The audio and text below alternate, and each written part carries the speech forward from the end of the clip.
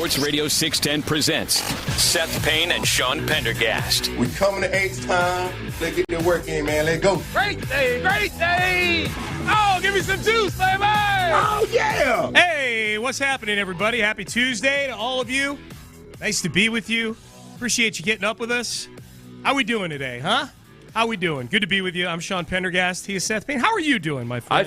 I feel good, except for I knew that today was going to be a whole lot of our listeners being angry that the Texans didn't win day one of free agency. I was just looking at an article from last year. I just wanted to be sure. Let's see, CBS Sports says that the Broncos and the Commanders emphatically won day one of free agency. Oh, okay. So good for them. I'd like to congratulate them on the incredible years they must have had since then, because if everybody knows if you're running a long race, you got to win the first lap. You absolutely have to burn out on the first lap to try to win as emphatically as possible in day one. Yeah. I am. This is where I'll be honest. Like I try to be as cool as possible and not worry too much about day one of free agency, because that is where all the stupid money is spent. But there's some smart money that goes out there too. I'm sitting and waiting and wondering exactly what happens with the running back position. Mm-hmm. Not because I wanted Saquon Barkley. I think we all know that I did not want Saquon Barkley. And yet, Devin's quickly. And you wonder, okay, did the Texans misjudge perhaps whether or not they needed to be more aggressive in retaining Devin Singletary? And then I remembered, oh, yeah, they got Devin Singletary like 2 or 3 weeks into free agency last year. Yeah. And it's like worrying about where you're going to get your next Devin Singletary is like worrying about where you're going to get your next cup of coffee. One will emerge. Don't worry about that. Yeah. Yeah. Now, Singletary wasn't signed 2 weeks into free agency to do what he did last year. You know, he was signed to be in a role. But I get what you're saying. Like, there's still a lot of bodies out there. I guess if we Sean, they're better off at running back right now than they were a year ago. A year ago, they had Dameon Pierce, and they thought he was going to do something. They were deluded into thinking Dameon Pierce was going to be good. Yeah, at least now they have their eyes wide open about running back. That's fair. Okay, so I guess just to level set here, and I know there's a lot of you tuning in early here because you want to hear what we're saying about free agency. Here's my sense on where we're at as far as Texans fans go. I think generally speaking, people are impatient. I think there's a lot of people out there that are mad. There are a lot of people out there thinking the Texans are watching the train go by. And if I were to, I'm a firm believer that today is another day of free agency. There's still a lot of guys out there. For me personally, the only guy I was super hot after that got signed yesterday, super hot after, was Christian Wilkins. And the price of poker got too high for Christian Wilkins for me. $28.5 million a year for an interior defensive lineman, albeit a good one. I'm cool with them looking at other solutions there. I think if I'm the vocal, I don't know if it's a minority or majority, I don't know, but the vocal group of Texan fans, many of whom are probably listening right now, I would say that I think maybe the running back concern, if you wanted a frontline back, which I know I did, is a valid one. The group is shrinking. If Aaron Jones and Joe Mixon didn't get cut yesterday, then it is a Derrick Henry sweepstakes going on right now if you're somebody who wanted a true starting running back. That's number one. Number two, as we wake up this morning, are the Texans a better football team than they were going into the free agency season? And I would say as of right now, probably not, right? I mean, we watched Jonathan Grenard left, Blake Cashman left, Devin Singletary left, Cam Johnston left. We'll see what happens with Sheldon Rankins and with Steven Nelson. But it really just boils down to, and they got some filler in free agency. Like, it really boils down to they got to go. They've still got a ton of spots they need to fill. And how do we feel about Danico Autry versus Jonathan Grenard? And how do we feel about Azeez El-Shaair versus Blake Cashman? I think that's what it boils down to. Yeah, I feel good about Azeez El-Shaair versus Blake Cashman. That's totally fine. I was never as gushy about Blake Cashman as I guess everybody else was based on PFF scores. I get it. I understand that he was better than people thought he was going to be. But I just really didn't get the gushing over it. Other than that, people selectively want to believe PFF when it works or when it works in their favor. Versus John Grenard. I think Danico Autry has been like loads more productive over the past 3 years as a pass rusher. I don't think he's as good versus the run as John Grenard. But if you just look at if you look at Danico Autry and his total pressures, QB pressures that he's had over the past 3 years, he's had 53 or more quarterback pressures every year for the last 3 years. John Grenard has never had 53 quarterback pressures in a single season. So this last season was very productive for John Grenard, and he's young, obviously. If you're going to give big money to somebody, you're going to go with somebody that's younger like Grenard, and you're hopefully capturing upside. But in terms of just what you can expect to get out of a guy for a year or two, just on the pass rush side of things, I think Danico Autry in some ways is a better bet. He's not, but again, he's not as a good complete package player as John Grenard, but he's also been healthier than John Grenard too. Yeah. That's because my gut reaction is, well, John Grenard's younger, but yeah, he's had more injuries, and that's why I like, at least we're at this stage now. Whereas we've got the month leading up to free agency where we do the thing like, would you sign Grenard for 4 years, $76 million? And we look at it and we go, yeah, maybe, yeah, sure. Oh, yes, definitely, whatever the answer is. Now at least we've got some context where you go, would you rather have Grenard 4 years, 76, or Danico Autry for 2 years and $20 million? You've at least got solutions now, and I'm seeing a lot of this already on the text page. People thinking that Nick Caserio and the Texans are penny pinching right now, that they're shopping out of the bargain bins and whatnot. I would say first and foremost, let's let it play out. There's Neil Hunter. There's rumors that there's mutual interest there. We'll see. None of the mutual interest has really come to fruition for any of the guys we've heard with the Texans. We'll get to Saquon in a second here.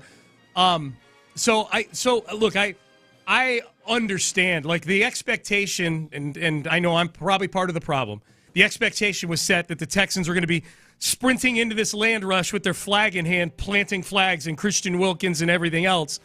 And that didn't happen yesterday, and I understand people, if you have an expectation of something and it doesn't happen, you get frustrated. I think ignoring the fact that this is not a one-day thing, though, that's what my message would be. Like, look, there's still a lot of names out there that if the Texans get 2 or 3 of them, I think people are going to feel good about free agency. Yeah, look, honestly, I if you think about it, think about a movie like about I don't know, any kind of like movie about an assassin or elite military unit, anything like that. Like, it's always the idiots that want to run face first into battle without thinking about anything first that get it the first, right? It's a rule of human nature. The people that want to plunge in and win the first, like desperate to win the first leg of anything, they're not long for this earth. That's just the way it is, and that's how it is in free agency. The stupid money overwhelmingly is spent in day one.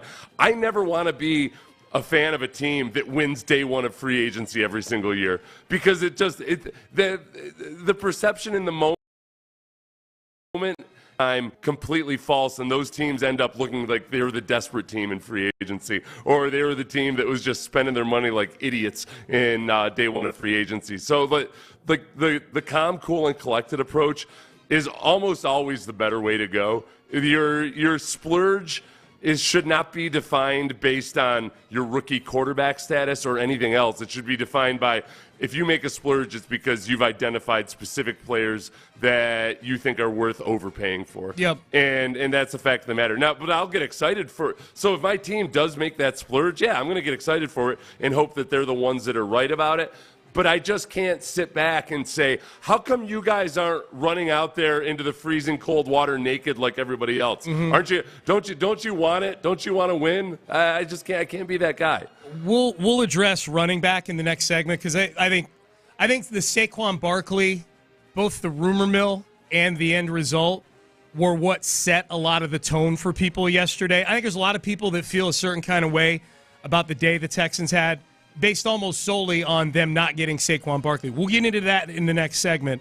The worst part about following free agency yesterday, and I did exactly what I said I was going to do, man. I went straight home, sat down in my chair, got out my laptop. I had Twitter open. I had the NFL Network on. I had my AirPods in, listening to John Lopez freak out. And I sat there, and I enjoyed the day in so much as there was always news coming in, and you start to see what the next day is going to look like. I will say the worst part about watching yesterday and following along with Texan fans, because when you're on social media, you're with Texan fans. When you're listening to John Lopez, you're with Texan fans, was the fact that it wasn't how inactive the Texans were in the first few hours. It was the fact that they were inactive, except that they had signed Lonnie Johnson.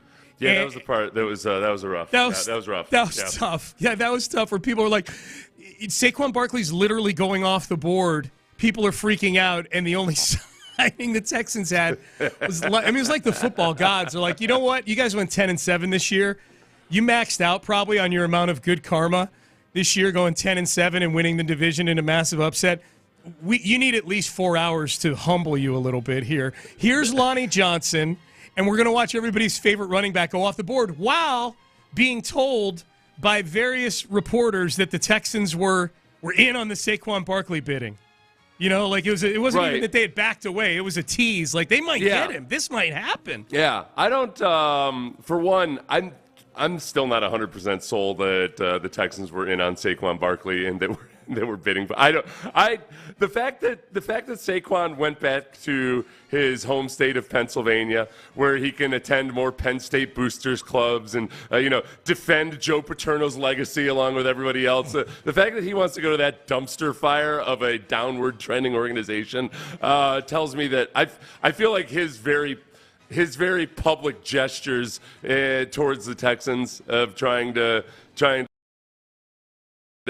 make chip there. I feel like that was all just creating a market for himself in Philadelphia. Yeah, that could very well be. If it was, I'm not buying a damn bit of the pre free agency hype. Yeah, if it was, that was a smart play by him. He got paid more than any other running back. He got more. He's making more than he was making last year. So let's go there in the next segment here. All right, as we kind of lay out things with free agency, weigh in on the text page and in the chat on YouTube. I'm curious how you guys are feeling about things right now. I may have to put up a poll before it gets obsoleted here.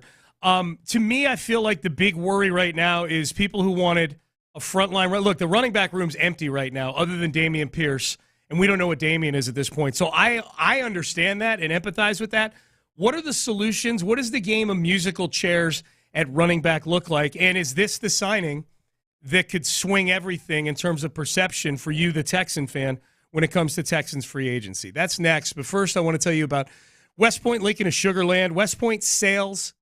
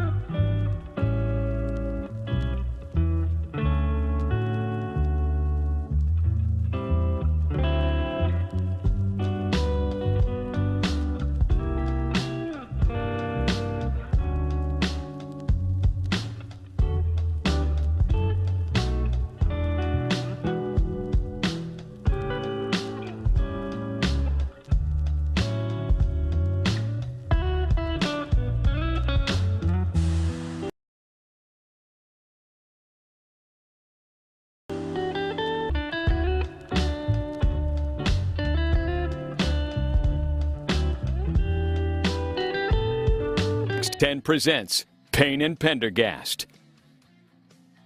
Payne and Pendergast with you on a Tuesday, day 2 of free agency. Day 2 of legal tampering is here, and nothing overnight on any of the big running backs still out there. Okay, so we got a couple texts here, and I think you say the big running backs still out there. You mean Derrick Henry, Aaron Jones, and Joe Mixon. Joe Mixon. Yep. I was going to lay that out.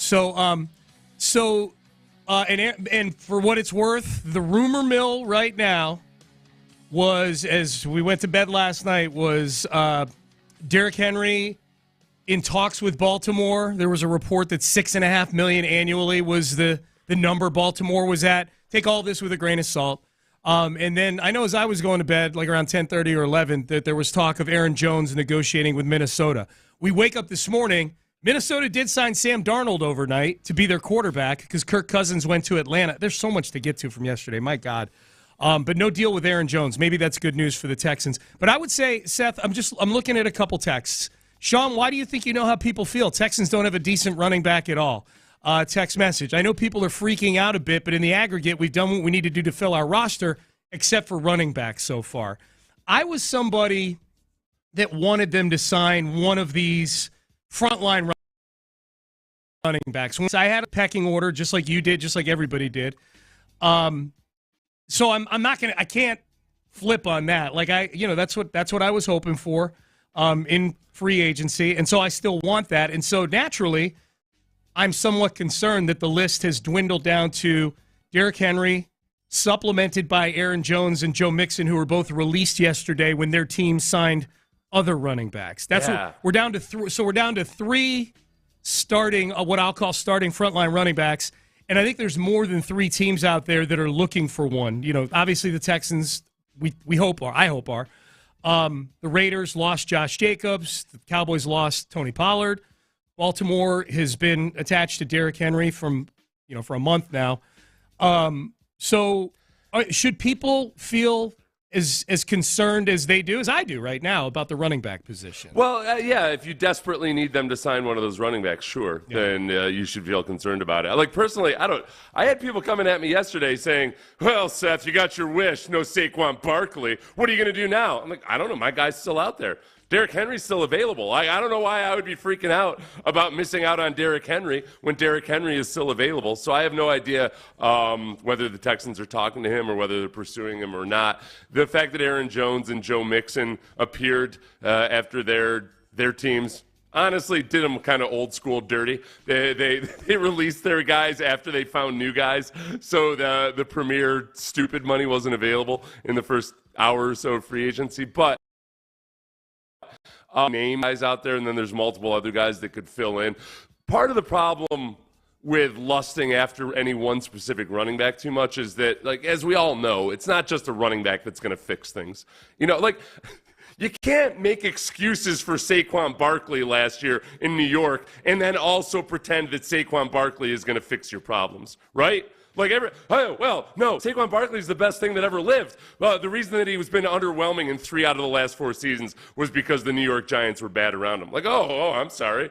I thought that he was going to fix things or be a part of fixing things. So there's way more that goes into it that the Texans need to figure out and fix, regardless of who the running back is. So I'm not as concerned about that, but I am also very aware that the running back that I would have preferred over Saquon Barkley, Derrick Henry, he's out there. He's out there, and if the Texans want to make a play or a push for him, then they can. And I'm not. Look, if you're worried about the fact that the Texans haven't been linked to him, go ahead and tell me. For all of these reports about the various free agents and who's linked to them and who's the favorite to land to them, I don't recall seeing Christian Wilkins to the Raiders amongst those reports. The Eagles showed up for Saquon Barkley very, very recently. There's just, you just can't trust a lot of that crap that a lot of people are out there pushing. No, you can't. That's fair. Now, the two you brought up were the high bidders, presumably, for both of those guys. So, do you think the Texans have to overpay to get Derrick Henry, or do you think you know what I mean, or are they going to have to pay? I think it's no. By definition, it's overpaying. Yeah, the first round of free agency it's almost always about the money. Yeah. So you have to be the high bidder on it. No, I don't think Derrick Henry's going to give the Texans a discount or anything like that. Yeah. But I guess that doesn't have anything to do with what the pre-free agency rumors were or anything. Right. So as far as the running backs go, it's almost like they unfolded in tiers. Like Saquon Barkley and Josh Jacobs, as we thought, were on their own level. Saquon got almost $13 million a year. Josh Jacobs got $12 million a year from the Packers. The next level is an interesting one because Tony Pollard and DeAndre Swift got almost identical contracts. 3 years, $24 million for both of those guys. Swift was a guy who I know was part of some Texans rumors leading up to that. And then there was kind of for guys who had started some games, relative bargains. I mean, Austin Eckler got barely $4 million a year from the Commanders. He's a guy who's led the league in touchdowns at one point or another. Zach Moss, whose name was tied to the Texans real quick, 2 years, $8 million to the Bengals. And then I'll throw Antonio Gibson in there, went to the Patriots for 3 years at about $4 million a year. So I mean, of all those, yeah, like none of them were on the list I felt like had to have for the Texans. I guess my concern is just we're down to it now. There's only a few names left in the Yeah, I don't know. It's a weird year though too, where all of a sudden there's a lot of actually named running backs available in free agency. Half these guys are one hit away from their legs and knees turning into dust. Yeah. So I think that this land rush for running backs has been a weird one for me to watch people kind of freak out over, because running backs have been the unwanted stepchild over the last few years. Now all of a sudden it's a hot commodity that you gots to have, even though nobody's actually paying them all that much money, other than Josh Jacobs and Saquon Barkley. But that's still not nearly. They're not getting the kind of money that they thought that they were worth or anything when they had their big summit last year. Aaron Jones and Joe Mixon are two names that we did not necessarily expect to see available for the Texans. They were both employed when the day started yesterday. How do you feel about both of those guys? I think that Joe Mixon, I just don't know about, and like where the Texans stand on their current priors. You know, when are they Texans worthy, or is he? Does any of his past history of off-field issues play into it there? And then Aaron Jones is the one that intrigues me the most. Like exactly when somebody kind of springs out onto the market like that out of nowhere, are there some teams that are like, were they meeting at the table yesterday trying to figure out exactly how they feel about Aaron Jones, and he ends up being the big rush today? Yeah, Aaron Jones missed 6 games last year. Yeah. But he's been, like, over the course of the last 4 or 5 years, he's been fairly durable. He's missed 10 games since 2019. That's pretty good. Especially when you consider 6 of them were in season, and I get it was last season. Looked really good in the playoffs. He's averaging 5 yards a carry for his career, and has really had no drop-off from a yards per carry standpoint. He averaged 4.6 last year in this offense. I think that's a key, too, is he's a running back who's experienced his success in this Kubiak-Shanahan offense. The Mixon one is interesting to me. There was, because Mixon got cut last night.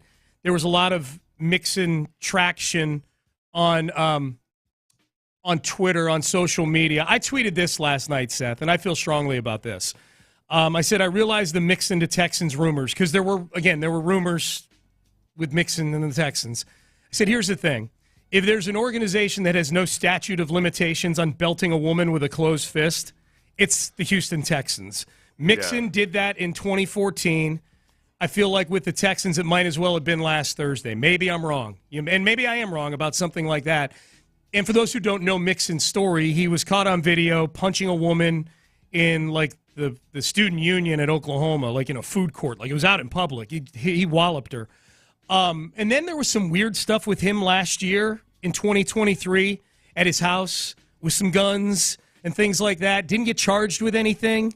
But it was one of those things like, all right, if you've got a choice between him and another running back, do you want the guy who's kind of on the fringe of chicanery all the time, or do you want the guy who averaged 5 yards a carry for the Packers last year? Yeah. Aaron Jones, the other thing I forgot is he had held out last year, too. For however long. So whatever, and then they wanted him to take a pay cut going into free agency here. So it was, I don't know if just internal strife or bad blood ended up being the end of all of that, or whether it was just strictly a financial decision for the Packers. But that part of it, between the injuries, the holdout, the not wanting to take a pay cut, at least it makes sense why the Packers might be letting him go. But there aren't the red flags with Aaron Jones there, other than whatever contract that he's hoping to get or expecting to get. Yeah. Do you have any big concerns right now heading into day 2 here with the Texans in free agency? Not really. And again, I know this is where I'm a bad sports radio host, because if anything, I feel like the best strategy for free agency is always steady as she goes. As far as running back goes, like Devin Singletary was signed 2 weeks into last year's offseason. So I understand that the goal is to get somebody better than Devin Singletary. It's just that whether it comes by rookie draft pick or a veteran free agent or Derrick Henry, who's still out there. And like people, I guess some people just don't want Derrick Henry, so in their minds, there's no good running backs out there. Yeah. I'm just not freaking out about it because running backs aren't as important as people think they are. They just flat out aren't. The offensive line and honestly, C.J. Stroud as well, understanding the run game better, is the biggest things they need to improve upon to get this run game going. And like commodity, they're a cup of coffee, and you can put some whipped cream on top of the coffee or something if you get yourself a Derrick Henry. But there's more than just that one guy that they need to worry about. How do you think C.J. Stroud's feeling about free agency so far? You know what? CJ is probably the most mature amongst all of us when it comes to talking about like not worrying about day-to-day results and more just keeping at it and eventually the results take care of themselves. I'm guessing he's pretty calm, cool, and collected about it. If he's had any discussions with Nick or D'Amico about it, he just strikes me as a guy that understands that, okay, we're going to roll with the guys that we have, and you can't go like CJ might be one of the most mature rookies, whether they be quarterbacks or otherwise, that I've ever seen. Agreed. When it comes to, like I've told you, I feel like CJ probably understands compound interest way better than most 49-year-olds, like as far as the value of it. Mm-hmm. He's going to be able to sit there with his money, earning a respectable percentage, and not try to chase the newest trends or tech this or security, fancy real estate concoctions. I'm just thinking of the various things I've whiffed on through the years. What's the word? Mortgage-backed securities. Excuse me. That's what I'm looking for. And I would imagine he's not freaking out. Honestly, I have no idea what to make of the rumors about CJ wanting Saquon Barkley or the Texans pursuing Saquon Barkley, because this is the same football I was told would have no chance at D'Amico Ryans because D'Amico Ryans wasn't interested in the Texans. I was told that the Texans weren't going to take a quarterback. I've been told various things about this organization that frankly just doesn't leak a lot of crap. So people just start speculating and reporting league sources, which, by the way, I'm a league source. Sean's a league source. The cafeteria workers are league sources. So when all these league sources start creating this fervor over Saquon Barkley to the Texans, I don't buy it for a single hot second. Yeah. Given the bad reporting that there's been about this Texans team and what they plan on doing or what their offseason or draft plans are in the last year. Yeah, the reports were yesterday they got to 3 years, $33 million with Barkley, and that's where they topped out. Those were the reports. Those were the rumors. Text message. Yesterday I felt like John Lopez, and for those who didn't get to hear In the Loop, John Lopez was pretty freaked out by the lack of activity by the Texans. Texter says, now I'm hearing y'all, and I want to be a live assassin. These damn 6'10" puppet strings are taking away my freedom, and I'm trying to drive to work and put on another set of puppet strings, but I want to be a GD assassin and maybe pour OG sauce all over Lonnie Johnson. Okay, that text got weird at the end. That guy's just finishing up his C shift, I think. I guess. You say he's driving to work. I feel like he's driving home from He might work. be. Yeah. Where do you get drinks where do you get after drink works when you work the night shift? The graveyard shift? That's a good question. That's around town. Gotta be. Yeah. Like speakeasy style. Gotta be. If you're just someplace that's open at 7 a.m. Text in. We won't read it on the air. I guess the convenience store is the go-to. Seth and I need something a little bit more elegant. Right. No, Seth and I need to know so we can drink on our way into work one of these days. Yes. Maybe the next couple days, depending on what the Texans do in free agency. All right, Payne and Pendergast with you. Still a ton to get to. Top of the hour. Let's get to the names that are still out there. I feel like there's a ton of names. Or if the Texans walk away with 2 or 3 of these guys over the next couple of days, people are going to feel pretty good about this free agency class. So we'll get to that. We've got headlines. We've got great news on Alperen Şengün that we're going to get to lead off. Headlines coming up next. Bayway Chevrolet on Broadway in Pearland is the absolute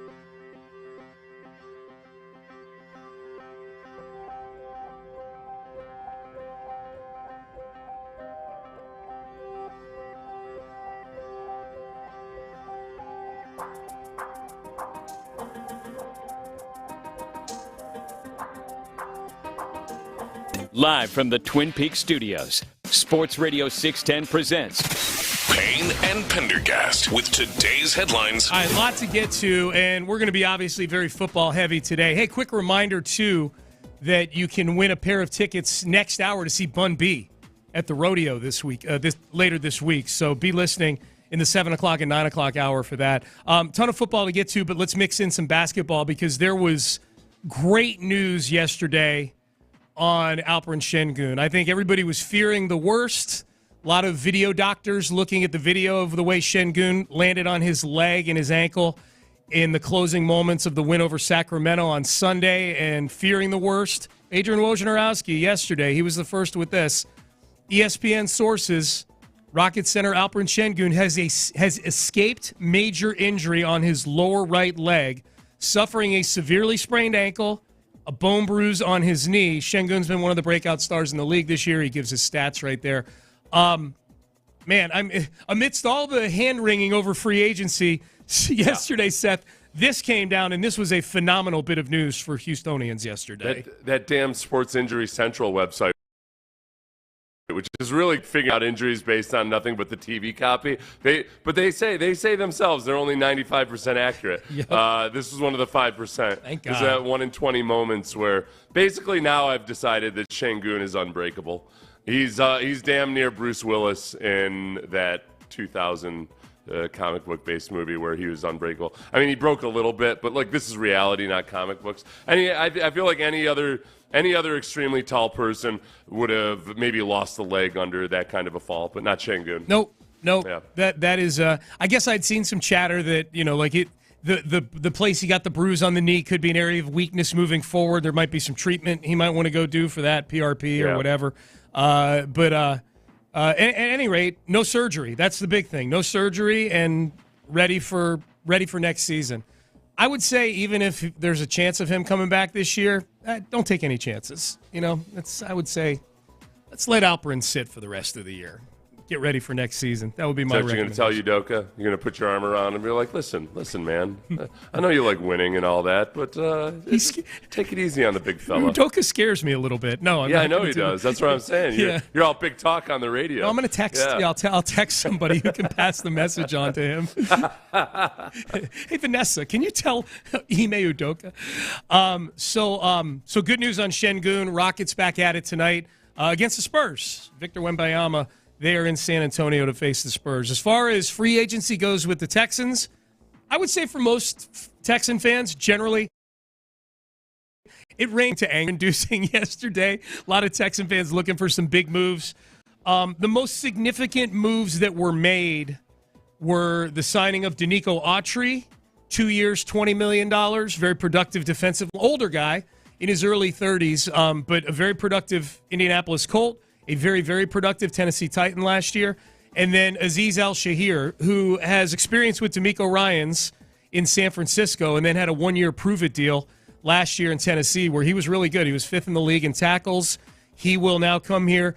They will replace Jonathan Grenard and Blake Cashman, respectively, both of whom got, for what they both are, I would say fairly monstrous deals from the Minnesota Vikings. Jonathan Grenard gets $19 million a year from the Vikings, and Blake Cashman gets, I don't know, up to $8 or $9 million a year. There's a lot of this up to amount reporting yesterday going on with these contracts. Yeah, I'm not comparing these contracts until like a week or two has passed and all the details come out. Yeah. It's by the way, we got to start practicing this now because it's the way the announcers say it is Al-Shire. So Aziz Al-Shire. Al-Shire. Okay. Yeah, Al-Shire. Sounds something good. Along those lines. The pronunciation guide was no help to me, but the actual announcers pronounce it Al-Shire.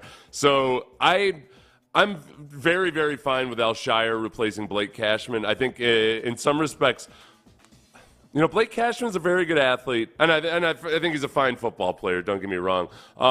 Al-Shire has a little bit more of like the old school explosive type of linebacker explosiveness, whereas Cashman's a rangier dude. So 6 of one, half dozen of the other. Al-Shire has familiarity with D'Amico Ryans. He's played in his offense, filled in for Dre Greenlaw when he was injured a couple years ago. And yet, is not a marquee guy and was able to get the Texans were able to get him at the deal they did. This doesn't preclude the Texans from maybe still making a run at Patrick Queen. I would be surprised if they do, but Al-Shaair can be the play caller. He can play Mike, but he's also played Sam a bunch in San Francisco. Very versatile, and DeMeco wants his guys to be versatile. Yeah, 3 years, $34 million for Al-Shaair. So those are the two big signings. I understand it if people are looking for an even bigger signing. I know I am. Danielle Hunter is still out there. I think Danielle Hunter could be a guy who could swing the perception of this free agency for a lot of Texan fans. We should mention as well, not only Grenard and Cashman leaving, Devin Singletary, who you and I talked about this right about this time yesterday. When Singletary hadn't signed yet and legal tampering was starting, I know you and I talked during one of the segments about, all right, maybe we underestimated the market for for Devin Singletary out there. He ended up getting 3 years, over $16 million. So he did pretty good in free agency, Devin Singletary. You know, not that you want to hear this right this moment, but he is a little bit of your case for, hey, maybe the Texans can regain that status as if you're a guy that wants to come on a prove-it deal, then the Texans are good. Scenario's out there last year. The Texans signed him 2 or 3 weeks into free agency on a 1-year deal. That was what the market was for Devin Singletary last year. This year, it's a lot better. So, in making that case for guys to come here on prove-it deals and maybe increasing the caliber of guy that comes here on prove-it deals, that's where the DeMeco Ryans effect and what have you comes in. I saw somebody tweeted you and me, Sean, wondering like, hey, I thought you guys said there would be a DeMeco Ryans effect where some of these free agents would want to go to the Texans. Yeah. Not the main ticket day one guys. It could be a tiebreaker, but for the most part, those guys are going to go where the most money is, as a rule. It's the guys as you get further into free agency that are going to sign 1-year deals where they realistically can say, all right, well, I might go to this one place for a little less money because I feel like I've got a better opportunity to showcase my talents and get a multi-year deal. Yep. You know, if you're choosing between 1-year deals, then the DeMeco part and everything else does play into it. Yep. Good news yesterday for the Texans. Good news from Dylan Horton. Dylan Horton, who after Week 11 had left the team with a medical issue, undisclosed, but missed the remainder of the season, tweeted out a statement yesterday. On December 1st, 2023, I was diagnosed with stage 4 Hodgkin's lymphoma. Through God's grace, I'm blessed to say I'm currently in remission. Grateful for the love and support from family and friends, the Texans organization, his doctors, and his objective is to complete his treatments and then get back to playing the game that I love. So the no more mystery. That's what Dylan Horton was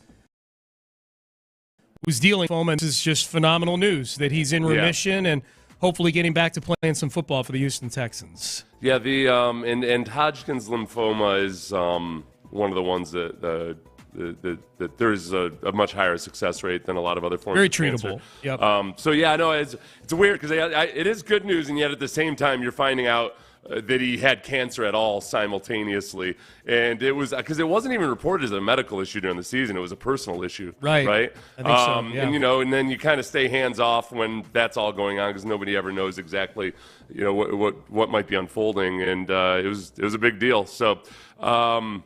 Yeah, at this point you go into the same way we were with David Quesenberry or Andre Howell, John Mechie. Gosh, it's the fourth guy in the last decade with cancer. Thinking about that, I feel like the Texans have had more than the rest of the NFL put together. It's strange. But yeah, so anyway, you go into the mode where like, all right, let's be sure he's like 100% healthy before we worry about whether or not he can start or anything. But Dylan Horton, when he was playing and he was getting anywhere between 10 to 20 snaps in a game, he was showing up. He was and he's a big bodied dude, and hopefully it's a quick total recovery back to football for him. Yeah, for sure. I would say, Seth, the two big things yesterday in the NFL in free agency: one, Kirk Cousins, Atlanta Falcons. 4 years, 180. He's going to get $100 million guaranteed. Nobody plays the game like Kirk Cousins.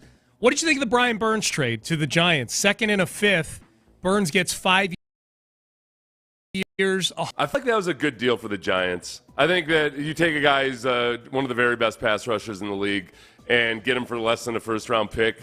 And they had their new deal in place, so none of that drama, kind of like with Laramie Tunsil or Jalen Ramsey, where you're going to get the double whammy of trading plus having to give like a league-breaking deal that maybe you didn't want to. I feel like that was a good deal for the Giants, who were very aggressive yesterday in free agency. The Giants, they were one of the day one winners, which, as we know from previous day one winners of free agency, might mean bad things for the Giants. Start making those February plans, Giant fans. Yes. So what if do you think the Texans should have been in on Brian Burns if that was the price of poker, second and a fifth, and then you got to pay him $30 million a year over 5 years? What would you have been saying if the Texans did that deal? I would have been gung ho for it if they had been. I don't look. It wasn't a slam dunk. Oh, you have to do this, or you don't care about winning or anything. If they get Danielle Hunter, for instance, if they sign Danielle Hunter and and are able to just give him a deal that basically the same deal that Brian Burns did, then that's the smarter move, in my opinion. But the second and the fifth, There were anonymous league executives, according to Josina Anderson, I believe. It said that a third-round pick would be the right price, which seems far too low. But I think a second and a fifth is actually a really good difference. For guys like Brian Burns have been traded for 2 first-round picks. They have, dude. With 1 year remaining on their contract. The Panthers got offered 2 first-round picks in 2022 by the that's what it should have sold high. It looks really dumb for the Panthers, except that look, they went into last year thinking, all right, we got to have the best team as possible around our young rookie quarterback. Yeah. So at least that philosophy in theory made sense. Obviously, it just didn't work out, but I think it's a good deal for the Giants. Still a lot of big names out there in free agency. I'm seeing a lot of texts from people like, okay, you guys are calming me down a little bit today. I don't know if that's our goal, but I think that's just how Seth and I are looking at the marketplace. There's only one name that went off the board that I was gung-ho going into free agency about yesterday. Other than that, all my guys are still on the board for the Texans. What does free agency look like if they come away with a couple of these names? We'll do that next, but first, YellowRoseDistilling.com. I will.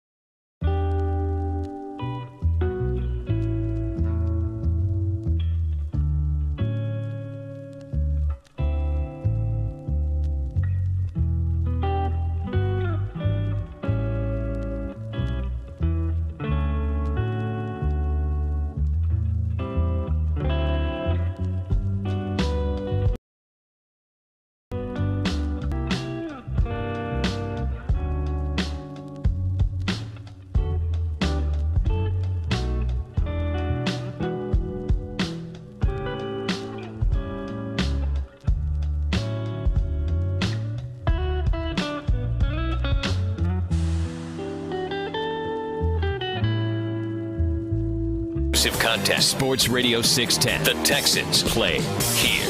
An Odyssey station. Sports Radio 610 presents Payne and Pendergast. All right, lot to get to here. Free agency, day 2. We're keeping an eye on the news front. We are in the stage now where it can come down at any time. Hell, I woke up to Sam Darnold as a Minnesota Viking this morning when I looked at my phone. Yeah. It's always been my dream that Sam Darnold would find his way up to Minneapolis. I think now, Seth, to answer a question you brought up off the air last week, on the air yesterday, I think now we've got maybe even like a rule that goes with highly drafted quarterbacks who busted out in multiple places. It's the rule of 4. You get 4 tries. This is Sam Darnold's 4th team now. He's been with the Jets, the Panthers, the Niners, and now the Minnesota Vikings. Baker Mayfield, right? Yes. 4 and teams. It's almost, and it spans like any time frame. Geno Smith is on his 4th try, where it doesn't matter if it's over the course of 10 years or 3. You get 4 tries. The rule of 4. You got to make it by the 4th, and maybe there is something about it though too that it seems like a healthy chunk of guys actually do make it in their 4th go around. Yeah, at least more than you would expect. Yep. It's somehow okay. I finally figured things out. I've learned some things. We go. Yeah. So, look, I know that there was not the splash move for the Texans yesterday that many of us had hoped for, but there's still today. These are the names, Seth, that as we look at the best available free agents, and I'm going to go by position more than just the order because there's so many lists out there. Running back is the one position that I think has most Texan fans concerned because if there's no Derrick Henry, if there's no Aaron Jones, and if there's no Joe Mixon, then you're left with Dameon Pierce and then a much, much lower level running back than these guys. Right. The guys that are still available out there, just some of the names. If you get past Derrick Henry, Aaron Jones, Joe Mixon, Alexander Madison, Ezekiel Elliott, Ezekiel Elliott had kind of flew under the radar. Some good moments with the Patriots, just because the Patriots were such a mess. But I don't know. I can't bank all my hopes and dreams on current day Ezekiel Elliott. God, no. No. Clyde Edwards-Helaire, Delvin Cook, A.J. Dillon. Dave, okay. Various other guys like that. Yeah. Singletary, even though last year he was available after 2 weeks, Singletary was that guy that at the very least you always wondered, like, I wonder what would happen. You'd watch him in Buffalo and think, like, what if they actually made him more of a feature back? Because he seems to do well in spells. He was that kind of a guy, like a certain amount of intrigue with any of those guys that I just mentioned, other than the very top 3, Derrick Henry, Aaron Jones, and Joe Mixon. Yep.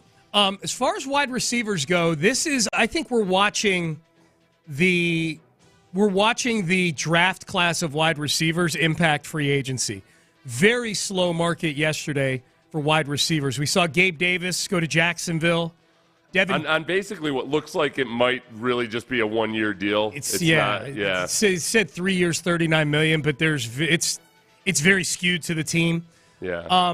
So now that said, one of the things on my wish list in free agency was a veteran wide receiver 3 to go with Nico Collins and Tank Dell.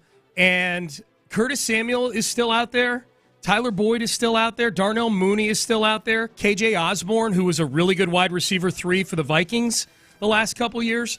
Odell Beckham Jr. Odell, okay. Names, baby. I need names, Sean. I need names to sustain me. If I'm going to be hyper-reactionary like I decided to be in the break, then I need names, damn it.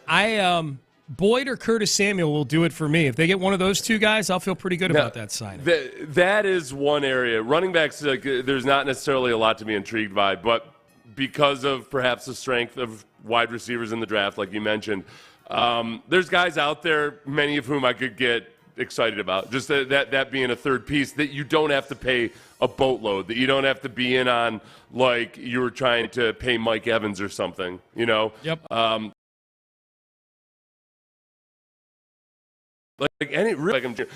That's a perfect guy who's a veteran who's not going to take away reps from your 2 young studs or what have you. Noah Brown was re-signed yesterday by the Texans. Yes. We should also mention, so he's in the mix there now too. But like Marquise Brown, and just some of the raw physical skills that he still has, despite the fact that his career is kind of taking some zigs and zags. When you're looking for a third piece, sometimes you just want one trait. Okay, give me a guy, okay, this guy's not spectacular, but he's an incredible route runner. Okay, hey, this guy's not spectacular, but he's blazingly fast, and can take advantage of things being opened up.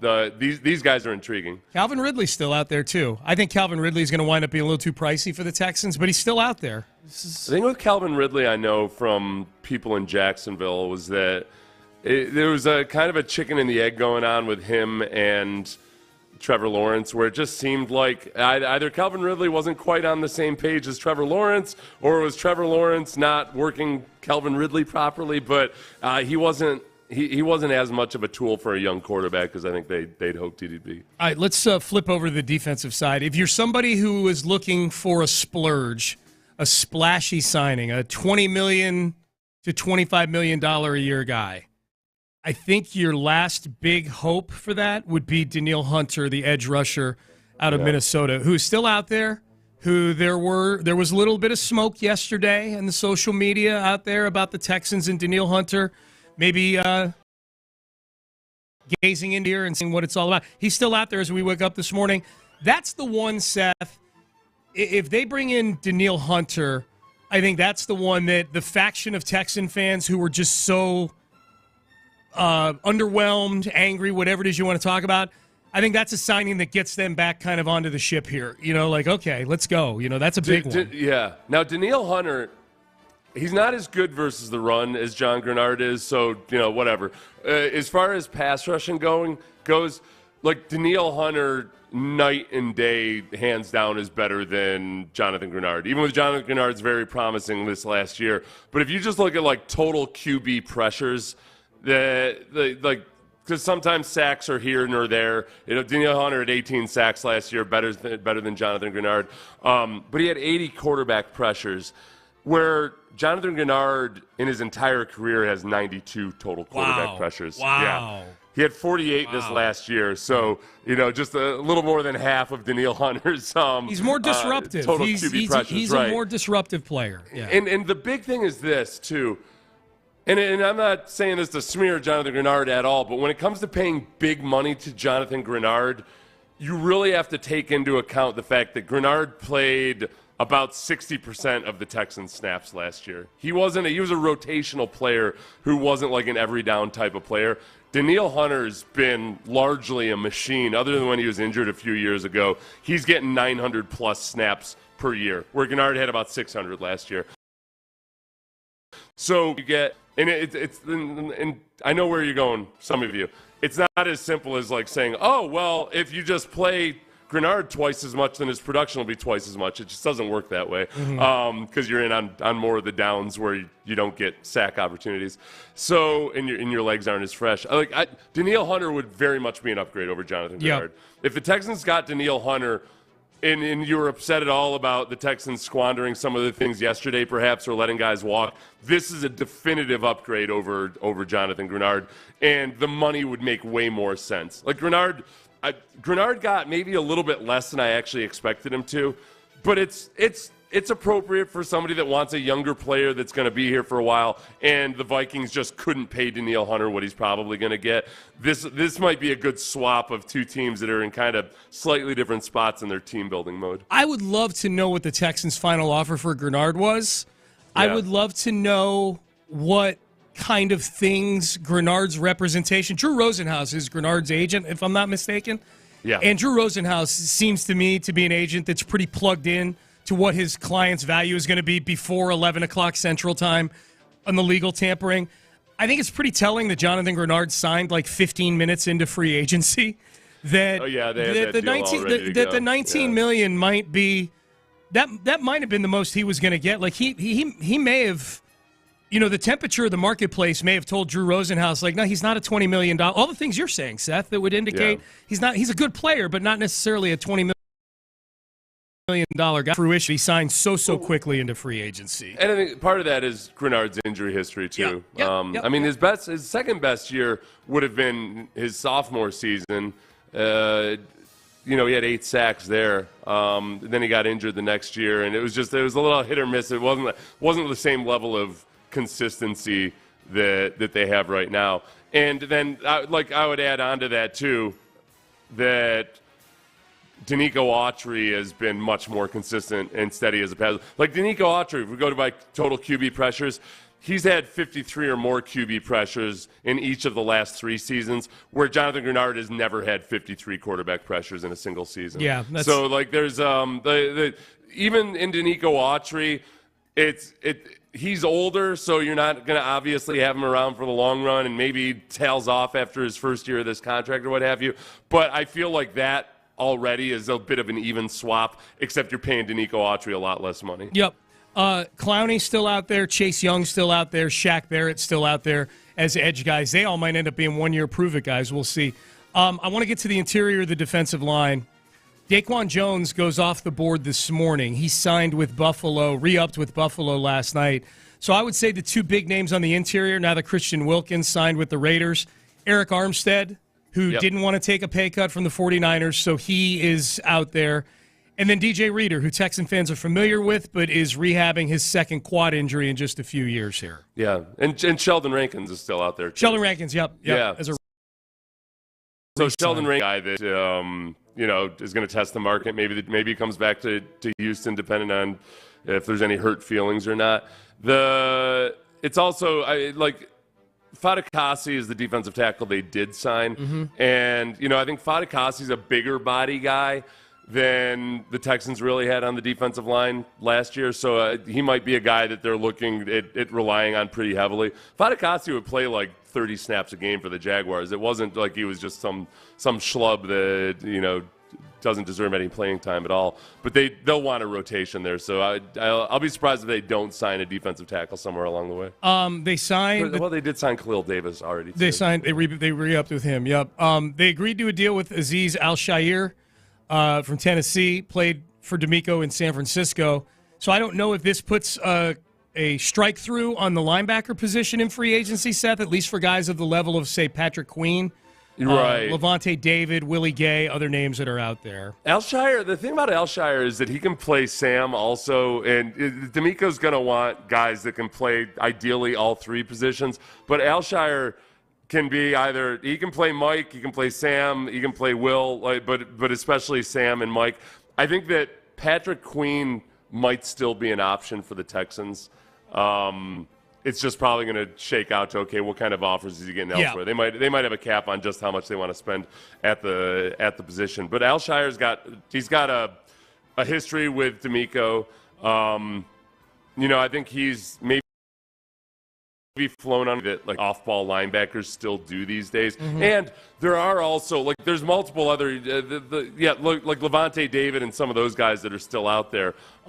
There's just there's quantity. Not as many as there's not as much quantity as safeties right now, but there's a lot of off-ball linebackers out there. We've been pretty focused on Autry and Al-Shaair as the 2 big signings. The Texans also did sign Jeffrey Okudah, former 3rd overall pick in the draft in 2020 out of Ohio State. I mean, he was getting compared to Jalen Ramsey coming out of Ohio State. It obviously hasn't played out that way. Injuries have been a big reason for that. They signed him to a 1-year, nearly $5 million deal. So we'll see. As of right now, he would be their starting cornerback opposite Derek Stingley. They still got work to do in the secondary. That's honestly the spot that I'm most concerned about right now, because I don't want to rely on drafting a guy to come in and play at cornerback. And Steven Nelson played very well the last couple of years, and he's out there in free agency. I think that I would have been very skeptical if the Texans had signed Steven Nelson before free agency began, just because Steven Nelson he's got a track record with the Texans of being dissatisfied with his contract 1 year into it. Yeah. So, go out, let him see what exactly is available, and the Texans give you the best offer and bring him back into the fold. If again, there aren't any ego obstacles there. The Texans brought back Lonnie Johnson, which is a surprise, I think. We know he got traded to Kansas City during the David Culley season.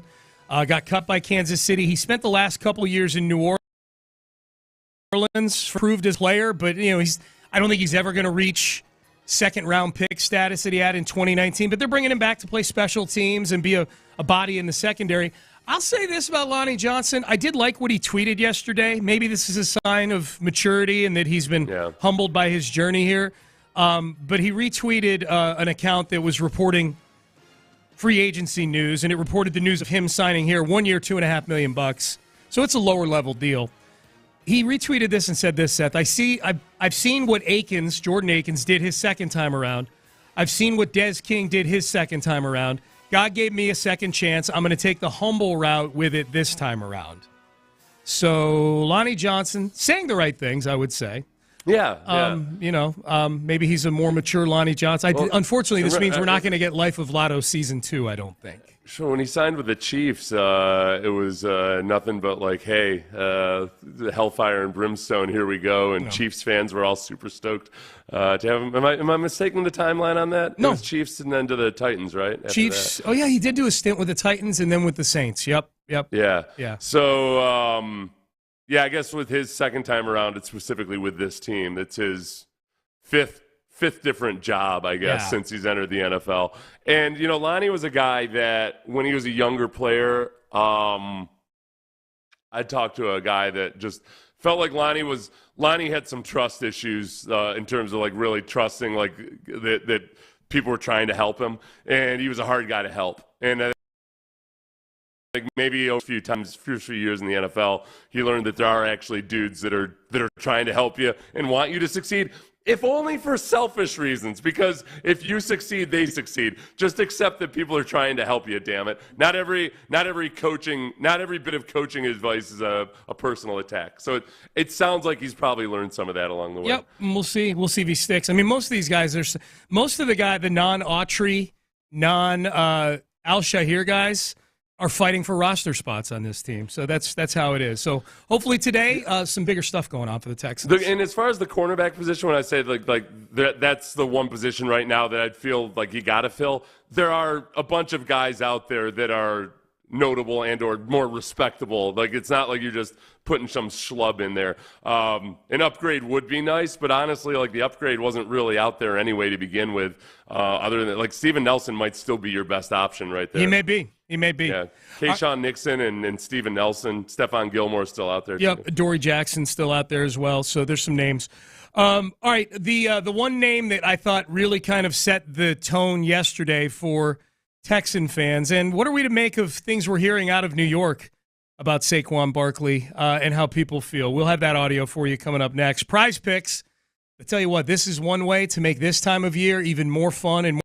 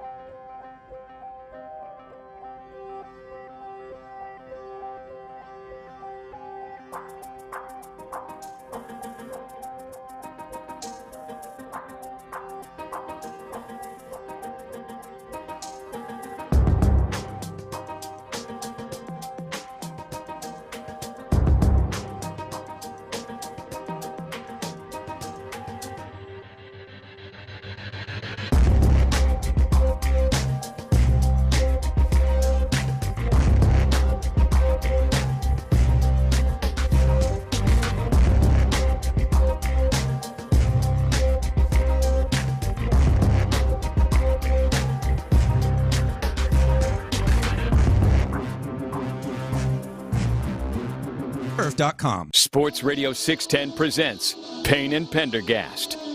Payne and Pendergast. Oh, by the way, Seth, you posed the question to our listeners earlier. We had some listeners that were driving to work. We have listeners all the time that are driving home from work, graveyard shift. It looks like drink on after the graveyard shift is to find a good taqueria somewhere that's open for breakfast tacos because they'll serve drinks at 7 a.m.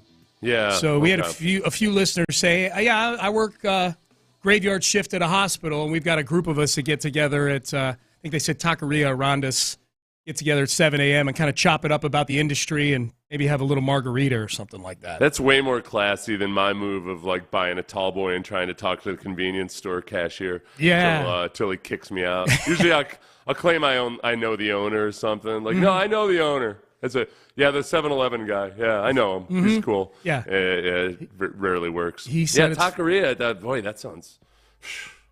I have to be taking that long break we have midway through the show. Yeah. I'm going to run down to Tacos A Go-Go. Are they open yet? They do breakfast tacos. They do. Yep. Right down the street on Richmond over there. So Saquon Barkley signs with the Eagles 3 years. 3 years and nearly $38 million, so almost $13 million a year for Saquon Barkley. And I think here we're so wrapped up. I say we. I wasn't a big Saquon Barkley guy, but I know a lot of you out there were, so I'm using we as a collective fan base. I think there are a lot of Houston Texan fans that are just wrapped up in the fact that the Texans didn't get Barkley.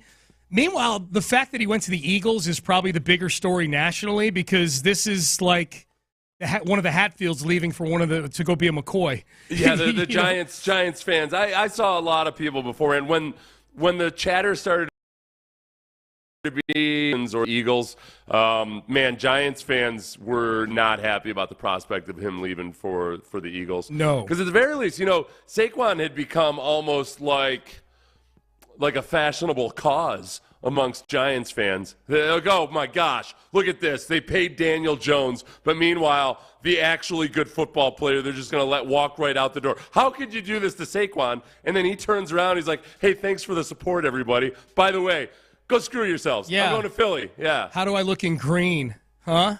Yeah. Yeah. It's big news up there, man. Taking your mom with me. Yep. So this was the afternoon show on our sister station, WFAN, Tiki and Tierney. Now, keep in mind, Tiki is Tiki Barber, former New York Giants running back. So he and Saquon were in a bit of a de facto fraternity with each other. Former New York Giant running back. Well, now Saquon now former as well. Here was Tiki. Well, do you want to lay it? Okay.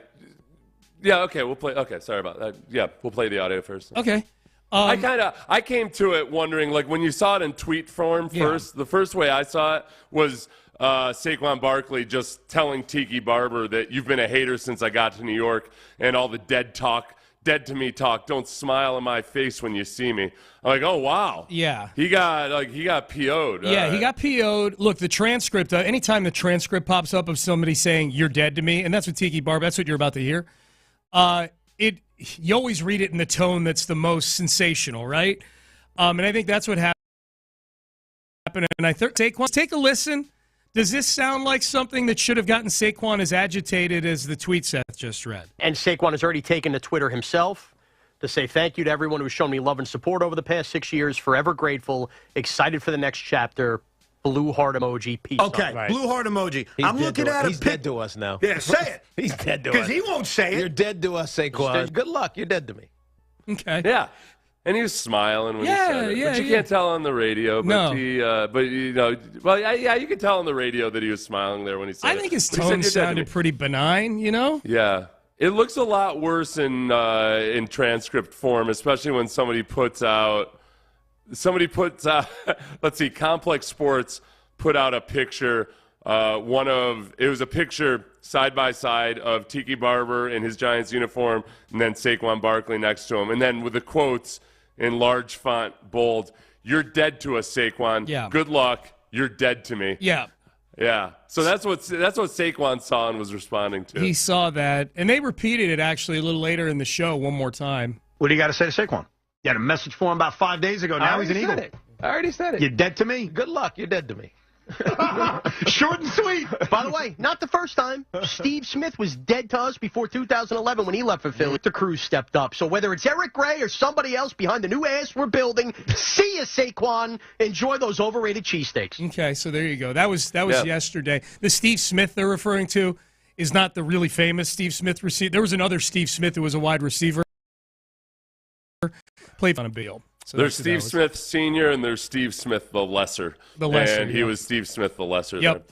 That was So You're Dead to Me always looks worse in print. Always. Or in a court transcript for sure. I've found.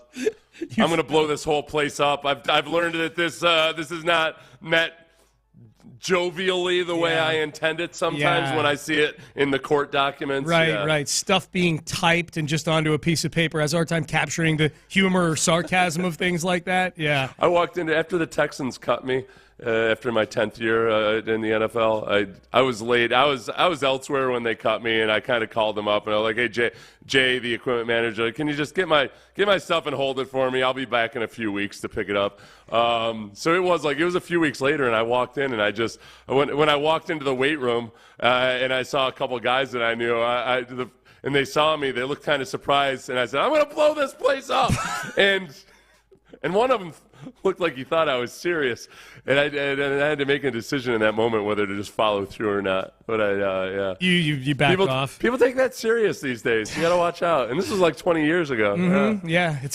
It's much more serious now. Yeah. Okay. Curious your thoughts on this. The news on Saquon Barkley came down yesterday at 1:42 p.m. is when Adam Schefter tweeted, 1:42 Central Time. I remember it well. I was listening to In the Loop, and they were both Landry and John were touting how Saquon Barkley is still out there, and I still say it's out there, and there's on a delay. I'm like, oh, man, in like 30 seconds, these guys are both going to be really angry. So that's where the delay coming in is kind of fun. But anyways, Schefter tweets at 1:42 that Barkley is going to the Eagles. 1:48 p.m., Texans captain Laramie Tunsil tweets a sad face emoji. Oh. Yeah. How are we feeling that? I'm assuming that that's his take on the Saquon Barkley signing. It feels a little. When was the Singletary news announced? That later. It could have been Grenard. I mean, Grenard had already left at that point by the time the Grenard was a Viking by like 11:15. Like he was one of the very first ones. I got to be honest with you. I don't try to read into Laramie Tunsil's Twitter. He's very random. He seldom explains exactly what he's commenting on. There have been various times where people assumed he was commenting on some social issue when it was in fact like something trivial. So you're saying it was simultaneous with the Saquon Barkley news? It was pretty close. It was 6 minutes after the Saquon Barkley news. Okay. That would be an awfully strange coincidence. I'll just say that. Put it that way. Would it be, Sean? Or would it be that Laramie Tunsil had not even checked the news yet? Opened up his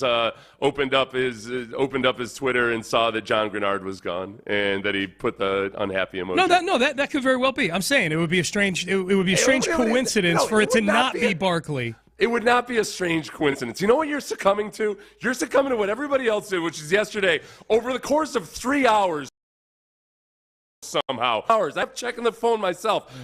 People acted like the entire NFL offseason happens over the course of 3 hours, and that with every move or somebody else going somewhere, all is lost. The Texans are oh my gosh, I can't believe they didn't win the first 3 hours of free agency. Okay. There's so many things happening over the course of 3 hours. It's a very compressed window of time. Okay, Laramie's last tweet before that was not a retweet was on February 23rd.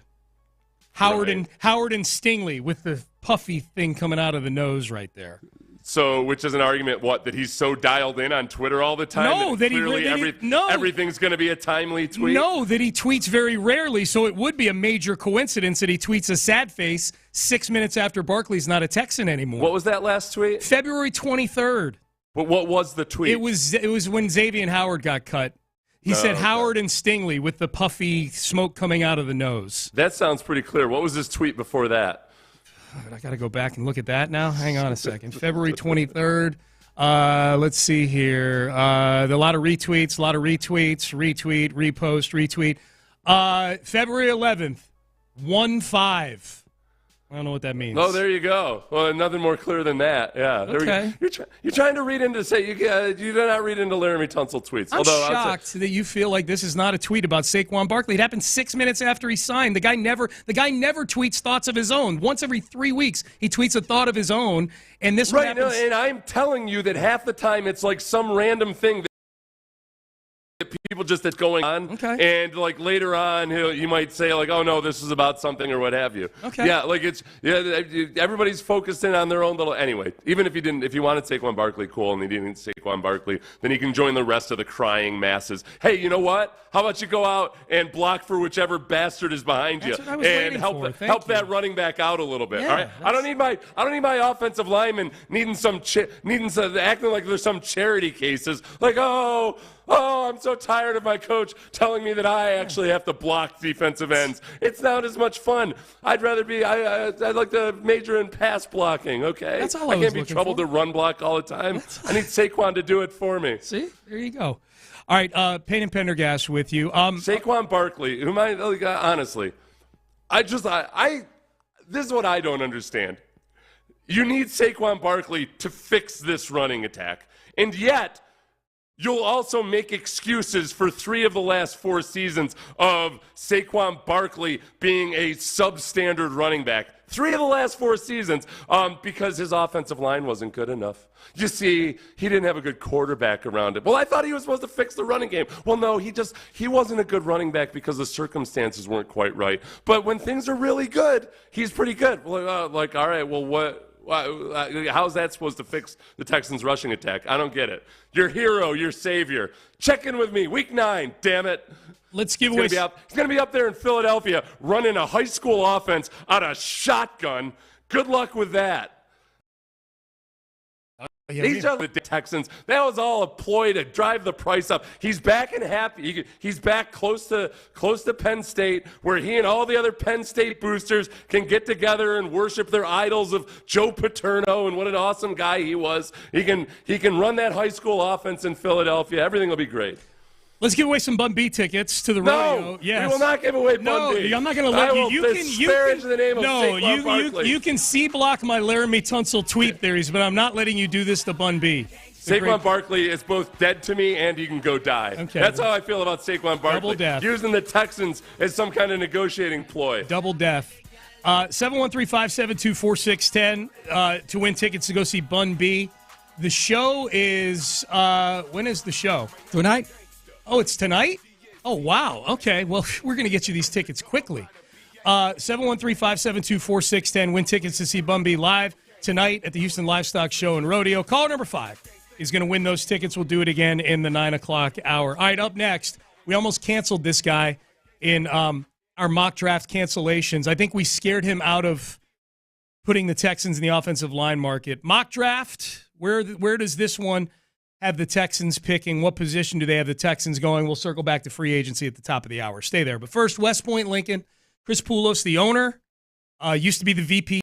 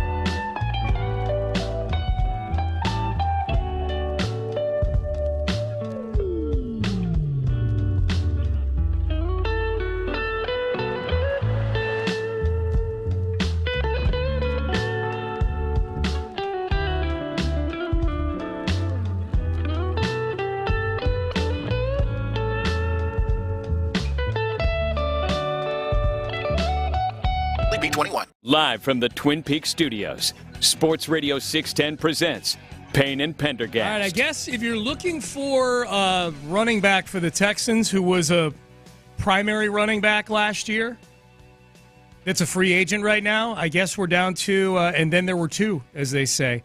Looks like Aaron Jones, according to Diana Rossini, is on his way to Minnesota, which was that was the scuttlebutt last night. I know as I was going to bed that Aaron Jones's representation had been in conversations with the Minnesota Vikings. Overnight, the Vikings signed Sam Darnold to play the quarterback for them. Aaron Jones will now be their starting tailback after they cut loose Alexander Mattison, who is out there as well. I'm not a big Alexander Mattison guy. I'm a much bigger Aaron Jones guy than I am an Alexander Mattison guy. But Aaron Jones stays in the Green Bay Packers twice a year. Yeah, that's Minnesota doing some interesting things with not to mention that Sam Darnold being low-key aggressive, but not necessarily with like aggressive on day one, but not necessarily with top of the market type guys. The Giants were another team that kind of, I guess, look, the Giants have been saving up their cap space for a couple of years now, and as they let go of Saquon Barkley, they've not been bashful about making bold moves. I guess it shouldn't have been a surprise, but they weren't necessarily one of the ones that you read a lot about, like definitely forecast to be aggressive in free agency. Green Bay pretty aggressive. I mean, they signed Josh Jacobs, cut Aaron Jones, and they signed Xavier McKinney to a 4-year, $68 million deal to play safety for them, and they let Darnell Savage walk in free agency. So Packers pretty aggressive as well in free agency. The big thing with running backs that I always try to remind myself of when I start getting too hung up on like signing a Derrick Henry or somebody like that is just when you look at the top rushing backs in the league, how often they are just homegrown guys or sometimes nondescript guys. But like James Cook. James Cook was what, late second rounder for the Bills? Sounds right. Kyron Williams was a fifth rounder. Derrick Henry, obviously a high draft pick for the Titans. I'm just looking at last year's top rushers. Christian McCaffrey obviously was a trade pick. Najee Harris, Joe Mixon, David Montgomery. It's just this is a year where you don't get super excited about any of the running backs in the draft, and yet so many of the guys that do end up being the top rushers were 4th, 5th, 6th round picks. Yep. These days. Yeah. So Aaron Jones off the market. So I guess running back wise, if you're somebody who wanted them to sign a proven NFL starting running back, to they being the Texans, obviously, then we're down to Derrick Henry and Joe Mixon, and I believe that there's a good chance that the Texans look at Joe Mixon's history, and I know that the big thing that he got penalized for, that he was suspended for a season at Oklahoma for, that probably caused him to fall to the 4th round of the draft, him hitting a woman back when he was a college student. Yeah. I know there's a lot of you out there when I bring this up, they say one of two things. There's a lot of you that say, that was 10 years ago. Thank you, I know. And 2, why are you bringing up old stuff? And the reason I bring it up is because I feel like the Texans, if there are teams out there that just don't have a statute of limitations on something like that, because the video's ugly, like really ugly. If there's teams out there that just say, I get it, it's been a decade, and he hasn't hit anybody in a decade. I do think there's teams out there, maybe it's a small number of teams, that would look at it and go, no, we'll find somebody else to be our running back. I think the Texans would be on the list of those teams that would not have a statute. I don't think it's out of the question that they wouldn't have a statute of limitation. The one with Joe Mixon that was most recent, and yet for which he was found not guilty, was he'd been accused of pointing a gun at a woman over a traffic dispute last year. That was one day after the Bengals played the Bills in the playoffs. A warrant was issued for his arrest. There was a 4-day trial, and he was found not guilty. So whatever the actual details or vagaries of that case are, I would imagine the Texans and other teams have looked into and wondered, all right, is this clearly a case of a guy that was screwed over, or was there more than meets the eye, and you can't go on the non-guilty alone in terms of, okay, where is he, and is he a different guy than he was back then? It's enough smoke that we know how the Texans have behaved in the past about stuff like this, and I'll be surprised if they actually go after Joe Mixon. That's a good way to put it. Even just this stuff. The Texans seem like a team that something within the last year, the dude's pointing a gun at a woman. But again, that was the allegation. The allegation, okay. Yeah, just he's found not guilty for it. Yeah. And I'll say this. This is just a fact I'm going to state. The Bengals released him and replaced him with Zach Moss. So that's so there's that too. The team he's been on for 9 years released him and replaced him with Zach Moss. So there's that. If you're just looking for tea leaves. So we're down to Joe Mixon. Boy, the eggs are in the Derrick Henry basket for a lot of people right now, man. For the Texans. A lot of eggs in that Derrick Henry basket for Texan fans. That's if you're hung up on getting a name guy at running back. That's the biggest reservation I have about it is like if you're gonna really in the year 2024 pin all your hopes and dreams on one position, and that position is running back. It doesn't make a whole lot of sense for the way the NFL operates anymore, and that's not necessarily your best indication of whether the Texans are going to be an awesome offense. Look, if there's one thing, if you want to look at the teams by and large that signed the name running backs yesterday.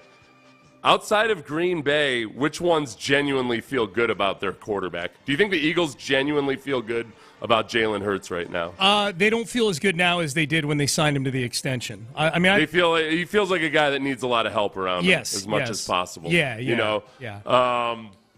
Help me out here. The other guys. DeAndre Swift went to the Bears. The Bears. Yeah, DeAndre Swift to the Bears. The Bears don't even know who their quarterback is. Right. And he's likely to be a rookie. More likely than not.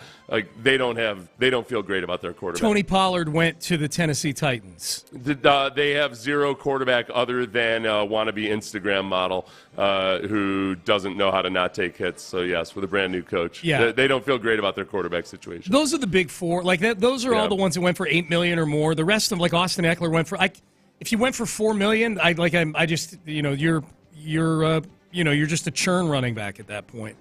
But those are the big four, and I think it's a fair point. Other than Josh Jacobs back,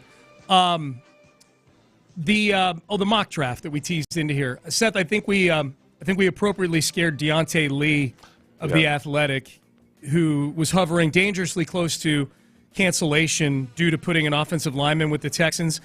He had a fair explanation, which was he had an interior offensive lineman going to the Texans, and they need to upgrade that area, which is true. Mm-hmm. So we let him off the hook. We weren't so generous with Mel Kiper Jr. and a few others. We canceled them. Thank you, Ben. Deontay Lee put out his new mock draft yesterday, and with the 23rd pick in his mock draft, we've scared him all the way off of offensive linemen. He's on Brian Thomas now, the wide receiver from LSU. Do you think the Texans end up signing a receiver?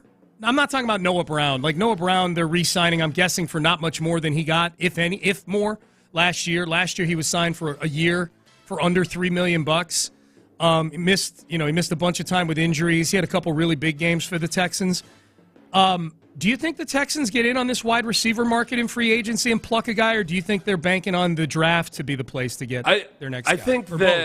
I think there's a chance that they sign somebody just because the wide receiver market is so depressed, likely because of how many good free agents there are. So if the Texans start, I think Nick Caserio, as he's said many times before, and I don't know why it's a surprise to us, when it happens this way, he's going to let the free agency market kind of show what it is and where it is. And it's hard in the first 2 hours of free agency, and that's why a lot of times dumb money is spent in that first portion of time. So when you look at the wide receivers that are available on day 2 of free agency, Calvin Ridley, Darnell Mooney, Josh Reynolds, Odell Beckham Jr., Curtis Samuel, Marquise Brown, Byron Pringle. There's a lot of guys there that can offer something to your squad without necessarily taking away from Tank Dell or Nico Collins. So, yeah, I would say I think there's a better likelihood than not that they do sign a wide receiver so they can go into the draft also still feeling like, all right, look, if we see a young guy that we like,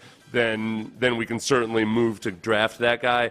But we don't feel like we need to round out the receiving core with this draft necessarily. You know what's interesting? I wonder if this is – now, I think Nico Collins is a better player than all those guys you just named. He certainly had a better season than all those guys you just named. Yeah. I do wonder, like, if I wonder how much connect the dots goes on where, okay, now we're watching this wide receiver market play out in free agency.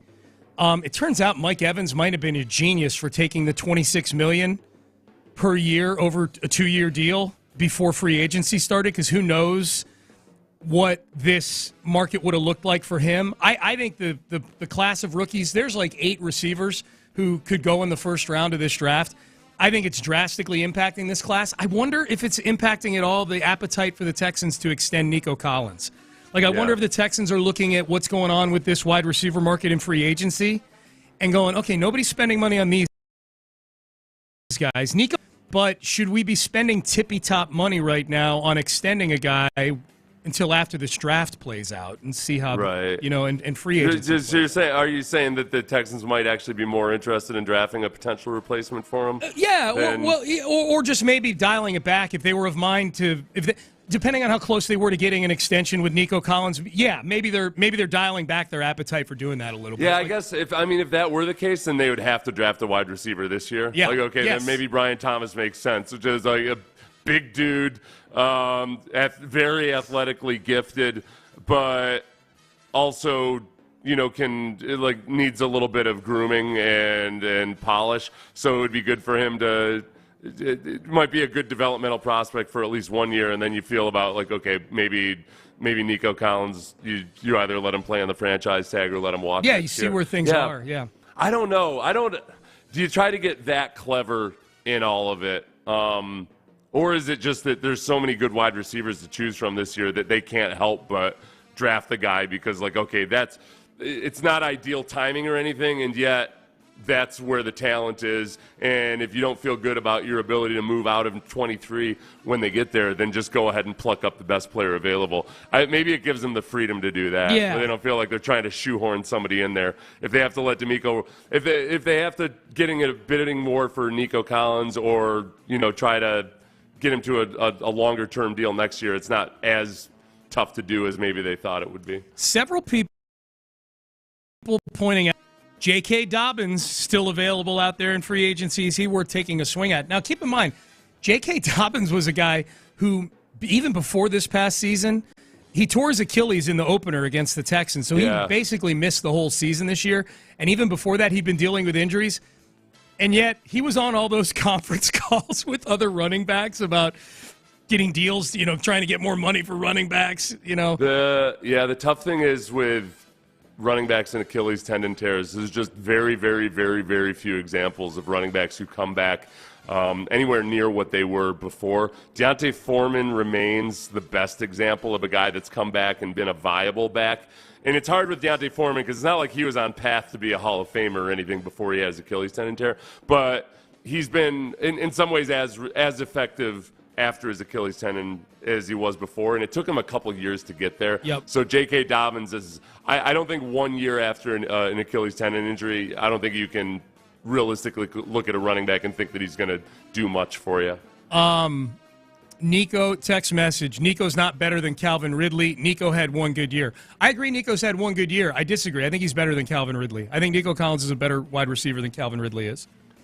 All right. Payne and Pendergast. How many good years has Calvin Ridley had?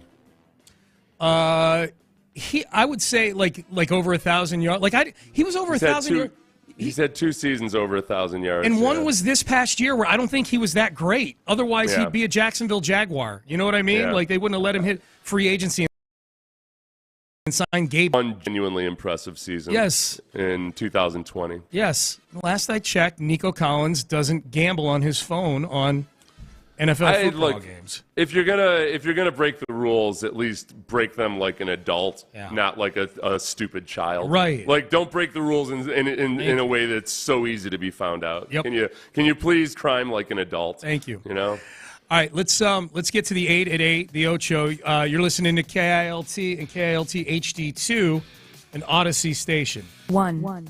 All right, let's start with a little bit of Rockets news. Alperen Şengün got good news yesterday, according to Adrian Wojnarowski of ESPN.com. I don't even want to undersell this. This is phenomenal news for Alperen Şengün and the Houston Rockets. His injury looked nasty on Sunday against the Sacramento Kings. There was fear of structural damage to his knee. There was fear of broken bones in his lower leg. As it turns out, the MRI shows just a severely sprained ankle and a bone bruise on his knee.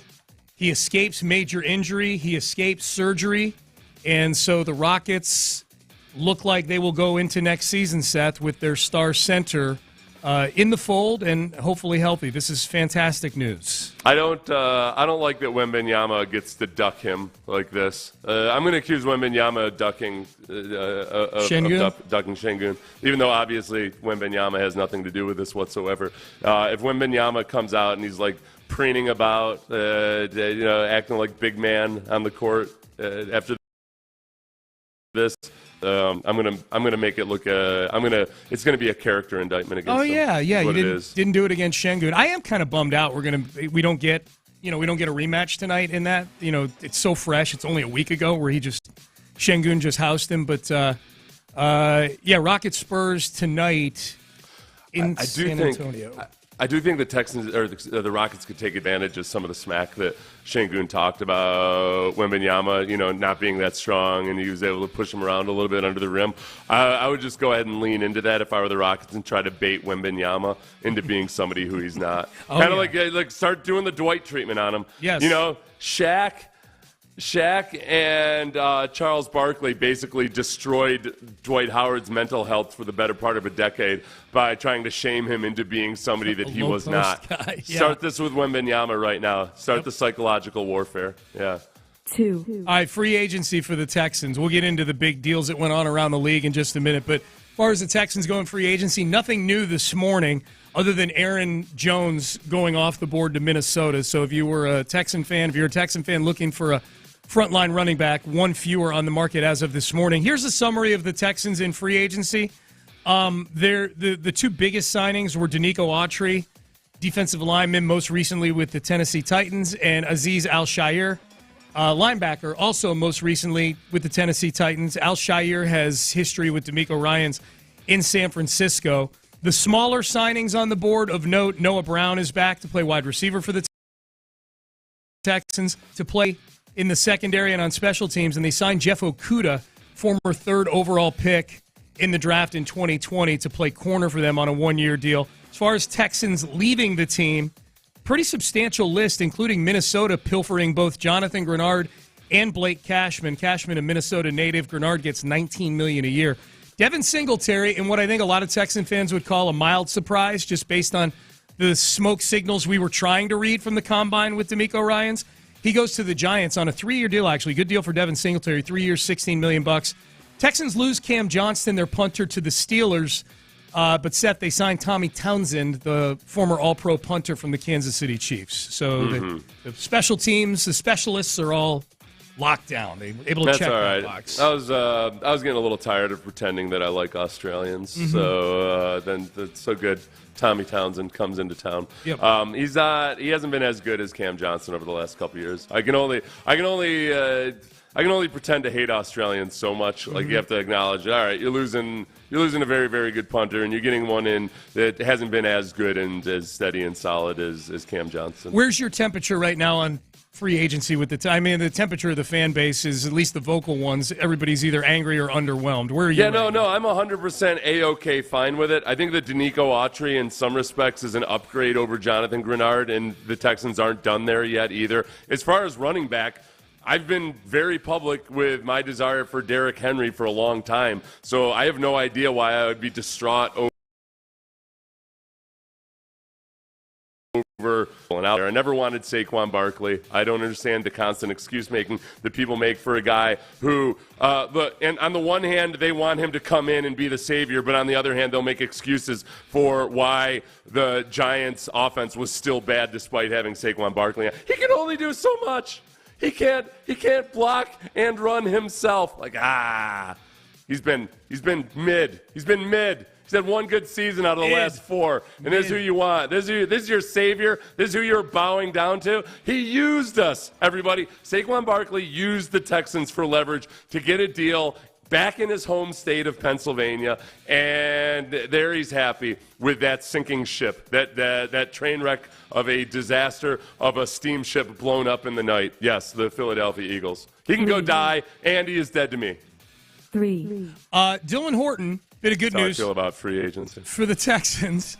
Dylan Horton, defensive end for the Texans, rookie. After Week 11, after the win over Arizona, it was announced he was leaving the team for personal reasons. Turns out they were medical reasons, as Dylan Horton announces yesterday, or the Texans put out an update from Dylan Horton. On December 1st, 2023, I was diagnosed with stage 4 Hodgkin's lymphoma. Through God's grace, I'm blessed to say I'm currently in remission. And he thanks the organization and his family and friends. And he says that next objective is to complete his treatments and get back to playing the game that he loves. An inordinate amount of cancer around the Texans than any other team over the last decade. David Quesenberry, Dylan Horton. Fortunately, all 4 of those guys came out of it healthy and to varying degrees played football again. Hell, David Quesenberry's still in the league a decade later. He got signed by somebody yesterday. And it took, I think the David Quesenberry saga is a good one to remember. It took him a while to get back, and that's why I always hesitate to just start plugging a guy in like with John Mechie. I never wanted to just plug him in as, hey, he's going to start right away, or he's back and he's healthy now. The treatment can take a lot out of you, obviously, and it can take a while to get back. So hopefully Dylan Horton just keeps on a smooth path here. And Hodgkin's lymphoma, even at stage 4, is still one of the most treatable cancers. So there's lots of reasons to be optimistic. Yep. 4. All right, back to the NFL, back to the free agency grind. Major trade yesterday, and this kind of came out of nowhere, but Brian Burns finally gets his big deal. And Carolina finally trades Brian Burns. They were offered a couple first-round picks for him back in 2022. They said no. They kept him. They put him on the franchise tag a week or so ago. He's now a New York Giant. So the Giants trade a second this season and a 5th next season, 2025, for Brian Burns, and immediately sign him to a 5-year, $150 million deal. It makes him the second highest paid edge rusher behind Nick Bosa in the league. Boy, the Giants, I don't think the Giants are going to be a very good football team, but Brian Burns on one side, Kayvon Thibodeaux in the middle is a pretty stout defensive line. Yeah, that really is. That's a pretty good defensive line they built there in New York. I guess, we play this game with any deal like this. The Texans need an edge rusher, Seth. If their way of going about getting one were to have traded a second and a 5th to Carolina to ink Brian Burns to a $150 million deal, what would you be saying this morning about that? I would have been cool with it. Yeah. I would have been surprised at the aggressiveness of it, but he is the best pure pass rusher out there. And he's still, there's still good tread on his tires, I think. The fact that he's been involved in trade discussions for so long, I think there's some people believing that he's older than he is. I think, honestly, when you can get a guy like that, where typically those guys have gone for at least a first-round pick in the last few years, even when they have to get a new deal on top of them. If you think about Jalen Ramsey or Laramie Tunsil or whomever else, a second and a 5th is a good deal. 5. One of the other big deals, the biggest signing purely from a money standpoint yesterday, Kirk Cousins gets $180 million over 4 years from the Atlanta Falcons. So that came down a couple hours into free agency. It had been rumored for a while. It comes to fruition. $100 million guaranteed for Kirk Cousins, who plays the business game of the NFL better than anybody. But Cousins, I don't know, what does this do? Assuming he comes back from this Achilles tear, Seth, where does this put Atlanta? Atlanta was 7-10 last year with really poor quarterback play. Where does this put Atlanta for you among teams. Kirk Cousins. I think it puts them right up there where like they could lose a playoff game in the first round. Like they play in the NFC South. The other huge quarterback move in that division was to re-sign Baker Mayfield, who had his best season in forever playing in the NFC South. I think Kirk Cousins will be a very good regular season, non-primetime game quarterback for the Falcons, the way he always has been, except less mobile. I can't imagine for the life of me anybody in Atlanta getting genuinely excited over this. That's the thing about Kirk Cousins is I don't know if I would make this move unless I was ready financially, and maybe they are, to move on from it as quickly as possible. It's how much was it guaranteed? $100 million guaranteed? $100 million guaranteed. $100 million guaranteed. That's hard to move on from. Yeah. But they moved on from Matt Ryan. Moved on from Matty Ice there just a couple years ago after taking the biggest dead money hit ever. So it's a little bit of pain. You move on. You'll live through a Desmond Ridder and then a little bit more pain. Yeah, I'm guessing. That's a good question. What are they feeling in Atlanta with Cousins? I wonder if there's like a bit of a Brock Osweiler. I know Cousins is better than Brock Osweiler, obviously. But I wonder if 2 years of Desmond Ridder puts you in a category where you're like, man, I don't know. At least this guy's not Desmond Ridder anymore. And Cousins does put up a bunch of big numbers. That's a good question. I got to call my Atlanta people and find out. 6. All right, other big signings. We'll rapid fire these as we run through the 8 at 8 here. My big target in free agency for the Texans, my big hope, you listen to the show, you know this, was Christian Wilkins, the defensive tackle from to the Las Vegas Raiders. 4 years, $110 million. So $28.5 million a year. Forget about what I was saying yesterday, Seth, about, this Justin Madubuike, 4-year, 92 or 98. What was it? 4 years, 98, Justin Madubuike. Well, that kind of sets right where Christian Wilkins sailed past that by $10 million more. Yeah, $12 million more. Yeah. It's a lesson you never learn, myself included. Just anybody ever learns is like the power of free agency. Get the market, it's like baby. How Kirk Cousins just got $100 million guaranteed. Yeah. He'll be turning 36 this year, coming off of an Achilles tendon tear. He got $100 million guaranteed because he was a free agent. Yes. If the tables were turned, the Vikings probably would have been willing to pay $100 million guaranteed to Kirk Cousins because that's what free agency does to people. Yep. It turns them into idiots. Yep. They're like, which is the only guy out there. There's no other avenue. We got to spend everything for Kirk Cousins. I was fine with the Texans letting Wilkins go to the Raiders for $110 million over 4 years. I really was. That's too rich for an interior defensive lineman for me. The two big running backs to go off the board were Saquon Barkley, 3 years, nearly $13 million a year. Goes to the Philadelphia Eagles from the New York Giants. I'm sure that is a huge topic up there today. Basically just leaving to go to your arch rival. And then Josh Jacobs leaves the Raiders to go to the Packers. 4 years, $48 million. The Packers move Reese Aaron Jones, who then just less than an hour ago signed with the Minnesota Vikings. So a lot of moving parts right now in the running back market. None of those parts have moved over to the Houston Texans yet, Seth. They've only subtracted from that room so far. Yeah, as far as the running back position goes, I know I saw a lot of people complaining about how the Texans are worse now than they were a year ago. And I kind of went through the various positions. And as far as running back goes, I would argue that right now they're actually in better shape than they were a year ago at this very time. Because Devin Singletary hadn't yet been signed, and the Texans thought that Dameon Pierce was going to be good. So now, at the very least, they have the same roster composition, basically, except that they know that they can't rely on Dameon Pierce.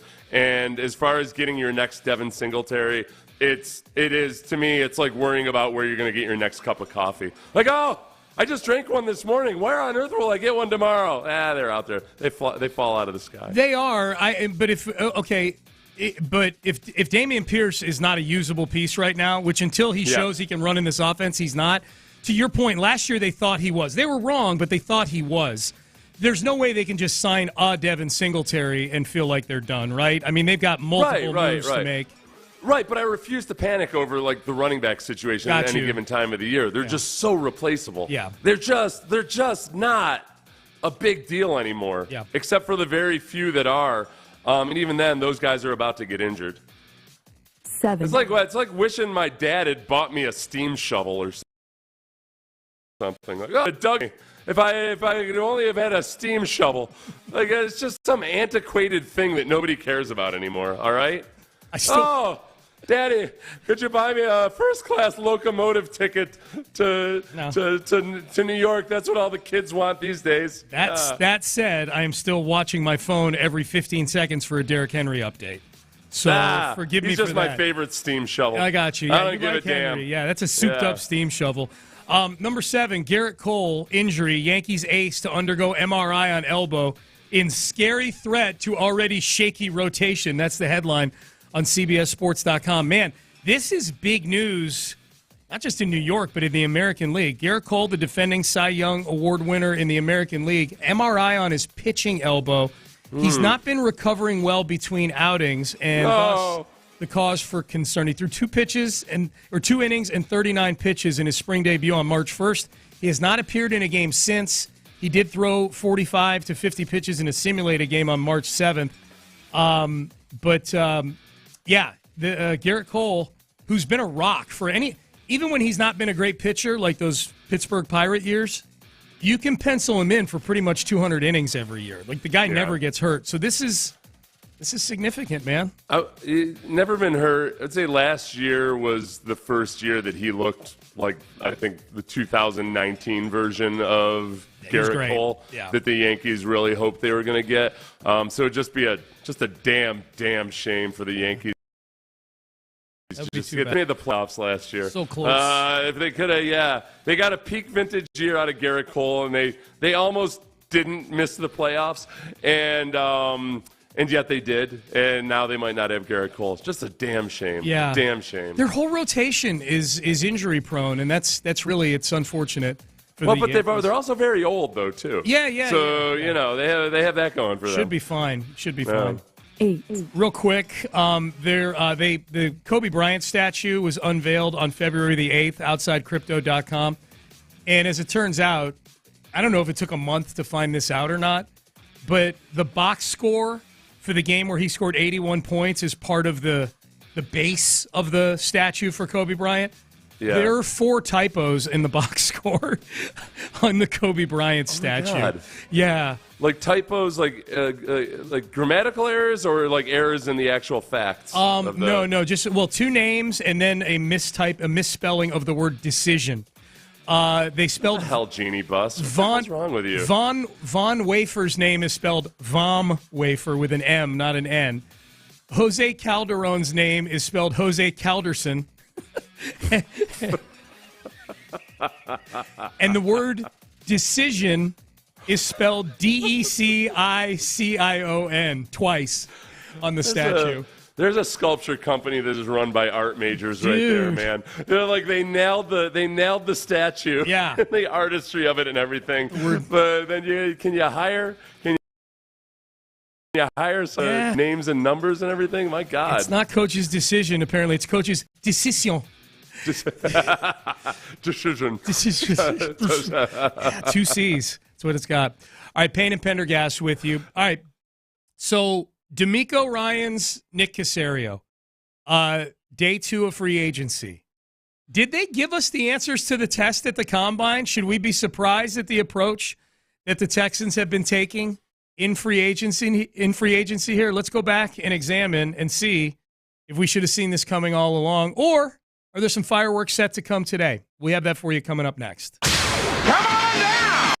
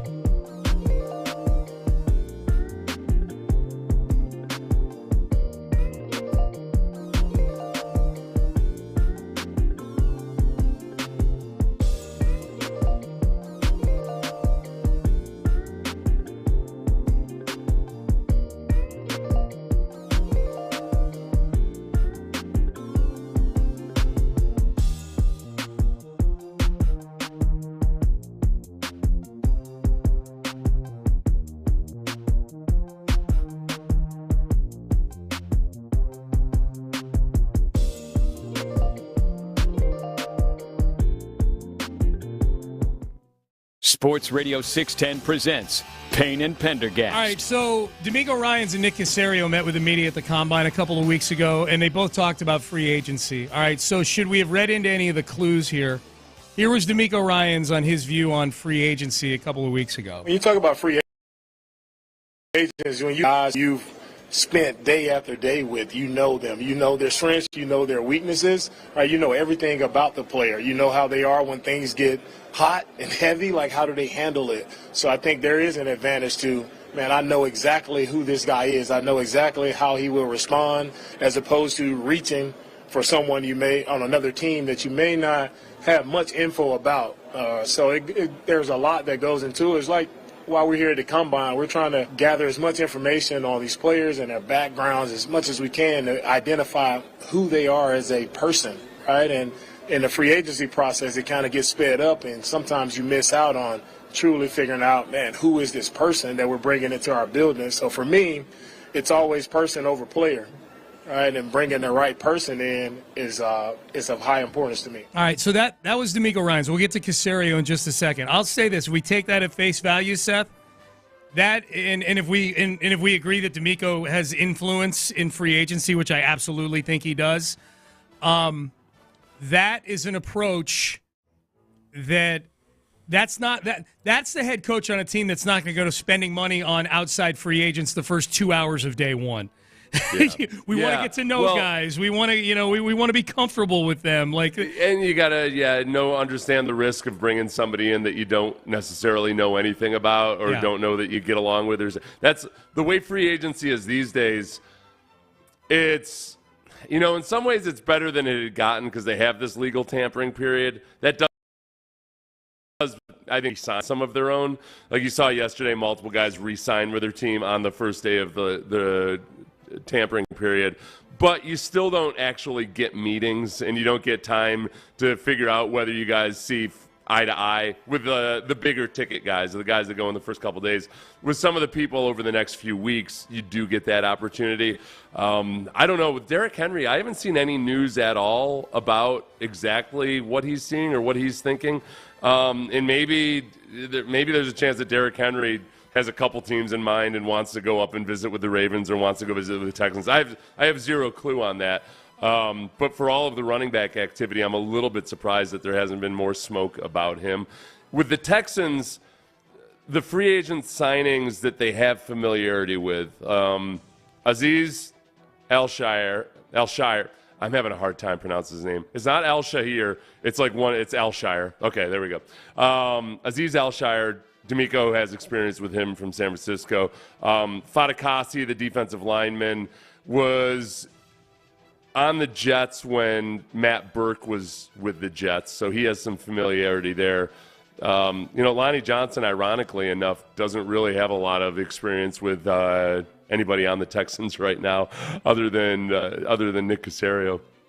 But that's those are the guys that maybe were signed in favor of other guys out there that the Texans might just not have had any experience with. Yeah, fair follow-up question from some folks. If that's true, why didn't they bring back Jonathan Grenard and Devin Singletary? I think because the price wanted to pay $18 million a year to Jonathan Grenard. The thing to remember about Jonathan Grenard is that A, he's had a lot of injury issues. B, he's only had one really productive year.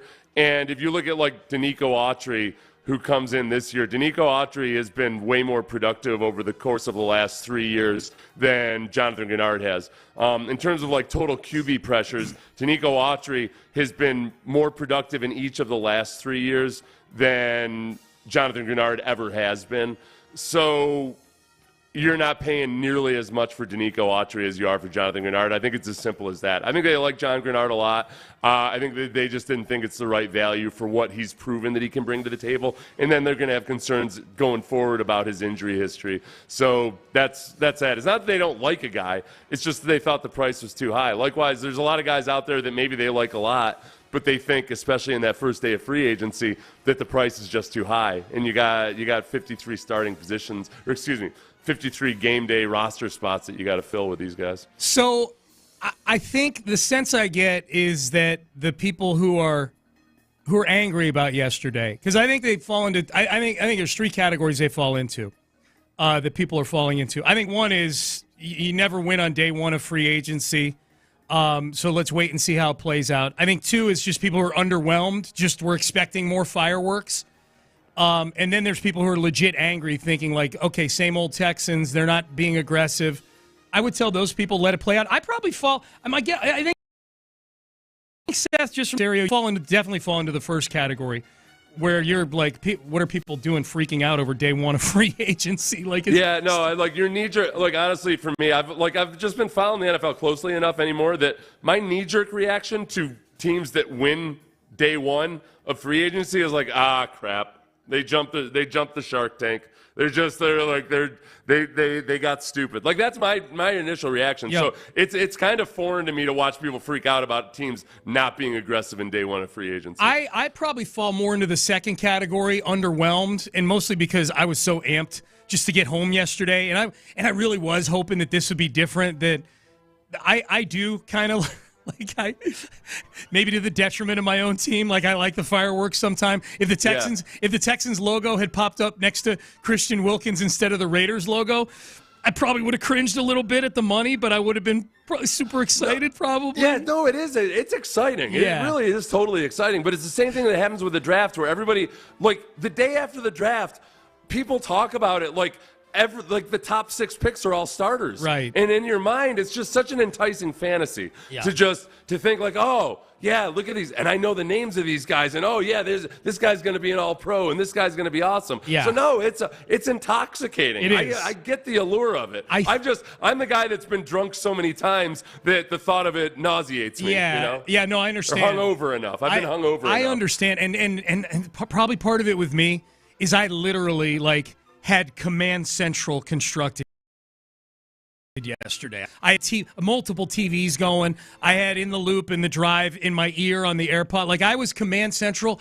and I sat there I mean, I waited 5 hours for Danico freaking Autry. It was like sleeping out for tickets to Dexy's Midnight Runners or something like that. You know what I mean? Like I slept out for tickets to a really mediocre concert yesterday. So that's probably why I'm feeling that way, because I feel like I wasted a whole day yesterday. You went to a Stones concert and they played nothing but songs from their new album. Yes! It was just like you've got something in mind that you're looking for, that you want. And it doesn't even matter. Yeah. You know what? Who knows? Maybe those like 3 of those songs go on to be hits, but in the moment it doesn't matter because that's not what you were expecting, wanted, or hoped for. And in terms of like your immediate expectations, okay, Saquon Barkley was on that list. Yes. You wanted him to play the hits. You wanted Christian Wilkins. You wanted somebody like that. Right. It's not. Yeah. It's basically just it's a completely different menu than you were working from. Play "Beast of Burden," the Christian Wilkins song. I can't get no Saquon Barkley. Come on now, Stones. Let's go. I didn't realize as I was talking about how I feel like just diving headfirst into free agency is typically the dumb way to go about it. Jackie Goss tweeted at me and he said, "Give me the Leroy Jenkins version of free agency." Yeah. And I'd seen Leroy Jenkins before, but I actually had zero clue what it was all about. I didn't know that it was from this viral 2005 moment of World of Warcraft, getting ready to like go into this cave. They're all meeting, and then out of nowhere, one of the members of their party says this: "I'm coming up with 32.33 repeating, of course, percentage of survival." Oh, it's a lot better than we usually do. All right, chums up. Ready, guys? Let's do this. Leroy Jenkins! Running in. Oh my God, he just ran in. Damn it, Leroy. I'm down, 40 down. Why do you do this, Leroy? I'm trying. It's not my fault. You got Stones? Leroy, you were just stupid as hell. Yeah, there we go. At least I have chicken. Leroy's Tom Telesco. Tommy Telesco! You were just stupid as hell. Damn it, Leroy. My favorite is Damn it, Leroy. Who was Leroy Jenkins yesterday? Which team went in whole hog? Well, that's what I was saying. The Raiders went whole hog in on Christian Wilkins for sure. I would say the Eagles were pretty Leroy Jenkins yesterday. They gave Dickerson, their guard, an $87 million deal. They signed Bryce Huff to $50 million. They were the high bidder on Saquon Barkley. Brandon Howie Roseman. Damn it, Howie. Howie usually gets stuff right, though. That's the thing. The Giants signed a guard as well as like trading for Brian Burns. Brian Burns was the big one. Yeah. In my mind, the Giants were being way more aggressive than I thought, just because they had yoinked Singletary from the Texans, and aggressive spend 3 years, $15 million for a running back like Devin Singletary. Yeah, like that's the kind of thing that that's a little bit of a Leroy Jenkins approach. Whereas the Texans were kind of like the Texans are sitting around figuring like, all right, well, hopefully we'll keep Devin Singletary. Leroy Jenkins goes off and Joseph Shane. I don't think the teams. I googled day one winners of 2023 free agency. The first article that popped up was just gushing over the Denver Broncos and the Washington Commanders. So congratulations to them on a fine 2023, having been so aggressive on day one of free agency. Good job to you. I am a be patient guy. We'll play Caserio in the next segment because D'Amico gave us some of the answers to the test. I needed to hear Leroy Jenkins also. We'll get to Caserio in the next segment, giving us maybe some of the answers to the test. I understand the people who are underwhelmed, who maybe look at yesterday as kind of a dud, because it was. I mean, there wasn't anything that really like knocked your socks off. Although I like Autry and El-Shahir as players, they're not huge names. I just don't understand. El-Shire, sorry. I just don't understand. I just don't understand the people who are acting like you don't get to sign guys Tuesday and Wednesday and Thursday and next week. Right, that this is there's a deadline or something. And I'll say, just even from like going through my DMs and some of the people yesterday who were coming to me like absolutely distraught to the point where I stayed off of Twitter because I I feel like you're such a prisoner of the moment that first 6 hours of free agency, because I had people coming to me and saying, like, what are they going to do? How are they going to, like, what? They're a worse team now than they were. And I'm like, it's 6 hours into free agency. Like, every year, in general, the better after the first day of free agency. Like, every cap nerd, everybody, every old coach, whichever part of the spectrum you want to pull them from, say that generally it's best to be like careful with your money and spend in the second, third tiers of free agency. Totally. It's just it's a lottery ticket, and more times than not, like the majority of the time, the high dollar first day free agencies contracts don't work out. Most of them are gone within 2 years. Like, that's not an exaggeration. The majority of time it doesn't work out. So it's just, I guess it's like arguing for index fund investing. You know, it's just not sexy, and people don't want to hear it. They don't want to believe that you just if you just stick your money in an index fund, you'll be better off than purchasing various hedge funds. Yeah. But that's just human psychology. If Aziz Al-Shire, is that what it is? Al-Shire, I guess. Okay, That's how the announcers say it. If Aziz... I wouldn't normally correct you on stuff like this because I'm way worse at it. Yeah. But I feel like it's going to be a challenge for both of us because it's not pronounced the way you expect. We'll have it down by week 4, probably, I'm guessing. You know what? You better produce, damn it. Yeah. That's how I learn the proper pronunciation. Put in all this time to learn his name. He better... we better hear his name a lot. Exactly. I'll say this: if he's their biggest signing, then I will be underwhelmed as well. Like I'll be with all the people who are feeling a certain kind of way about free agency. I got to see what the rest of the moves are, though. That's the thing to me. Like I just can't. I can be overwhelmed as of right now. I just can't get to the angry place with some of the folks. All right, Payne and Pendergast with you. We'll hear from Nick Caserio. I do feel like D'Amico Ryan's answer that we played gave us some of the answers as to why the Texans maybe weren't as aggressive as some teams yesterday. Did Nick Caserio give us answers to the test as well at the Combine? And be listening. You're going to have a chance to win Bun B tickets in the 9 o'clock hour. Stay there. But first, Soda Weight Loss. All right? SodaWeightLoss.com.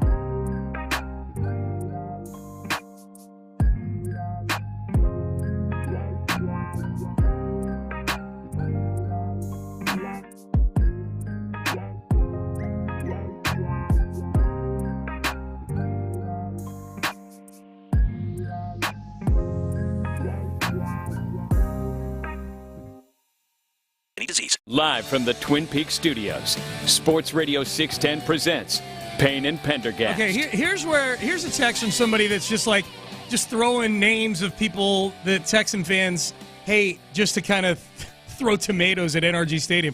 Are Bill O'Brien and Jack Easterby in the building still or something? Dude, if they were in the building, they would have been standing right there spending stupid money yesterday. Do you remember the one free agency that those two had together? You wound up with Eric Murray getting like $7 million a year. You wound up with all kinds of crazy bad contracts that Caserio had to come in and clean up afterwards. They would have paid John Grenard $30 million. No doubt. No doubt. Zero doubt. Absolutely. Especially because that was Jack Easterby's pick. That was the your pick, Jack. That's your pick, Jack. Yeah. I was told he was just messing with the Zoom. That's what I was told. Wait, what was their first big year together? Was 2020 the first free agency? That was their only free agency together. They both sort of collapsed. They both got the big chair in summer of 2019 after they fired Brian Gain. They gave Randall Cobb.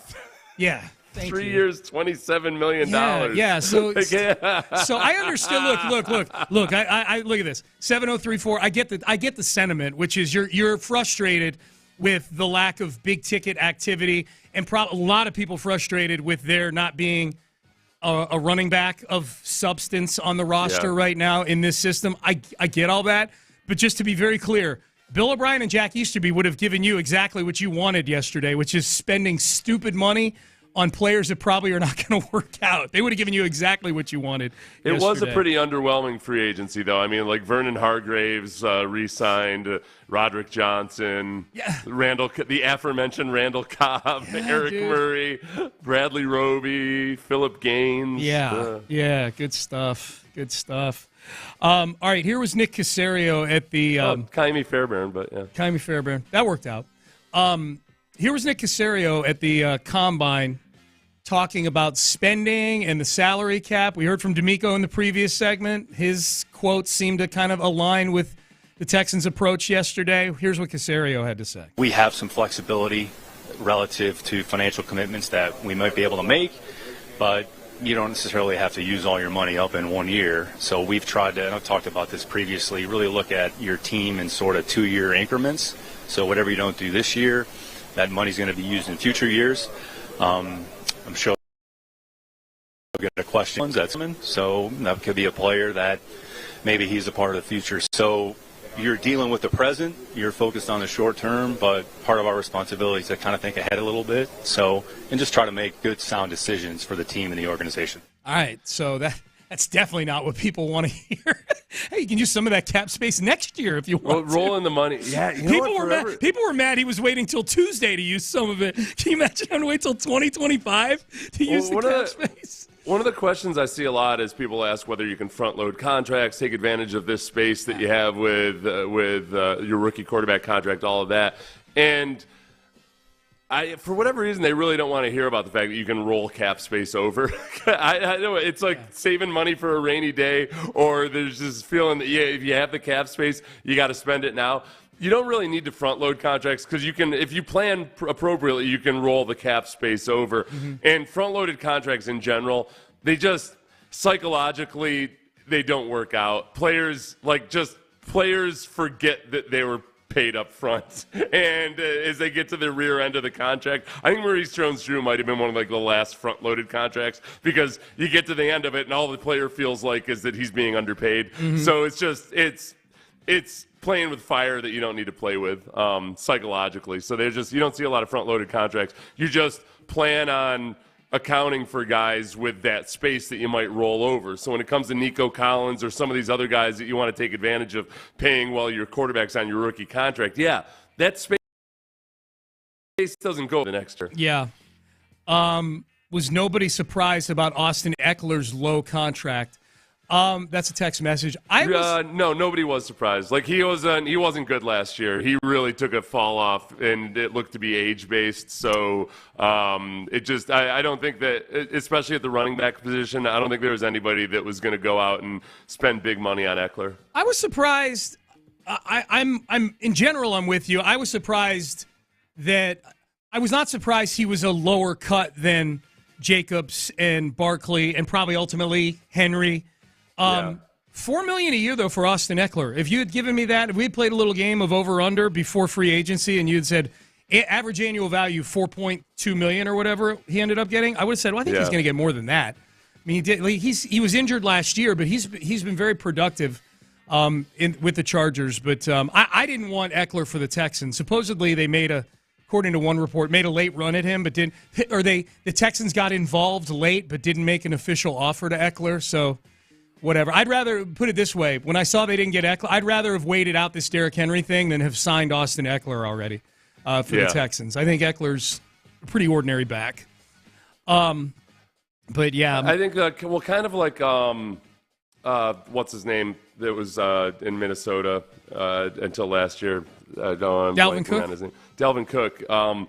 There's just certain things like in the now with all the track. This is where it's really hurting running backs a lot with a lot of the body tracking, just like it was with Dalvin Cook. A guy doesn't just have a down year, but you can tell definitively that he's not as explosive or as fast as he used to be at that position. The demand for him just falls off the face of the earth. Yeah. And I think that's kind of what's happened with Austin Eckler.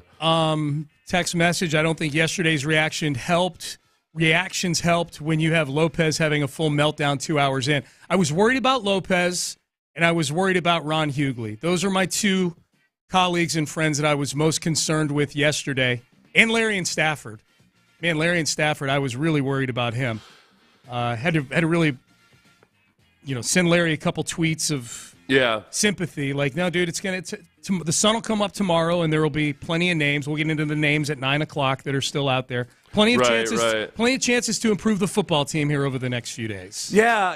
I don't. It's hard. It's like when you're amped up and you're expecting and you're hoping for something and some kind of a big splash, and you don't get it. I can understand why people felt crestfallen. I guess the only advice I could give you moving forward is maybe next year in 2025 is just really load yourself up and look at all of the teams that don't typically make a huge splash in the first day of free agency, and how good some of those teams are. Yeah. And it's that you can't look at that as your standard for how the team's going to be the next year or whether or not they're going to improve. Because there's just, you know what it's hard to keep a track of sometimes, Sean, is just how many damn positions there are on a football team. Mm-hmm. And class really genuinely matters on a football team. Yep. I'll go back to like the Texans, honestly, when they were underperforming in a lot of respects, there was a long stretch of time where they were very top heavy. Yes. They had DeAndre Hopkins, they had Andre Johnson, they had J.J. Watt, they had various guys who were just absolute studs, but the middle class on their team was just kind of a vacuum, and it kept them from really, it was when or not even the middle class too, just some kind of like the working class. When Andre Johnson pointed out going into that 2013 season that they had so many starters playing special teams. Mm-hmm. How come, where's the depth on this team that we have this many starters playing special teams? And that was one of the big canaries in the coal mine for him. I think that one of the things that leads to that type of scenario is when you make huge free agency splashes. You end up spending a whole lot of guys at the top, but in neglecting the middle class, when the middle class is really where your bread and butter is. Yeah.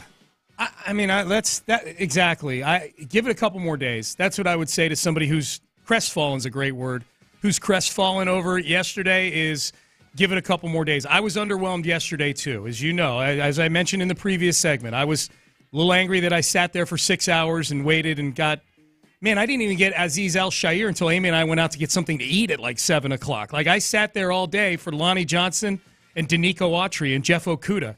So I understand the underwhelming part of it, but I know it's a longer play than just 4 o'clock on Monday. You know? I think that there's a little bit of a discounting of the guys you do have on your team with this, too. I think that because guys are still in their youth, for one, I don't think that I honestly don't think people are giving C.J. Stroud the credit and respect he deserves. Because, for one, if you already have an awesome quarterback, that's the last position you need to splurge on is running back in the modern NFL. So that alone makes me feel better about it. If they needed to bring in some guy to help out your rookie quarterback or something, then so be it. But I just don't feel like C.J. Stroud is that. Personally, I respect C.J. Stroud. Personally, I have faith in C.J. Stroud. Same. Yeah. I'm not treating him like he's just some poor little lost orphan in the woods that needs to have a warm blanket thrown around him in the form of a Saquon Barkley. No. I expect him to go out and dominate on his own, damn it. Text message, and then we got to go to break. Casario's a hoe for not signing guys during y'all's show. Dude's a chump. I thought we was friends. Chump is a word that makes me laugh. Maybe he'll sign guys today. Yeah. Don't call him names. We don't need to name call it, Nick. I mean, I'd like to see a few more signings during our show too, but they happen when they happen, man. He doesn't have total control over that. Well, I know that as far as some of the people that were really upset, obviously they wanted Saquon Barkley. They really, really wanted Saquon Barkley. And then what was the other position that everybody wanted so much? I mean, it was back when Mike Evans was available, it was wide receiver. Wide receiver. I mean, you should still feel like the wide receivers went unplucked yesterday. Receiver they're taking out there, not to mention a draft that's chock full of wide receivers. Yeah, let's hit that. I've got a list of about, 7 or 8 names. If they come away with 2 of these today, I'm going to feel pretty good, especially if one of them in particular happens, about the direction the team's going in free agency. Let's see if you feel the same way. We'll go through it coming up next. How can the Texans win free agency and the draft?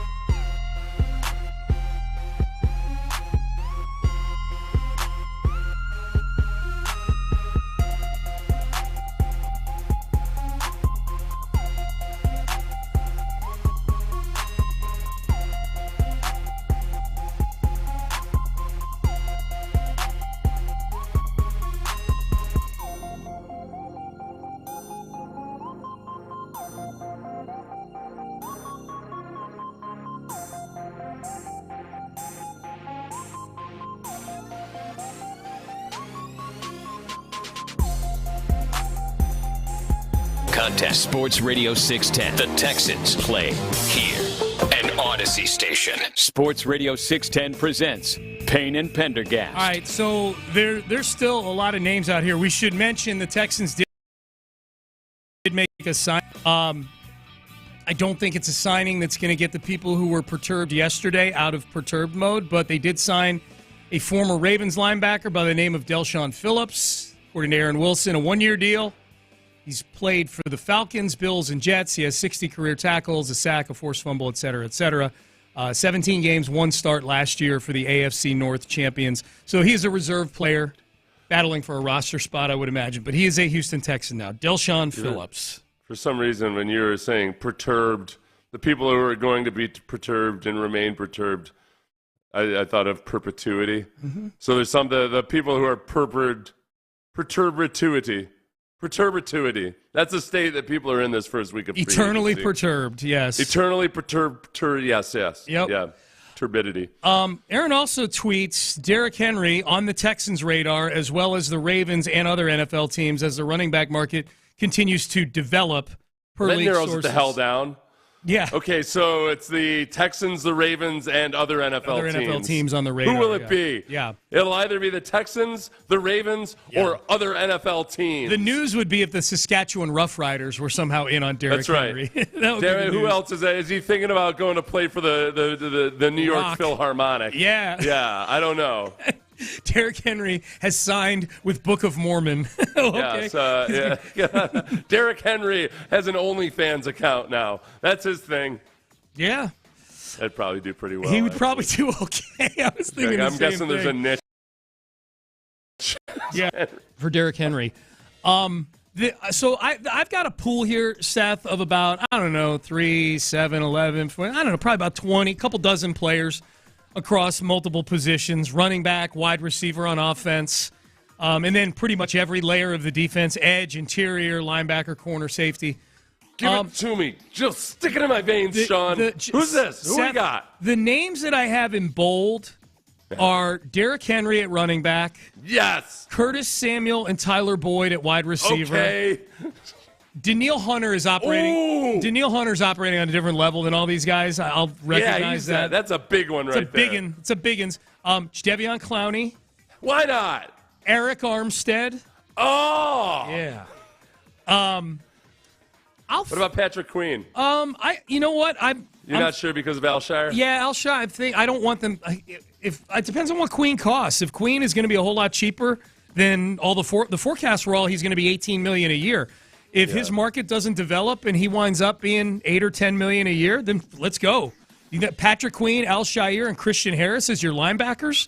The whole thing about, and Alshire can play Sam, he can play Mike. Yeah. He's got experience in D'Amico's defense, so I think D'Amico's going to feel really good about him. But I don't think that right now the Texans linebacking crew is just so heavily deep that he feels awesome about it. I think more bodies the better.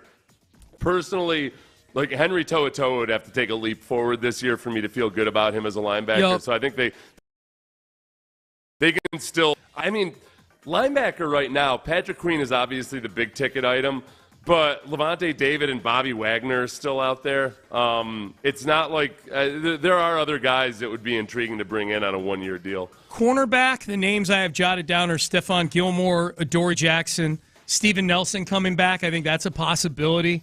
Mm-hmm. And then safety, I put Justin Simmons and Quandre Diggs. Quandre Diggs is from here, so that could play out. I think they need at least one more body at safety. Just because of the injuries to Jimmy Ward, and we don't know what Jalen Petrie is heading into year 3. If they, the names I highlighted at the beginning, if we wake up tomorrow and if we wake up and Danielle Hunter and Derrick Henry are Houston Texans, then this free agency period has been a major success, in my opinion. Yeah, there's the cornerback position right now, in terms of where I feel really needy. Yeah. And because I know that a lot of people are not going to be happy with running back or what have you. I feel like you can find the running backs you need anywhere along the way between now and September. I'm not super worried about that. I would love to have Derrick Henry, but the cornerback position is harder to fill and find, and you can never have too many good cornerbacks. And right now, they've really got one good cornerback. So as much as they could fill that in, whether it's re-signing Steven Nelson, Keyshawn Nixon's out there who could be a good third guy. I'd really like to not rely on the draft for the cornerbacks. My wish list, I had a 4 free agent wish list coming into free agency last week, and she signing preferably on defense. They've not done that yet. The second was veteran running back, frontline guy. Henry was my preference. He's still out there. I wanted a wide receiver, a complimentary, productive veteran wide receiver to put with Nico and Tank. They're all still out there. They're like the ones that I like. Curtis Samuel, Tyler Boyd. Calvin Ridley, I thought would be pricier, but we don't know with this wide receiver draft class is really impacting this wide receiver free agency market. But my point is, those guys are still out there, and I wanted some leadership on defense at the linebacker position. Levante David was the name I wrote down and mentioned in that segment, but I'm fine with Azeez Al-Shaair being the linebacker signing. So I'm, as far as like my 4 things I wanted coming into free agency, and obviously I knew there'd be way more than 4 things they end up getting, but my necessities checklist, they checked off 1 for the linebacker. I'm cool with Al-Shaair. Wide receiver still wide open. There's plenty of guys they can go get that I can feel good about and that I think are going to want to play with C.J. Stroud. The running back, Derrick Henry's still there. That's hanging on by a thread. I will admit that. We don't know what the situation is with Derrick Henry, and the number of backs that I prefer is really dwindling. I think, Seth, you've got a bigger appetite for them dipping into the next layer of free agency at the running back position than I do. The splashy signing on defense is the one that could really be the big hit or miss here, because Christian Wilkins was my preference. I'm cool with them letting Christian Wilkins go to the Raiders for $28+ million a year. Hunter, check that box for me. If they sign Danielle Hunter, that checks my splashy defensive signing box. Danielle Hunter would be a huge splashy signing. He provides way more consistent productivity as a pass rusher than John Grenard did. And I would include that just on a game-by-game basis. Danielle Hunter plays like 90% of the snaps in a league where more and more guys rotate, and John Grenard very much was a guy that rotated in, played about 55% of the snaps for the Texans last year. Danielle Hunter is an every-down player who's not as stout versus the run as John Grenard, but has just been like head and shoulders in terms of productivity, way better than John Grenard over the last several years. And you would pay for that productivity. So that would be part of it. The other side of it too, though, Sean, is the Texans right now just don't have a lot of defensive ends on the roster that you think are capable of either being bona fide starters or even bona fide rotational players. With the revelation that Dylan Horton had stage 4 Hodgkin's lymphoma, that he is right now they can't detect it in his system. He's on the right path, but you just can't pencil him in. And Majai Sanders, remember, who made a splash as a pass rusher in a lot of respects, but very, very undersized. I don't look at either of those guys as obviously options to get heavy play next year. So I think that there's still probably one more edge player coming in free agency. Maybe it's Danielle Hunter. Also, people have asked about Danico Autry, whether he's actually a defensive tackle or defensive end. Texans signed Danico Autry off of Tennessee yesterday. I think like O'Menahue, who could play defensive tackle, could play defensive end.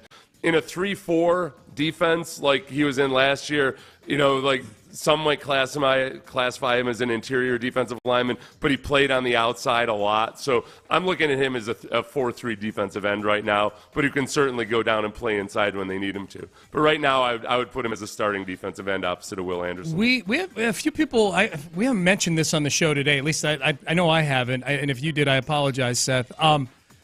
Danielle Hunter grew up in Katy.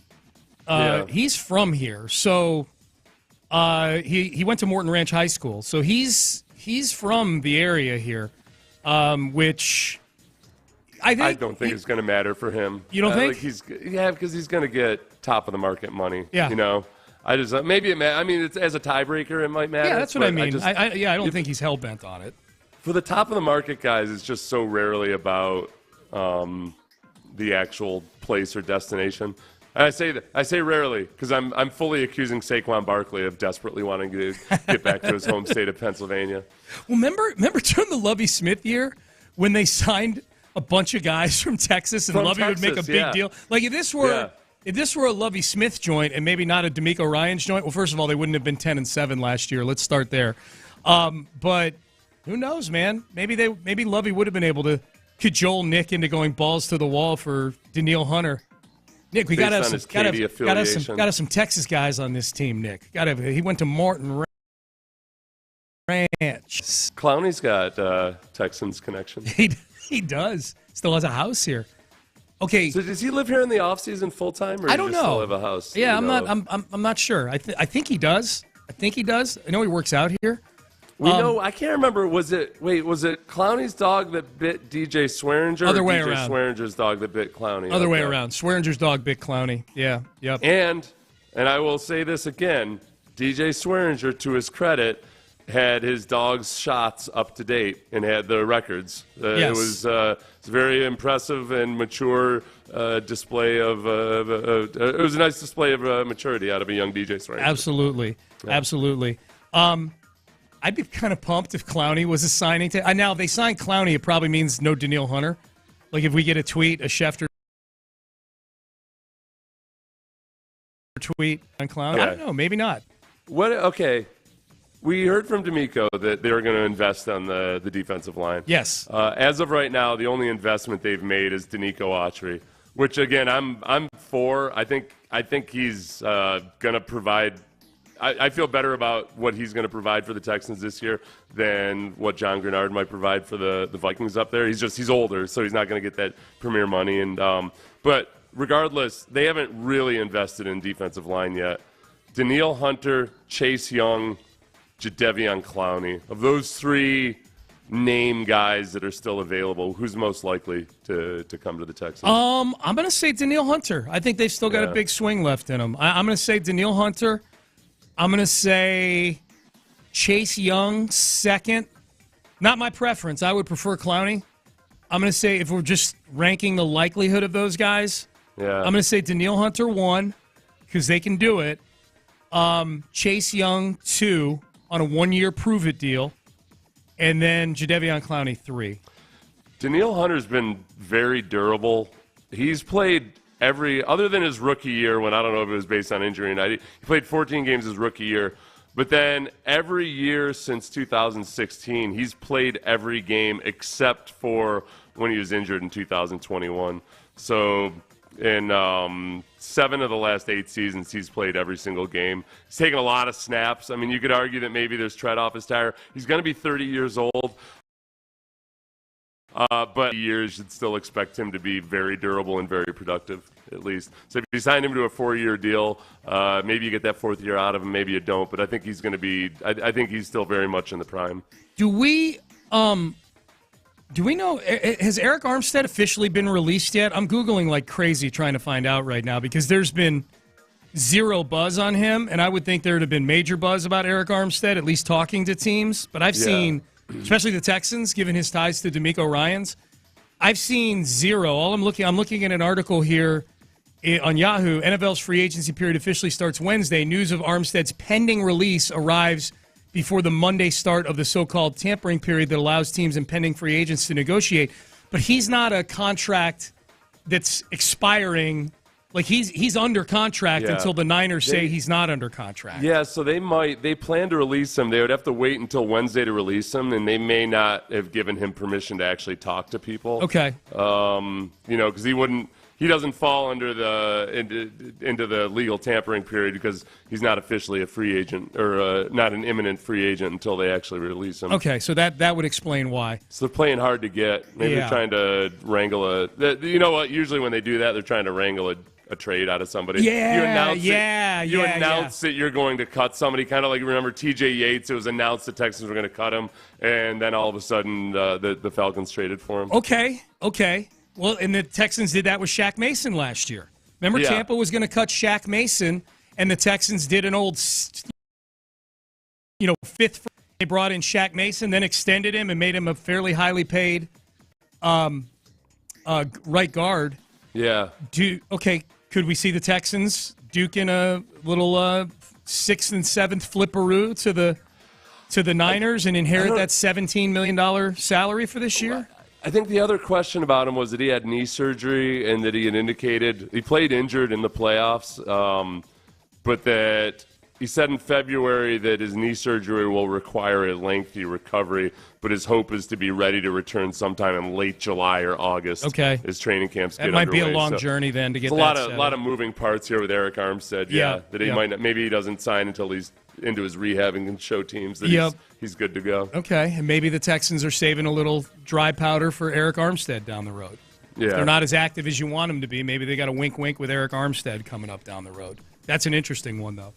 All right, tons of questions coming in from you guys. It's free agency central here. We're going to get you guys up to speed on everything. Texans, just one kind of low-level signing so far today. Delshon Phillips, former Baltimore Raven linebacker, is a Houston Texan on a one-year deal. So we'll continue to keep you updated on free agency. A former Houston athlete undergoing an MRI. What's your reaction to this one, and where does this player fall on the F that guy scale of former athletes? We'll have that for you coming up next. Where does Bayway Ram fall on your scale of places to get a Ram pickup?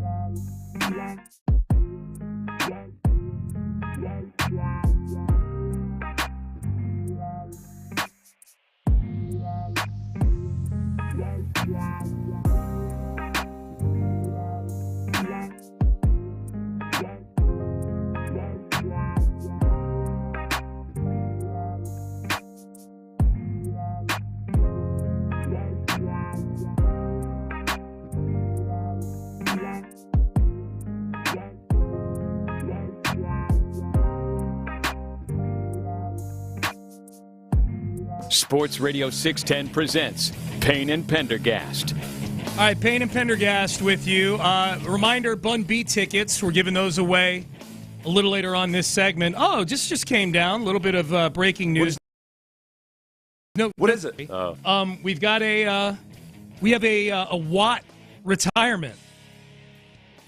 Which Derek must be. Derek Watt, yep. Derek Watt retiring. Yeah. I was hoping that maybe people would think, like, TJ already? He's walking away because we know JJ is retired. At least we think he is. Derek Watt is retiring. Fairly long statement from Derek Watt. All right, so what would people be saying about Derek Watt putting out a retirement announcement if he wasn't JJ Watt's brother? I would just be kind of a nice thing, like maybe a little joke about like trying to screw up day 2 of free agency or something. Come on. All right, A-Rod, let's maybe hold off on the retirement announcement until after the World Series is over. Yeah. So Derek Watt retiring. Now Derek Watt, who by the way, like I honestly feel should get credit for a pretty good long and healthy career as a fullback. Yeah, right? 7 years as a fullback. That's a good run, man. With just 2 teams. Yeah. If he were to go into the fullback Hall of Fame, he would probably go in. I mean, probably as a Chargers player, but he spent 3 years with the Steelers. It's probably more appetizing to be remembered as a Steeler than as a Charger. Probably so. More banquet speaking fees and stuff like that in Pennsylvania than in the California. I'll be honest, I'm just intrigued by this fullback Hall of Fame that you're looking to construct here. He's not in it, but tell you who is, Lorenzo Neal. All right, kids, Yes. I know you want to hear free agency talk. I'm about to weigh in on Lorenzo Neal for 10 minutes. Was a headbanger, man. He was a beast. He was. Yeah. What are the Texans going to do in free agency at fullback? You know, they don't even have a damn fullback spot on most of these free agency trackers that you look at. Well, there's only it's a damn shame. How many are there? Andrew Beck is still a Texan, right? There's 7 fullbacks in America today. That's what it feels like. Like on Pro Football Focus, like, hey, Andrew Beck is ranked 6th among fullbacks. Oh, yeah? How many are there? 6.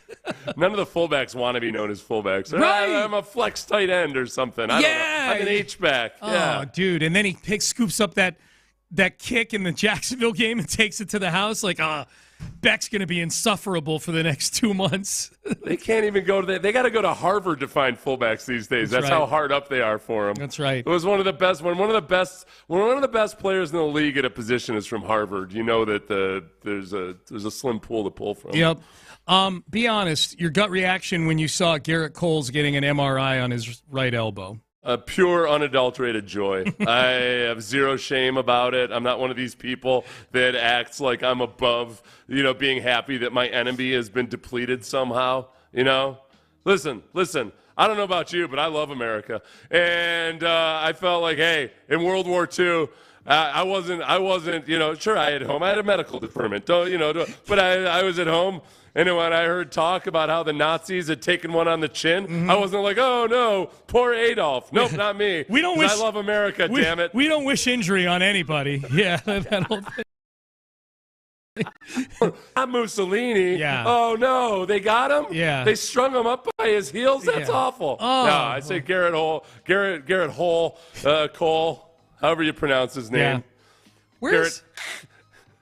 Garrett Cole. Is how I call him. Hair Cole took one on the chin, so be it, or the elbow. He's fairly high up the F that guy scale for me, and I think for a lot of Houston, because of his act after Game 7 of the World Series. I would have been fine with him if he just didn't sign here, walked away. We knew he wanted to be a Yankee, soldier of fortune. He came here. Astros put him through the Brent Strom car wash and rehabbed his career. That's who should be really mad. Garrett Cole should be chipping off at least 20% mob boss style to Brent Strom every month in like a brick-shaped envelope to him and send it to him in Arizona or wherever Brent Strom is these days. But it was the whole thing with the representative of myself with Scott Boras on his hat. Like, now, no, dude, you're upset about not being called in. It was a very selfish moment in a time where the team had been,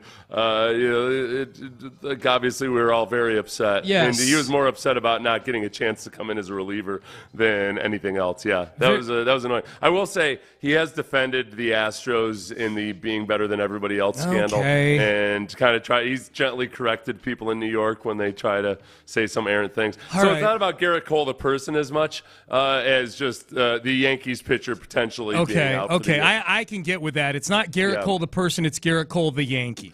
It's Garrett Cole, the pitcher who finally last year looked like he did in 2019. Yes. Had a sub-1. Looked like the Garrett Cole that the Yankees were truly hoping to get.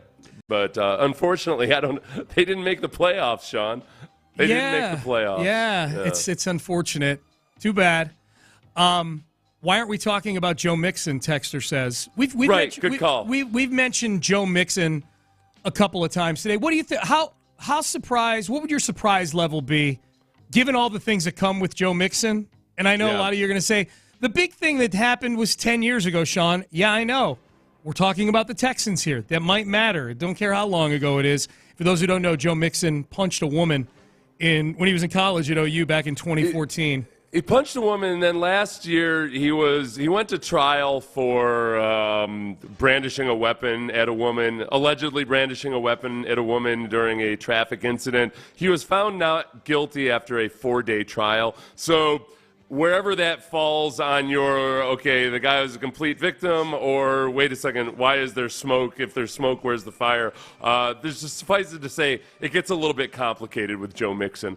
And I'd be surprised if the Texans go full force after him. He might be a guy that maybe doesn't sign anywhere. Because let's remember, too, that the Bengals are swapping him out right now. For Zach Moss, by the way. Not like they swapped him out for Josh Jacobs. Like, Aaron Jones got at least swapped out by the guy who's thought to be one of the 2 top free agents on the market. They swapped Joe Mixon out for Zach Moss. The Bengals are a team where, Joe Mixons go to live out until their retirement age. It's okay with having guys like Joe Mixon. Yeah. So for them to swap out Joe Mixon, it does lead to more questions about just there's going to be an extensive background check with him. So intriguing, but I'm skeptical that the Texans will be the team that takes him. He is still only 28 years old, or he'll be 28 this season. Yeah. Derrick Henry not signing yet is really interesting to me. I wonder, Derrick Henry, especially if Joe Mixon signs somewhere in the next day or so, Henry will be the only really marquee back on the market. He might take visits and whatnot. He might treat this like this is his first trip to free agency.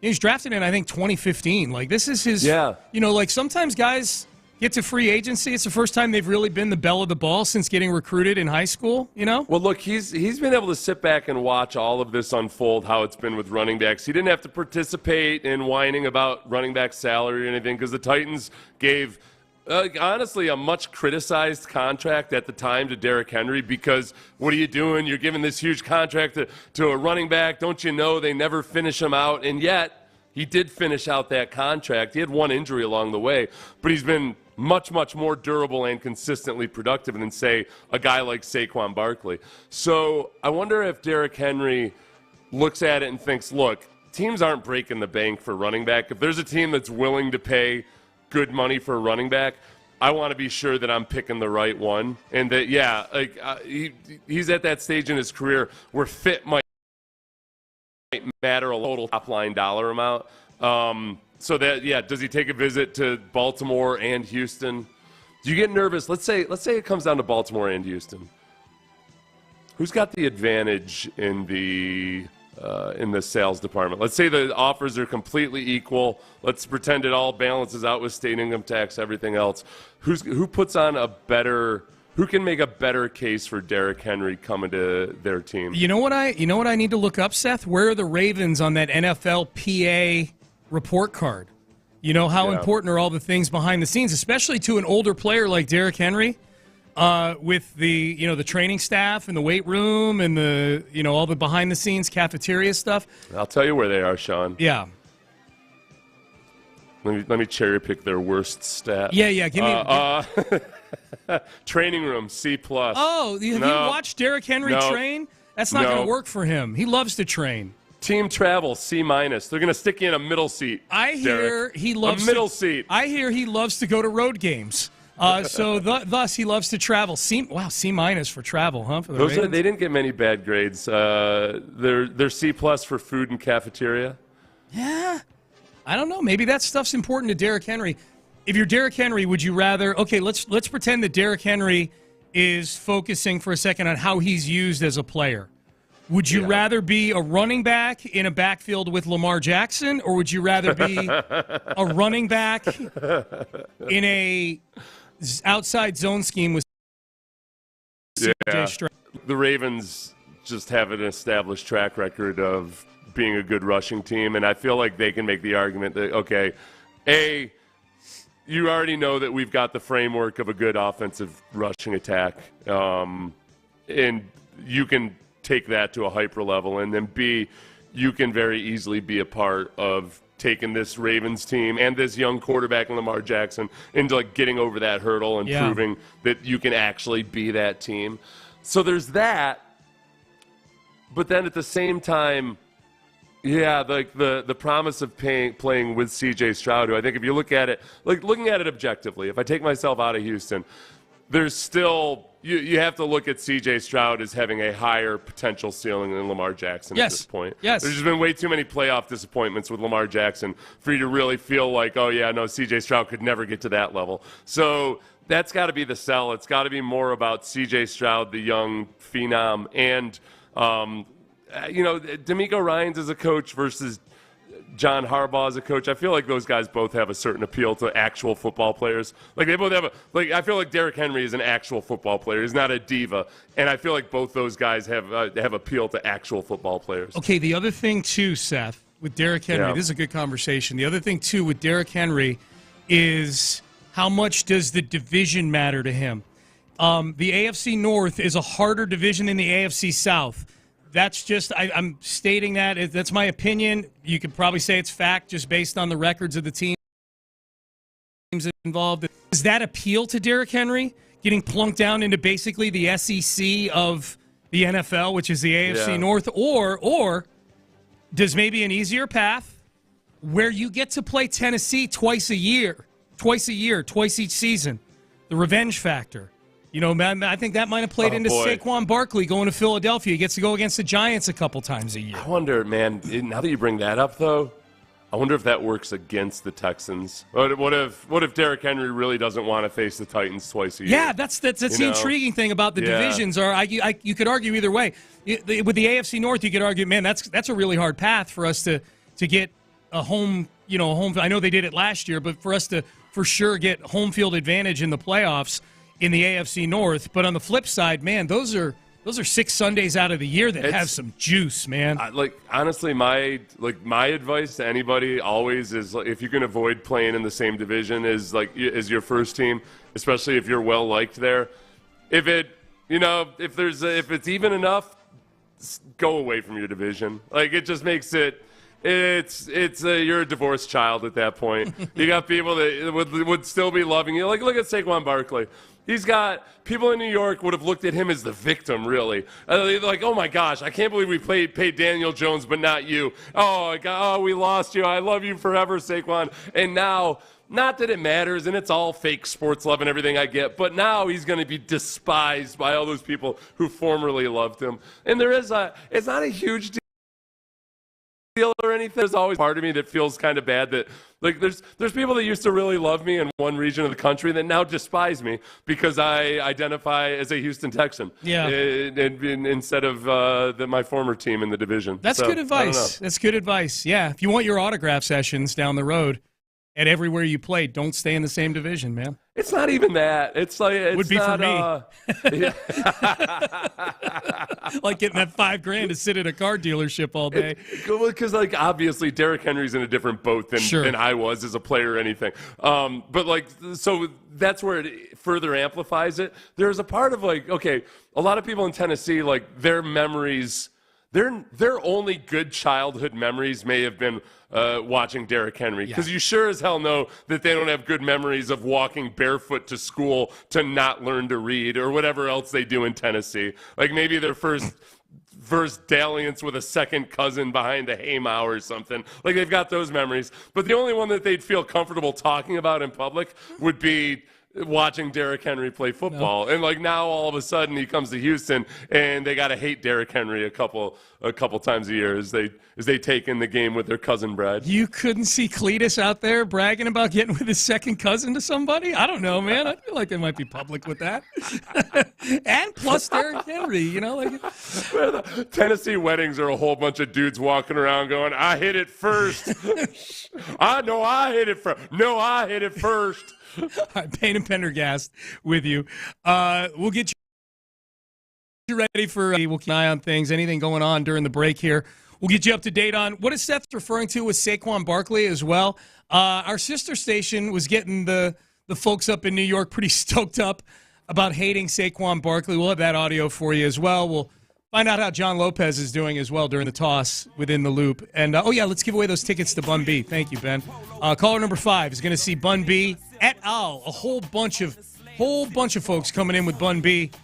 And that's at the rodeo tonight. 713-572-4610. Caller number 5, 713-572-4610. Keep listening all day long for rodeo tickets to go check out some shows this week. In the Loop, giving away tickets twice. The Drive, giving away tickets twice during their show.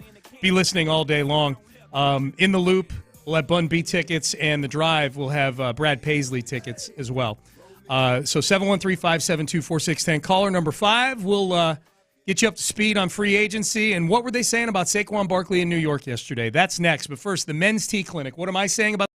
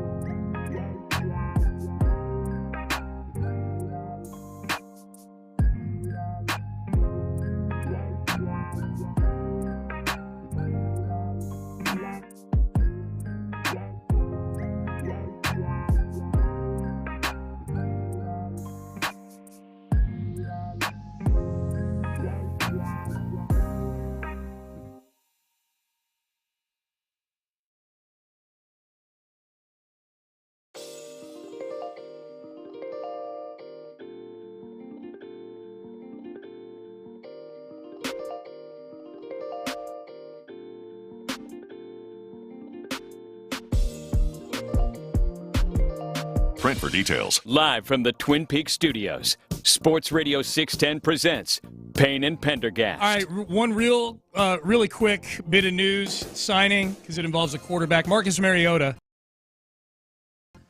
And the Kenders have been pretty active in free agency. They signed Mariota, 1 year, $6 million. They've still got Sam Howell in the building. They've got the number 2 overall pick, which people just assume they're going to use on a quarterback. I think that's a fair assumption that they'll use that number 2 pick on a quarterback. We'll see. Marcus Mariota strikes me as a guy who's probably going to be totally cool being a backup quarterback for the rest of his career. Yeah. This is based on that quarterback documentary. It wasn't even clear that he wanted to be in the league anymore. He better be. Probably, he's very much cool just being the guy that pushes in chairs for other people, says yes sir, no sir, and is a polite young gentleman as a backup quarterback. Yep, I think so. So Saquon Barkley got irritated with Tiki Barber yesterday. Saquon Barkley leaves New York, signs with Philadelphia, their arch rival, heads down the Jersey Turnpike to Philly and signs a 3-year deal worth just under $38 million. So Saquon, I don't know what Saquon expected a couple of years ago, but this is what top end running back money looks like these days. So I guess he should be happy with that. They're not very happy with him in New York, and the embers were stoked by Tiki Barber, obviously another former Giants running back here. Here was Tiki Barber. We're going to read Saquon's reaction to what Tiki had to say. Here was Tiki Barber basically saying if Saquon leaves to go to Philly, he's dead to him. And Saquon has already taken to Twitter himself to say thank you to everyone who's shown us for grateful, excited for the next chapter. Blue heart emoji. Peace. Okay, right. Blue heart emoji. I'm looking at him. He's dead to us now. Yeah, say it. He's dead to us. Because he won't say it. You're dead to us, Saquon. Good luck. You're dead to me. Okay. Yeah. Good luck. You're dead to me. Got a lot of run, right?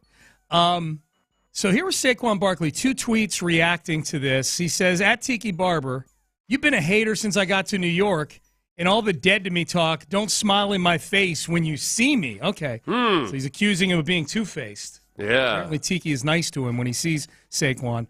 Well, he wasn't dead to him before, and now he is. Maybe Right. Saquon doesn't understand how life and death works. There's before you're dead, and then there's after you're dead, and now you're dead to Tiki. He was smiling in your face before. Now he'll smile as he says, you're still dead to me, fella. Right. But I hope your non-football life is going just fine. Tiki Barber, you've been a hater to me since I got to New York. So Saquon's saying that Tiki has not been kind to him from jump 2018. I like Tiki. Yeah, I like this. I like that Tiki's. Maybe Tiki had high standards for Saquon. Maybe Tiki, unlike every other damn person in this universe, seemingly thinks that, hey, maybe sometimes circumstances aren't perfect, and that if blocking isn't perfect on a play, maybe you still try to get a few yards, or maybe more than once in the last 4 years you have a good season, instead of just relying on when everything's perfect and circumstances are just right to have a good season. No, everybody's got excuses for Saquon. All day, every day, they've got excuses for Saquon and why he actually hasn't produced all that much. Some of this because I got another Saquon tweet at Tiki Barber again, 5 o'clock yesterday. Tiki, LOL, yup, you're the prime example of loyalty to a team. I got the deal I wanted, secured more guaranteed money, which wasn't given to me before, so fans are going to hate me for that. So be it. But I never turned my back on my teammates, and I always had theirs. Yeah. He's not hating on you, Saquon. You're dead to him. Right. I don't think he understands the concept here. He's still struggling to grasp the meaning of life and death. Mm-hmm. Dead to me means I don't even feel a way about you. You're just dead to me. Mm-hmm. Even if you hate somebody, once that person's dead, you're kind of I guess he had his good qualities, but he's not a part of my life anymore. And he's dead to me. You're just dead. Aaron Wilson got some quotes from Lonnie Johnson. One-time former Texans safety / corner, who is once again a Texans safety / corner. Quotes from Aaron Wilson, caught up with Lonnie Johnson. It's full circle. I'm very excited to be back. I've grown a lot as a player and a person. I'm humble and ready to get to work. Follow-up quote. When I was in Houston the first time, we had a lot of coaching staff changes, and I changed positions from corner to safety. I feel very good about the place I'm in as a player and being part of what's going on in Houston. I'm excited to play for DeMeco Ryans. I want to get a ring in Houston. I have high goals. I've come a long way. Very excited to be back where it all started. I've learned a lot, and I can't wait to get to work. That's been kind of the theme I think Lonnie's been pushing out there since yesterday, and he signed here, Seth. Because I think even Lonnie probably got enough heat on social media to know how Johnson, especially when he was, kind of belly aching his way out of here during 2022 or whenever it was. That the message he's clearly trying to send is, I'm a different Lonnie Johnson now. I'm more humble. I'm more mature. I really, I'm thankful for this second opportunity to be a Houston Texan. I think that with Lonnie Johnson, for one, he was a huge dude to be playing cornerback, remember? And the first couple of years was a whole lot of, wow, like he's way too grabby. He didn't know how and when to use his size. And ultimately, I think he's just too big to play corner. So they moved him to safety. And when you're trying to learn safety while playing for multiple different coaches, that can be difficult. And I think maybe we saw with the more immature side of Lonnie Johnson in those circumstances. He also he'd been in a few places at college too. Yes. And I think that there was a part of Lonnie Johnson when he talks about how he's grown or he's matured. I think there was a part of Lonnie Johnson that may not have always accepted help or coaching as like a genuine good faith thing. Sometimes guys are young and they take offense to too many things. They don't realize that criticism or coaching is supposed to be helping. It's not just tearing you down. And he may have learned that along the way. Yeah. He's mostly a special teams player. Last year with the Saints, he only got about 100-some snaps at safety, and not a boatload of snaps the year before either with Tennessee. So he's probably just been humbled a little bit, and as it might be the exact right guy for a guy like Lonnie Johnson. Yeah, maybe so.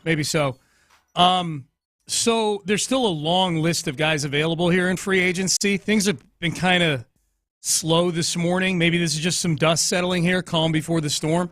Because there's still a lot of big names. Seth, if you had to pick, I don't know, pick one name that we're talking about when we come in tomorrow. Henry. Derrick Henry. You think when we come in tomorrow, Derrick Henry's a Houston Texan? Yeah, and I'm not going to be overly distraught if they don't get Derrick Henry or a name running back at all. The thing I like about Derrick Henry is, three things. There's three things I really like about Derrick Henry. I know the first objection people are always going to have is, but he's old. Yes, he is old, but in my mind, he has, by virtue of how durable he has already been, I trust him to stay healthy over these next couple of years more than I trust Saquon Barkley, Josh Jacobs, or any of the other younger guys, because those second contracts are where guys typically turn to dust. If they make it through that second contract healthy, I look at Derrick Henry like a Curtis Martin, an Adrian Peterson, a Frank Gore, all of whom had astoundingly good seasons at the age of 30 or 31. Curtis Martin, kept on producing. Adrian Peterson led the league in rushing when he was 31. Then he had a little bit of a legal issue after that. It was more so that's where he fell off. So I trust that he's going to be durable. The second objection people bring up is that of his body size, they don't think he'd be good in the zone running system when he, in fact, had some of his best years in Arthur Smith's outside zone-based system. And this offense last year showed all the telltale signs of having a bunch of guys on it who didn't quite grasp exactly how to run a zone scheme. The offensive line coach was in his first year of coaching in a scheme like that. And I think Derrick Henry's veteran expertise can go a long way in getting everybody else on board. Like, it's a collective. The run game is just not an offensive line and running back affair in a scheme like this. It's got to be everybody, the tight ends, the quarterbacks, the wide receivers, all got to be on the same page, and I think he could be a big part of that. I'll go Danielle Hunter, and those are the big two for me, Danielle Hunter and Derrick Henry. I think if they agree to deals with Danielle Hunter and Derrick Henry today, and I get it, that's a tall order. Danielle Hunter's probably the premier free agent still out there, at least in terms of what he's going to get. Yeah. Average annual value, and Derrick Henry is the premier running back still out there. I think if they get those two guys, I think the script kind of flips from yesterday for everybody who's upset about how inactive the Texans were at that strata of free agent. I was thinking of was it 2 years ago, the draft, where it kind of went from people being really down on Nick Caserio to by the end of the second day and then by the end of the draft, people were like, oh, no, this is a masterful job by Nick Caserio. And then as drafts go, it's a good 3 years before you can really jump. But I think I could totally see free agency going like this in terms of the immediate snap judgments 1 week in or 2 weeks in, that I think Caserio doesn't make the big splash signings. But then after a while, when people realize, okay, he's filled in a lot of the holes here with guys that I feel comfortable about, they start to soften on the criticism and they feel better about it. I think yesterday in the extreme, like the first white-hot 4 to 5 hours of free agency, you saw big names flying around all over the place. Yep. It's tempting to forget that, but the vast majority of NFL teams weren't making huge splash signings. It was just a few, but you're looking at your roster and it looks like, oh, we're out of time. Here we go. Yeah, well, let's ask John Lopez, who's one of those people. John, what would it take to get you to draw you? You seemed very upset yesterday when I was listening. I was taken aback. Yeah. Would be probably the best way to do it. You and Ron, I think, were the two at that end of the spectrum. What would it take today or over the next couple days for you to get pulled back in and say, okay, I like what they're doing? Well, my thing is the pool of free agents that could be instant upgrades is just so much smaller. That's what I was bothered by. But I think if you get those particular ones out of the pool, then all of a sudden it starts to look. Danielle Hunter, is that Danielle Hunter would be one. Who knows? With some of these other guys, Derrick Henry, I don't even know what's there anymore. There's others as well. But look, I'm just going to say it right here, and Landry and I are going to dig into it a lot. I just feel like all we have to go by is the first day. And on the first day, you lost a lot of players out there that could have been instant upgrades. Yeah, they've got work to do, for sure. There's no question they've about got work that. to do, yeah. You can say you're freaking out. I wasn't freaking out. I was just like, holy crap. Yeah. Yeah. If you want to call that freaking out. Ron was freaking out a little bit, I think. Oh, you can say what Ron you want. paused several times during the show to go, is Nick going to do something? It felt like several times. We'll see. All right, John Lopez, Landry Locker, and Figgy Fig in the Loop is here. You're listening to KLT HD2. An Odyssey station. Seth, antibodies to you? Antibodies. Something you said right there did intrigue me. And if Ron is saying, is Nick going to do something? Nick has been one of the most active general managers in all of football when it comes to signings.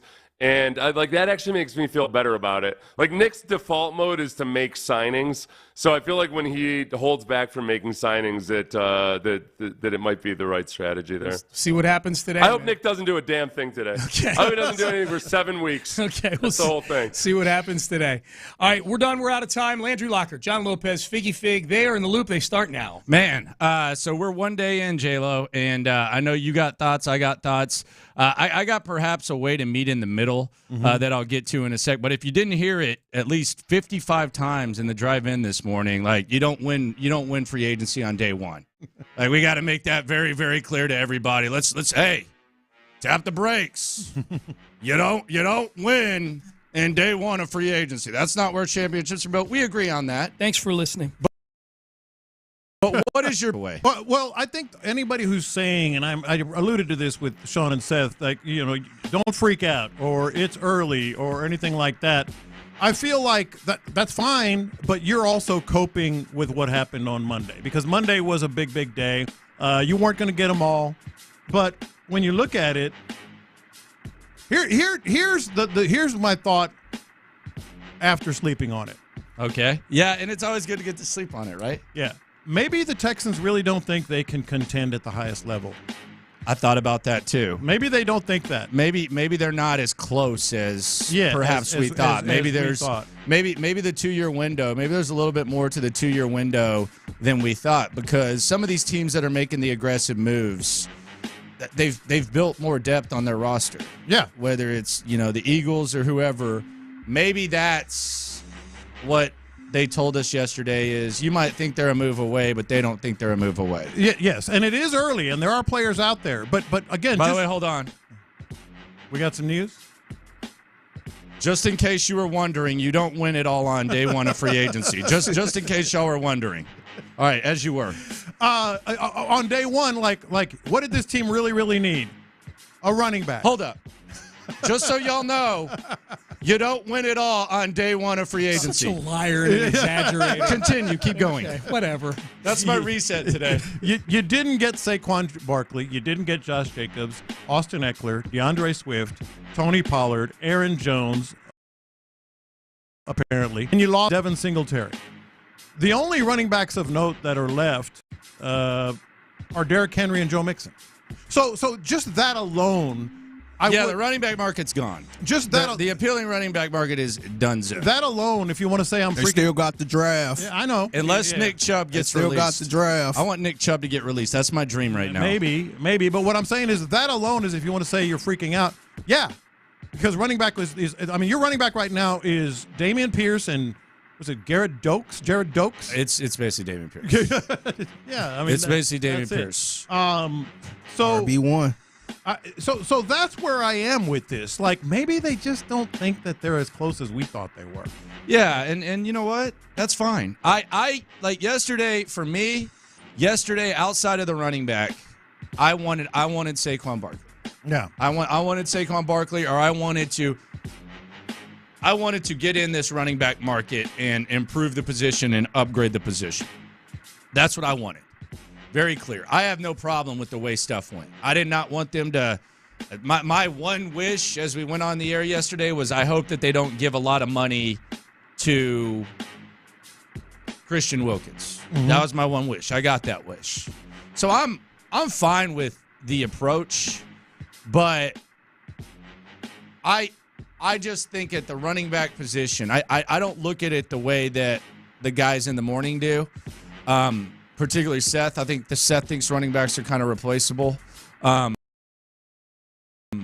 when I see the Philadelphia Eagles, who I would say the last 5 years, I think they've done a pretty good job of building a roster and acquiring guys. They don't seem to think that.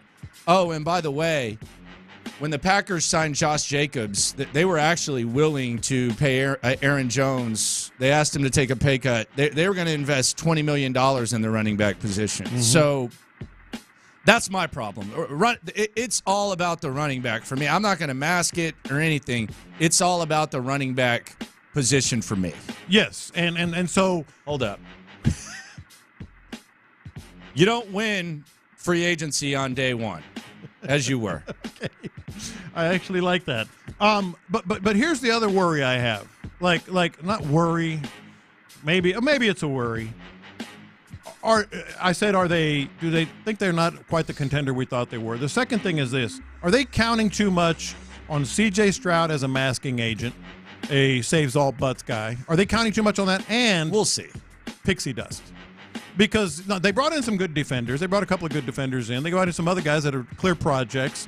Are they counting too much on D'Amico's going to get these guys to play out of their skull because he's D'Amico? I believe in that. I've kind of been riding the whole pixie dust train a lot, but if you're going to contend at the highest level, I mean, hell, let's look at the teams that behaved like teams that were close. All right, because the Ravens, they were contenders. The Chiefs have acted like they were contenders. Hell, even the Jaguars went out and got a bunch of guys that would indicate that they feel like they're close. The Texans are still working on it, and the pool of players is much smaller. So you want to say I'm freaking out about that? Fine. I don't think I am, but when it comes to the running back position and the surrounding C.J. Stroud, yeah, they missed. I'll put it this way. Yesterday, they took an L. And that's where I want to meet in the middle. Landry Locker, John Lopez, Figgy Fig with you here on Houston Sports Leader, Sports Radio 610. By the way, we have a childhood star that will he has a message for Nick Caserio. This is Macaulay Culkin summarizing day one of Nick Casario's free agency approach. Wouldn't want to spoil your fun, Mr. Cheapskate. There you go. So that's Macaulay Culkin joining the show for some analysis. Because if you look at yesterday, just yesterday, yes, it was an L. This is how I would say it, and I think, and I'm not saying that I'm saying it better than you, but I think this is because you get excited about it, you live it, you don't want to overreact, you don't want to underreact, you know that there's still plenty of time to build a roster, you know that if you haven't heard for the 80th time this morning, you don't win free agency in day one, so you know that. Mm-hmm. I think the best way that I can say this is yesterday, after all this was done, when Nick Caserio, the scouting department, the coaches, when they got together, assuming that they got together, or assuming that there was any discussion between, let's just say, Caserio and D'Amico, there's no doubt that they were not sitting around saying, boy, that went according to plan. Yeah. That went perfect. It couldn't have gone more perfect for us. Yeah. You lost some of your guys. It's not like you were out on Saquon Barkley. Mm-hmm. And that's the thing for me. It's not like they just said, hey, we're out on Saquon Barkley. We want nothing to do with him. You were in the mix. They were $33 million in the mix. Yeah. Reportedly. So either $4 million, either Saquon Barkley was going to Philadelphia no matter what, and he got the price jacked up, which is possible, or there was a line in the sand where you said, you know what, we'll go this high, but we won't go that high. Yeah. And that's where I ask, what is the point of having all this financial flexibility? If you thought Saquon was worth $11 million, what's wrong with sprinkling in a few extra million? If it was a true bidding war, if you could have had him for, say, $15 million a year in 3 years. Right. Did you need Lonnie Johnson that bad? Right. That's the thing I have. Maybe he was going to Philadelphia no matter what, but it's not like they were out on him. And meanwhile, a guy that you said that you wanted in Devin Singletary, he's gone. He got the opportunity that I don't think we saw coming down. And, oh, by the way, you say that you like your own guys. Well, Blake Cashman's gone. You anticipated that Grenard was going to be gone. He's gone. So, at the very least, I'm not going to sit here and say the sky is falling. I'm not going to say, well, they're worse now than they were before because, yeah, obviously, but they got plenty of time that they look back on that day and say, man, that went perfect. That's exactly what we wanted. Let me put it this way. If you're like, hey, it's early guy, or if you're saying there's still a lot of time, whatever it is you're saying, there's no way that when it came to day one of legal tampering that you would have said, man, I really hope that the Texans miss out on all the running backs out there that are at the top end. I hope they go in on Saquon Barkley and get outbid. I hope they have reported interest in Christian Wilkins and Mike Evans and don't get that. And I hope they lose Jonathan Grenard and Devin Singletary and Blake Cashman. Like, there's no way you said, I hope that's what happens on day one. You lose those three guys, you miss out on all the running backs, you have interest in these other guys, and you don't get them either. No way. So that's why I'm saying day one was an L. Yeah, it was an L. And if you're like, what is the price worth of Saquon Barkley? So what are we doing here? Like that, serious. I know I asked that question, but what are we doing here? He's worth $11 million, but he's not worth $4 more million. Like you couldn't guarantee the 15. Yeah. Why? What's so important with that extra few million? Like you got C.J. Stroud on his rookie contract, you got Will Anderson and Derek Stingley on the rookie contract. What was your backup plan? Because it couldn't have been. And then there was a report I heard Sean mention. Maybe they were in on Austin Eckler. What was your backup plan? Mm-hmm. And look, I listen to what these guys say. I've heard D'Amico Ryans talk about how important it is to run the rock. I heard him talk about a running back committee last year. You only had one guy who could tote the rock. You thought enough of Saquon Barkley, and all of a sudden, like, did the price get too high? What was the price? How much of an impact did you think Saquon Barkley could or couldn't make? Yeah. Because the Philadelphia Eagles obviously thought he could make an impact. Exactly. That's the problem I have. It's not like you were out on him. If you were out on him, then I can say, okay, well, let's see what they were thinking. Mm-hmm. What you were thinking, you were going to be in on him. Yeah. And then Devin Singletary goes to the Giants, and now we go from. And I don't subscribe to this any running back type. I don't think most of the good teams in the league subscribe to that. Mm-hmm. I don't think so. The Kansas City Chiefs missed on a first-round pick at running back. They picked the wrong guy, but they missed. Mm-hmm. Like all these teams, San Francisco traded for a running back. So this notion that just you can get running backs anywhere, I don't think that's the case, and I think there's a good price. There was a good opportunity there. The Tennessee Titans. They're not letting Derrick Henry go because they don't want to pay his ass. They're paying Tony Pollard more probably than Derrick Henry's going to get. They are. Yeah. Jacksonville, they used a first-round pick on Travis Etienne, and they have multiple backs that can make plays. Colts just paid Jonathan Taylor. If they don't have a drop pass, if Indianapolis doesn't have a drop pass where they took Taylor off the field, they beat your ass because they had a running back. Yeah. So we're just going to penny pinch that? The answer is no.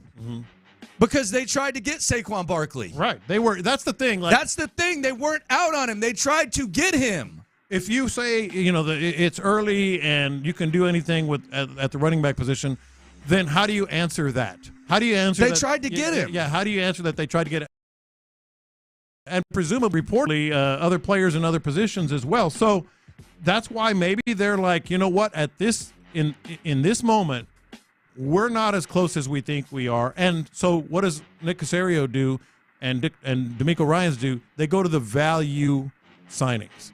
The value signings of guys that, like Okudah. Okay, I mean, maybe. Maybe not. Maybe he is what he is. But they're going to try to get a value pick there at the cornerback position. And by the way, nothing on offense except for Noah Brown. Noah Brown. And you lose Singletary. Run it back. Yeah. Yeah, I don't think they're going to run it back. I'm talking about day one. Nothing on offense. You lose on Saquon. You lose Singletary. Your running back room right now is Damian Pearson, guys that probably will be on the street by October. So the whole concept of surrounding C.J. Stroud with everything you can to help him on day one was a miss. It was an L. It was just about the running back to me. Yeah. That's just where I'm at. Let me hear Macaulay Culkin one more time to Nick Caserio. Wouldn't want to spoil your fun, Mr. Cheapskate. All right, there you go. By the way, in case you didn't know,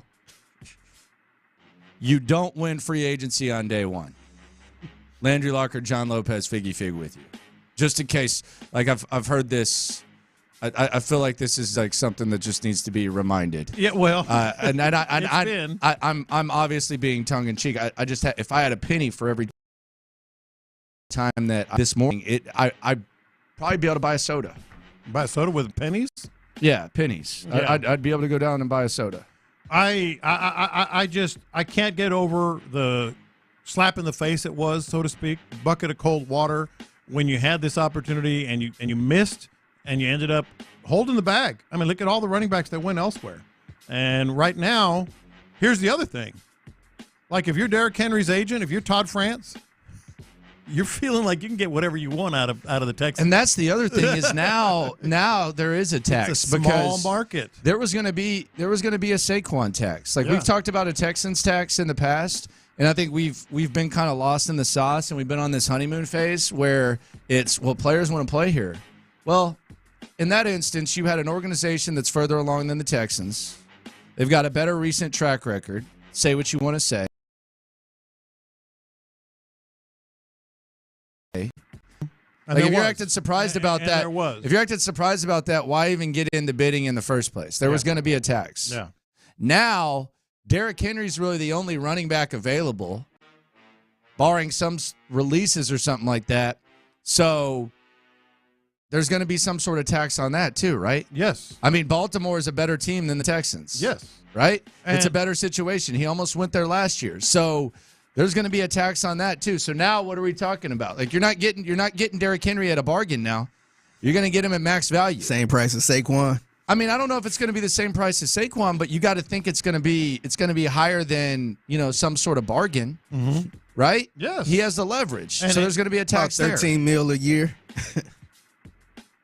And any team that is going to be in on any of these players at the top. Right now, these are the top running backs available. Derrick Henry, Joe Mixon.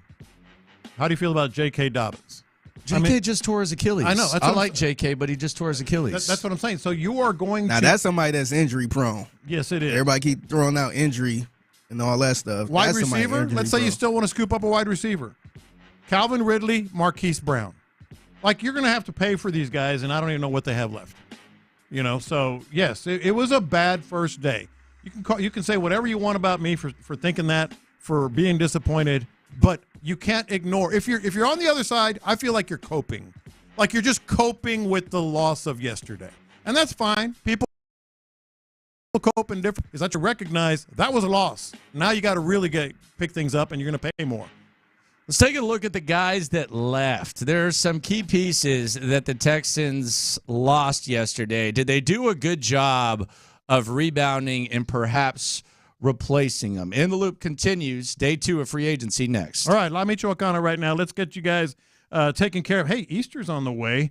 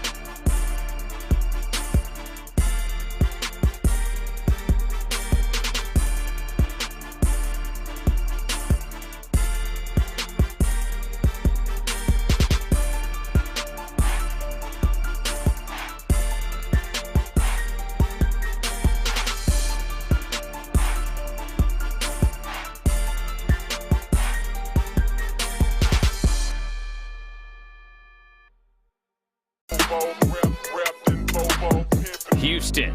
Let's get in the loop. Oh, the jokes are coming fast and furious every time y'all talk about this guy. With Landry Locker. Landry, I mean, you're going to be in midday forever now. And John Lopez. On occasion, Lopez makes a statement that's so ludicrous, it makes me pick my phone up and call you guys. You're in the loop on Houston's sports leader. Your champ, 610. Sports Radio 610. Sports Radio 610. Houston Texans breaking news. All right, Houston, you have a running back. A guy who can carry the rock a lot, a guy who is familiar with this system.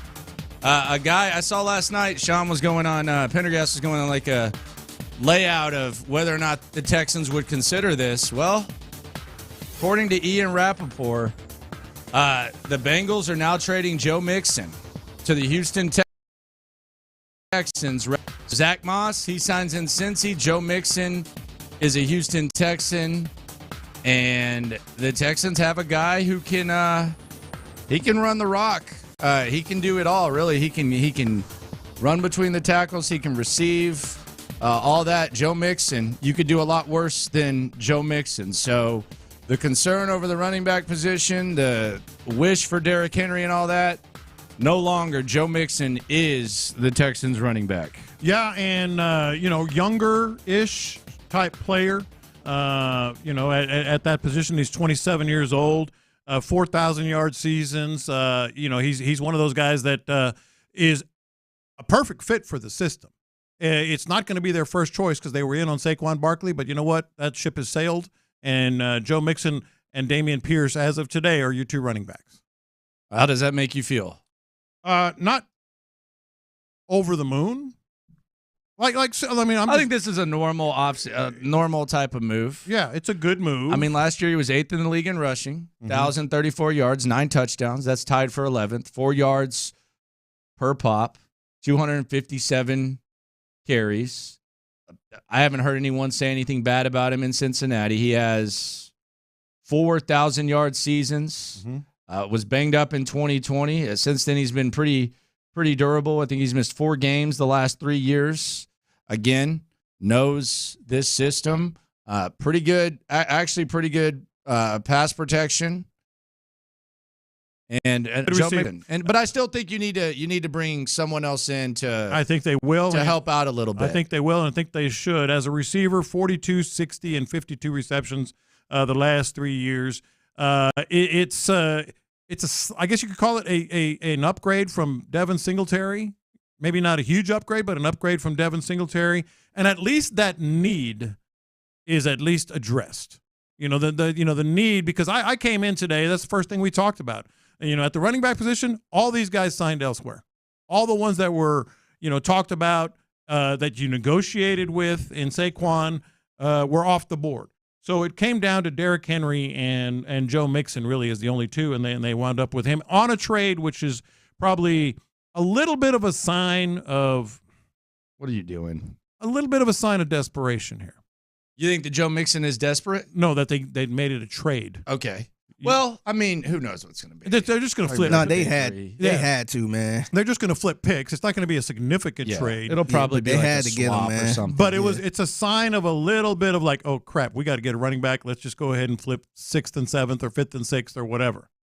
Yeah, I'm good with Joe Mixon. Yeah, I'm very okay with Joe Mixon. I mean, given the circle, given where we were 15 minutes ago, I'm good with Joe Mixon. Now, given where we were 24 hours ago, probably could have seen some other options. Yes. But where we were 15 minutes ago, I can get down on the Joe Mixon thing, and I think that pause. I think that did okay for themselves on this one, and I don't anticipate too much compensation. Yeah, it'll be a flip. It'll be pick swap. But it does show you that they woke up this morning saying, all right, we got to get a running back, which is what we were saying. And, people were calling us, freaking out. I guess the Texans kind of freaked out too then, huh? Because, no, the point was this morning the running back position. And the Texans answered it by actually making a trade to get it done. That's what I'm saying. So, if you thought I was freaking out about the running back, the Texans kind of did too because they had to get one. There was no other option. So there you go. Joe Mixon. Yeah. Welcome aboard, man. Well, we'll see how it plays out. Welcome aboard. Slight upgrade from Devin Singletary. I wouldn't say significant. I would. But you would? Yeah. Would you rather him or Derrick Henry? I'd probably prefer Derrick Henry. 1 year. I like Mixon. I like Mixon. Mm-hmm. You think it's a significant? I don't know about significant. Yeah. I mean, I think it's an upgrade over what you had last year. Yeah. So Joe Mixon, he's going to be your running back. And they will do more. Rest assured. They will. Yeah. For sure. So we'll see what we can do with Joe Mixon. There we go. So yesterday the Texans lost some guys. Jonathan Grenard, he's gone. He signed the 4-year, $76 million deal with the Vikings, which included $42 million in guarantees. How do we feel about that one? I feel like that's one that you had to let happen. Yeah, that one I'm not going to blame. Now you add Danico Autry to come in here. 2 years, $20 million, $10.5 million guaranteed. 12 sacks last year. A guy who's been able to move up and down the offensive line. I guess that's cool. I mean, that's just what you upgraded Jerry Hughes, and I don't know if that's an upgrade over Jonathan Grenard. I'd say probably not.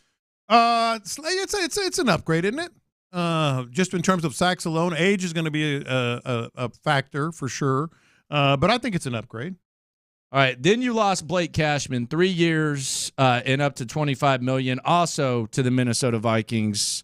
Where do we sit there? I'm just happy for him. I could see this one coming. We talked about it last week. This was a once-in-a-lifetime opportunity, and then they tried to fill that void, and I thought they did. I don't know that the Texans would have had a chance to match that one. Right. I know that Blake Cashman had said that the Texans would have a chance to match. Look, we've talked to Blake Cashman maybe a handful of times on the show.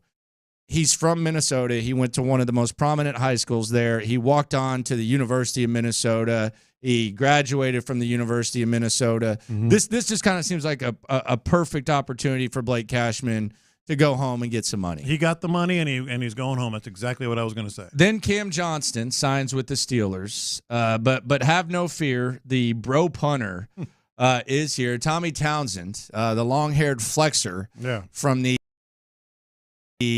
pro a couple of years ago.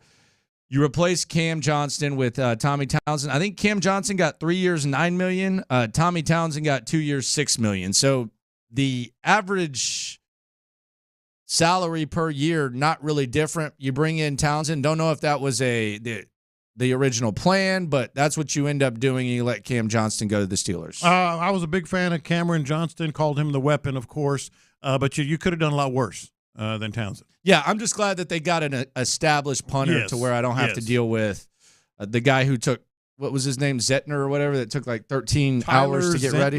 Whatever. The guy that had the matching towel and cleats and all that, looking like he's quarterback or something like that, going out there punting it 26 yards up the side of his foot.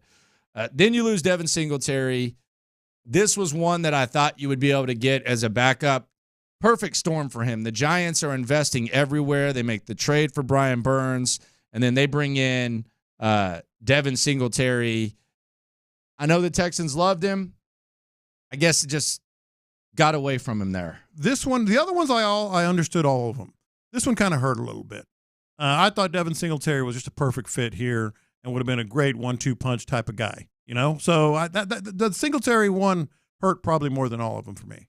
No doubt. Yeah. Joe Mixon, if you're just tuning in, he is going to be a Houston Texan. We're still waiting on the compensation. Ian Rappaport with the breaking news. So we will keep you updated on what that is. We'll try to compensation is going to be, but Joe Mixon going to be a Houston Texan. A surprise to some, a sigh of relief to others. Maybe both. Coming up next, the biggest name that got away yesterday. He found himself in a controversy. We'll talk about it next. The NFL offseason.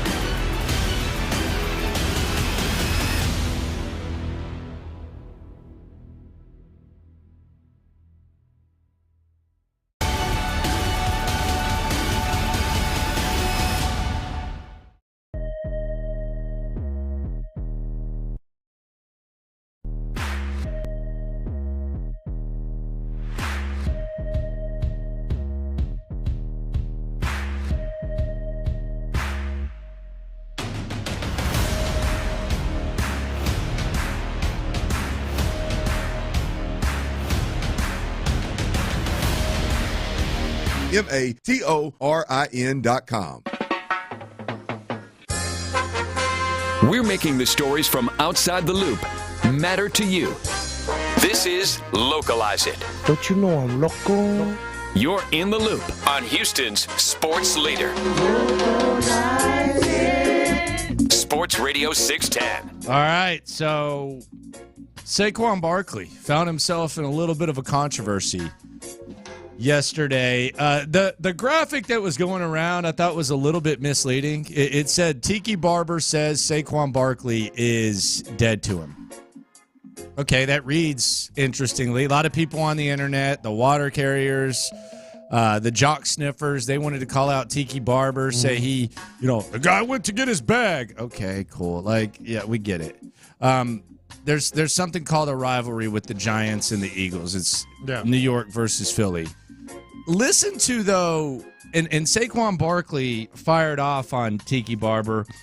Basically told him to keep that same energy when he saw him, said that he's been a hater ever since he got to New York. And by the way, I thought Tiki Barber was his biggest fan, wanted to keep him and all that. But this is what Quan said to Tiki. Tiki, you've been a hater since I got to New York, and all the dead to me talk, don't smile to my face when you see me. Let's get the context and hear how Tiki actually said this. Yeah.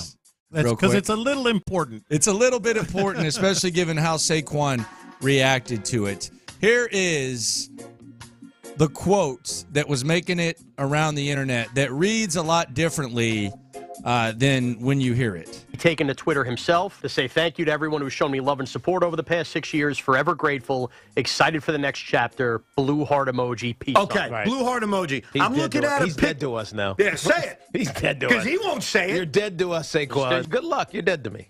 All right. I mean, it just sounds like a little New York Philly nudge. Nothing too big. New York? Sound like a New York fan. How about Houston? Yeah. Like the whole term, oh, you're dead to me. Who takes that seriously? I mean, God, what are we doing? Like, what are these losers doing online that just want to go around and make something of this stuff? I probably have told you you're dead to me. I mean, Figgy.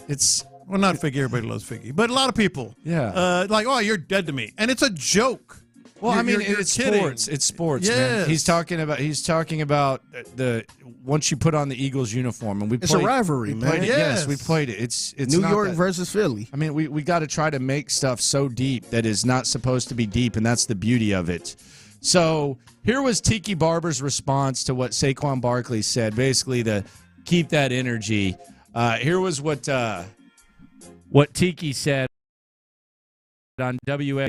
You're the prime example of loyalty to a team. What the hell does that mean? I have no idea. Because you retired? Because I got tired of getting beat up and I left the game. And they, by the way, won a Super Bowl after that? What are you talking about? I am now in the media. The fact that my emotional reaction responding to you going to the Philadelphia Eagles, which is, by the way, the voice of a lot of Giants fans. I'd say the majority of Giants fans, and you're going to come back and talk about something from 17 years ago that you don't even understand or misrepresenting? That's fine. Be that way then. I like Saquon Barkley. By the way, saying dead to me was basically tongue-in-cheek. Yes. But it is what it is. Get offended. You've been a hater since I got to New York. Why have you been hating Saquon Barkley? I don't even know what he's talking about. I've done nothing but support Saquon Barkley. Now, if he's going to pull this, I'm gone now, hate me if you want to, fine. We'll hate you, right?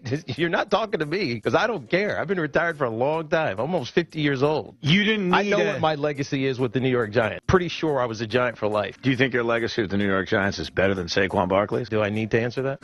I love that. That's my favorite part. Do I need to answer that? He said something. He said it right there very clearly. My emotional response. This is, who's at fault more than anyone is Saquon Barkley. Like, just because he took it so serious. What are you doing? It's ridiculous. You're just tuning in. Joe Mixon.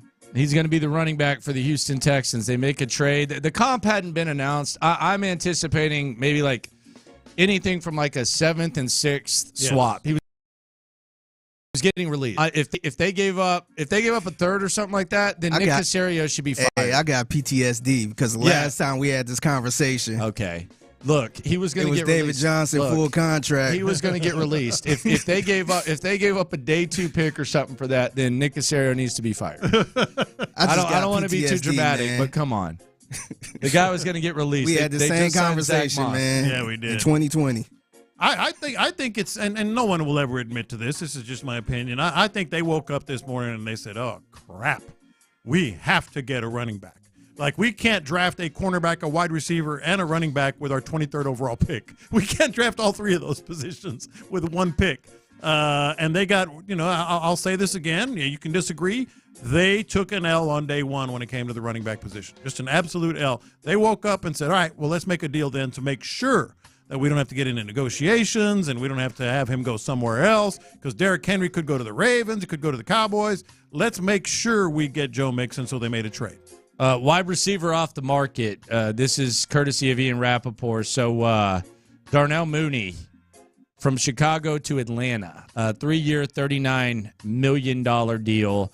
I think 24-ish guaranteed. So the wide receiver market's kind of setting up nicely. There could be a Curtis Samuel, a Hollywood Brown type of opportunity for Nick Caserio and company. Are we having fun yet? Is Nick Caserio having fun yet?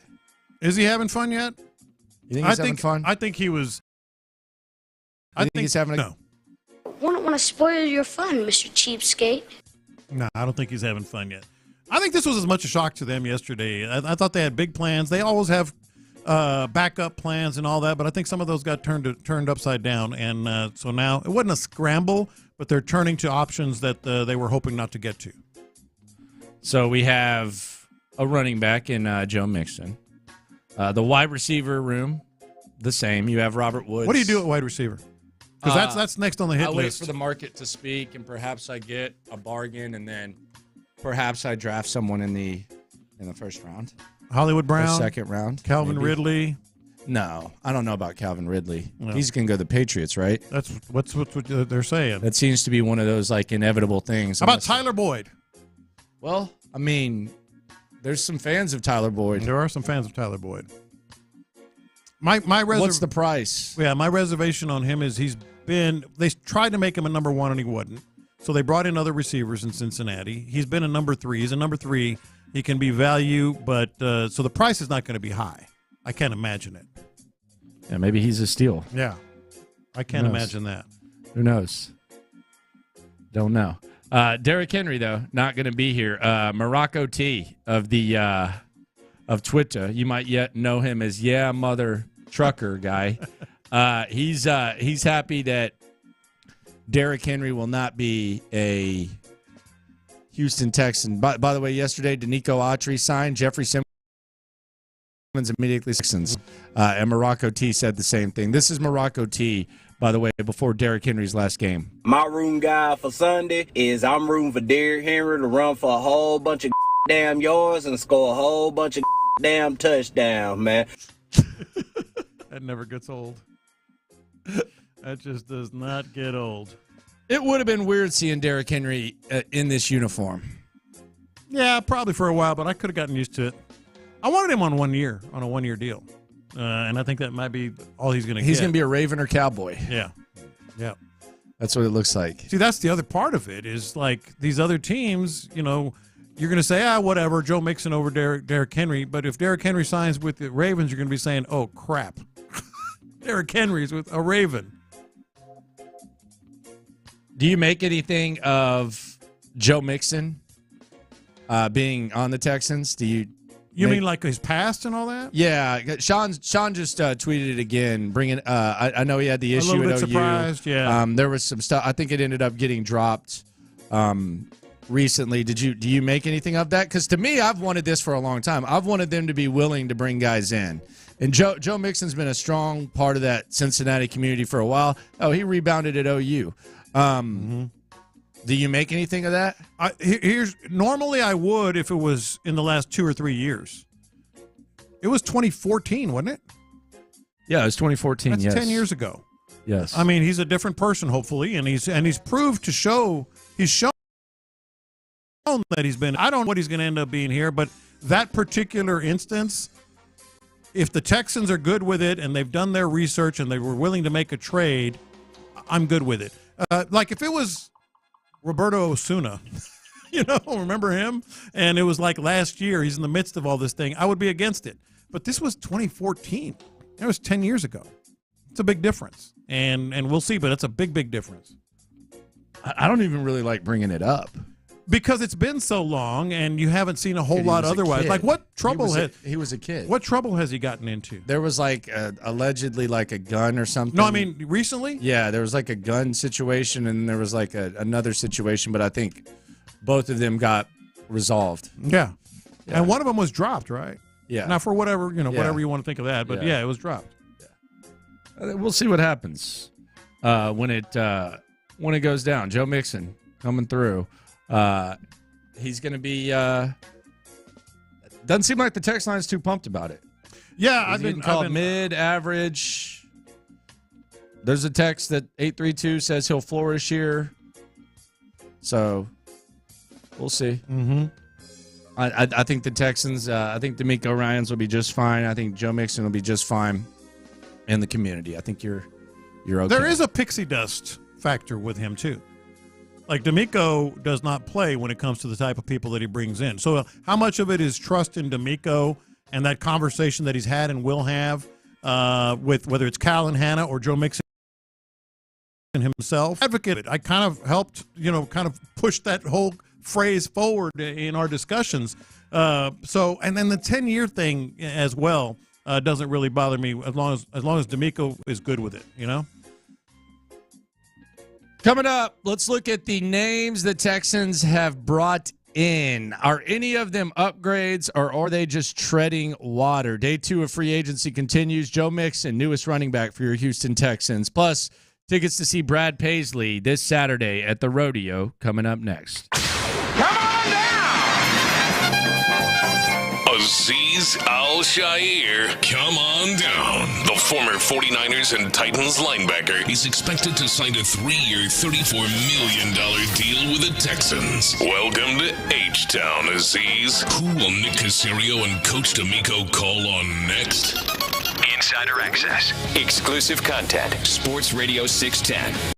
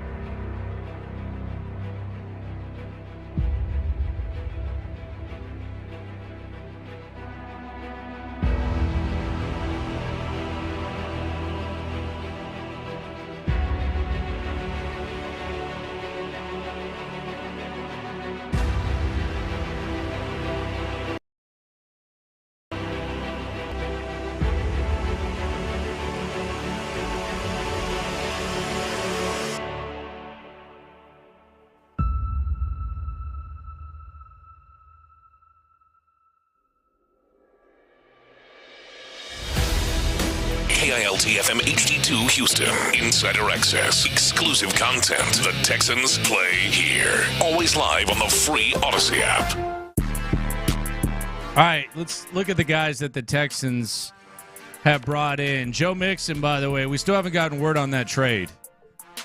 Trading for a guy that's going to get released is interesting. I don't know what the price ends up being for that, but trading for a guy that's going to get released. Why do you say that? I mean, I don't know. What do you think? I mean, you're giving up something for something that you're not about to have to give up anything for except salary. But I think they wanted to get him. No, because it could have been a chance he goes somewhere else. Maybe there's some salary relief. Who knows? No, that I think that's exactly it. They woke. I'll say it again. They can't roll the dice and hoping he'll sign here. They got. Oh, wow. No, bring your ass here. Let's put it this way. They got beat out yesterday. Yeah, several times probably, but one for sure in Saquon Barkley, and then all the other running backs that might have been a plan B signed elsewhere. All the top running backs. So they said, we have to guarantee we get a guy, and that's why they did that. Dylan Roden on X, he was bringing up the Joe Mixon signing. I said, given the certain situation, I like the Joe Mixon trade. I'm fine with it. I'm good with it. He replied, I just don't see it with the guy. He's average by all accounts, 4.1 career yards per carry. That's not the game changer I was hoping for. Every word of your post agrees with that assessment if you read into it. It's a serviceable plan B, not aggressive enough for my liking. And here's my answer to that. It is what it is at this point. And I know we hate to say that, but I can't provide you with a time machine. Yeah. Okay, like 24 hours ago, the running back market was at an all-time high. You know I wanted them to attack that. I wanted them to attack the hell out of that. Mm-hmm. They didn't do that. So now we are in a situation today where it's a very thin running back market, and the one name that people were looking to, you're going to have competition with the team that beat your ass in the playoffs in Baltimore, and a team where Derrick Henry almost went. So, look, it's definitely a plan B. It's definitely not attacking the market that we thought that perhaps the Texans tried to attack. Mm-hmm. So I understand what you're saying. I'm more so I'm saying that I like this signing from where we were today, not the ultimate opportunity that they had yesterday. So it's kind of just an adjustment. Wouldn't have liked it yesterday like it today, because yesterday was a miss. So there we are. Yeah. So let's look at these guys that the Texans. How do you feel about this overall? Are bringing in before we get into the particulars. Texans did yesterday? Yeah, overall, what they did get. I mean, it was average. Yeah. It was an average day one. Mm-hmm. I mean, you lost Blake Cashman. You lost Jonathan Grenard.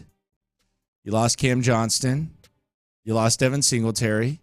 So, I don't know. At the very least, maybe they're the same. I don't know. Let's just go through it one by one. Yeah. Danico Autry was the first big move that they made. Originally, it was reported that it was 2 years, $10 million, and I was like, whoa. Yeah. He must really want to be here. Mm-hmm. Found out later it was 2 years, $20 million, $10.5 million guaranteed. He's 34 years old.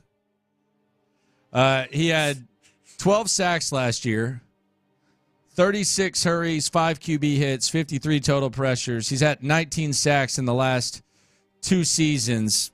This is fine. Like this is a serviceable guy that you can perhaps move around. I will say, is the money a little too much for you? No, it's fine. I mean, that's about right. That's about right. It's a better Jerry Hughes. It's a guy who played well last year. But I will say, I mean, 34 is 34. We can go through how many games he's played, but 34 is Jerry Hughes never got hurt. Like literally never was getting hurt at all until this season. Sometimes that age will catch up to you. So I like Danico Autry. I like what he brought to the table. I don't think this is a worse move. He's not as good as Jonathan Grenard right now, but given the price, I'm okay with this. I'm a little worried, if we're being honest. Huge year last year. It also was his best year in 5 years. And he'd accept 1 year in 5 years. And he's 34 years old. So good replacement, so to speak, but little bit worried in terms of durability and where he is in his career. Then you tried to replace Cashman with Aziz Al-Shire. I like Aziz that one. Al-Shire. That's my favorite Not Shire. Aziz Al-Shire. Yeah. This is a guy who D'Amico was with in San Francisco. I think he played for Lane Kiffin at FAU. He wears number 2, another Tennessee Titan. Mm-hmm. So let him have that single-digit number. Don't give Lonnie Johnson a single-digit number this time around. 3 years, 34 milli, 163 tackles last year. That's 5th in the NFL. 2 sacks, 9 TFLs. This was my favorite one. Aziz Al-Shire. Yes. This was my favorite one.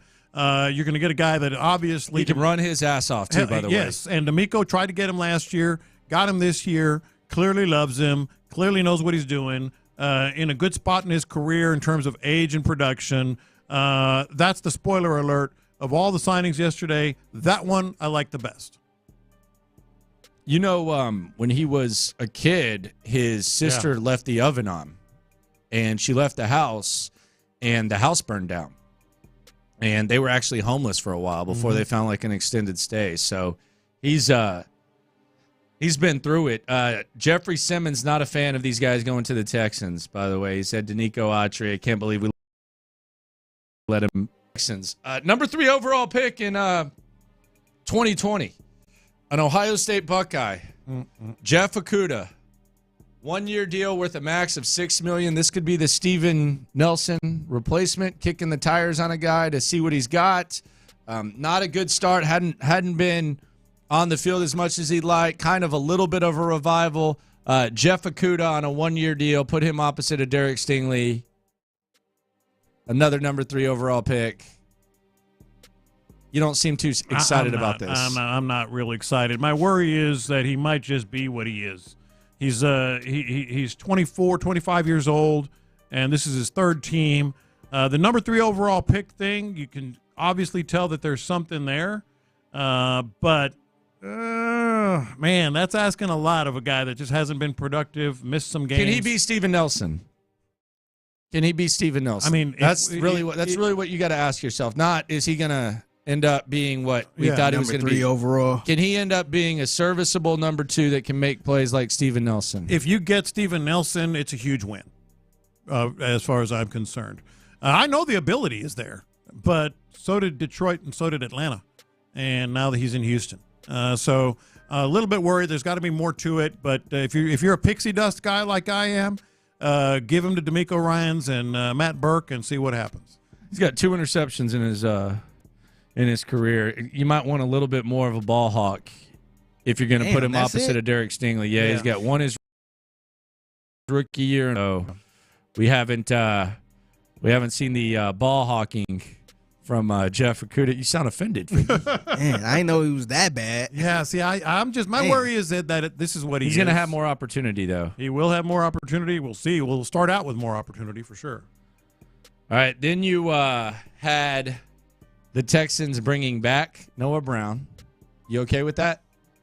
I mean, I guess. I mean, as a depth guy, if he's going to be the number 5 guy and maybe try to make it to camp. There was a stretch last year where he was actually playing elite over a 3-week stretch, missed damn near half the games.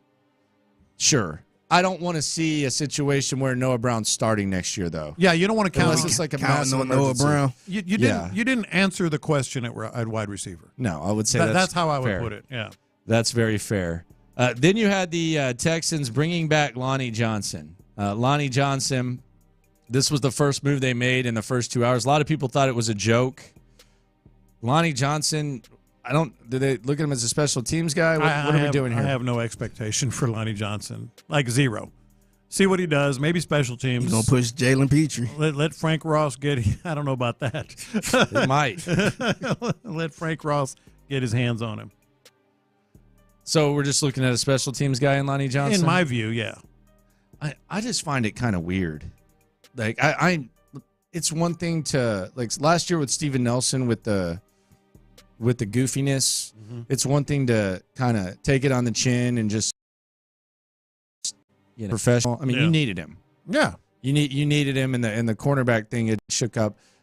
I just thought it was silly the way Lonnie Johnson and to Lonnie's credit. he said that he's going to come humble this time, which is kind of an acknowledgement that he was kind of a weasel last time around. Mm-hmm. And he was young, and quite frankly, you had second round expectations for Lonnie Johnson. Those do not arrive in Houston with Lonnie Johnson this time around. But I just thought, given the way that he was kind of adding fuel to the Watson fire with the tweets and the unprofessional way in which he went about stuff. Can you find me another $2 million special teams guy that doesn't remind me of this type of stuff? Like, does Nick Caserio have any respect for himself here? Like, what are we doing? I mean, for that price at that position and that role, you had to have somebody in that building that really wanted him. And I'm curious why. Yeah, I mean, you just been this could be just some media crap that really doesn't matter to them, and I get it, but I don't know. Like, is there any? I get letting bygones be bygones, but he craps on the organization consistently. I mean, when they're dealing with the Watson stuff, he's like shouting out the Watson thing. He threw out that he asked for his release, all this type of stuff. It was just kind of. We'll see how it goes. I'm willing to wipe the slate clean. I'll just say this: Nick Caserio is a better man than I, because I would have played with 10 before I brought in Lonnie Johnson. Me though, yeah. With all that stuff, we're playing with 10. Yeah, and so you kind of absorb what they brought back, what they brought in at 1 and 2 year contracts, short stuff, what they missed out on yesterday, and. The sky is not falling. Nobody is panicking. Nobody is freaking out. It's just kind of like you expected more. And that's where I am just overall, Landry, from the running back position. Yeah, Joe Mixon, okay, we can get down with that. He's a productive running back. Some of these other players that you missed on, it's kind of like when you go to a restaurant and somebody hypes it up, and then you have the food and you're like, well, it's all right. It's like the Texans' first 2 days thus far of free agency and legal tampering, to be more accurate, is like the St. Elmo's shrimp cocktail. You're like, that's it. That's it. It's good. I can deal with it, but that's it.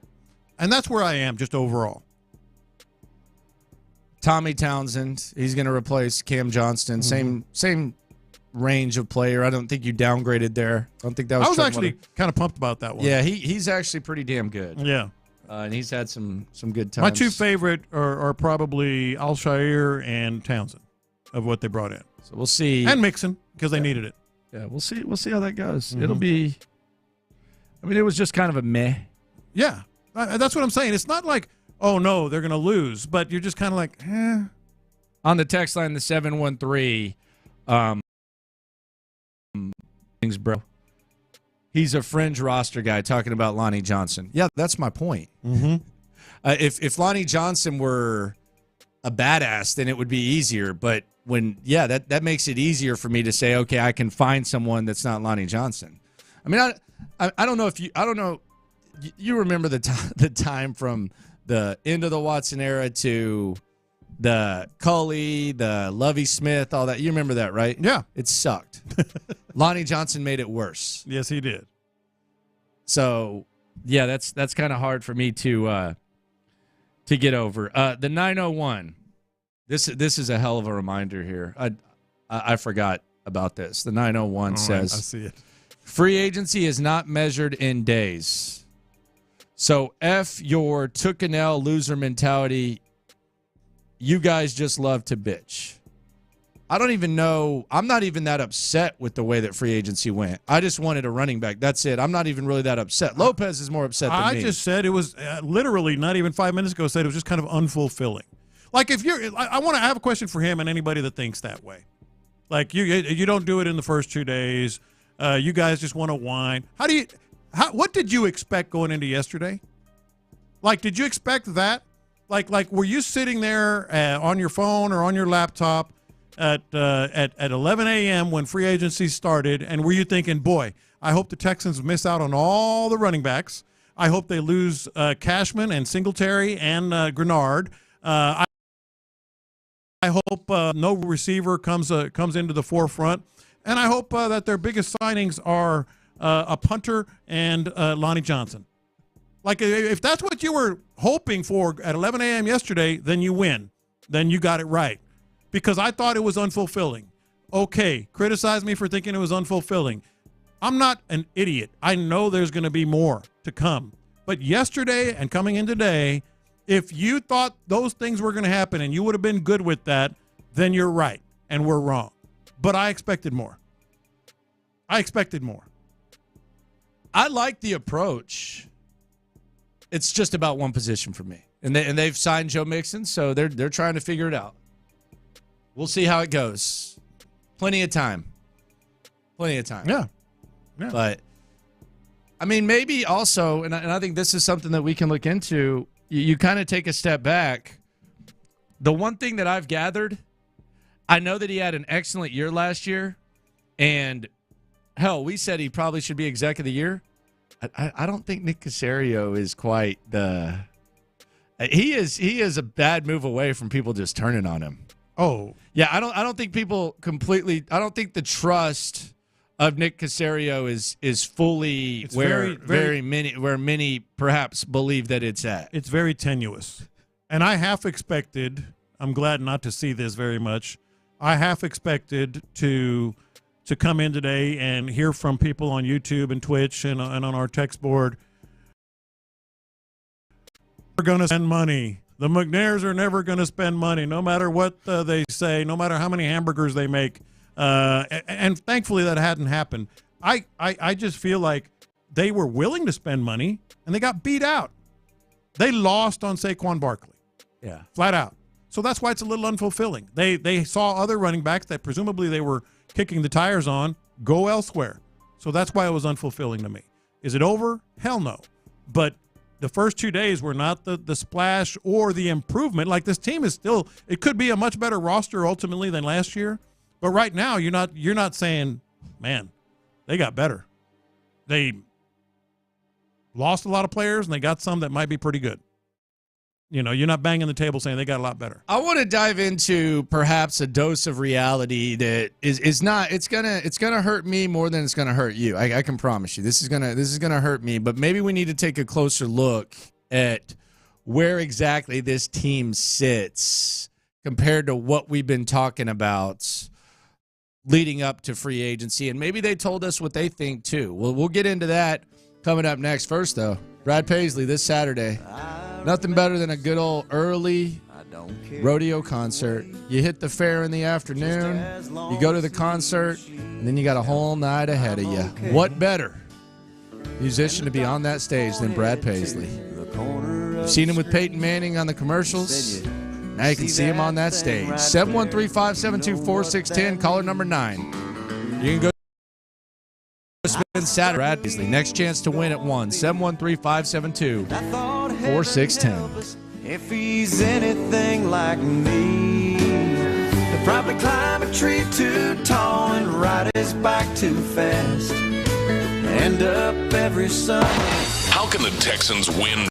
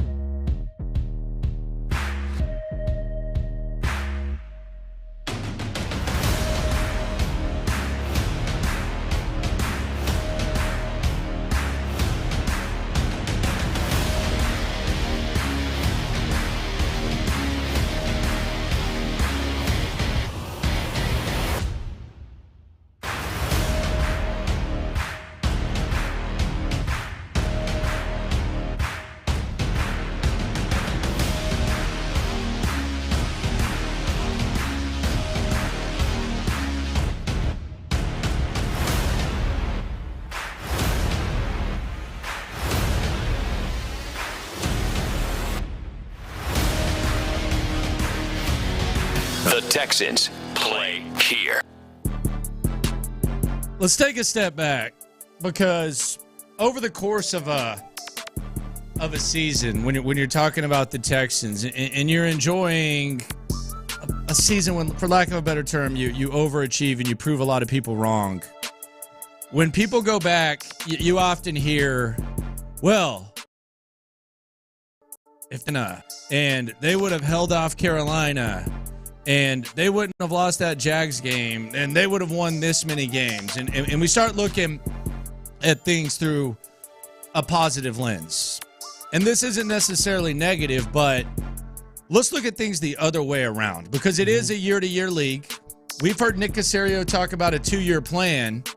And maybe when he's talking about a 2-year window, maybe Nick Caserio thinks there needs to be some depth built on this team. Maybe he doesn't think they're a home run move away, like the Eagles probably do with Saquon Barkley, where they've been to the Super Bowl, they've been to the playoffs the last few seasons, and they think they're a move away. And that's not the only move they make. Good God, they made some moves. Yeah. Philadelphia, and you see other teams doing that. But let's just take a step back and ask the question, are the Texans, we've talked about them being in that second tier, are they just as close to being in the mix of that third tier as the second tier in the AFC? And let's just go through the schedule, and let's just talk about the game of inches and what coulda, woulda, shoulda. Instead of looking at it as, man, if they would have stopped Atlanta, they would have won this game. Let's look at it the other way. Let's look at some of the things that went the Texans' way and how that could have changed things. Because keep in mind, they were one loss away from not even making the playoffs. Yes.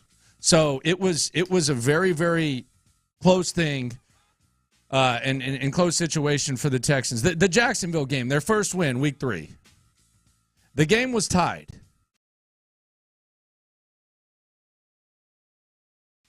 For turn. They ended up pulling away late, 37-17. But what if Andrew Beck doesn't run that back, and the Texans have to put together a drive or two? Who knows what happens there? The Steelers game was a beatdown. The Saints game, what if Steven Nelson doesn't intercept that pass from Derek Carr late in the game? Hell, what if their kicker doesn't miss 2 field goals? They wouldn't even been going for a touchdown. They would have been going for the win. So you could have easily lost that game. Tampa Bay, I mean, come on. 42 seconds left. You don't have a kicker. You find a way to win that. What about that? What if Matt Amendola, what if Noah Brown doesn't get an extra 17 yards on the second to last play? And what if Matt Amendola misses that field goal against the Bengals? What if against the Arizona Cardinals, C.J. Stroud doesn't lead that drive?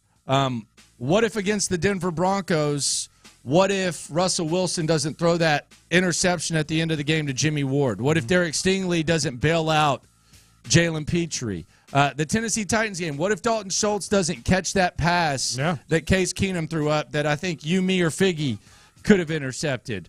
What happens there? The Indianapolis Colts, last game of the season, win or get in. What if that running back doesn't drop the pass at the end of the game and they end up scoring the touchdown? There's a lot of what ifs, and we assume, rightfully so, that the Texans are peaking. They're knocking on the door. Maybe Nick Caserio and company are looking at this as there's still some work to be done. Yes, we like what we have. We like that the arrow is pointing up on a lot of our players, but, you know, we can't overreact to just 1 year and completely blow up the process and the rebuilding process that we're going through.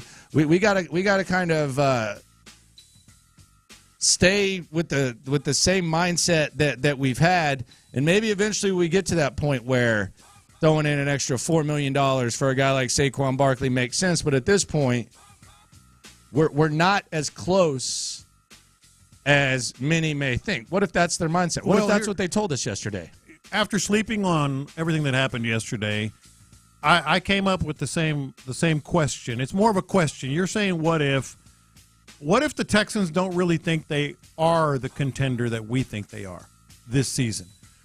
And let's go back a while, because I was actually thinking back to the David Culley era and the Lovie Smith era. Oh, wow, we're going there? Yes, I didn't want to go there. No, because here's where I'm trying to do that. Guys need to move on. No. Let me. Past is the past. I think it's going to give you great context to maybe they don't feel like this is the year. Maybe they can, kind of save some cap space and create more for next year. Because remember back then, Nick Caserio was making moves that had nothing to do with building a winning team. It was building a roster. It was get through the ebbs so you can have Culley. The roster was just, I said it all the time. I said David Culley was an empty suit. I said these guys are just cashing another check that he's signing. He hadn't even really started his rebuild. One thing that Nick Caserio, you have to give him credit for, is he does have a vision forward. He does look 2 years, 3 years, 5 years forward. So he was looking forward under David Culley. He was looking forward under Lovie Smith. No one expected Lovie Smith to stay here. And then he's bringing in guys that, as he's finally drafting guys that can be around for 3, 4, 5 years. So we come into this season last year, they exceed expectations. By the way, you talked about the games they won. The games they won, they lost some very close. So they won some very close games as well. They lost some very close games as well. They could have gone the other way. Either way, for sure. Yeah, either way, for sure. But so what if he's sitting there going, we're not the Ravens. They worked us. Yeah. We're not the Chiefs for sure. We may not be the Bills. We may have too many hurdles. Just stay the course this year. Could be the stay this course. What if he has something that I've never had in my life, and that is a 5-year plan? Have you ever had a 5-year plan in your life? There's things that I hope to do and accomplish, but what if Nick Caserio, a very diligent, meticulous, step-by-step guy, this is part of the plan. Go from Culley and just fill in a roster to Lovie Smith, maybe grabbing a few players here, to a big, off season with your quarterback, and then Will Anderson, and then you win some games and you get to the playoffs. You exceed expectations by all accounts last year. No doubt. You exceeded expectations by all accounts. And your long-term potential success is higher than you anticipated, but your short-term approach doesn't completely change. Yes. Because of one good year that could have gone a number of ways. Yeah, that's my point. And then they have their meeting going into this offseason, whether it's Cal and Hanna and Caserio and offensive coordinators and defensive coordinators and D'Amico, and they answer this question: can we get there this year? What if they said not really? No. The odds are the data would show this roster is not that close yet. And that's what they're doing. Like if there is a 5-year plan, let's say you're saving for something, and then let's say you have a certain way that you spend. And props to John McClain. John McClain said Caserio's approach wasn't going to change. He was correct. Mm-hmm. I made fun of him. He was correct. So shout out to the general. But let's say that you have that approach, and then all of a sudden you get a $20,000 bonus at work. Like they say, hey, we like what the job you've done. We're gonna give you a $20,000 bonus at work. You can either just change the way that you've been approaching that 5 years, or you can keep going about the same way and just have that on the side. And maybe that's the way the Texans are approaching this. They don't think that just because they surpassed expectations that the best is yet. And I'm not even saying, I'll make myself clear. I'm fine with the way that free agency went yesterday. It was about one position for me, and that position's not an expensive one. I would be much more upset if they'd signed Christian Wilkins. If they'd signed Christian Wilkins, there's a chance that some people, a lot of fans would be happy. I would be on my own island saying I don't like this. Yeah. So maybe maybe really stuff hasn't changed. Maybe we just kind of expected it, and maybe we just kind of got lost in the sauce, and they're looking at it from more like a level-headed perspective. I think it's possible. I think it's very possible. I think it fits Caserio's personality and just the way he conducts himself closer. It's not what we want. I mean, and I think personally that they, with C.J. Stroud being as good as he is, that they could have gotten a lot closer this offseason, and they still may, but I'm just saying in terms of the splash running backs, maybe that's why they set a price for Saquon, because they were in the negotiations for Saquon, but maybe they said, you know what, as we move forward, I don't like that contract, or whatever. So what if? I don't know unless they tell us, and Nick Caserio tells us that was the mindset. We'll find out more, but we always want it now, and I feel like they are ready to make a big move now. But you still have the Chiefs and the Ravens and hell, the Jaguars made big moves. The Jaguars acted like a team that is in win now mode for sure, and are still acting that way. So maybe he could lead it up the brakes. It's all part of the plan. We'll see how it goes. Yeah. It's interesting. Maybe they told us a little bit more than we needed to, or we were ready to know. Coming up, the Texans did make a big move. What does it say about the state of the running back, and what else did the Texans do, and what did other teams do in the division that could impact the Texans? We'll get into that next. Come on down!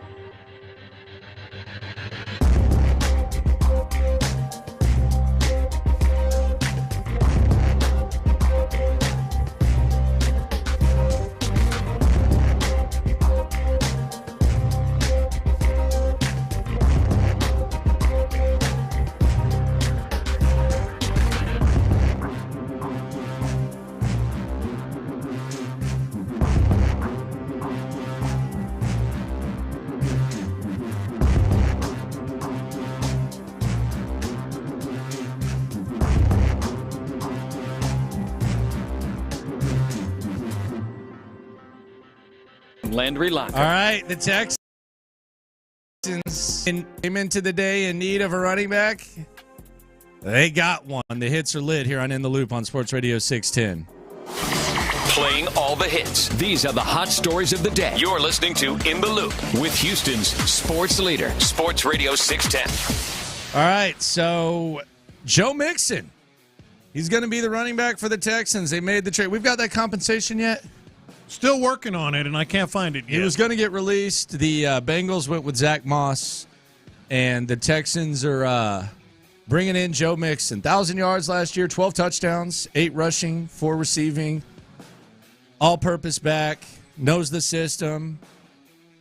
Captain on the Cincinnati Bengals last year. Thoughts? No, I like it. I think you don't seem too pleased. No, I'm not unhappy with it. I'll go back to what I said earlier. I thought it was an unfulfilling run at the running backs yesterday. Clearly, on Saquon didn't get him. All the other ones went elsewhere.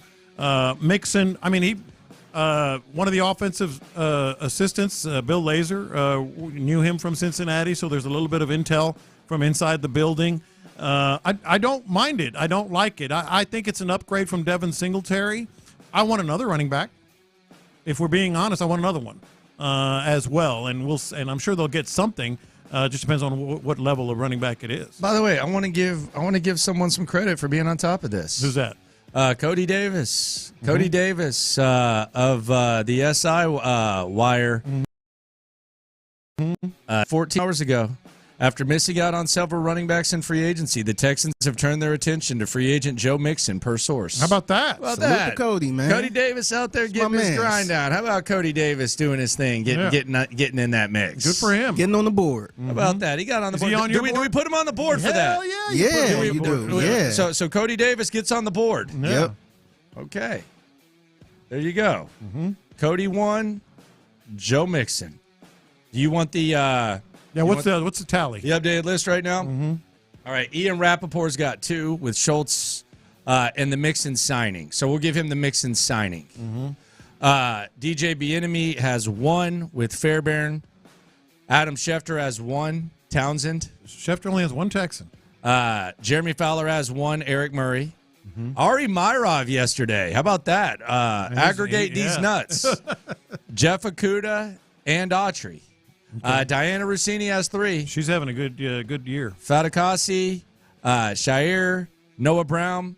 Aaron Wilson has 3. Desmond King, Chris Boyd, Khalil Davis. Cody Davis has 1 with Joe Mixon, and then some random account got Lonnie Johnson. Yeah, I don't know what the hell that was. It was like it was his neighbor or something. No idea. Something like that. He retweeted it. So there you go. How about that scoreboard? Put Cody Davis on the damn scoreboard. We have some Derrick Henry breaking news. All right, let's get it. Breaking news from Sports Radio 610 is presented by BetQL. Smarter bets start with BetQL. Download the BetQL app. And is it him in purple? Yes, it is. Oh, man. Yes, it is. Free agent running back Derrick Henry signs a 2-year, $16 million deal worth up to $20 million, including $9 million fully guaranteed the first year with the Baltimore Ravens. Man. This is what I was talking about earlier. Like, so what was it? 2 years, 16? Up to 20, but 16, 9 guaranteed the first year. Hold on. Yeah, I know. Hold on. Yeah, I know. Wait. Let's go to let's hear what Seth had to say today about the running back position. This was before the Mixon trade. So Derrick Henry is 2 years, $16 million with the Ravens, and 9 guaranteed Saquon, the first year. All that. This was Seth talking about running backs this morning. I refuse to panic over the running back situation at any given time of the year. They're just so replaceable. Yeah. They're just not a big deal anymore. Yeah. Except for the very few that are. And even then, those guys are about to get injured. 7. It's like wishing my dad had bought me a steam shovel or something. Like, oh, the chicks would have dug me if I could only have had a steam shovel. Like, it's just some antiquated thing that nobody cares about anymore. All right? Daddy, could you buy me a first-class locomotive ticket to New York? That's what all the kids want these days. Okay, here's my thing. Do the Baltimore Ravens and Philadelphia Eagles know what they're doing? I'm just asking. Do they know how to conduct I'm just asking, business? like, when it comes to conducting football, Ravens and Philadelphia Eagles know what they're doing. They're pretty good. You think so? They're pretty good. Okay. And by pretty, I mean very. Yeah. Yeah. They went with the running back. Does Green Bay, have they done a decent job of... They have made a very quick turnaround and rebound. Yes. From the Aaron Rodgers post-life, right? Yeah. They were going to pay $20 million to running backs. They originally asked Aaron Jones to take a 50% pay cut. So they were going to pay Josh Jacobs $12.5. They were going to pay Aaron Jones $6 million. Yeah. They know what they're doing. They have proved that they do. The Kansas City Chiefs, I just saw it on YouTube, and I kind of every once in a while I'll peek my head in there and talk to some folks. Someone talked about, Super Bowl teams not having running backs or not investing in running back. Brother, we're usually when we say that, we're talking about Patrick Mahomes and we're talking about Tom Brady. Both of those teams in the middle of their dynasties, both their teams drafted running backs in the first round. Yeah. So it does seem like for all this talk about running backs being a dime a dozen and you can replace them, and it's hilarious because a lot of people foam at the mouth when a running back gets hurt. It's like I told you so, as if that's the only position in football that gets hurt. Yeah. It does seem like a lot of these smart teams do seem to be willing to invest in the back. And I like Joe Mixon. I'm just saying, though. Yeah, look, this is an example of what I was talking about earlier. Like when you don't get a player, you're like, Derrick Henry, I wouldn't pay too much money, et cetera. Then he goes to the Ravens, and what do you say? Oh, crap. Like he made the Ravens better. And I think he's scaring a lot of people in the AFC. So, Derrick Henry, a Raven, and they're going to pay him $9 million guaranteed the first year. Good bread. Shout out to the running backs, man. You guys did well for yourself yesterday. And Texans got one in Joe Mixon. So we'll see how that ends up going. It should be a fun ride. We don't know what's going to happen with Patrick Queen. He's still out there. Maybe his price comes down to where it makes sense to bring in Queen. I don't know. You also have some wide receivers in Hollywood Brown. He's out there. Calvin Ridley. He's out there. Tyler Boyd. Curtis Samuel. They're out there. So we'll see what the Texans do. Also some safeties out there. Come on, bring us a safety. Because clearly, they focus. Well, they got Lonnie Johnson. Bring us a safety. They clearly are focusing heavily on. Did I say we need a safety? On the defensive side, I like the Alshire signing a lot. Probably the best of all of them. I think he's going to be a good acquisition. And then they bring in a defensive tackle. They bring in Okuda, which I don't know. I'm a little lukewarm on that one. I don't know if that's just what he is. So you get Okuda can be at number 2, right? Yeah, he can. It's his third team in 5 years, so there's something there. But we'll see if the pixie dust can work its magic from D'Amico Ryans. Safety, like the biggest splash left to make. If you're going to make a splash, Justin Simmons, it's safety. Yes. It is absolutely safety. And we'll all feel a lot better about things if that's the case. Like just feel your feelings. How does it make you feel? I said yesterday was a little unfulfilling. It's not the end of the world, but it was unfulfilling. Today, so far, Joe Mixon, I'm good with it. I'm not great with it, because you missed out on some better backs, including Derrick Henry and Saquon Barkley. Better backs in my opinion. But you bring me a safety at that level, then all of a sudden we'll all feel better. They still need another running back too, right? Yes. I want them to get another running back. I mean, maybe we should just go to the local YMCA since they're just so replaceable. They're not. Now, is it going to be a draft or is it going to be another running back off the streets? This draft stinks at running backs. The running backs that are left aren't exactly. So Derrick Henry's gone. Joe Mixon's gone. J.K. Dobbins is out there, coming off an injury. Clyde Edwards-Helaire, A.J. Dillon. I mean,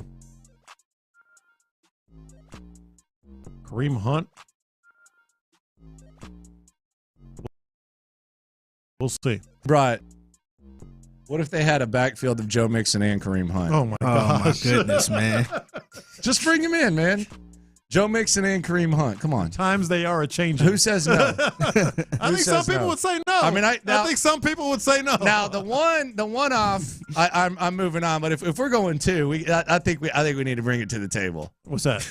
The Joe Mixon thing. I've moved past. The young man started. It was 10 years ago. Yeah, it was. But if you do bring Joe Mixon and Kareem Hunt, we might have to revisit this. We might have to lay it on the table a little bit. I'm gonna have to post that Kobe and Shaq highlight every time. Might have to revisit some of the stuff that's happened. Baltimore with Derrick Henry. Does that scare you? I prepared for this moment. I sensed that I was going to have fear during this moment. I'm not going to lie, man.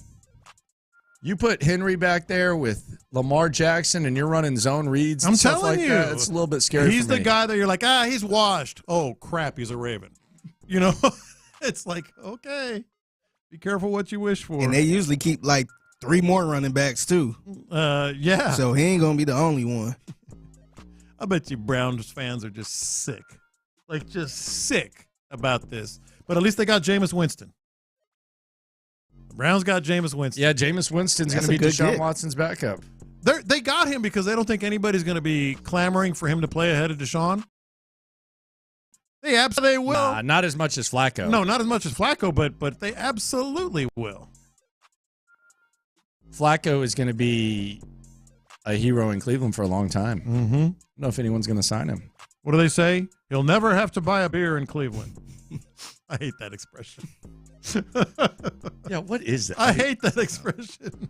Boy, he's never going to have to pay for a drink out there. You know that Johnny Football. He'll never have to pay for a beer. He never has. He's never not going to have to pay for a beer in College Station. What are some other sayings like that? He'll never have to buy a beer. He'll never have to buy a beer in College Station. What are some other ones? Oh. That's really the only one, isn't it? I liked your line this morning, and maybe we'll get to it here. Like, other things that you can do on the cheap. Yeah, that you should do on the cheap. Yeah, there's some things you can do on the cheap. Like when is it okay to be cheap on certain stuff? Mm-hmm. Like, because there's some. I think HEB brand has a lot of those other brands on lock. Mm-hmm. The other day, like HEB doesn't even sugarcoat it. The other day, I got like some. Is it Hill Country Fair? Brother, I don't know. Yeah, Hill Country. Nah, I'm good on that. Yeah, I don't need to go there. But with the HEB brand, man, they don't even make any bones about it. If you ever, next time you're in the HEB, like toothpaste or I forgot what I got. I got like some sort of like charcoal thing or something like that from HEB, like in the dental section. Yeah, they don't even sugarcoat it. It compared to the Crest brand. Oh yeah, oh yeah. Like they don't even say just like your other brand. They say compared to the Crest brand. Yeah, you see a lot like that, man. Says like the exact name on it. And it'd be right next to the Crest brand. Yeah. Where you looking at both of them and the price is lower. Yeah. Like I'm going with the HEB brand. Like you're going with like if you're getting some turkey or cheese, you're getting the HEB. Yeah. Like you're not getting anything else. There are certain things I'm very particular about. I need that brand. Yeah. Heinz ketchup. Kraft sandwich spread, which I know you hate, but I love it. It has to be Kraft. But like gas, I'll put any gas in my truck. It has to be this or that. You know where Lopez fills up? Lopez fills up at that one right there before you turn into River Oaks off of 610. Oh, that's the high one. $4.75 a gallon. That's where Lopez stops to fill up. Talk about that's $4.99 a gallon. Yeah. The $4.99. That's Lopez's. That's Lopez's go-to. Absolutely not. That's Lopez. That's I did see a pickup truck there one time, brother. You go further down. It's expensive too on the River. This is on Post Oak, right? I don't know. I get cheap gas. Was it the Shell? You exit Post Oak, you take the left. Yeah, the Shell right there on that corner. Right on the corner. Yeah. Man. I think it's across from a Jack in the Box or something like that. $4.99 right now a gallon. Yeah. Maybe more. Not this one on Kirby and Holcomb too. Like that Shell gas station, man, nobody be there, man. People will argue this. Sky high. I always buy the cheapest gas. Always. 100%. Who argues that? No, I'm saying because some people are like, oh, you got to get premium, or you got to get my blah, sister blah, blah. like that, man. Yeah. The other thing, why are we on this? Bacon. HEB bacon. Yeah, people. HEB's got thick sliced pepper bacon. Yes, bacon. Buy the cheapest bacon. It's bacon. It's all it is. Cereal, I got to get my Kellogg's. Some cereal it is the same, but I got to get my Kellogg's. No, I can't go all brand with cereal, man. Some yes, some no. But it's just comforting seeing that box sometimes. It's a childhood memory. Yeah, it's just that's comforting. what it is. You look at it, it's just right there for you. You got to go with it. Yeah. Sometimes it's okay to go cheap.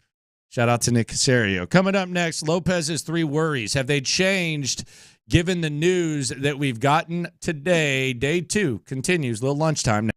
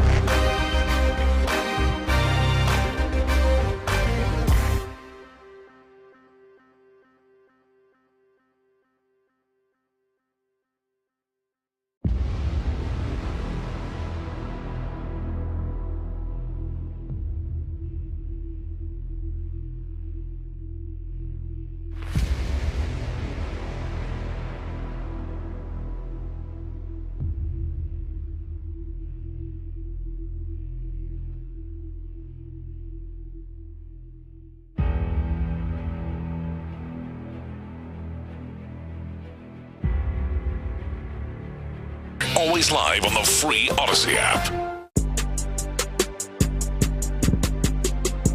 All right, John Lopez, are you still scared, man? You're scared, dude. Don't be scared. Give me your 3 fears. And did Joe Mixon, if you're just tuning in, Joe Mixon, Texans are going to trade for a guy who is going to get released. I got to see this compensation. Did Joe Mixon change any of your fears, or do those fears still exist? No, he absolutely changed. One, because I was talking to you guys before the show, I was worried that the Ravens were going to sign Derrick Henry and the Cowboys were going to sign Joe Mixon. Mm-hmm. Well, Joe Mixon is a Texan. But I also was a little worried that the Texans were going to have to overpay. Is worth it at this point, and I think they did. Simply because they gave up some draft equity when he was going to be on the street, but they couldn't afford to not have a running back. Like they were going to You can argue all you want. It's early. They know what they're doing. The blah blah blah blah blah. But if they hold on, reminder, in case you haven't heard, you can't win free agency in day one, as you were. Yes, I heard that. I'm just trying to continue the trend that was set this morning. Okay. So like they if they had come in today and gotten outbid for Derrick Henry, who, by the way, if you didn't hear, is a Raven, yikes, and Joe Mixon ended up somewhere else, then no matter what you thought about yesterday about it being early and all that, they would have looked awful. Like their number one need not addressed, but it is addressed. So that worry is past. And we've kind of touched on these a little bit, but I have 2 other worries with the players that they signed. I like Al-Shaair a lot. I really do. I think he's going to be a good value for this team. $34 million, 3 years. I'll take it. Lots of TFL. God, man, he walks that number 2. If Robert Woods gets released, step right up. Jeff Okudah worries me a lot, and I might be asking for him to be a number 2 corner. Okay, but is he? I mean, what is he going to be an upgrade from Steven Nelson? I don't know. That's saying a lot. Steven Nelson played some good ball last year. That's why I'm a little worried. He's been on 3 teams. There's a reason for that. Like, there's a reason that he's not in Detroit anymore, in Atlanta anymore.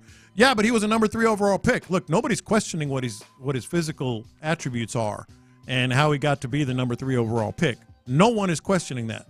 But something is happening in the NFL with him. And maybe I'm going to be wrong, but I think it's a fair question. Is Okudah going to be an upgrade from Steven Nelson? Okay. All right. And then there's Danico Autry. If you look at his player profile, and I don't have it in front of me, I'm kind of doing it off the top of my head, so you might be able to correct me on some of this stuff. Last year was the most sacks he's ever played. Had. It was the most games he'd played in 5 years. It was a contract year, so to speak, because he knew what was coming. And he's 34 years old. Little bit worried about that. Like, how many times have we seen a guy have a big year when he's going into free agency? I just wonder how they approach this. Do they approach this as this is a guy that we're going to be able to rotate in and out, or are they looking at this as, okay, we got our starting DN now. Mm-hmm. We got our 34-year-old starting DN. And if you get last season this year with him, I mean, it's a no-brainer. Yeah. It's a no-brainer, but that was the best year he's had in 5 years, at least 5 years. So a little bit worried about the it's a contract year thing happening. Kind of what we've said about other players as well, like Grenard. I mean, we were talking about that with Grenard. Was that the one-off, or is he going to continue that? Well, he is 34 years old. And then my last, it's more of a frustration. Okay. And we started the show with this, and I really believe this might be the case. What if the Texans are thinking, we can't beat those guys? Not this year. This is not the year to, quote, go for it. Like, the Ravens are making moves that are going to put them at the top of the AFC. The Chiefs are at the top of the AFC. The Bills, I guess you could say they're at the top of the AFC, but they had a fire sale. The Jaguars are a team that made some bold moves yesterday.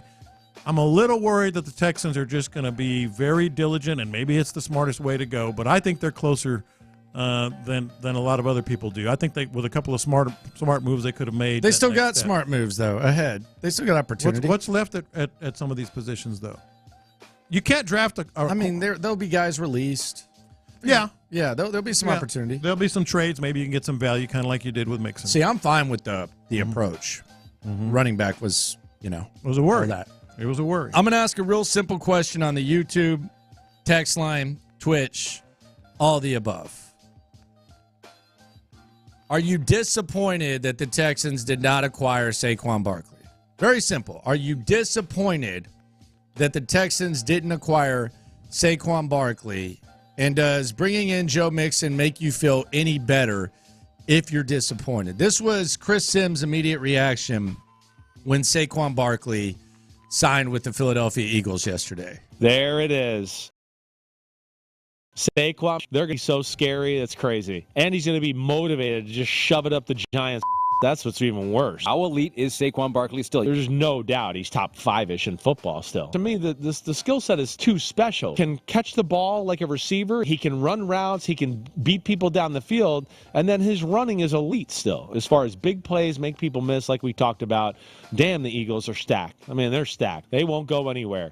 All right, there you go. So that's Chris Sims' reaction to the Saquon thing. This morning, this was Seth and Sean. I was intrigued by this. I'm not going to lie. I wanted to hear what they had to say about the Saquon Barkley missing out and some Texans fans clearly being upset. But we're getting a nice mix on the text line. No, yes, yes, yes, no. Probably about split. Mm-hmm. This was Seth's breakdown of the Saquon Barkley situation. I never wanted Saquon Barkley. I don't understand the constant excuse-making that people make for a guy who, and on the one hand, they want him to come in and be the savior, but on the other hand, they'll make excuses for why the Giants' offense was still bad despite having Saquon Barkley. He can only do so much. He can't block and run himself. He's been mid. He's been mid. He's had one good season out of the last four, and this is who you want. This is your savior. This is who you're bowing down to. He used us, everybody. Saquon Barkley used the Texans for leverage to get a deal back in his home state of Pennsylvania, and there he's happy with that sinking ship, that train wreck of a steamship blown up in the night. Yes, the Philadelphia Eagles. All right.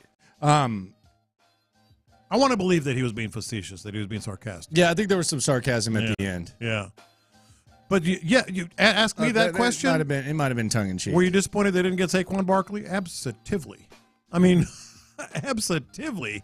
And I know that's not a word. But acting like it's not valid excuses that he had the close to the worst offensive line in the league and the worst quarterback situation. Yeah. Let's Daniel Jones in that line. Let's be a little bit serious about this. And then you have to look at who did sign these guys, not just Saquon Barkley. The Green Bay Packers kind of know what they're doing. They're showing that. The Eagles definitely know what they're doing. The Ravens, they absolutely know what they're doing. And they all invested in these running backs. The Texans did not. It was a disappointment. I'm more apt to say it was unfulfilling. But, those teams know what they're doing. They've proven it. And they signed them. And you didn't. So that goes back to my worry of maybe the Texans are just like, we're not quite there yet. Let's wait another year before we get crazy. And hope that the pixie dust and C.J. Stroud can make us a contender at least a little bit. That's one way to look at it. When you take a step back, you do realize perhaps Nick Caserio and perhaps D'Amico Ryans, they have a plan, and they don't want to completely change the way they approach things, and they don't want to change their plan based on one good, surprising season. That's cool. Yeah. Go and look even further back. Let's look at Nick Caserio. Because there's a lot of people that, and if you truly trust your general manager and you truly feel good about him, yesterday's not enough to make you completely flop on him, right? If you truly trust him, because on the text line and on Twitter, on YouTube, all that, I'm not saying everyone, I'm not generalizing, but there's a large portion of people who are just disgusted with Nick Caserio, and it was just a snap of a finger. I mean, people were really high on him. Do we overestimate perhaps how close the Texans are, and do we overestimate just the overall approval rating of Nick Caserio. Yeah, I think he's kind of he walks a very thin line in terms of approval. Why do you think that is? I think it's just the old Easterby Association, the old New England thing, which we don't buy into, but I think it's still out there. And you know, the whole fact that the Deshaun thing was a mess, and he was somehow, you know, he was involved in that. I think people are just not quite like. It wasn't his fault. No, I know, but he was associated with it. And then, like I said, the other stuff as well. People are just not like all in with Nick Caserio, and so he's kind of walking a thin line. I think it's as simple as like he doesn't believe quite yet that they're ready to make those splashes, and I guess we have to be good with that. I was a little unfulfilled yesterday, but like I said, but I was fine with it. Yeah, they are quick, the folks, to kind of roll their eyes at old Nick Caserio. I just there's no way that went according to plan. It didn't. There's no way. That's the one thing that we can't. And sometimes the adjustments are the best things. Like last year, there were adjustments that Nick Caserio made that I thought paid off. And I like his ability to adjust. Shaq Mason was an adjustment, wasn't he? They I don't brought him care in later. about that. Sure. Devin Singletary. Yeah, Devin Singletary, Dalton Schultz. Yeah, held the draft. Yeah, I mean there's a lot of adjustments, a lot of pivoting that Nick Caserio makes. So I don't really have a problem with it. Yeah, look, a long way to go, as we've been talking about. You've been reminding people, but they're like, it's undeniable that they lost on Saquon Barkley. That by itself was a disappointment for me. That by itself was a disappointment. So, and then you go beyond that. I'll put it this way. Well, I have a confession here. All right. But no, I'll do it in confessions, which is coming up next. All right, coming up next, we'll get to confessions. Let's go to Andy. Andy, go ahead. You're on In the Loop. Hey, guys. Look, it wasn't a loss on Barkley. His contract is $46-something million when you count in the incentives. Max value. Yeah, max value. Go find me a second running back contract that's lived up to it, a big contract. Been injured, it's not worth paying that much money. It's just like Grenard and Autry.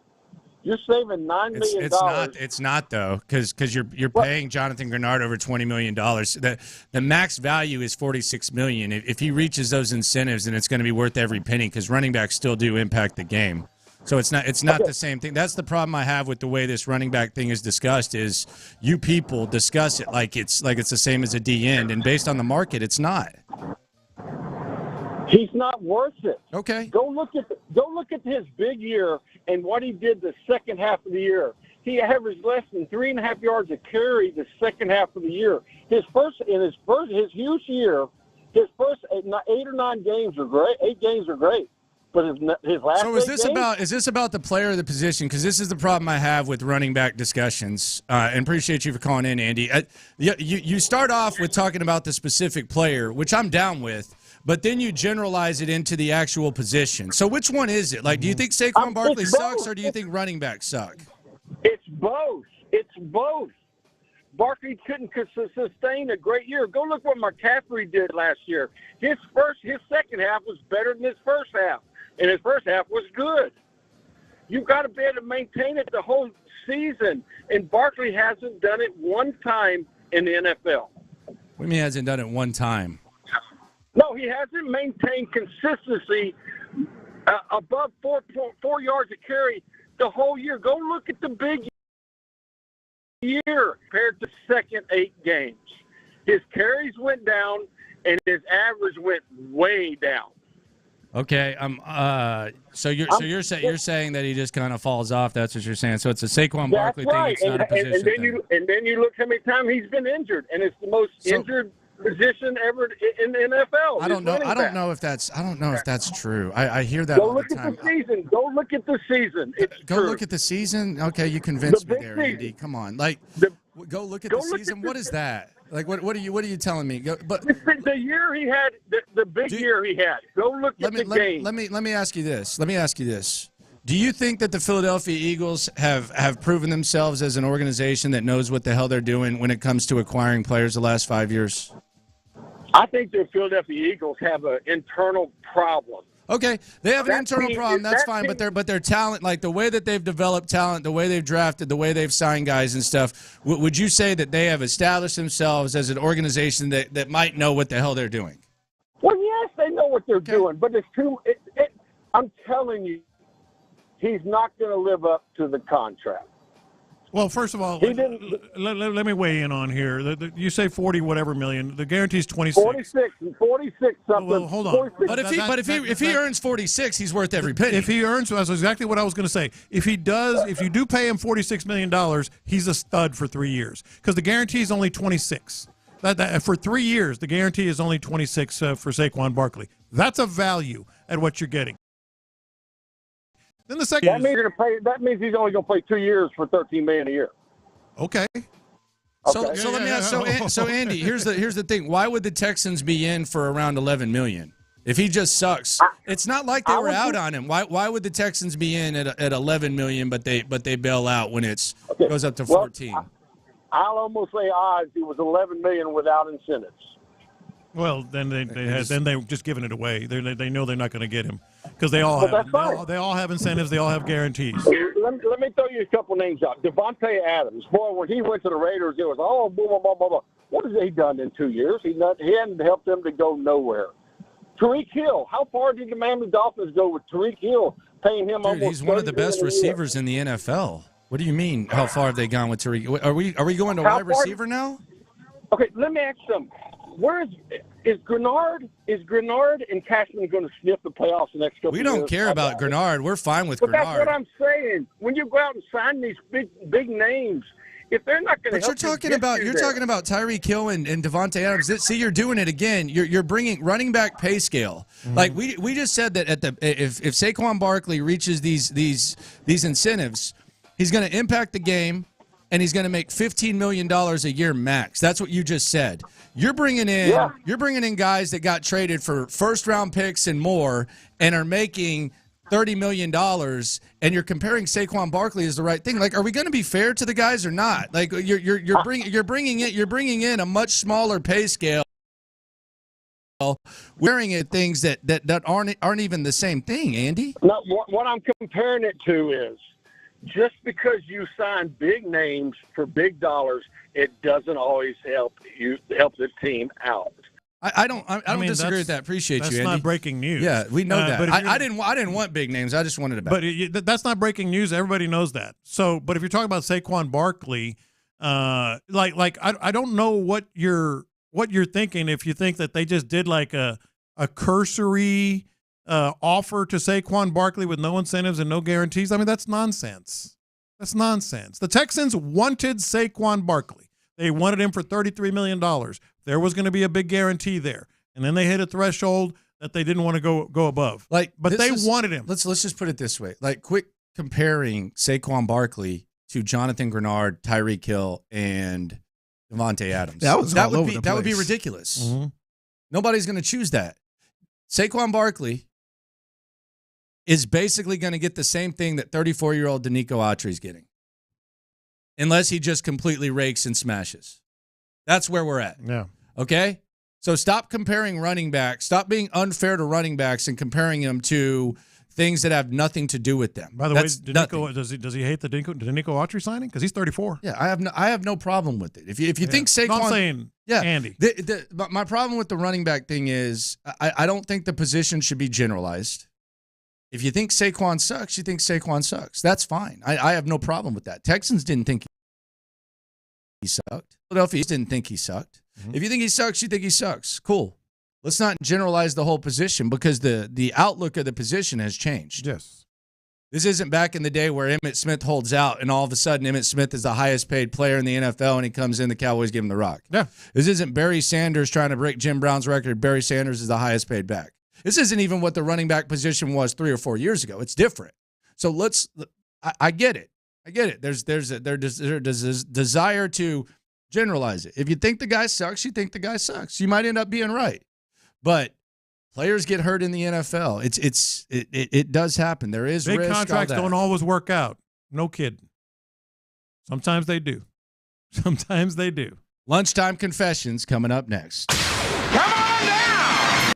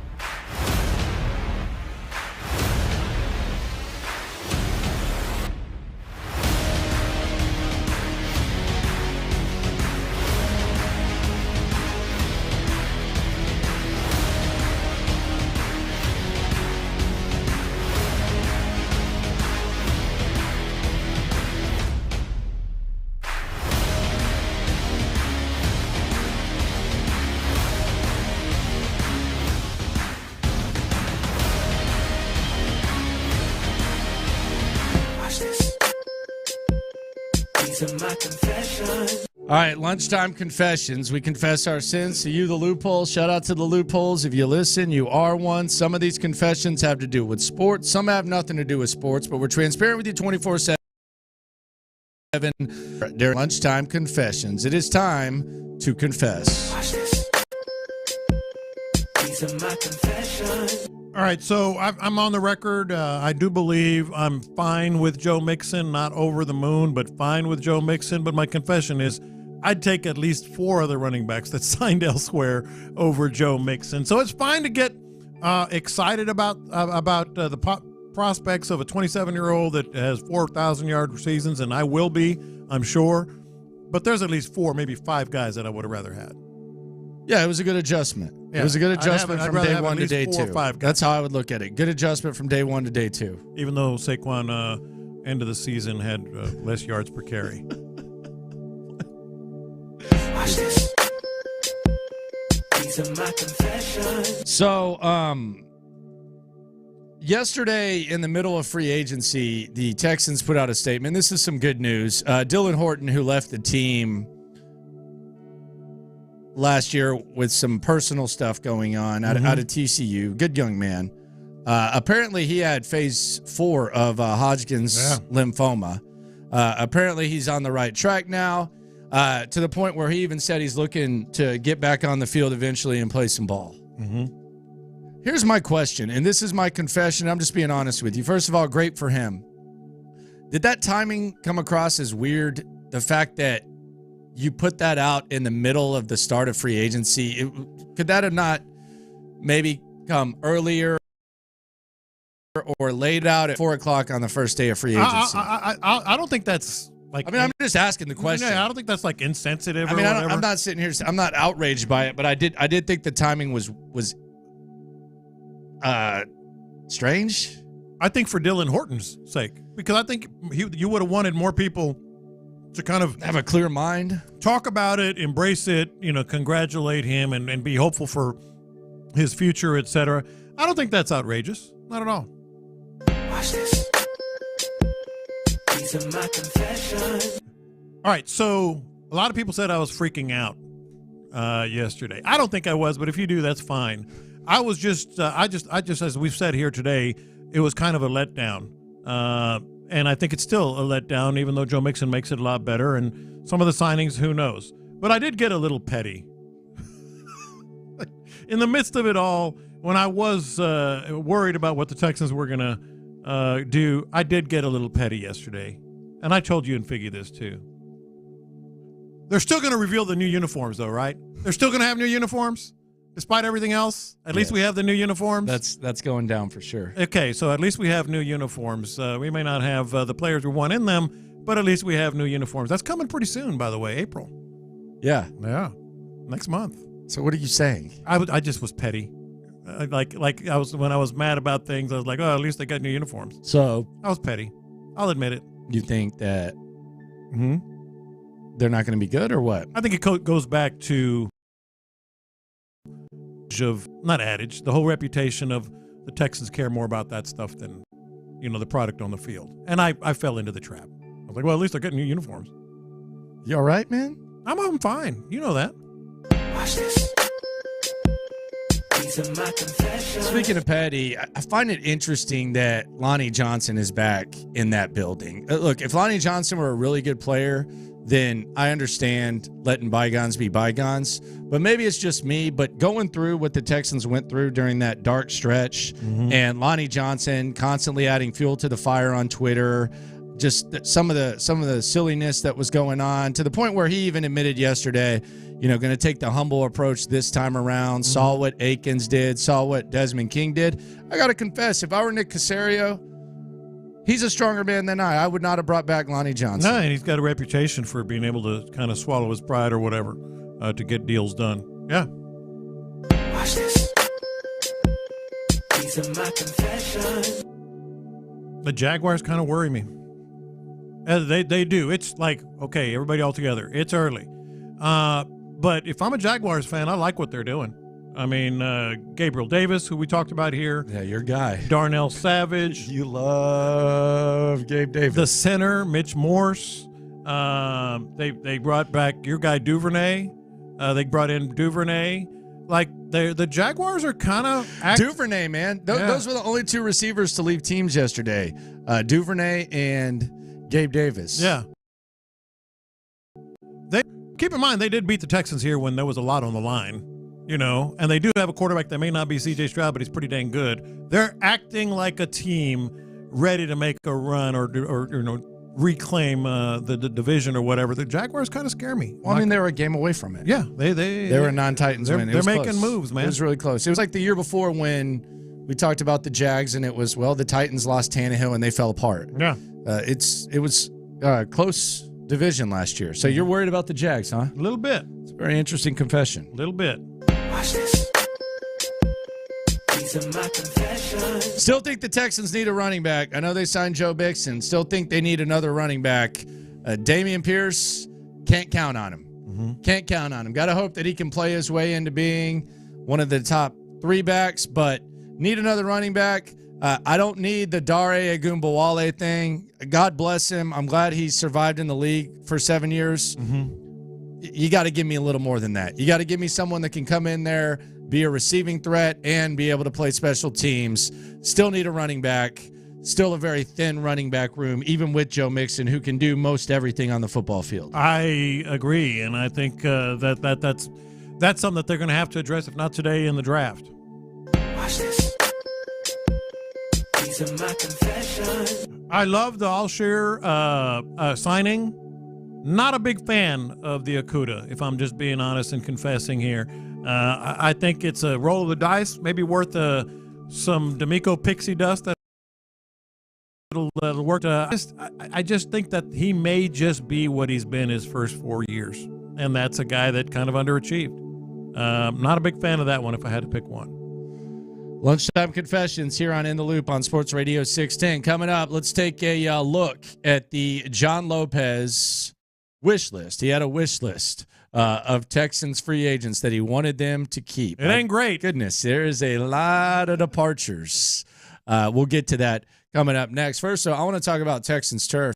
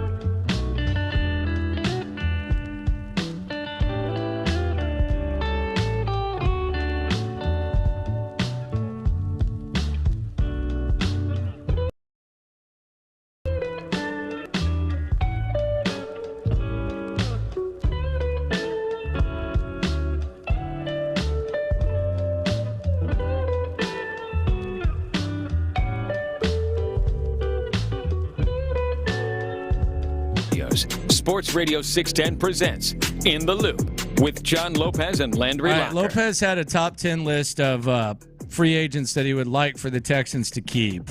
Some of them still here, some of them gone, some of them could be gone, some of them could stay. Let's go through the Lopez 10 as day 2 of free agency is upon us. By the way, looking forward to hearing what Ron Hughley has to say about Joe Mixon. I think you might as well coming up at 2. Got a little sneak peek of it. He makes some good points. Yeah. He makes some good points. Makes some very good points. The Lopez 10, we're going to start with the running back right there at the tippity top. What did I say? Don't ignore your own house? Because like Seth and Sean were talking about, well, you got to build a roster and, start with your own guys. And I put together a list of 10 in order that I thought the Texans should prioritize at home in their own house. Well, it hadn't gone great. Number 10 was Derek Barnett. He's still out there. Yeah, maybe he falls in your lap. Maybe you find some other guys that you would like to rotate in. Derek Barnett, keep an eye on him. Number 9 you weren't down with, but I thought he was a solid player. I can't believe this guy. No, he was a very solid player. What do you have, sad. 10 starts? This is sad. No, Uncle D, he gone. Or reportedly gone. Number 8 of Keep Your Own was Kaimi Fairbairn. You kept him. You re-signed him. I'm good with that. So of the first 3 I mentioned, one's gone, one you re-signed, one's still in play. Mm-hmm. We'll get a load of the top 7. Okay.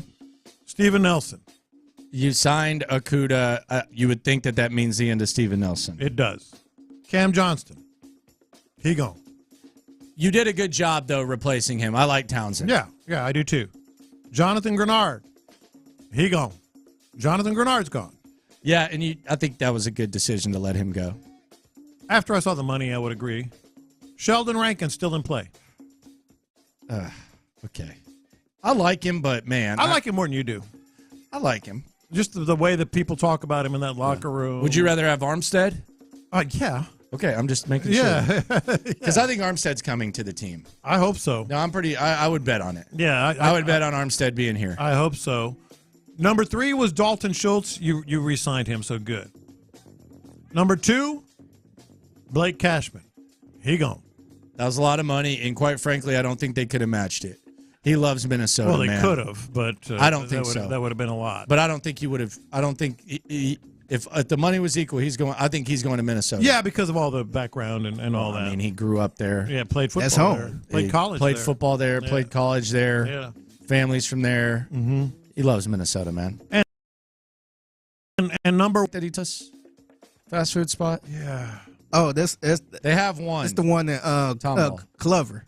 Is it Clover? Clovers? Culver's. It's in Humble. I've been there. It's really good. Yeah, he liked it. He said they had it in Minnesota. He was a fan. Yeah, it's really good. I think we told him to get out there to Humble and get it. And number 1, Devin Singletary. Yeah. He gone too. Man, and he didn't get much. He got about what you thought he would get. It's just perhaps there was an opportunity, and quite frankly, he was watching them flirt with Saquon. Yeah. So it's probably like, screw y'all. I could go there and start. Yeah, screw y'all. I'm out. Yeah. So he got the opportunity, not necessarily more money. Yeah, and we're just – you're not going to be able to keep them all, but Devin Singletary hurt more than I thought it would, not getting him back.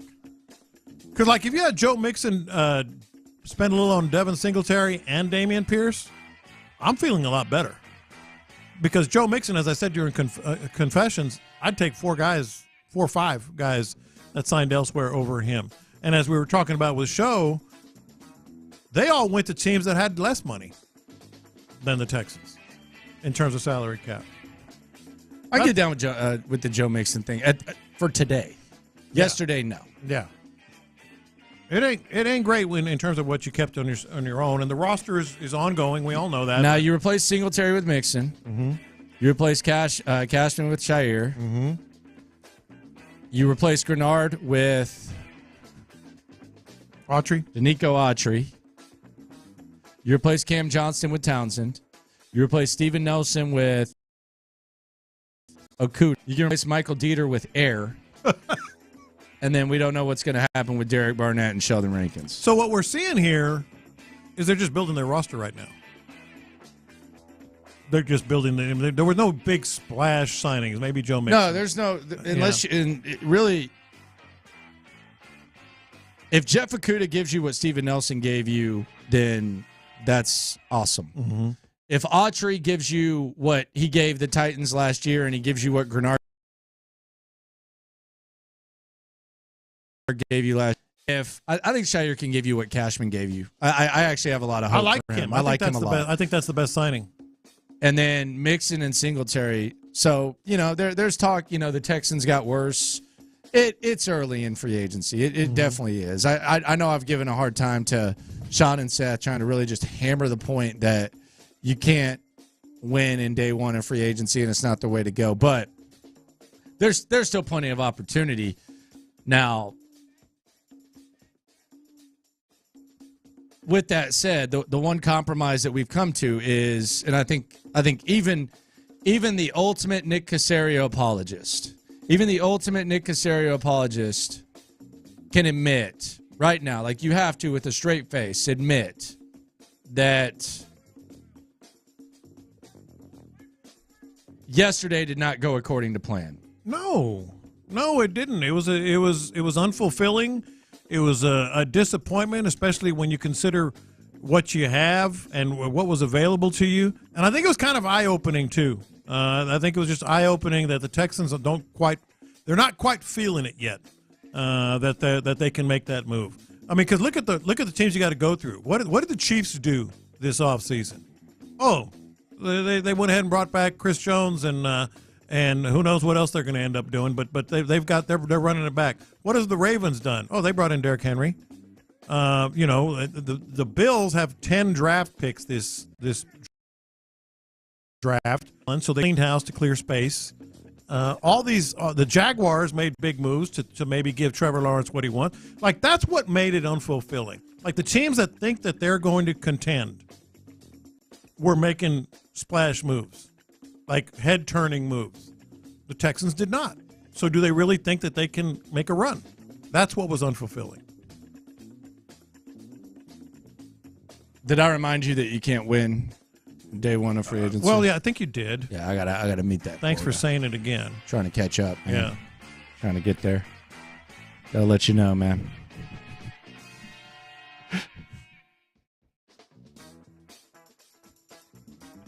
Joe Mixon, man. All right. What do you think is going to be? All right. What do you think is going to be the next big move at wide receiver? Because that's another place where you talk about being unfulfilled. There's just... How about Curtis Samuel? I could get down with that.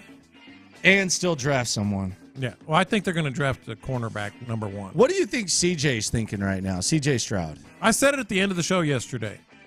I think it was during the toss. Like, you can talk about it. You guys are freaking out, whatever. It's early, et cetera, et cetera. What's your starting quarterback thinking as he's watching all this happen? Friends with a lot of these players, has talked with Saquon Barkley about this, reportedly. And it's just now he obviously would know more, or at least know a little more than most of us, because I'm not sure how much Nick with all their players, but you would figure they'd share some with the quarterback. But I don't think he couldn't have. He had to have walked away yesterday and felt a little unfulfilled as well. He's probably sitting there like, guys, we got to fill the holes. Yes. Can't win it on the first day, man. You want me to give you one of the optimistic stat graphics that is going around about Joe Mixon? God. You hate these so much. So much. You sure you want one? Yeah, you want one or not? Yeah, I guess so. You figure you want one of these, or you want me to just ignore it? Yeah. You want the optimism stat graphic? You ready? Well, let me guess who he's going to compare to. Like Joe Mixon compared to Barkley. Nope. No? Nope. Who? This is since 2018, players to have 5 seasons with 1,200 scrimmage yards since 2018. I hate these so much. I won't do it. Do it. We You can have move to. past it. You have to. All right, players to have 1,200 scrimmage yards for 5 times since 2018. Joe Mixon, Alvin Kamara, and Tyreek Hill. God.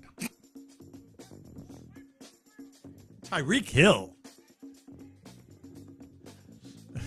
You can make those graphics any way you can. I mean, any way you want to make them fit your narrative. So you're not down with that? I'm not down with that.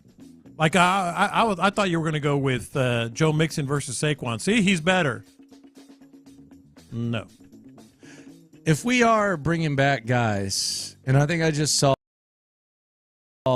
someone suggest this on Twitter, if we're just bringing guys back and make him right, let's just bring back Deontay. Let's bring back our guy Deontay. Let's bring back Foreman. I'll be down with that. Yeah, that's our guy. It's my boy, man. He's out there, He's been right? doing this thing, too. Yeah, bring Deontay out here. If we're just making right, you know. He's on there. He's on the market. And I don't ever think Deontay deserved any smoke. I thought that was BS. Yeah. And he might have. I mean, he was immature. Yeah. Childish. He knows that. His dad knew that. Rest in peace, Day-Day. Yeah. He might have known that he needed to change and did. Yeah. And that's important. Yeah. I mean, he had to overcome, man. You met his dad. His dad's a knucklehead. Man. Oh, yeah. R.I.P., man. Miss that guy. Miss that guy very much.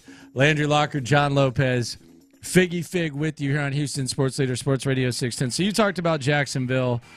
Jacksonville, they added 2 receivers yesterday. They were actually the only team to add a receiver, and they added 2. They added Devin Duvernay, the return specialist, and they added Gabe Davis, John Lopez's guy. You were very high on. About $13 million. I was and am. For Gabe Davis. You get to see him twice a year. That's cool. Yeah, that's all fine. he does is score touchdowns. Yeah, okay. I'm Buffalo. Indianapolis, move here or there, but really nothing to be scared of. Although I will say this, if you want to look on the bright side of the good things that happened for the Texans yesterday, the second best quarterback in the AFC South left. Mentioned to the Raiders. This is true. Second best quarterback in the AFC South left. Got a pretty good deal, too. Yeah. Might be the starter. Yeah. Remember when Max Crosby was calling him a little ass boy? That's right. Teammates now, man. I forgot about that. Yeah.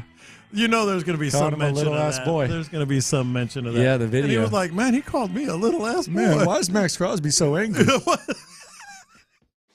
Little ass boy. Little ass boy. Why is he so angry?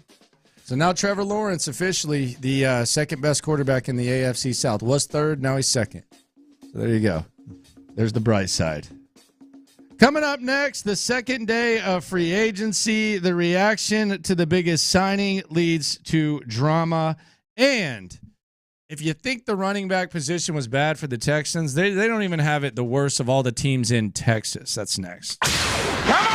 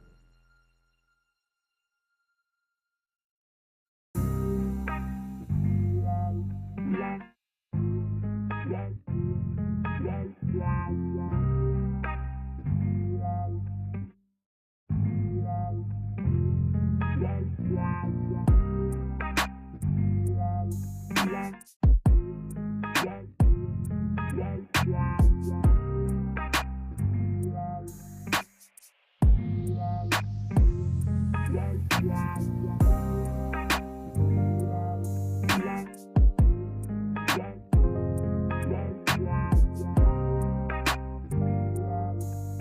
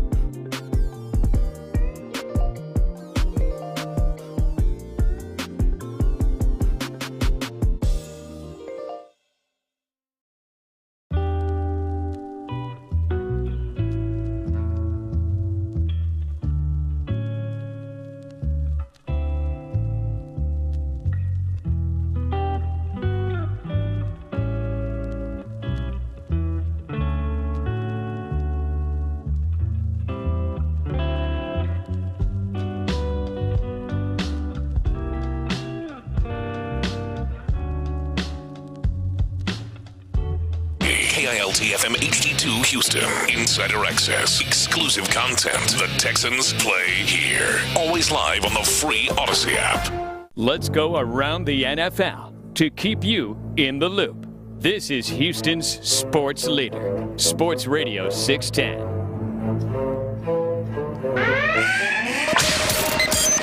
Sports Radio 610, Houston Texans breaking news.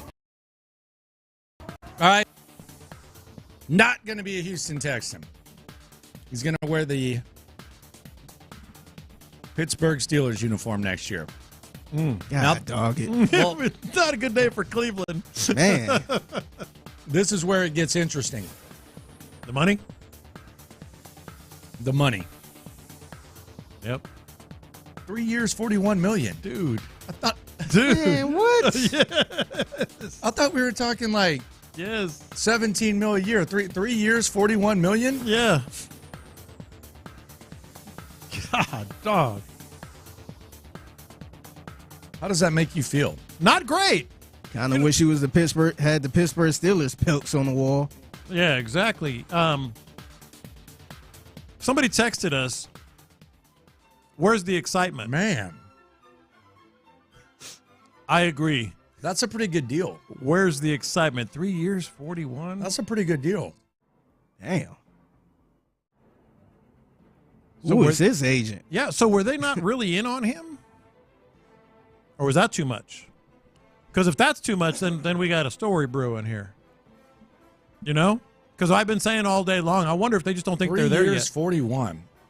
Who reported? I think it was... So we're talking like 13 mil? Yeah. Somebody reported that the Texans, and I know it wasn't Jonathan Alexander, 13.75? but somebody reported that the Texans were in on it and then got out, kind of like they did with Saquon. With Patrick That was Quinn. DJ Bieniemy. DJ Bieniemy. He said, Oh, to nail him. yeah, DJ worded the Patrick Queen thing yesterday. It was actually pretty hilarious. Landry, I think this is where we are. This kind of solidifies it for me a little bit. They basically called him cheap. Because, like, they were in on Saquon. I got the report. Okay, but just a second. They were in on Saquon. Patrick Queen, a Pittsburgh Steeler, 3 years, 41. Yeah, so they're in on Saquon, couldn't spend the extra $4 million. That's less than the franchise tag. Thank you. They couldn't spend the extra $4 million. That's 3 years less than the franchise tag. In on Patrick Queen, but it got too rich for them. Too rich in air quotes. That might be less than the fifth year option. It could be. And it got Who too is rich his agent? No kidding. Fire his ass. But it has to do with the Texans for me. Like, you couldn't pay that for Patrick Queen. You couldn't. See, I didn't want to pay. When we were talking 18 mil. When we were talking like the 18 mil and 17 and a half, which is what Spot Rack had, I was out. Yeah. But I didn't know. We were talking 341. I don't know. Maybe he wants to be a Steeler. This was the report from DJ Bieniemy, and it basically just says the Texans are cheap. Yeah. That's basically what happened. That's basically what the agent's saying. Texans are in the mix for former Ravens linebacker Patrick Queen, but I'm hearing folks around Queen aren't sure Texans can come up with the money to nail him. Yeah. Making him sound like a damn prostitute.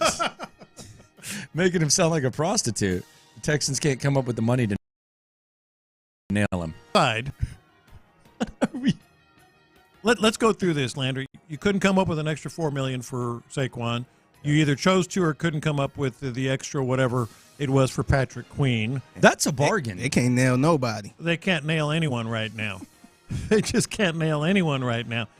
It's telling me that they just don't think they can get there this year.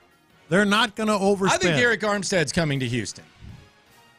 Okay, but that might be another indicator. But I mean, that's Unless also they want him for cheap. But that's an older dude. 3 years, 41 milli, huh? Yeah. Yeah. And I'm not saying they're wrong for thinking that. I don't think that. I think they're a lot closer than that. All I'm saying is they're giving us signs that they're not ready to really, quote, go for it like we thought they might. 3 years, 41, man. Where's the excitement? Yeah, that's what I want to know. Man. Seems like a good deal, man. Kind of seems like something where the market would Was that price too high for the Texans? Yeah, were they in or not? Is that price it had too to high? be. I mean, that's what he signed for. He signed for that, so it might have even been slightly lower, but he signed for that. Here's the text line. This is Ronald. Ronald, you got to be a special dude. And your picture is a clown, so I think it's appropriate. Y'all were hard pass on Queen for weeks. Let me explain this to you, sir. We talk about eliminated confusion in any trail tasting. We say what their projected value was. His was $17.5 million on Spot Rack. Okay? That would have been 3 years, $51.5 million. That would have been 3 years, $41 million. Yeah. So that's what it was.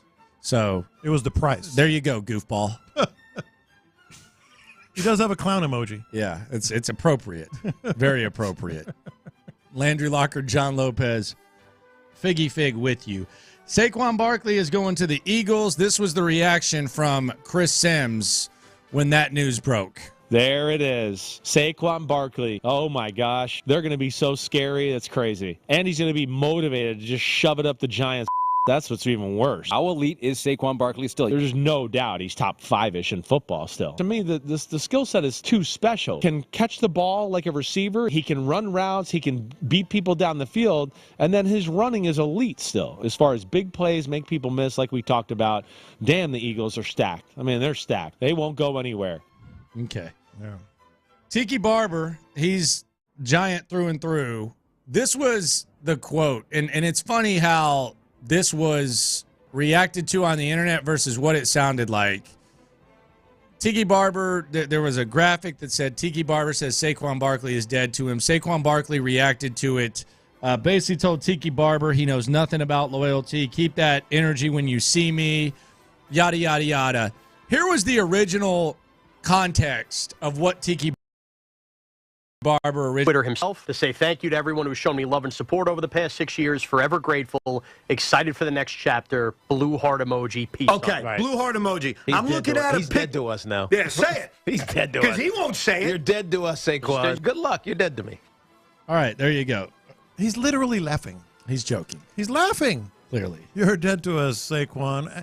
That's something that's just so overblown. We'll hear what Gilly and Stephen A. Smith said about this when the internet goes nuts. But this was Tiki's response to Saquon Barkley. You're the prime example of loyalty to a team. What the hell does that mean? I have no idea. Because you retired? Because I got tired of getting beat up and I left the game. And they, by the way, won a Super Bowl after that? What are you talking about? I am now in the media. The fact that my emotional reaction responding to you going to the Philadelphia Eagles, which is, by the way, the voice of a lot of Giants fans. I'd say the majority of Giants fans, and you're going to come back and talk about something from 17 years ago that you don't even understand or are misrepresenting? That's fine. Be that way then. I like Saquon Barkley. By the way, saying dead to me was basically tongue-in-cheek, but it is what it is. Get offended. You've been a hater since I got to New York. Why have you been hating Saquon Barkley? I don't even know what he's talking about. I've done nothing but support Saquon Barkley. Now, if he's going to pull this, I'm gone now, hate me if you want to, fine. We'll hate you,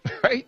You're not talking to me because I don't care. I've been retired for a long time. I'm almost 50 years old. You didn't need I know what my legacy is with the New York Giants. Pretty sure I was a Giant for life. Do you think your legacy with the New York Giants is better than Saquon Barkley's? Do I need to answer that?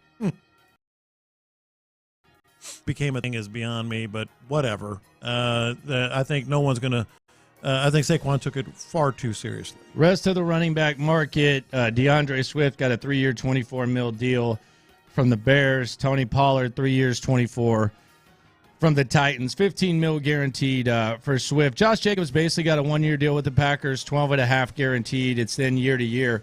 Austin Eckler, 2 years, $11.4 million. His value pretty low. And then Zach Moss, he signed the 2-year deal with the Bengals, who released Joe Mixon. Joe Mixon, this morning, Texans made a trade for Joe Mixon, and it looks like Joe Mixon is going to be your starting running back in 2024. So running back market shaped up. Texans adjusted. They ended up with Joe Mixon. I'm really starting to wonder exactly what the Texans were offering on some of these cats. Patrick Queen, Saquon we know. But the Jacobs one is interesting. That's a 1-year deal. It's a team option for the final 3 years. Like, I don't know for sure that the Texans were in on Jacobs, but presumably they at least kicked the tires a little bit. A 1-year deal, $12.5 million. I'm curious what they were even. Well, Green Bay was even going to bring back Aaron Jones. They asked him, which is interesting. Hey, we're bringing in this guy. Can you take a 50% pay cut, and we're going to leave you here and reduce your role? Mm-hmm. He said no, thank you. Now he's a Minnesota Viking. Green Bay players just go to Minnesota after they they do after they leave. It's a tradition like no other. You mentioned the Jags. Gabe Davis, $39 million, and Devin Duvernay, 2 years, $12.5 million. The wide receiver market is interesting. You have Calvin Ridley, Tyler Boyd, Marquise Hollywood-Brown, Curtis Samuel still out there. Darnell Mooney, he's going to Atlanta. He's going to join Kirk Cousins out there. The wide receiver market could get interesting to where these guys are kind of in no man's land. And perhaps, I said this before free agency starts, perhaps you get a situation where you're getting someone at a bargain, much like you did Dalton Schultz last year, which I thought was one of the best things that Nick Caserio did, his ability to kind of wait it out with Dalton Schultz and then take advantage of the opportunity. Yeah, and the receivers, it's stacking up that way for sure. Apparently the Patriots have an offer to Calvin Ridley, but some of these other guys, they're all potential value type players, 100%. Top available free agents. Tell me if these names intrigue you from a Texans point of view at the right price. Danielle Hunter. 100%. Maybe the number one out there. Calvin Ridley. DJ Reader. Yeah, a little bit. Marquise Hollywood-Brown. Yes. Stephon Gilmore. Not really. Chase Young. Oh, 100. Yeah, absolutely. Chase Young and Danielle Hunter are the ones that I'm really in on at this point. Justin Simmons. Absolutely. And then Eric Armstead. Yes, and that's to be determined of what they're going to do with him. They're going to cut him. It's reported they're going to cut him. I think Friday you can add Khalil Mack or Joey Bosa to that list too. Mm-hmm. One of those guys are going to be out. What would bad choice of words here by me? What would salvage this in terms of making it a much more like the texter said? Where's the excitement? Much I don't more think it needs exciting. to be salvaged. That's why it's not a good choice of words by me. That's the thing. I'm not even disappointed with what would raise you're more this, disappointed than me. Just in the running back position, and I think that I'm a little worried that they're not taking the step I thought they would take. So yes, in that regard, let me put it this way: what would raise the excitement level for you? Like raise it to wherever you are, whether you're where I am or above it or whatever. What would raise the excitement level from here? Because there is a right playmakers on offense. No, safety. Okay. Yeah, for me. That's going to pump you up? Yeah. Because everything they're doing is on defense. Like look at their signings. Like everything they're putting in right now is on defense. You know, getting D'Amico and getting this defense, Matt Burke, to take it to a higher level. So if you're gonna focus that much on defense, bring me a safety. For me, I just need some more playmakers on offense. You need more depth at running back. You need more depth at wide receiver. I want to get CJ some weapons. Mm-hmm. I don't want to cross my fingers and hope that Noah Brown can figure it out and Nico Collins and Tank Dell can stay healthy. I need more playmakers for CJ. I guess where I am with that is I kind of feel like that ship has sailed when it comes to free agency, like getting playmakers. You can get some good players, but getting playmakers like that we could have, like what we just heard them talking about. I mean, Curtis Samuel would work. Yeah. Don't you think he would help a little bit? He would help. He's one that I like. Yeah, Curtis Samuel. Hollywood Brown. I don't know if that's going to happen. I think in order for them to jump on these guys, I think it's going to have to be like a 1 or 2 year deal, much like the Schultz thing. I started this whole free agency thing saying one thing and one thing only. Do everything you can to help C.J. Stroud, to fortify him a little bit. Well, they haven't. They haven't done everything they can. They've focused much more on the defense. So that's why you kind of pivot a little bit. Like, all right, if they're focusing on defense and free agency, let's take it to another level in the secondary with Justin Simmons. You think they're going to do that? I think they could. I mean, they got Lonnie Johnson and Eric Murray. Yeah, I think they could. What's the Lonnie Johnson role exactly? Is that he's going to be a special special teams guy? I think. He's not going to be in any mix. Is he a special team ace or what? Is he developed into that? Hey, I haven't paid much attention to him since he left. I mean, if you're trying to stay in the league, you do whatever you can. Right? I mean, surely he's fighting for a roster spot, right? I would guess, yes. The only player that changed his mind yesterday, Will Lutz, kicker for the Jags. Mm-hmm. Or not. He's still going back to Denver. He had agreed to go to Jacksonville. Then he changed his mind. He's going back to Denver. Mm-hmm. Left at the altar by the kicker. That was a little bizarre because it's a kicker. Kickers have feelings too. Well, they get money. They get some pretty decent money. It's around the NFL. Let's give you a chance once again. Rodeo this Saturday. Brad Paisley. Love those early start times at Rodeo. Get out there about noon.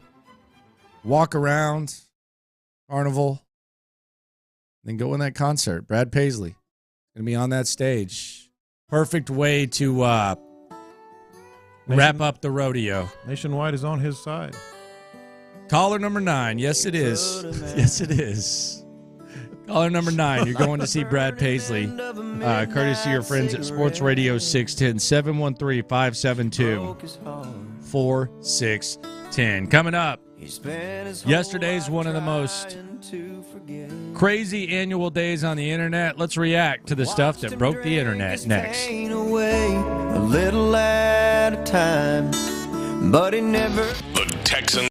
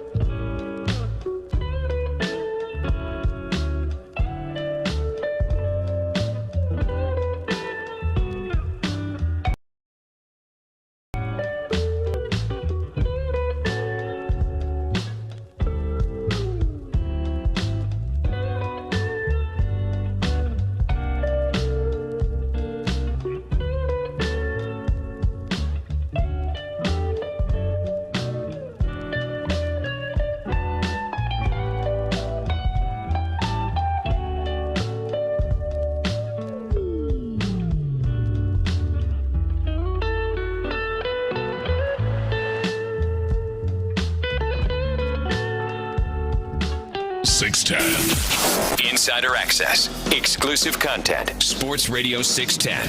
The Texans play here.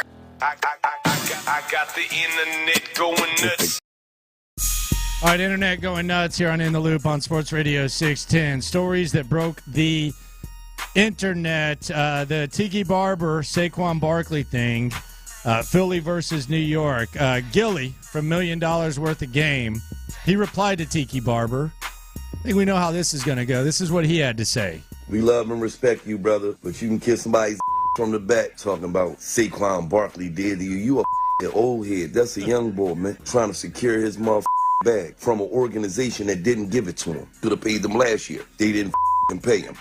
No, get him out of here. He won too much. Now, cut him out now, yeah. Franchising, you tell me he did to you. Shut your old ass up, man. He ain't dead to us. That's all that matters. Fly, Eagles, fly. All right, there you go. That's one hot take. How about Stephen? Let's hear what Stephen A. Smith had to say. This was Stephen A.'s reaction to what Saquon said about Tiki Barber. Come on, bro. Let me give you some notes on Tiki Barber. Over the last final season, his last final 5 seasons in the NFL, fellas, he ranked second in the NFL in scrimmage yards to LaDainian Tomlinson while playing all 80 games. Rushing for 10,449 yards, all-time leading rusher for the New York Giants in his career. Made only an average, only like $25.4 million over his 10-year playing career, okay? Missed fewer games in his 10 seasons with the Giants. He missed a total of 6 games. Saquon Barkley missed 25 games in 6 years. Well, he had injuries. I understand he had injuries. I'm saying Tiki Barber didn't. In other words, there was a durability issue, whatever. The man has earned the right to speak on behalf of the New York Giants. And I think Saquon Barkley's going to be big time for the Philadelphia Eagles. But let's not walk around acting like Tiki Barber, based off of that sound, strictly that sound we saw, that Tiki Barber did something wrong and disrespected him. It was a flipping comment. He was only joking around. Let's pump the brakes on all of that. All right, there you go. That's good. Good on Stephen A. That's just a New York versus Philly thing, man. Surprised he didn't say, he's a close friend of mine. Yeah, well, everybody Well, is. they had a little beat going on, too, at one point. Who, Tiki? Tiki and Stephen A., I think they went back and forth. Oh, yeah, big time. Yeah, big time. Yeah. Big time. I don't think that's a brother of his. Okay. I got the internet going nuts. All right, so you're not the biggest soccer guy going nuts over Brazil versus Mexico at Kyle Field. 120,000 people maybe expected for that. But here's what Brent Zwerneman, this is why I bring it up, what Brent Zwerneman, who covers the Aggies, I don't know if he's kidding or not. He said it's going to be June 8th. Texas A&M continues to come up with ways to help pay off Jimbo Fisher's $77 million salary.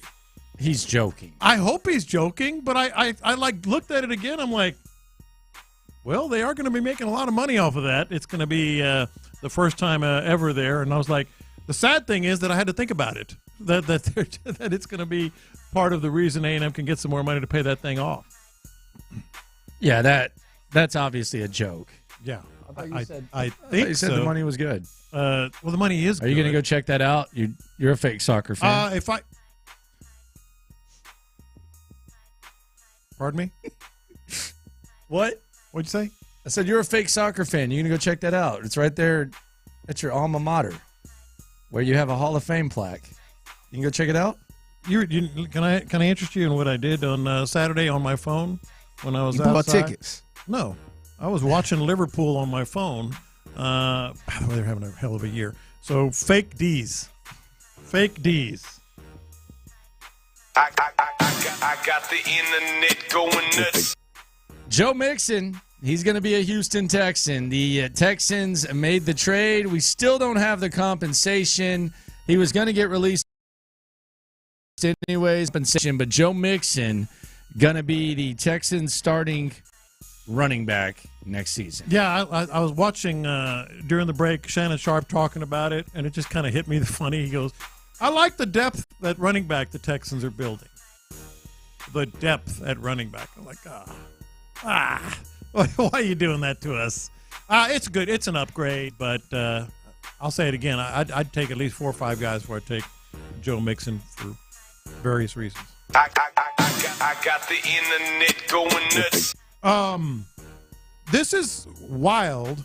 Figgy, I got a question for you because it's all over the internet right now. So Beyonce's going to have a country album, right? Yeah. Apparently, Dolly Parton said that she's going to record 2 of her songs. Okay. Oh, so Dolly's going to give her songs? Yeah, Jolene and you know the song Jolene. Yeah, I do. Yeah. Okay. So Beyonce is going to... She just needs a handout. So Beyonce is going to sing Jolene? By the way, there's no way that, and I'm not trying to be a hater. Yeah. There's no way that her country song is honestly the number 1 song. Except it is. In New York. Yeah. Not in the country. Oh, I thought it was Yeah, no, that was on the misleading. It was Billboard. in New York. Yeah, in New York. And they bought that off. Like that is the fakest thing ever because I'm not even trying to hate. That is not a top country song. I'm sorry. Welcome to the music business. Yeah, it's obvious. Everything is paid for. Yeah, it's obvious they bought that. So it's not terrible. But that is the number 1 see, that's why, song. and That's see, embarrassing. And see, that's why a lot of people don't look at numbers and all that stuff. You got to go by the streets, man. Who's talking about this song and who's going to be talking about it 10 years later? That ain't it. I'm sorry. Well, the thing is, like, how do you look? Anything Beyonce does is going to turn to gold. But with that in mind, do you think the streets are going to be all about her singing with a country album? No, maybe. Sure. I think the Beyonce fans are. There'll be a straw man argument where people are acting like there's people more upset than they are. Yeah. I mean, it's like when, I don't know, Post Malone tried to be rapper. Like, it's, if you're not in the genre, then you get crap. Yeah. Taylor Swift, I'm sure when she was trying to be pop, I'm sure she got some crap. Although I don't know. Although she's more pop now Actually, than anything, yeah. actually going pop is probably the easiest route. Yeah. It's not really a top jam for sure. Landry Locker, John Lopez, Figgy Fig with you here on Houston Sports Leader, Sports Radio 610. I got the internet going nuts. So I don't know what we're doing here, but Antonio Brown has upped his troll game. This guy lately. He just created a shirt, CTESPN. Yeah, he says that's his hashtag. Yeah, that's his hashtag. He's basically He's been using CTE for a long time. Yeah. He's breaking news. He's making Taylor Swift gifts. He's doing all types of stuff. He's going on streams. Antonio Brown. I don't know how long this is going to last. I don't know where this is heading. He's kind of lost. There's no kinda. Like he's always been off center, weird, but like he's over the cliff now, right? Yeah, he's been losing it. Yeah. Now I just think he's kind of embracing the whole thing, and I don't think there's any stopping him anytime soon. Yeah. I got the internet going nuts. Derrick Henry happened today officially. Derrick Henry is a Baltimore Raven, and the one thing that has the internet going nuts is obviously the Ravens are a terrifying team now with him and Lamar Jackson. I just always find it funny that you're like, as you don't sign him, as it becomes apparent, like you don't sign him, they're talking about, he's kind of old and he's beat up, and I don't know how much he could really offer.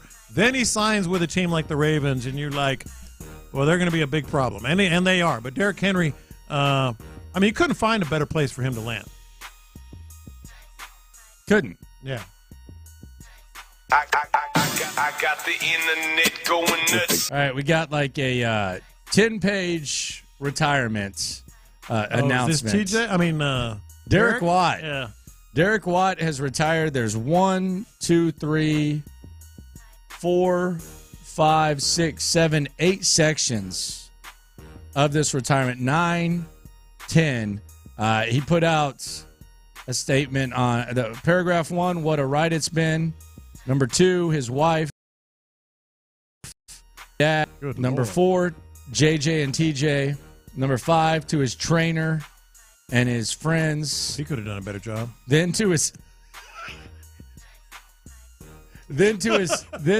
agents, trainer, then to the Chargers and Steelers, then to all his coaches, teammates, and support staff, then to the fans, then to the rest of his family and friends. Who did he miss? And then he concludes it with, I'm retiring from playing this incredible game feeling full of gratitude and satisfaction knowing that I gave it my all each and every day, never took any shortcuts, and achieved so many of my goals along the way. It was all worth it. Signed, Derek Watts.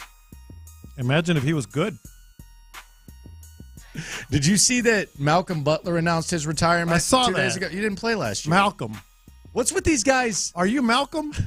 Jack Easterby.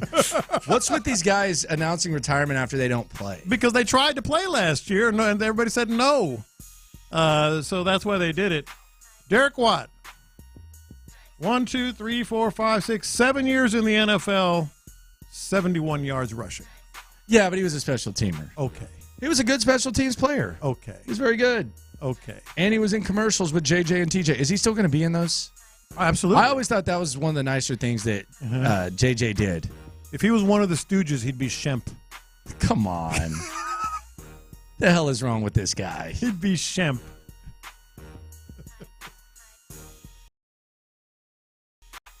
What's with this dude, man? I don't know, man. You mean the honesty? I got the internet going nuts. Joe Flacco, it looks like, will not be back with the Browns. Familiar with Joe Flacco, Texans went 1-1 against him last year, including the playoff win. Jameis Winston going to be Deshaun Watson's backup. Jameis Winston and Deshaun Watson in the same quarterback room. He's supposed to start throwing this month. Haven't seen any updates or anything like that. But Jameis Winston, he's going to be the backup quarterback. I don't think it's going to be Cleveland any Browns. better because Jameis is a beloved guy that has started in this league. Like, they're staying away from Joe Flacco because they know they have to protect Deshaun Watson at all costs. I think people are going to be clamoring for Jameis Winston as soon as Deshaun Watson struggles. A little bit of starting here to get the internet going nuts. I got the internet going nuts. Tom Pelissero says Chase Young expected to visit the Panthers and the Saints this week regarding free agency. No mention of the Texans, but he said a handful of other teams have expressed some interest. Good for him. Yeah. It'll be interesting to see what the market is. I like the possibility of him. Could be a one-year prove-it type of thing, Chase Young. Not quite the impact on the 49ers that he would have hoped to have had yesterday. Coming up, you're not going to want to miss what Ron Hughley has to say about the Joe Mixon signing. Plus, what's next for the Texans? Where do they go from here? And an important reminder that Al's intense today. Next. How can the Texans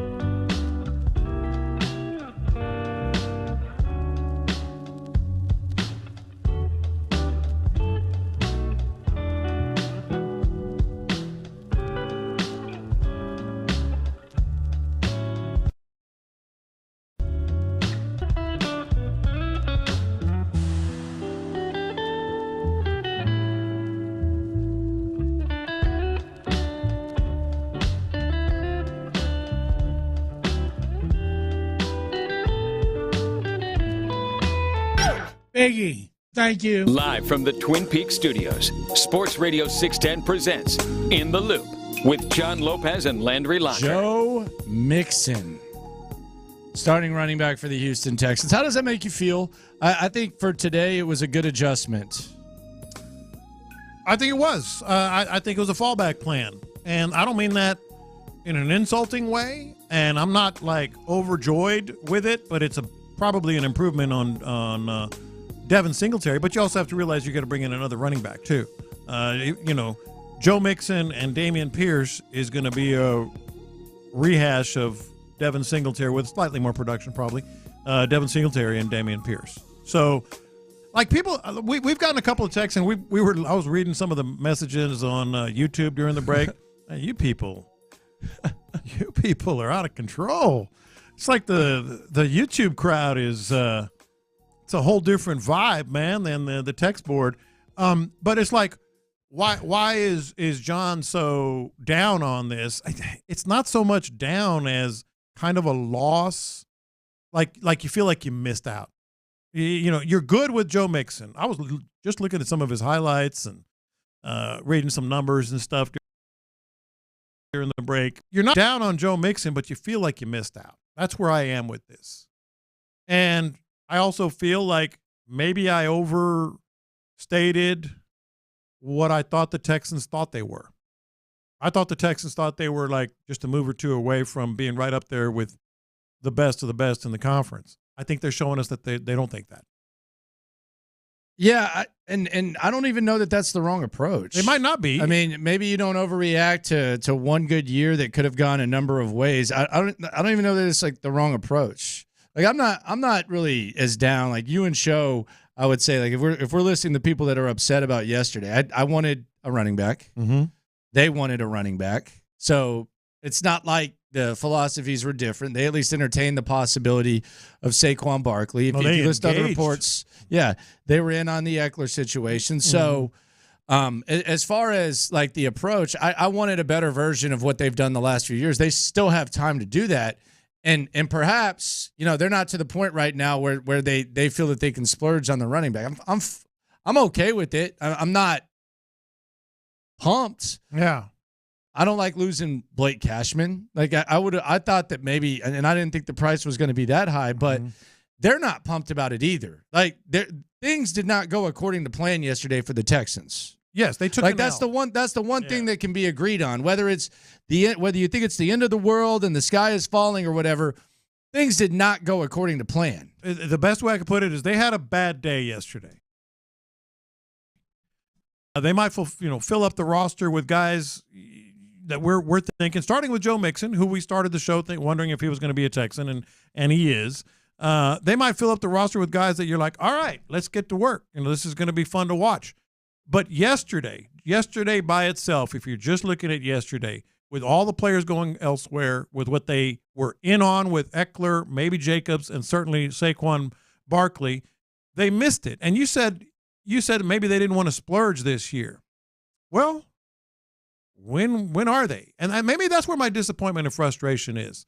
Like, I thought they were closer than this. They know more about where they are and what they want to do than I do. So they clearly aren't acting like a team that can maybe spend a little bit more on Saquon Barkley, or maybe do a little more to keep this player like Devin Singletary or whatever. They didn't do it. Their action, you've heard me say this. Watch what they do, not what they say. What they did was show us that they're not quite ready to make that leap yet. What they say might be different, but if you watch what they do, not what they say, what they did was all the indication of a team that's not quite ready to make that leap. Maybe it just comes within. Maybe there's improvement within. The offensive line's better. C.J. Stroud's better. Nico Collins keeps doing what he's doing. Tank Dell, and then it just goes up. But who knows? I mean, last year we didn't really see their biggest moves till a little bit later. Just thought it was a little bit of a different approach. I do think that it's kind of weird. It's necessary to say that you don't win on day one of free agency. Like is that no kidding? That's not rocket science, right? Yeah. You keep hearing that, like it needs to be some sort of reminder. That's not really rocket science.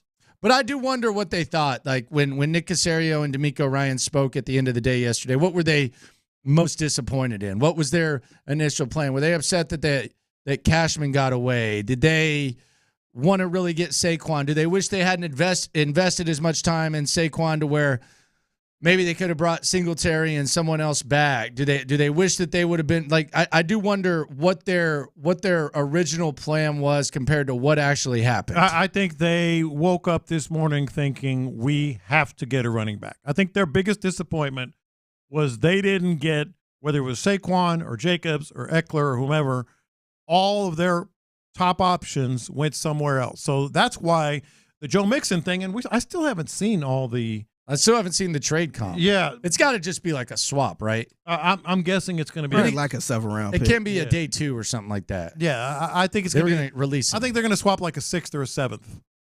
6th and a 7th. Something like that. Not real big, but I hope so. I mean, we've had this conversation before and been. And it was a 4th. Yeah. but so they woke, and so the reason they did that is because they knew they had to get a running back. All right, so 7th-round pick is what people are saying. I'm not sure, but yeah, that's what people are saying. I haven't seen it online or anything like that, but I mean that would make sense.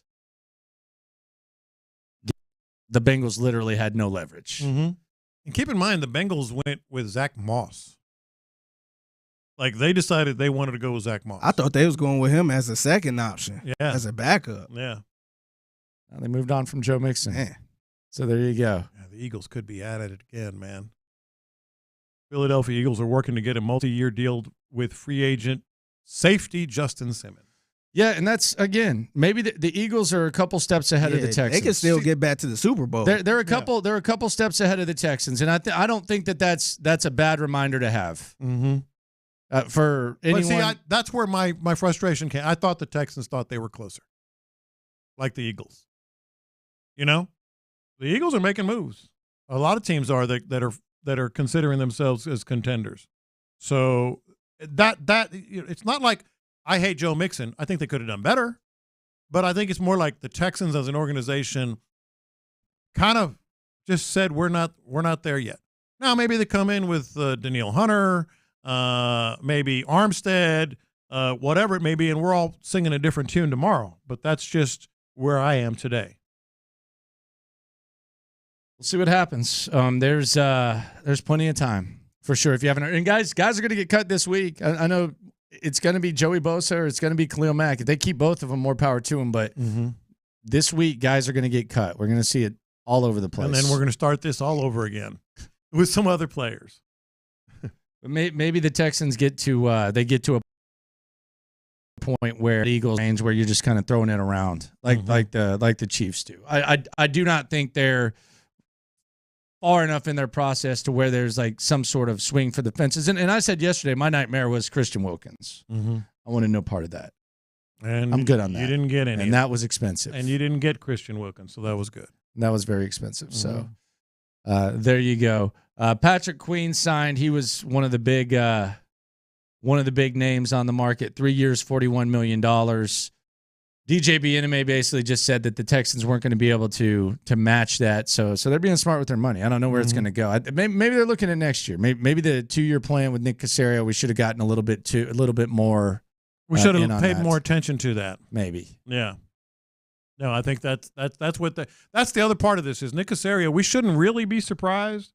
He tends to. I think we should be. I don't think this is the same as the previous 2 years. No, but what I'm saying is he has a step-by-step process. We know what happened under Culley. That was a mess. They were just bringing in guys to fill uniforms. Then Lovie Smith, maybe a little bit extra. You bring in Davis Mills, etc. Then you get the draft. He has a step-by-step process. And I guess what it comes down to is he doesn't want to skip a step. He don't want to take that extra step. This is, he's showing us. They're showing us. I mean, I think he wants to. Maybe he just doesn't think that they're ready yet. There's some sort of or maybe he doesn't think that the opportunity based on the players and stuff is warrants him. And I get making that move. Like he's freaking Nick Caserio. He knows what he's doing. But just to reiterate, that's where I thought they were going to take that step, and they're not. Like keep this in mind. Like. They got outbid multiple times for players. They were in on Patrick Queen. That contract was not that much. Was it 3 years, 41? Yeah, 341. So their price point was lower than we expected. Saquon Barkley, they were at $33 million for 3 years. He went for 36, 37. They put a line of demarcation down on him. You mentioned Eckler. I think maybe Jacobs and maybe some of these other players. Maybe even their own, Grenard and Cashman. They had a threshold that they did not want to go over, so they're sticking to that. And I think that's part of the Nick Caserio step-by-step program.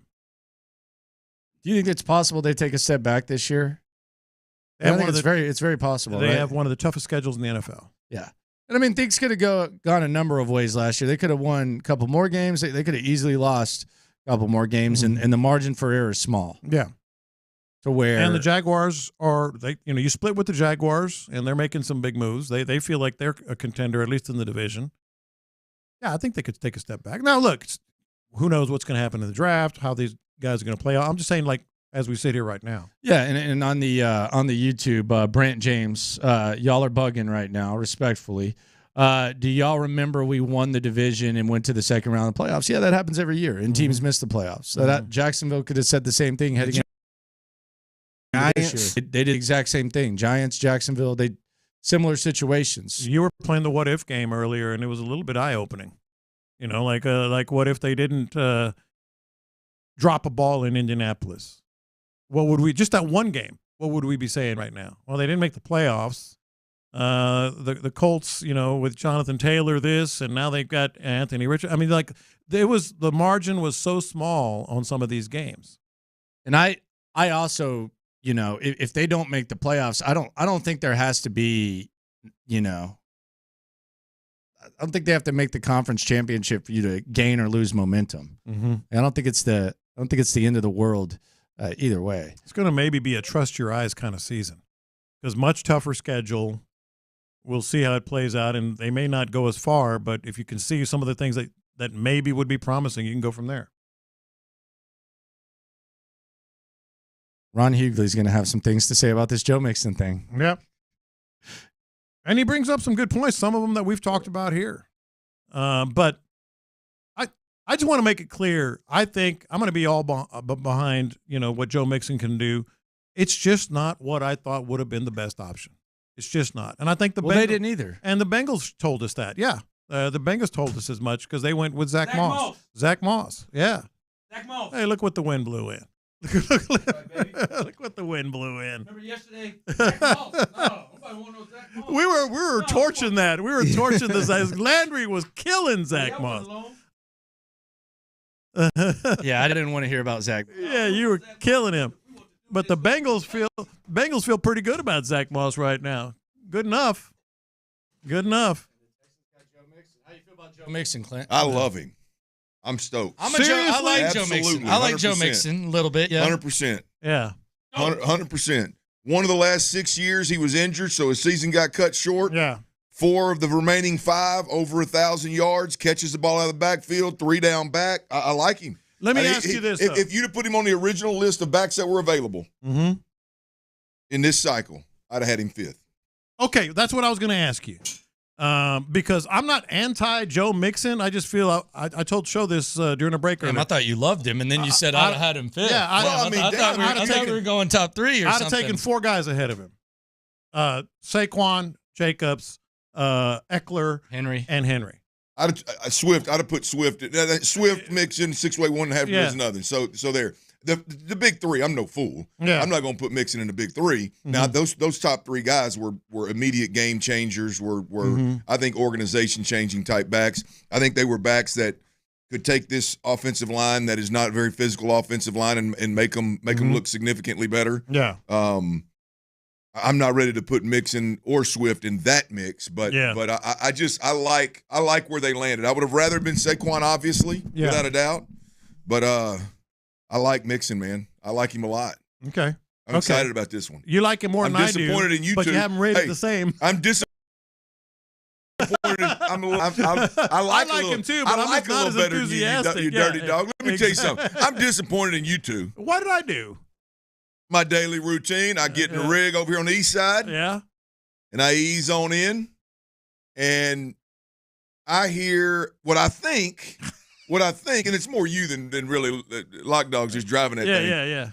I hear some of what I heard from Vandy and Johnny last night of just kind of relax and hey, I know it's not a big deal. Maybe we overreacted and maybe it's not. No, that's not what I'm feeling. I'm feeling that the Texans might be thinking we're not ready to take that leap yet. We're not going to spend what people think we might spend.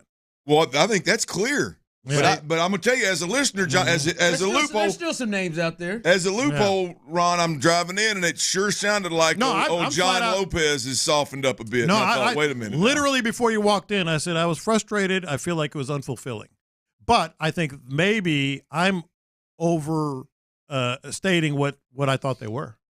I thought they were ready to make those next couple of big moves. I'm not ready for you to make sense of this. That's my problem.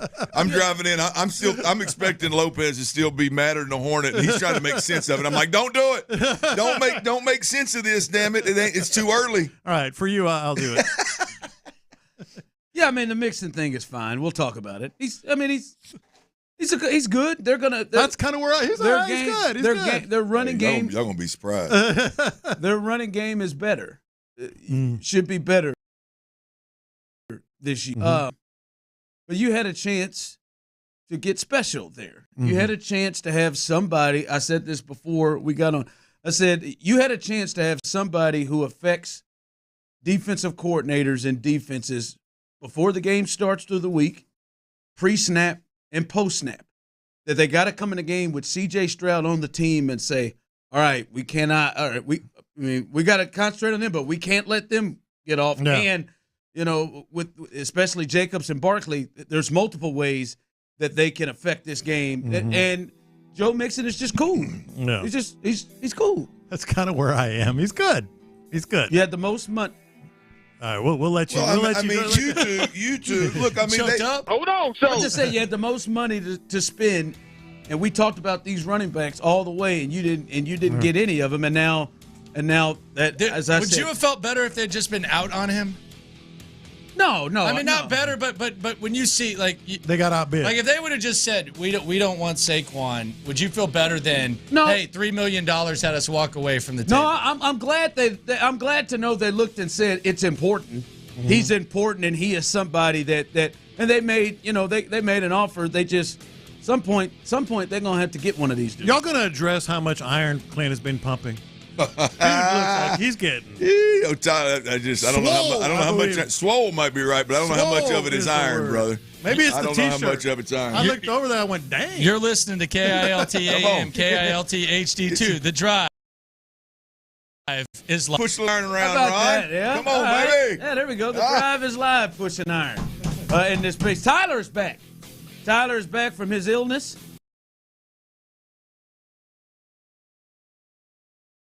How are you feeling? How you fellas feeling right now? As we're rolling through free agency, yesterday we saw what happened today.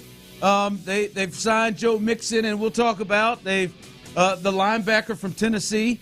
They brought him in. I like that move a lot. It costs a little bit more than Blake Cashman, but hell, D'Amico and company, you think he's the guy that could really be big time for your defense? $10 million, let's do it. I'm with it. I like some of the moves, but for the most part, it's been a lot of bargain moves outside of really the linebacker they brought in. Even Mixon at $5 million, $5.5 million is a bit of a bargain.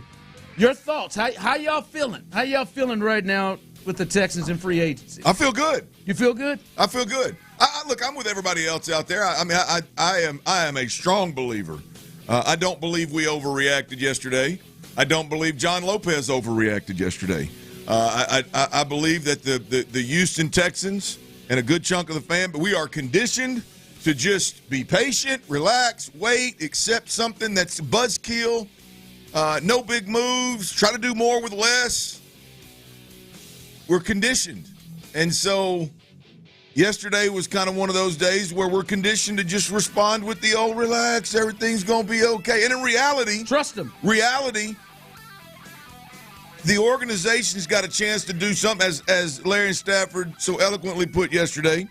20-plus years of mediocrity, 20-plus shots, 20-plus years of thinking you're the smartest guy in the room and not signing putting the best roster out there. You had a chance to do it, and you missed on a couple of guys. Very, very frustrating. But Ron, today I'm in a good place. I'm in a decent place. Good place? Yeah. There you go. Yeah. Tyler, you freaking out yet? No, not freaking out. There we go. I'm similar to what Clint was just saying there. I'll tell you what, I'm a lot better in the last couple hours seeing Mixon become a Texan. But, Really? I'm too, chill. T. I'm chill. So go ahead. Let's start there. So you're good, Tyler. All right, you're good. You still like Mixon's not enough though, right? Like you still need to see some more stuff. Okay. And there's a lot of dominoes that still need to fall out there around the league. And in fairness, there are still guys out there defensively. Now, I think offensively, Cameron Ridley is still out there. There's a potential, or Calvin Ridley, excuse me, not Cameron. Calvin Ridley is still out there. I thought you had a new D lineman, new D tackle that you found or something. I didn't know what was going on. Gee, there he is, catching one on the TV right Tyler there. Boyd. There's some guys offensively, but it's starting, especially guys that matter. And then when you look at the moves the Texans make, and we're going to discuss this wide receiver core at some point, man. I want to see what are they finished there. because now you're starting to add the numbers up. We're at 6 right now in that receiver room. But let's kick it off here with Joe Mixon. They bring in Joe Mixon as he is going to be this team's. You have the info on the trade, because it was a trade. It was reported yesterday that they were releasing him, but it is actually going to be a trade. To me, it should be a 6th or a 7th round pick. That feels like the right thing for him, especially knowing they were going to release him because they brought in Zach Moss. But they bring him in. He's going to be a $6 million cap hit next year. He'll get $5 million total, a little over $5 million total coming in. But your thoughts? Now that's with all the incentives, right? He's got monster incentives. Monsters, but he gets 5 plus this year because he's got a $3 million signing bonus that hits. So he gets $2 million. He gets three plus, so he gets a little over 5 total this year. But you said you like this. What's the reasoning that you feel good about this? Because Derrick Henry is off the board, and I thought, oh boy, we might lose Clinton. Yeah, no. Look, I would much rather have one of those big 3, clearly. But I do think that once you get beyond those big 3 running backs,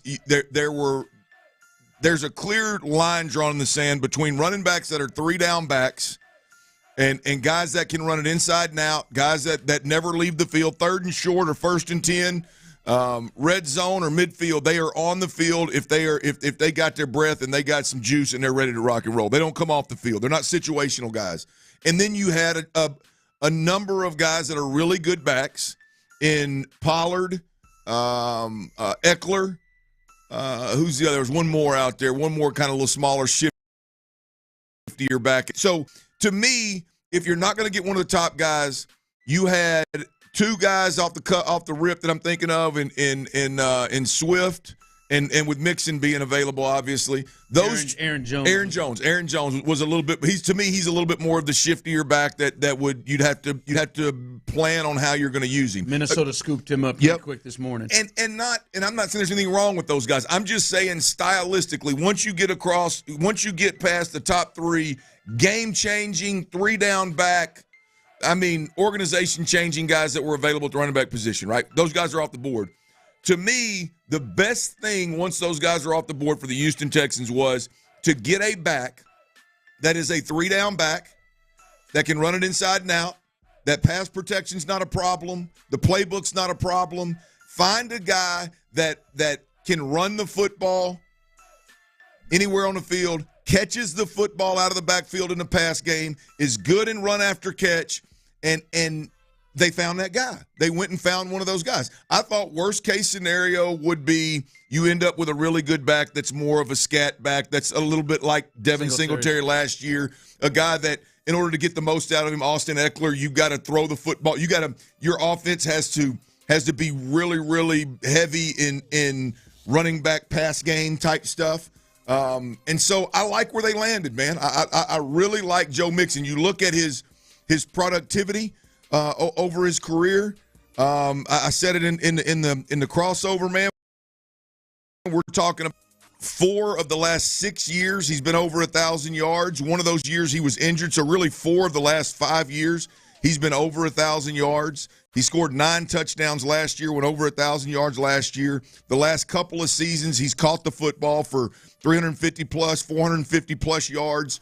He catches it out of the backfield. I really like this guy for the Houston Texans. I really like I like him here. Yeah, I know, Tyler, you love it. You like the move too as well. This I know you were saying that before the show. Listen, it's a fine move to me.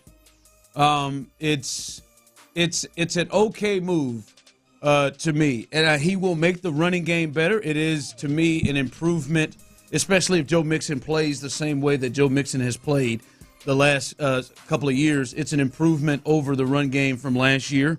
And I do think he's a physical guy that adds that element to the run game. So, yeah, it is. He is he's a good player, and it makes him better. For me, it's just we set this, man. We said it. To me, we talked about it. There is no excuse, in my opinion, for you not to have gotten one of those top guys. Of all the teams that actually got him, you had by far more money to spend than any of them. and it seemed like this action happened quick. Now, I'll give you credit. Like, hey, they were in on the Saquon thing, and it kind of you kind of could see from what we're hearing they offered that they saw him commodity.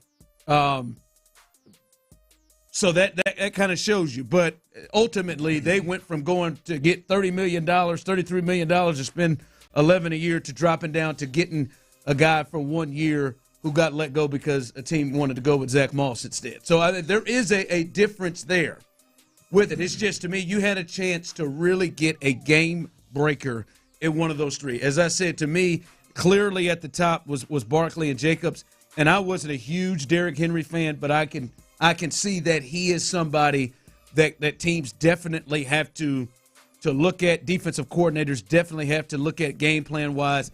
And with all the resources that the Texans have, it's just damn near unacceptable that they didn't make that happen. Now, you go to look at it and say, all right, it could have gotten worse. And Mixon is going to be somebody that makes their run game better. But the number one thing, Clint, that I've said, and I think you have talked about as well, is we do believe this offense needs to add a Pro Bowl level, big time potential weapon, another weapon. I don't care if it was receiver. We talked about running back because that seemed to be the easiest path to be able to make that happen. Tight end, whatever. They need to add a big time weapon that puts fear and concern in defensive coordinators and defenses. And I still believe they've yet to add that. And that to me is where at least is a disappointment. As someone texted, it's not a disappointment to them. The Joe Mixon, getting Joe Mixon when you did not get one of those top three, and the top three, like you look at what did Derrick Henry go for? I mean, 16 over 2, 8 a year, potentially contract potentially up to 20. But 8 a year for that dude, like, you know, and that would have changed your offense. It would fit that guy, and you have more than enough money to get that. Now, maybe Joe Mixon is as good as Derrick Henry next year. That's the hope.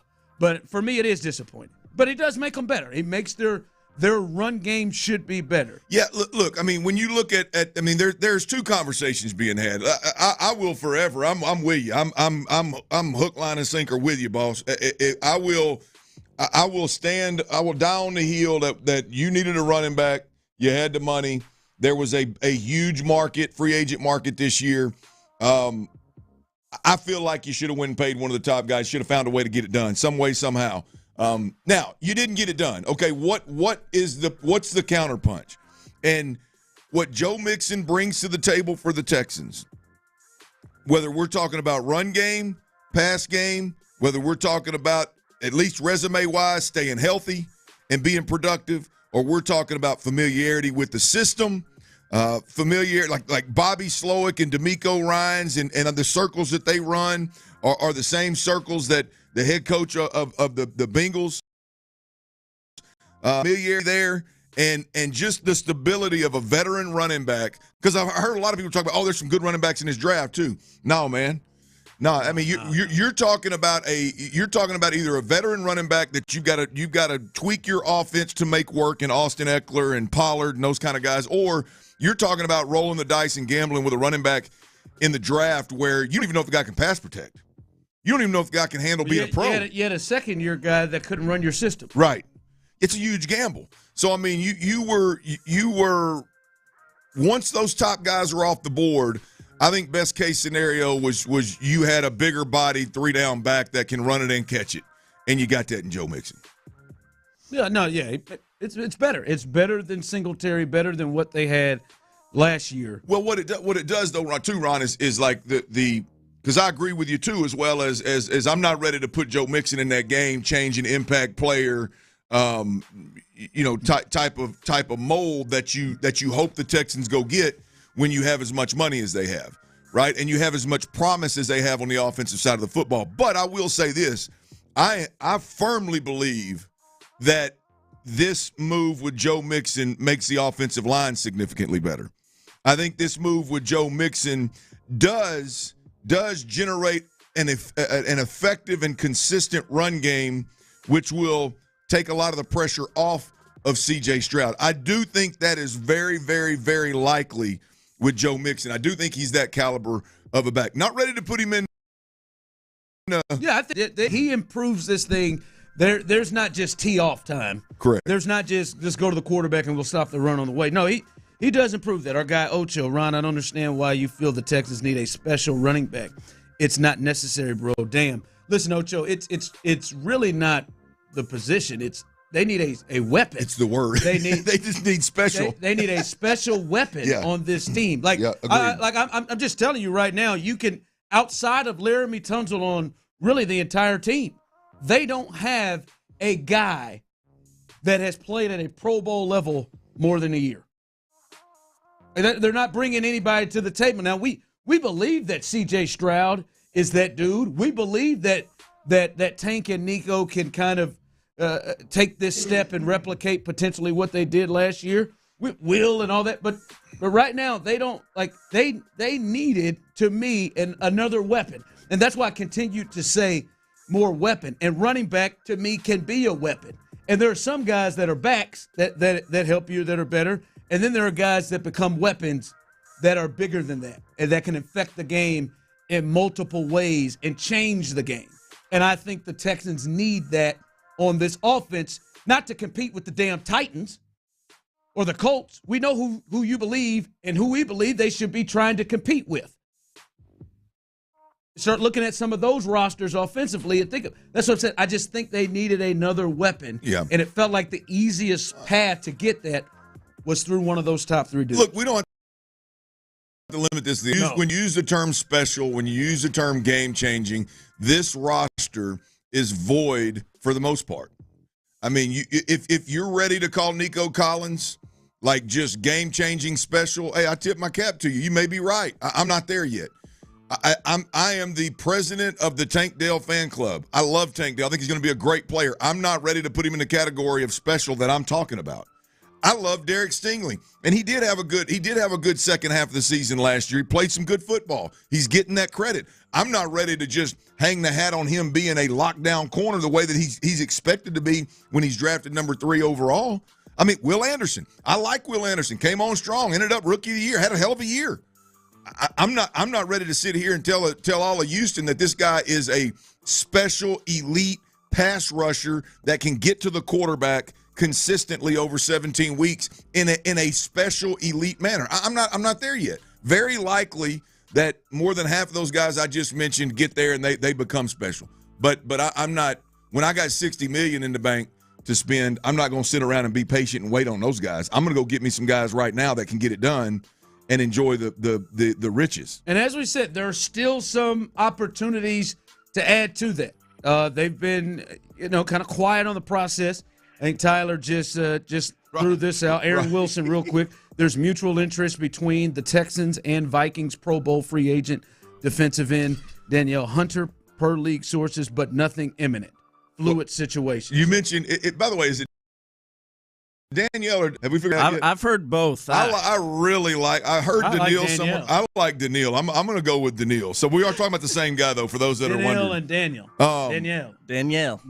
I looked up, Ron. I know yesterday you and I multiple times we talked about it. and We said, hey, they can get it together on the defensive side of the football. And I said, yeah, they're going to sign this guy, this guy, and this guy. I looked up there at the ticker a while ago on ESPN, and the only defensive free agents that are on the list that aren't checked off yet are all the guys that I said that they'd have to bat 1,000 from here on out on ESPN to make it happen. It was Eric Armstead. It was Danielle Hunter. Chase was out there. Chase Young was out there. There's several of them. They get a couple of those guys. It changes things. Agreed. It changes things. We'll see what happens. At this point, we gotta go with what we've seen right now. All right, I do wanna touch this coming up. The relaxed crowd. Oh yes, they got Clint going. The relaxed crowd. We'll jump into that and discuss that coming up next, as well as get you ready for a big ticket Tuesday coming up today for the rodeo. So all of that coming up next, but Let me tell you about soda weight loss, life changer.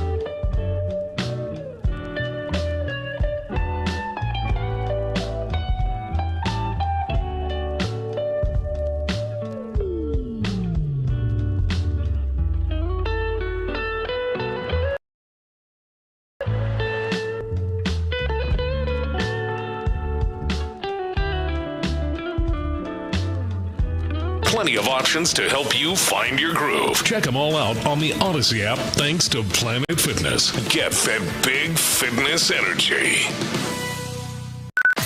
Sports Radio 610 presents The Drive with Stoerner and Hughley. It's Tuesday. It's Tuesday, and that means Rodeo Ticket Tuesday, 3 and 5 o'clock hours. So make sure you're listening. Tyler will get you set up, ready to go. 713-572-4610. When we give you that cue to call, it can happen at some point in the 3 and the 5 o'clock hour, and your chance to win a pair of tickets to see Brad Paisley coming up March 16th. It's a Saturday night, so go ahead and get yourself prepared between 3 and 5 o'clock. So that's coming up here in about an hour or so. Who never know? At some point in the 3 o'clock hour, I guess it could start here in the next 30 minutes or so. Is your first chance to win a pair of tickets Tuesday and Thursday. It is Tuesday, so that will happen today. All right, Clint. There are quite a few people here, and I'm seeing it all over the text line and YouTube and Twitch. You just relax, man. Hey, just relax. I think Tyler's in the gist. It'll all work out. It'll all work out. To a degree. You're in it. Yeah. I'm in that boat. You're in it. You're in it. Wow. You're in it. That's it. Just relax. Hey, you in that spot? You in that spot? Were you just relaxing yesterday? You've been just relaxing. You relaxed a little bit today, didn't you? Here's my problem with this, Ron. I'll pull the curtain back. Vandy and Johnny here, all Texans All Access. I was driving home. My evening ritual. I drive home. I listen to the fellas a little bit. Of course, damn sure on legal tampering period day. Rock and roll. Yes, now. I'm gonna be honest. Vandy, Johnny. Y'all had me hot. Oh. I mean, it takes a lot. It takes a lot for old Dirty to want to, in his car by himself. I'm talking to that radio, talking bad to that radio. So here's the deal.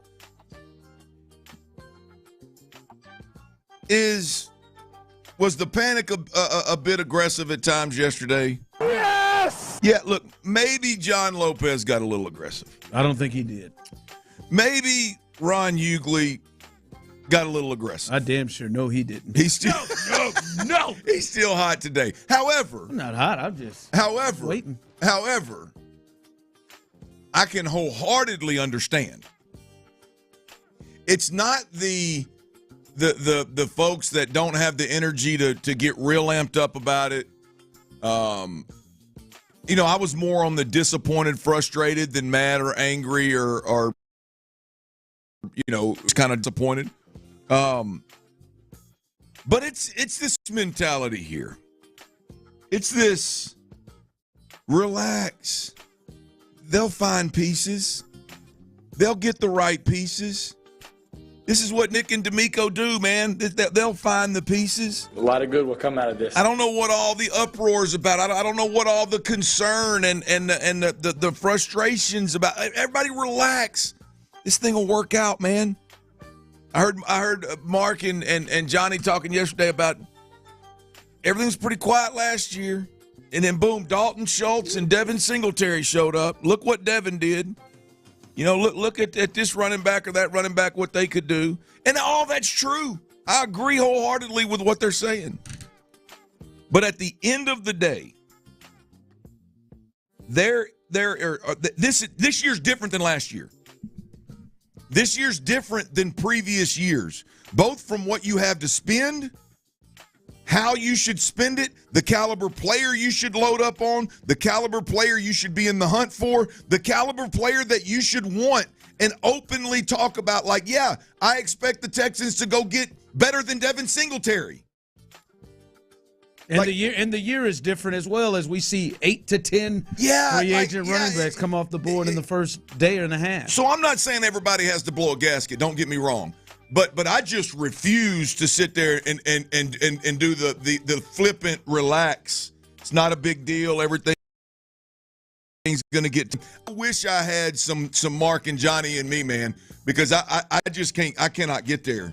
Like I can't get there with, look, man, they could draft this guy, that they could draft that guy. Get out. They could, in 2-3 weeks or by week 4 of the season, we'll know what this guy is or what that guy.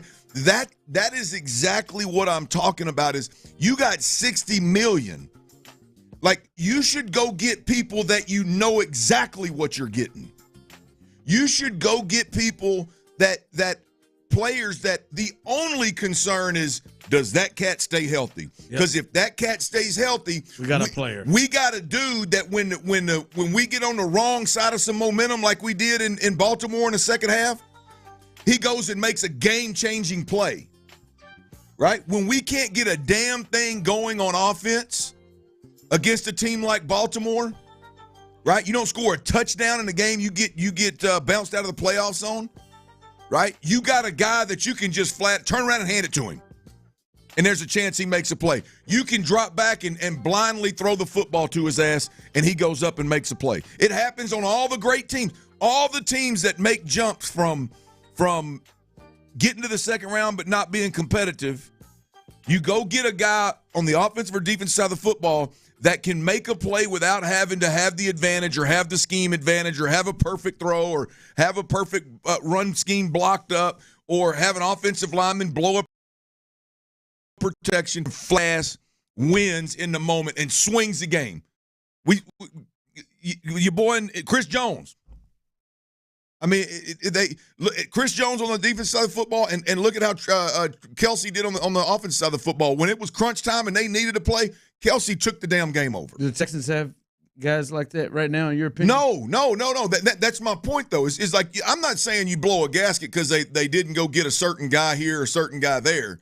But what I just cannot get down with is just hey, man, like treating this season the same way that we've treated every season. Just treat like this. Like the outlook is like, oh man, well we'll be all right. We'll be all right. It'll be, the pieces will come together. Like I can't get there with that, man. Listen. Like I don't know how you can look at what the Texans what they've done and get unbelievably excited about it, and the money they have to spend and not go, yeah, dog, let's go get them. Clint, Tyler, I have told you since the season ended, my mindset is AFC Championship game. That is my mindset and expectation that this team, now they may not get there. There's you don't ever know what could happen. But that to me is last year it was improvement. And then the next year, let's see if they get to play. Well, they blew that out the water with what they did last year. All right. Now it's let's get to the next step. Yeah. Let's play AFC Championship game. Run up. And listen, there's still time. But I have yet to see a move that says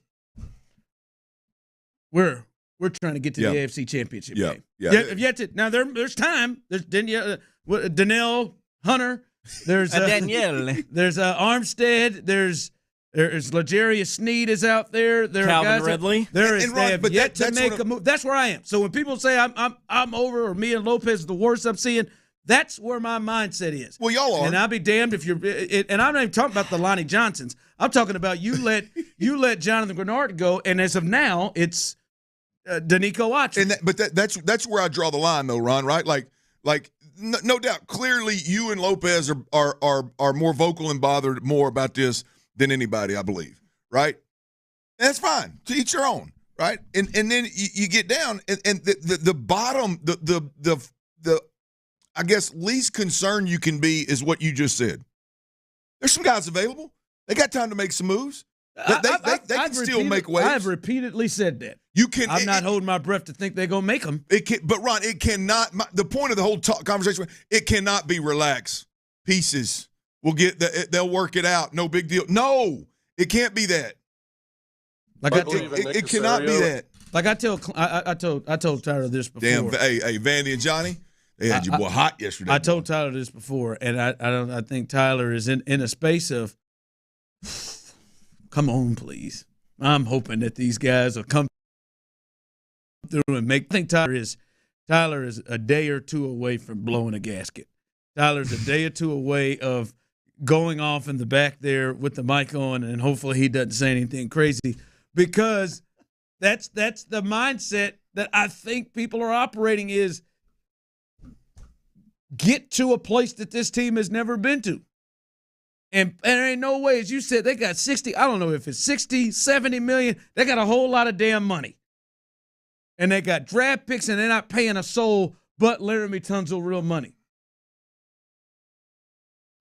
And I know, we'll see, like I said, we got time. But I know sitting here a day and a half, you wasn't thinking that a linebacker, an inside linebacker would be the number one move you made. As I said, there are still names out there. Still names out there. They better walk away with them. Because as we said, that is, they have yet to add a guy that is a straight up, definite Pro Bowl player right now. Kiss my ass with Joe Mixon. He's a good player. Joe Mixon is not a guy that is right now in the AFC. All right, that guy's going to the Pro Bowl. No. They have yet to add a guy to the team right now. Still time. Yet to add a guy. Everybody else is yet to add a guy. Hell, they didn't even keep guys that were Pro Bowl level. Jonathan Gennard was a Pro Bowl level player. They didn't keep him. As I said, there's still time. And we will see what they do. But, man, to be sitting here with what your expectations are, can't be just saying, oh, they're fine. They'll be good. All right, coming up, other moves around the AFC that could impact your Houston Texans. We'll discuss that.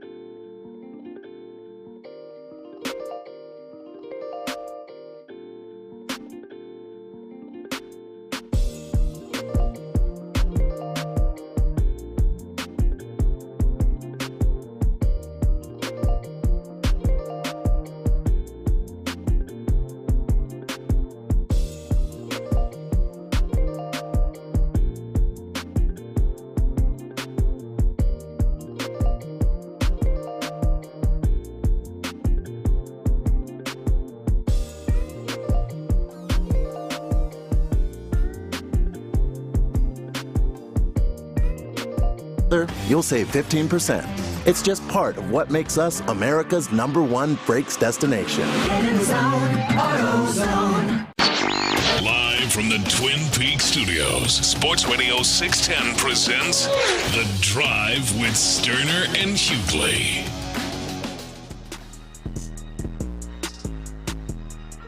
Three o'clock hour, your first opportunity to win a pair of tickets to see Brad Paisley as the rodeo is getting coming to an end. Coming to an end. Y'all got any more shows to go to? I got Eric Church, baby. I'm gonna close this thing out. I'm closing this thing out with Eric Church. Last chance for me was last night. Be honest with Whiskey Myers last night. Unbelievably disappointed. Damn.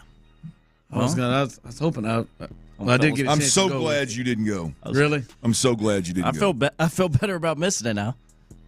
If you would have been mad at me today. You may not have said anything. I think deep down you're a pretty good old boy. You may not have said anything, but you'd have been mad. You'd have been mad that I talked you into going, and then. What they just had a bad night, or was this like a? I think it was a combination of several things. I think something was technically wrong. I mean, I sat in the same exact place and saw Lainey Wilson 2 nights ago, and she was absolutely tremendous. I understood every single word clear as day, and it was as entertaining as you're going to find. And I'll be honest with you, Whiskey Myers has got more songs that I can literally just get down with than Lainey does. Somebody said I was on the radio. I was on the rodeo floor, and it was amazing. It sounded muffled. Sounded like there were technical difficulties. There were times when he's singing, his mouth's moving, and I couldn't hear anything. And then the lead singer, there were several of the good songs. I say several. I left 5 songs into this thing. It was that bad for me. Really? You banged out 4 songs and you were out? Yep. And the 5th song was only because my buddy wanted another beer. I said, you can get one more, and then we're out. I'm out. Damn, you forced him to leave. It was that bad. The arrangement, of the songs, and the main lyrics of the song, and it was just like that, along with not being able to hear him as well, and I thought it was terrible. It was the worst rodeo performance I've been to, and they are one of my. I was about to say, do you think that's going to stop you from going back to see them? Oh no, it ain't gonna do. For me, it ain't gonna do with the rodeo. I mean, I've seen thousands of acts there, and there's some that just like, to me, Chris Stapleton at the rodeo. It's Chris Stapleton, and he's big enough now to where it's like, hey man, this is Chris Stapleton. This is good, and you can get down, but you ain't getting the Chris Stapleton sound quality that you get at some. I mean, the reality of it is, it's such a big venue, and you're so far away from the act that it's. The sound is not going to be listening room quality. So it's going to impact even guys like Chris Stapleton. But last night was to a point where I literally I couldn't understand songs. They were very muffled, very low sounding. It was wild, man. And I'm a big Whiskey Myers fan. It wasn't it. I wonder if they'll have that problem tonight. As much as them tickets is costing. What you got, Bun B going tonight? Yeah, Bun B tonight. Those prices. Them tickets is going. Standing room only is $150. I mean, standing room only. The crazy thing is, Ron, we're talking 65, 70 minutes. Not even with all of those acts. I mean, unless Buns ask him to extend it a little bit. I mean, I'm not sure. Maybe the text line 713-572-4610. I mean, I'm pretty sure there's a pretty tight time limit on how long the acts can be on the stage. I'm sure it is. Yeah, I don't know. We'll see. But hopefully it's not a mic issue tonight. Yeah. I tell you, I sat in the same suite I sat in last night at Bun B. I believe it was 2 years ago, the first year that Bun did it. It was 2 years ago, right? And it was tremendous. I could hear every word. Did you sit in the same exact spot that you sat for Lainey Wilson? Same exact spot. Whiskey Myers? Same exact And you spot. didn't have those issues with? No. Lainey was clear as day. It was not. It had nothing to do with the seats. It had nothing. I mean, it had nothing to do with that. Whiskey Myers is more of a rock band. I mean, there's Southern Rock. They're getting after it. They had 12, 15 people on stage when they got instruments everywhere. People are really fighting you on this. No, I mean, I'm sorry. They put on a hell of a show. What are you talking about, Clint? I wholeheartedly disagree on it. Even if I could have heard it, I thought they were super mellow. I thought the arrangement of the lead singer rearranging the chorus of the best hits they got. I'm just telling you. Maybe it was where I was sitting and just on that day the speakers that were facing up a little bit where I was at in the suite wasn't working right. Yeah. And maybe the lower ones were. Yeah. But I thought it was dead too. Oh, so it's not just that you couldn't hit. You wasn't there. It was dead. Yeah. All right. Well, Brad Paisley won't. Brad Paisley will be alive and well in your first chance to win those tickets in the 3 o'clock hour. All right, Clint. To look, one of the things after the season ended with the Texans is you could see all right, these are some teams that are above the Texans and the Ravens and the Chiefs, at least, maybe Buffalo, we'll see. But at the end of the year, there were some teams that were above them. But then there were some teams that were below them. Like playoff-wise, the Steelers, that was a team, hell, you beat the brakes off of at NRG 30-6. And then even at the end of the year when Pittsburgh got into the playoffs, you felt like you were a better football team. They'd have made some moves. They've been active. Obviously, they've added Russell Wilson. Didn't cost them a ton. He's going to probably be their new quarterback. And then today, we were hoping that the Texans would maybe stay away, but they've added Patrick Queen to this team and Cam Johnston, the Texans' former punter. They've added it. Are you still in a space where you think the Texans are clearly above a Pittsburgh team right now? With the additions they've made, Russell coming on this team, Patrick Queen being added to that linebacker room, because I think it was clear when the season ended that the Texans were it was pretty far ahead to me of a team like the Steelers. But with what the Texans have done. The answer's no, Ron. The answer's no. You don't think so? You don't think the Texans? No. Yes. The answer is I believe the Texans are worse than the Steelers right now. Oh, you think so? You think the Steelers have passed the Texans at this point? Well, yeah. Yeah.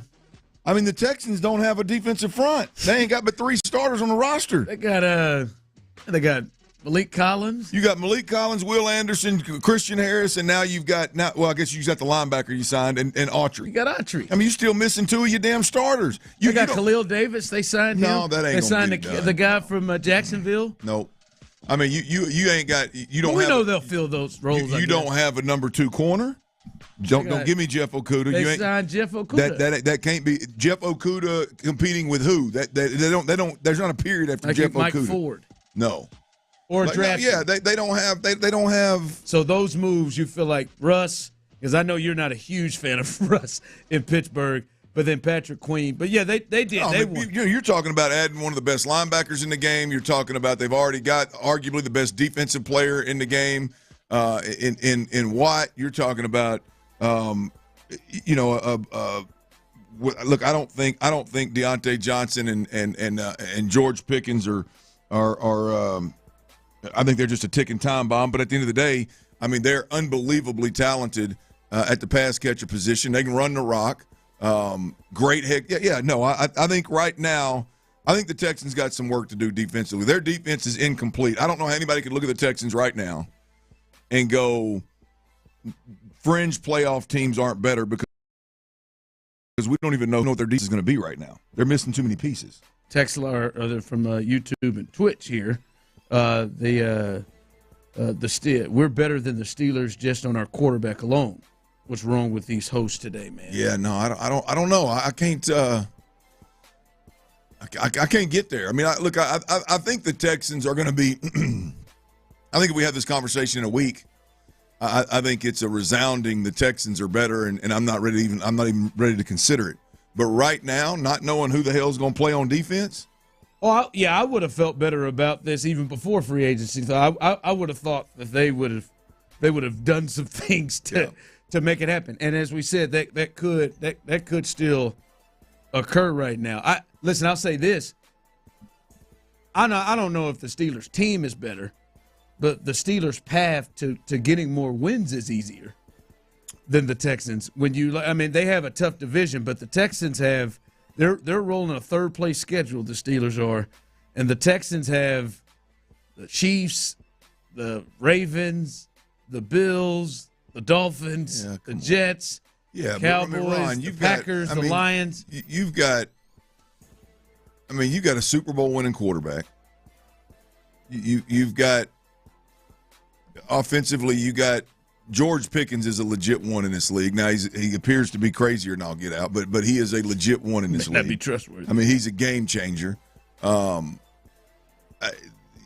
got too many players right now. Like the Texans are in the Texans with really anybody because of how incomplete they are on the defensive side of the football. Yeah, hopefully that starts to come together. But yeah, that just kind of brings it to a point. Like that season ended, Steelers, like they're looking at those teams, and right now as we sit, it's even a conversation. All right, coming up, moves that the Texans have made. They have added to the running back room. We'll tell you who that is coming up next, and the Cleveland Browns, they continue to do very, very interesting things. They've added to their roster, and it should make for some interesting moments on that team. We'll discuss that coming up next. All right, breathing. Breathing's one of the most essential parts of living, y'all. We take it for granted, but it's important, especially if you got problems, man. So if you've got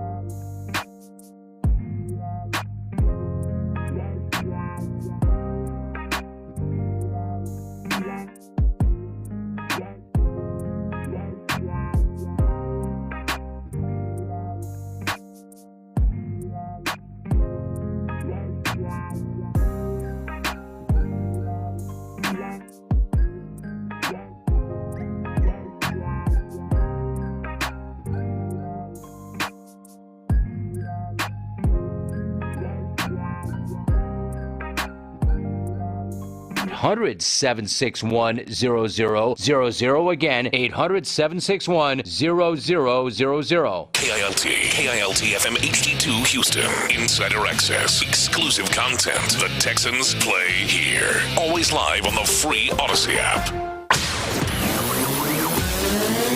Sports Radio 610 presents The Drive with Stoerner and Hughley. With the biggest stories of the day. It's the Big 3 at 3. Number 1. First and goal at the 1. Burrow, shotgun, Mixon to his right, and they feed Mixon to Natty.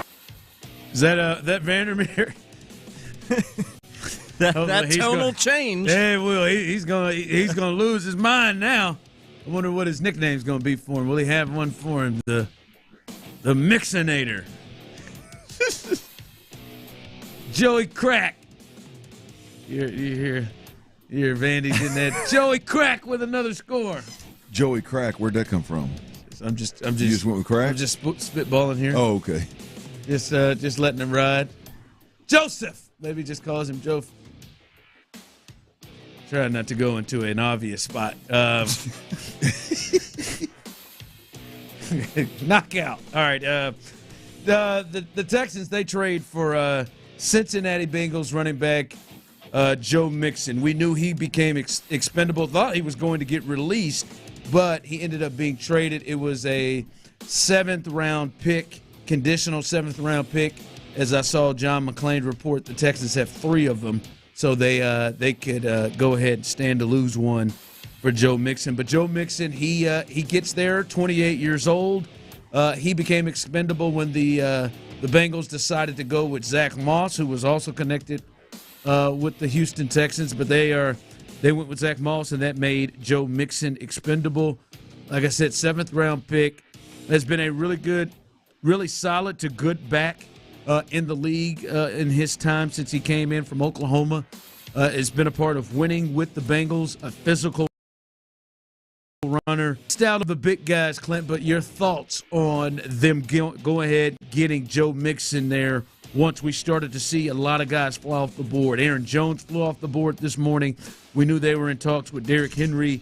We'll get to him in a bit, but your thoughts on them getting Joe Mixon? I really like Joe Mixon in Houston. I like. There's a lot to like here. Look, after the top 3 backs flew off the board, really the top 4 backs for me flew off the board. There was a decision that had to be made. Do you go after a veteran back that is a little bit more of a scat back, a back that you've got to tweak your offense to make sure you get the most out of? Do you draft a back and take that risk, or do you find a way to acquire a back that is more in line with what you're looking for? And I think the Texans, I think they landed in a really good spot. Joe Mixon is a back that is a 3-down back that can run the ball downhill between the tackles, that can also turn the corner on the edge. He's a guy that can help you in any situation on the field, a true 3-down back. He's a guy that can catch the ball out of the backfield. He's been more than productive out of the backfield for Cincinnati throughout his career and been really good in the pass game the last couple of years for Cincinnati. He's been durable. You look at the last 6 years, he missed half of one of those seasons. You take that season away, he went for 1,000 yards or more 4 of the remaining 5 seasons. So, I think he's durable for the most part. I think he's gonna put up 1,000+ yards. I think he's going to score touchdowns, and he's going to impact the game. Round. Also, he comes from a similar system, so the familiarity there, play-wise, playbook-wise, I think is a big part of this as well. So I really like where the Texans landed. 6'1", 220, 225, big downhill back. I can get down. I can get real excited about Joe Mixon. All right, I think if you just take it in the small box of, all right, did the Texans get better in their run game with their running back today? Yes, they did. Does this improve the run game and improve the offense? Yes, it does. And if you just look at it from that angle and just say, hey, as long as they improve the run game over Singletary and Damian Pierce, that's all that matters. And I think they did that today. All right, I think Joe Mixon he adds a level of physicality to this team, a tough player that I think can be very, very helpful for the Texans, and will be helpful for them, and maybe adds a physical nature to this offense that it has sorely missed. Maybe this adds potentially pushes the offensive line to be a little bit more physical. Who knows? I do think he impacts this offense, and it is a positive, and they got better from that perspective. And if you just look at it from that box, I think that is a positive space. But if you look at it overall and you say coming into this, the Texans had all the resources needed to get whatever running back they wanted to get. The top three we talked about repeatedly. And to think that they came away with Joe Mixon out of this, not horrible, not the worst it could have been. But for me, I'm not going to speak for anybody else, although I've seen some people who express this. It is a bit disappointing that this is where the Texans ended up, because I felt like with those top three, they had a chance to get, with Henry, Jacobs, or Barkley, a guy that it completely changes this offense and the look of this offense and what this offense is capable of doing. I think he changes it, but not to the level that those guys did. So I think it's a good move if you look at it in the box, especially if you look at the box of, oh, shoot, it's 9 o'clock in the morning. Aaron Jones is gone. Austin Eckler is gone. Saquon Barkley is gone. Josh Jacobs is gone. DeAndre Swift is gone. Tony Pollard is gone. And you look up and then you make, this move to get him. So overall, it makes him better.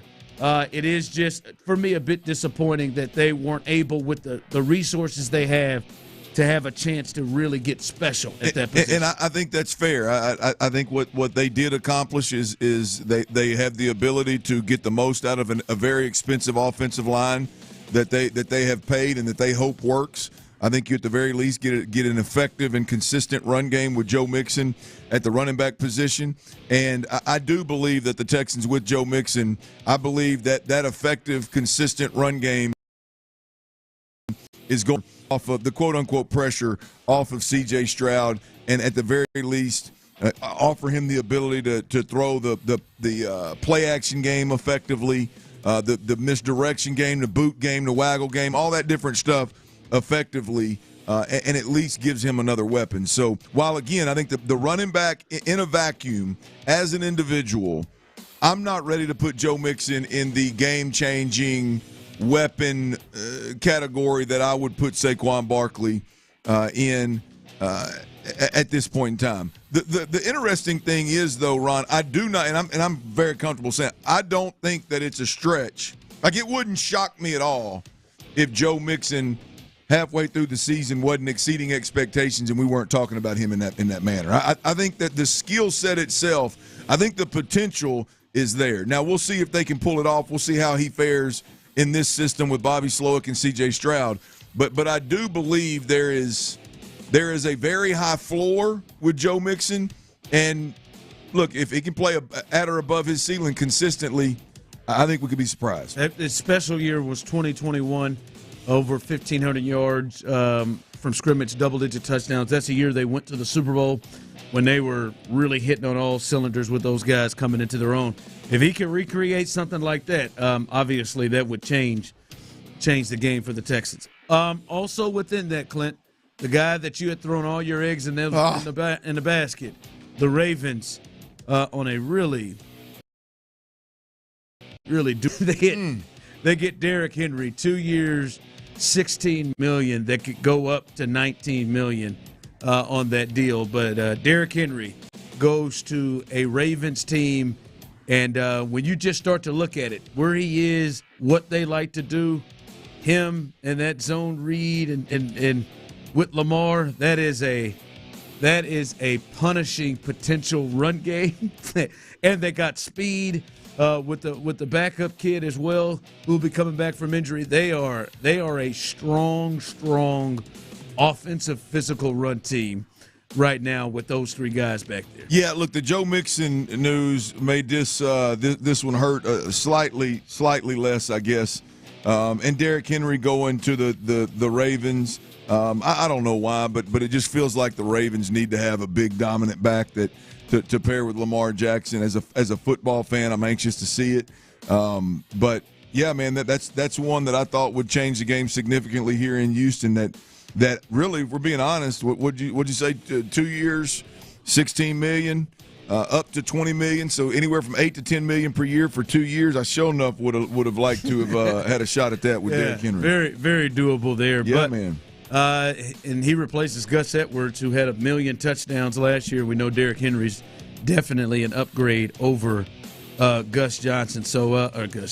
Gus Bradley, who was with the Chargers. So that is the latest there. The running back situation was kind of really down to those. Jones came off the board with Minnesota, and the Texans do get Joey Crack. Somebody said that's Fat Joe's nickname. Yeah, I know. Joe Mixon. Big 3 at 3. Number 2. All right, this news, and this is going to be something we watch throughout the show, and this hopefully this occurs. Please. There is mutual interest between the Texans and Vikings Pro Bowl free agent defensive end Danielle Hunter, or if you like it as Daniela Hunter. Per league sources, nothing imminent. This is being reported by Aaron Wilson. He is a Katy native and has been really, really good in terms of getting pressure and sacking the quarterback.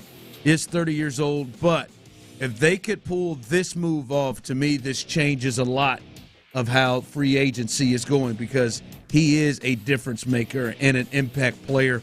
And to me, then I would look at this and say, you did upgrade over a Jonathan Grenard. You may have lost Jonathan Grenard, but you upgraded over him. Hopefully, this is something that Nick Caserio and DeMeco Ryans can pull off. Yeah, look, I think it's an upgrade over Jonathan Grenard. I think you look at the what's the linebacker's name that they got? Al Shazier. Yeah. I think that is an upgrade over Cashman. What we know now. I wouldn't bet on it, but as what we know right now, yes, I mean, it is. And so the defense is getting better, and you're an interior defensive line from making, again, maybe not the Wilkins move that folks are talking about, but you're getting better in the defensive front. You're investing in the defensive front. Eric Armstead is still out there as well. That's a guy that I would think that DeMeco Ryans would be interested in. So, again, I am of the relaxed crowd right now on the defensive side of the football. Not overall, but on the defensive side of the football. This thing still could come together really nicely for Nick Caserio and DeMeco Ryans on the defensive side of the football. And to be honest with you, with not spending the money at the running back position, with not spending the crazy amount of money at the D-tackle position that you would have had to on Wilkins, with not spending, well, what was far less than was reported or thought Patrick Queen would cost the linebacker. It's saving money with all three of those spots.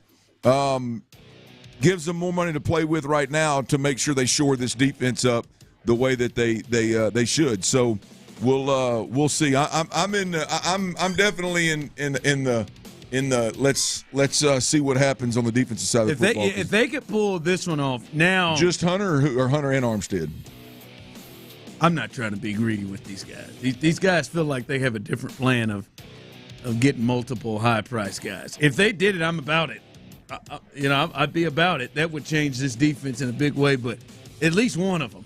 If they were able to, get one of them, that would change a lot of how I feel about free agents. I didn't answer questions that I think they have on offense, but that would change things and make me feel a lot better. I do have some clarity. I do have an answer to one question for you on the Daniela thing.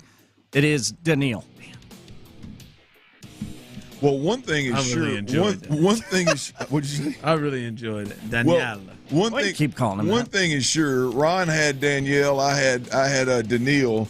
Daniela came when Tyler came back to work. One thing is for sure, that one was going to be wrong. However you were saying it. I hope Greg's listening. Boy, we tore that Gus Edwards up. I called him Gus Johnson. I called him Bradley. You called him Gus Bradley. That's OD coordinator, isn't it? it? Yeah, it is. Just roll with Gus Bus. And it's Gus Edwards. Someone texted, Gus Edwards, not Gus Johnson, not Gus Bradley. Gus Edwards. Well, those other guys are real people too. They are, at least. They are coaches and They're just not running backs. No, they're coaches and broadcasters. That's what they are. Big 3 at 3. Number 3. All right.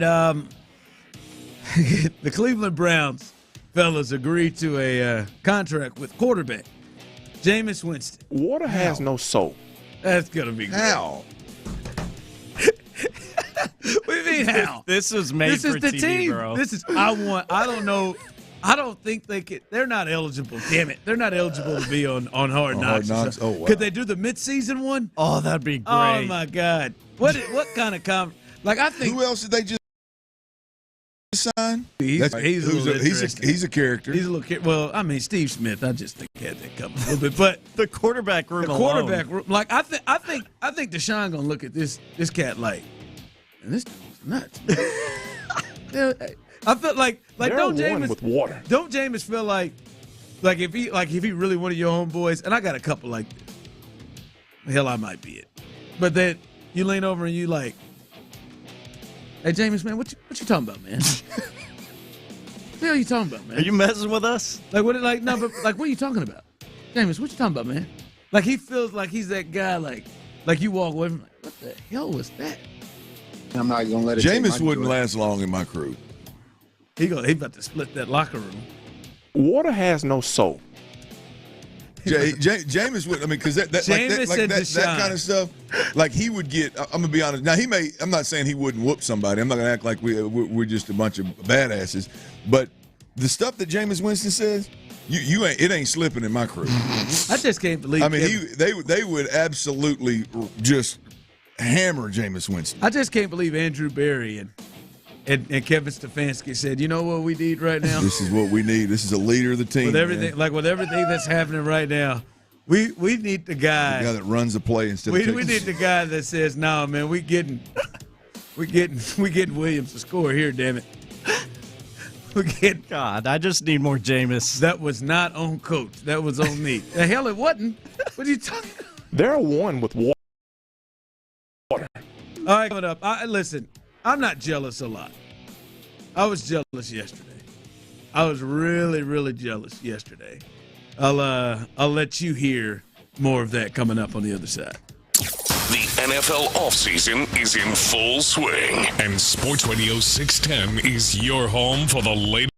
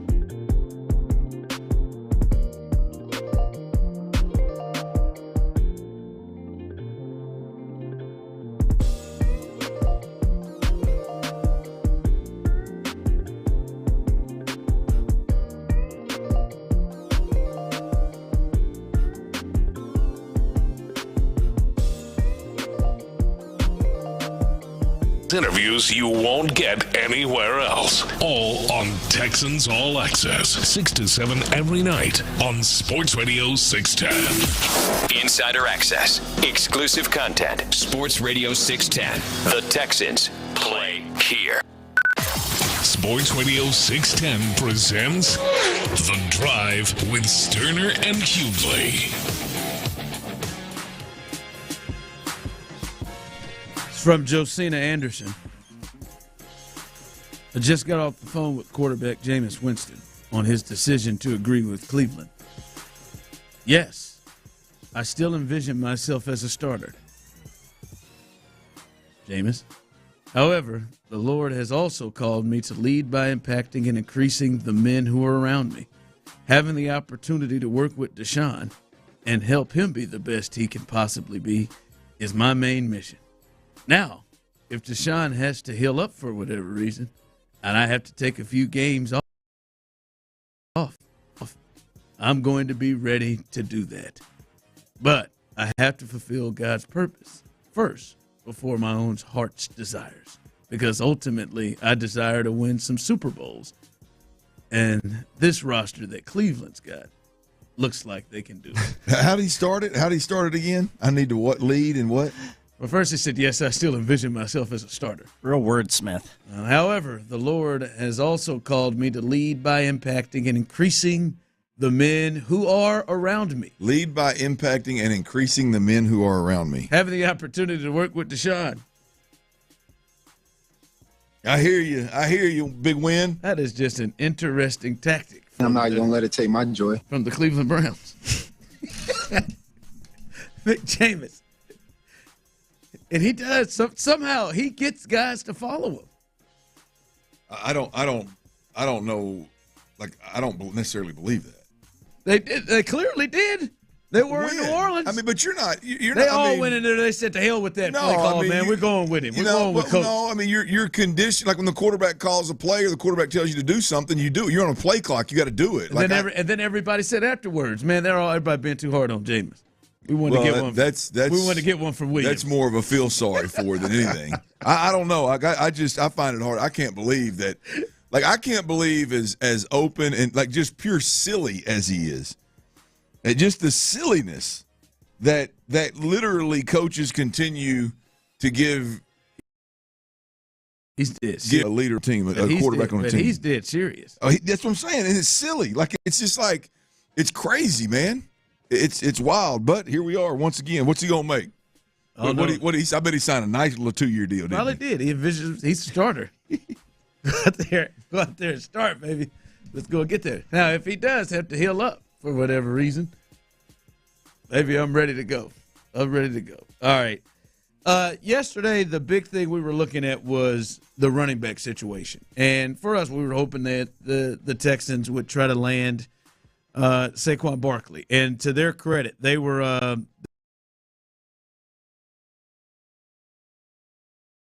in. They had a number where they were going to stop, and they stopped, according to reports that we saw. But Philly did get it. And I was on my way home, fellas. It's like, I want to hear how their reaction was. I want to hear the reaction in Philadelphia when Saquon Barkley. Because I was ready for us to be able to lose it. I don't know if Tyler would have. I think Tyler would have come around if Saquon Barkley would have actually been on the team. Or not, judging by his face that he just I don't know if I would have lost it. No, but you'd have come around. Yeah. You'd have come around. Not like Mike Evans. I know you'd save that one. Oh, no, that's a different level. But I know, Clint, you would have lost it. I'd have been excited. Oh, that got taken from us. This is, I was jealous of this. This is the reaction in Philadelphia of Saquon Barkley joining the Eagles. Breaking news. From Rap Sheet, Giant star running back Saquon Barkley is planning to sign with the Eagles. There it is. Bang! There bang! it is. Bang! That's what we do around here. They got him. Howie season. That's what we do around here. 3 years, $37 million. Don't ever disrespect Howie Roseman. Ever. Mike. Any of you out there. When I say it's Howie season, it's Howie season. Wow. When I say it's Howie season, it's Howie season. Wow. 3 years. Howie season. Howie season. They actually paid a running back. Weep. Where are all the pay the running back people now? Yeah. Wow. He needs to get shirts printed Howie season and start selling at the radio station. Howie season. He really sold that. Damn it, Howie we could have really done that one. Saquon. God, we could have done that one. I don't know if I'd have came up with Nicky season, but I damn sure would have. I'd have had me a. I had me a Damn good it, old we could have time. had that. I'd had me a good old time on Saquon's account. I know many people are doing, this trait that fans have, where when the move is not made, now you turn on it and you act like, oh no, I mean, now you talk about how hurt he gets and stuff like that. Right. You're doing that, but I'm telling you, many of you who are doing that, you'd have been losing your mind. Been losing your mind if we could have got a chance to do that. Damn, they took that from us. Damn it. I'm not gonna lie to you, Clint, Tyler. I know you don't care as much about running backs, and I get this Joe Mixon thing is a tough one for me because I'm not gonna lie to you. Saquon was a Texan. I had. You make the mistake when you go house hunting and you look at houses and you start moving your furniture in, like they tell you not to do that. Make that mistake in your head. You start moving that. I knew we were going to cover Saquon Barkley. You felt like it, huh? I knew I saw him in the new uniform. I had seen that. Kind of like when you knew that we were going to draft Bryce Young in Houston. Yep, felt that. Very similar. Very, very, very similar. At least you didn't lose a nickname. At least you didn't lose part of your identity on this one. Thank you for not risking anything that affects our beautiful show here. Damn it. I just knew he was going to be here. I saw that offense. Hold on, show. Well, Joe Mixon. Yay. If I'm being hard on Joe, that I feel like that's where it is for me. I just had accepted Saquon Barkley on this team. I really did. I thought that was the one they were going to get. They're real quiet, and I got out of here. Well, at least Tiki Barber. You Tiki Barber? Yes. Yeah. My man Tiki Barber. He this was interesting to him. Tiki Barber, former Giant. He does radio in New York as they cover New York sports. This was him when the move was announced. They're a little different over there at WFAN. And Saquon has already taken to Twitter himself to say thank you to everyone who's shown me love and support over the past 6 years. Forever grateful. Excited for the next chapter. Blue heart emoji. Peace. Okay, right. Blue heart emoji. I'm looking at him. He's dead to us now. Yeah, say it. He's dead to us. Because he won't say it. You're dead to us, Saquon. Good luck. You're dead to me. Damn, man. Would you be mad if you're Tiki? Would you be mad at Saquon? And if you're a real Tiki, I guess Tiki's a super Giants fan, and I could see the deal of you can't go to the Cowboys or the Eagles. Is that it feels this from Tiki just feels like him trying to jump back in the spotlight and remind everybody that he stayed and played his career in New York. Yeah, that's what it feels like to me. It doesn't feel like real towards Saquon. This is Tiki going, hey, don't forget. Well, I mean, to me, the Giants sure as hell weren't going to touch him. The Giants wouldn't pay him. Tiki's better than that. I heard Tiki say, well, go to Houston. Go anywhere. Don't go to Philly. Well, apparently, I heard it this morning, apparently that he said he was joking. Apparently, that's even lamer. Apparently, he said he was joking and yada, yada, yada. Well, it was clear. Saquon Barkley didn't take it as a joke. No.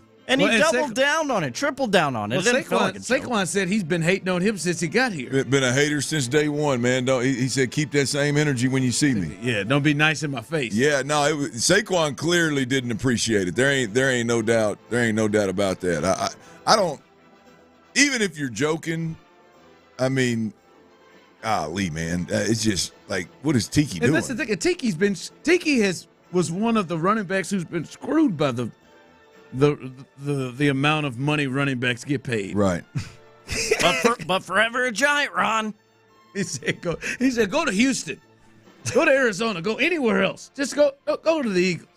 He turned into a real fan on that one. That was rough from old Tiki. All right, coming up, let's do it. On the other side, your chance. Your first chance today. Your first chance to win a pair of tickets to see Brad Paisley. We'll do that as soon as we get back. So stay tuned for your first chance on this Rodeo Houston Ticket Tuesday. That's coming up next. All right, if the last couple of years has taught us anything, y'all, it's that we got to value the things that control. And addressing that hair loss problem that you look at in the mirror every morning, it is no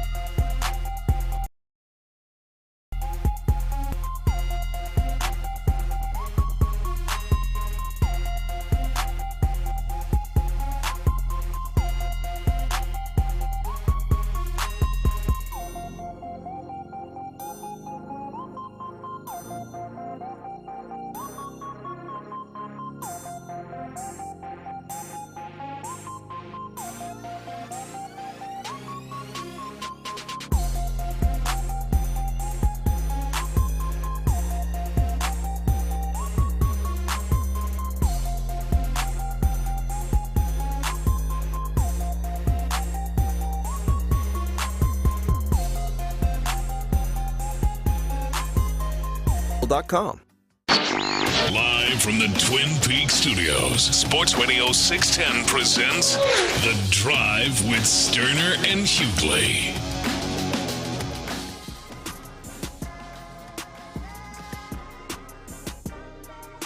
All right. Any news of the Texans? They done anything of late? Hear anything, Tyler? I know you're scouring. Cheryl? No, nothing right now. Yeah, nothing up to this point yet. We'll keep you updated each time we see something, not just with the Texans, but anything that can affect the Texans, as well as some names like Danielle Hunter and Eric Armstead that are still out there. Calvin Ridley, another one, a receiver still out there. Tyler Boyd, many people have had interest. That's one after they picked up Noah Brown. But we'll keep you updated on anything that happens. But let's do it right now. Caller number 4, 713-572-4610. It is your time, your first opportunity in the 3 o'clock hour at 3:43. Your first chance to win a pair of tickets to see Brad Paisley coming up Saturday, March 16th. Caller number 4. Tyler, open up those phone lines, 713-572-4610. Your chance right now to win a pair of tickets to see Brad Paisley. Isn't he married to somebody famous? Am I making that up? I don't think so. I felt like Brad Paisley was with somebody famous. No, you thinking about Nicole Kidman's husband? No, I know him. I don't think he is. He could be. I wouldn't doubt you. I mean, I don't recognize her. Yeah, Kimberly Williams. I ain't got Kimberly Williams. Do you? Yeah, she's an actress. You never seen her. You ain't seen a lot of good rom-coms. She's an actress. Yeah.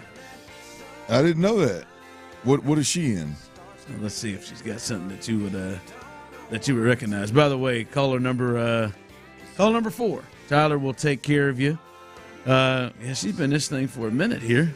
She's in the Christmas Chronicles. Father of the Bride. We Are Marshall. Solid football movie. I know the movie. I don't have her though. I didn't have her. Yeah. I was gonna say I thought he was with somebody. Where? Look at that, Brad Paisley. 4. Caller number 4. 713-572-4610. Caller number 4. Your chance to win a pair of tickets to see Kim Williams, her husband, Brad Paisley. Yeah, and my boy Mike Ruiz just hit me up. He's the one that does all the commercials with Peyton Manning.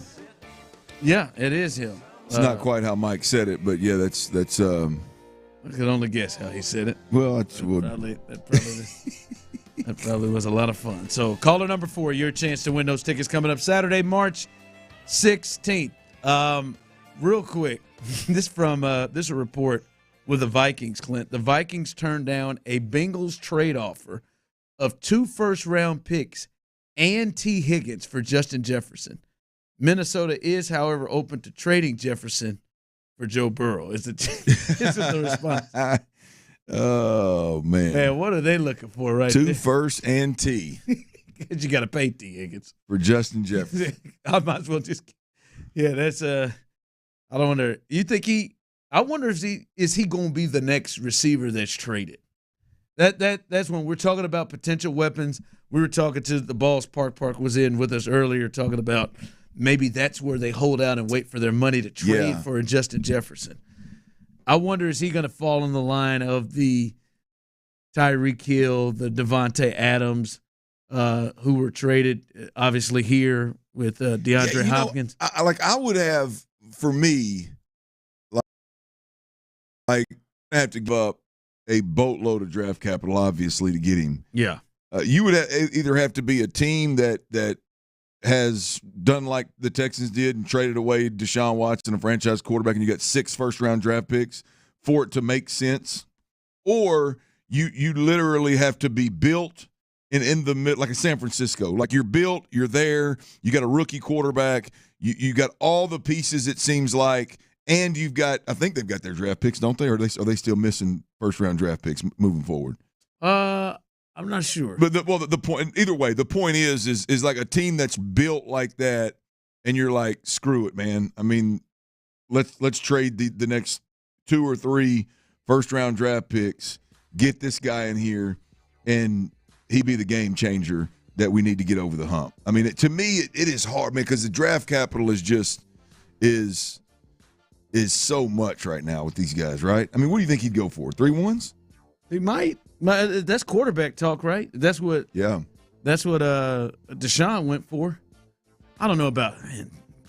If they didn't have to pay T. Higgins, maybe that's something else. But yeah, he'd be something like it. But for Texans, that one's hard to see that the Texans would trade up the draft capital needed to get Justin Jefferson. It is hard to think that the Texans would ever think a player is that valuable to give up that much draft capital. And yeah, I don't think Nick and D'Amico would ever do it. Like you would, like I said, you would have to be. I mean, that's a lot more Christian McCaffrey went for. I mean, that's a ton. Yeah, I mean, but you would have to be, like I said, on the verge and literally be staring down the barrel of for 2 years, man. You don't need anything. You don't need that first round pick. Like this trade right here is going to give us, like, our goal with this trade is Super Bowl or bust the next 2 to 3 years. And you've got to have all the things working in your favor of, like, not having or having a quarterback on a rookie deal.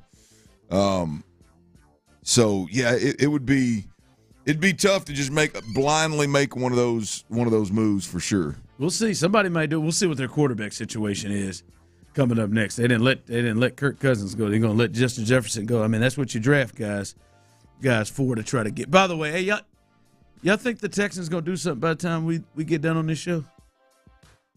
You think they add a move? You think they make a move by the time 2 hours and 15 minutes? Do they add another player?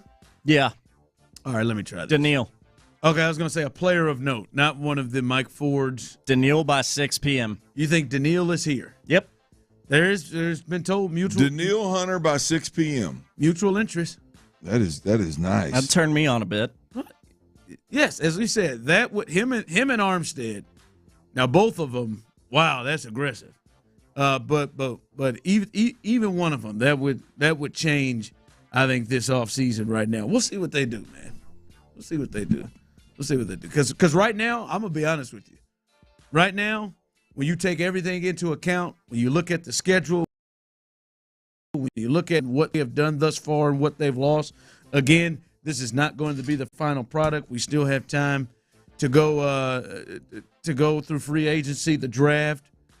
But for me, Clint, man, I came into the offseason thinking Texans got the best coach and quarterback in this division, and they seem to be the ascending team in this division. It feels like to me they should win this division, even with the schedule being tougher. I'm to a point, man. They got to put some things together for me to believe that, because they're I'm telling you, as helpful as the schedule was last year, it's completely opposite this year. And Jacksonville, to me, is the team that I would look at. And they've made some additions, but their schedule, I mean, they get Denver, you get Kansas City, right? They get what, Cincy or Cleveland, you get Baltimore, right? You get Dallas, they get Philly. We'll see how that shakes out. But it is just, that schedule could be a small piece. And right now, boy, the Texans, you've said a little bit earlier, they got to put in some work for me to think that they're going to be the team I thought they were going to be before in this division. The truth of the matter is, with the Texans right now, they're incomplete. I don't know how anybody looks at them any other way. I don't know how anybody looks at the Texans and goes, well, I think they can win this many games, or I think they're as good as this team, or boy, I think they're right now. They are incomplete. I mean, you have got your voids on the defensive side of the football, and I'm just talking about the depth chart. I'm just talking about the ones on the depth chart, man. When we call up the one defense for D'Amico Ryans, who is that? And right now, you don't even have dudes. Like, you don't have bodies. You don't have starting bodies, much less guys that we can debate. Are they starters? Are they not? Are they game changers, or are they not? So right now with the Texans, I'm going to save that conversation or that thought to a later date when we can at least see what in the hell it looks like. Right now, I got the Texans with an incomplete, and they got a lot of work to do. A lot, and not just because they're filling the roster. They just how many starters you think they've added? I think Autry's a starter, definitely. Joe Mixon obviously is a starter. Shazier, the middle linebacker. Shazier, the inside linebacker. He's my favorite. He's been my favorite pickup of the bunch. So they've added 3. I guess Jeff Okudah. Schultz. Did you say Schultz? Yeah. Oh yeah. He's back. Yeah. He's Don't forget back. Kymie. Tommy Townsend. You're right. They've added a starting punter as well. I'm sorry. Tommy Townsend. They've added him as well. Yeah. You're right. They got. Well, what do we keep here? They got 10 starters. They got to fill. Yeah. They got a little work. I mean, look, to me right now, where you've got a major question mark at your number 2 corner. You got them in at the safety position and the linebacker position, and you've got a major question mark at one of the interior defensive tackle positions, which D'Amico, I think first and foremost, D'Amico said that's where he wants to invest and be better as a defensive front, and I firmly believe when he said that, I believe that thought originated with interior defensive line. So what appears to be and what we know to be the truth in terms of what D'Amico Ryan said about the front with the Houston Texans, that's where they were planning on making big time investments. So we'll see what quote unquote big time investments look like. Right now you've added a linebacker and an older defensive lineman that can play inside and out. That's versatile. That's a good player. But I mean that's ultimately what we've got to make heavy investment in our front. That's what it's led to date. All right, what you got coming up at the 4? Well, it's I got a question for the people, man. What lens do you view the Texans through? What lens do you view the Texans through? We've talked about this multiple times. Is it the team that got skull-drugged by Baltimore, or is it the team that won 10 games and won the division? We'll see what the fellas think about that and discuss. We'll do that next. And before we get there, I got to tell you about QC Kinetic. The weather is great outside, and when the weather turns like this, there's several things that we're reminded of. And getting outside, being active, either as an individual or as a parent or a grandparent, making memories with the kids or the grandkids.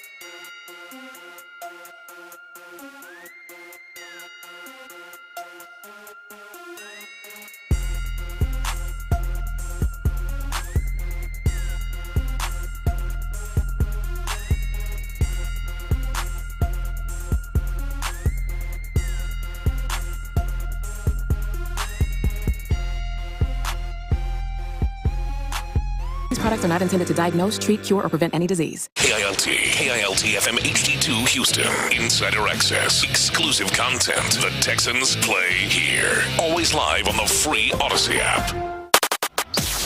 Sports Radio 610 presents The Drive with Stoerner and Hughley. Clint Stoerner's Football at 4.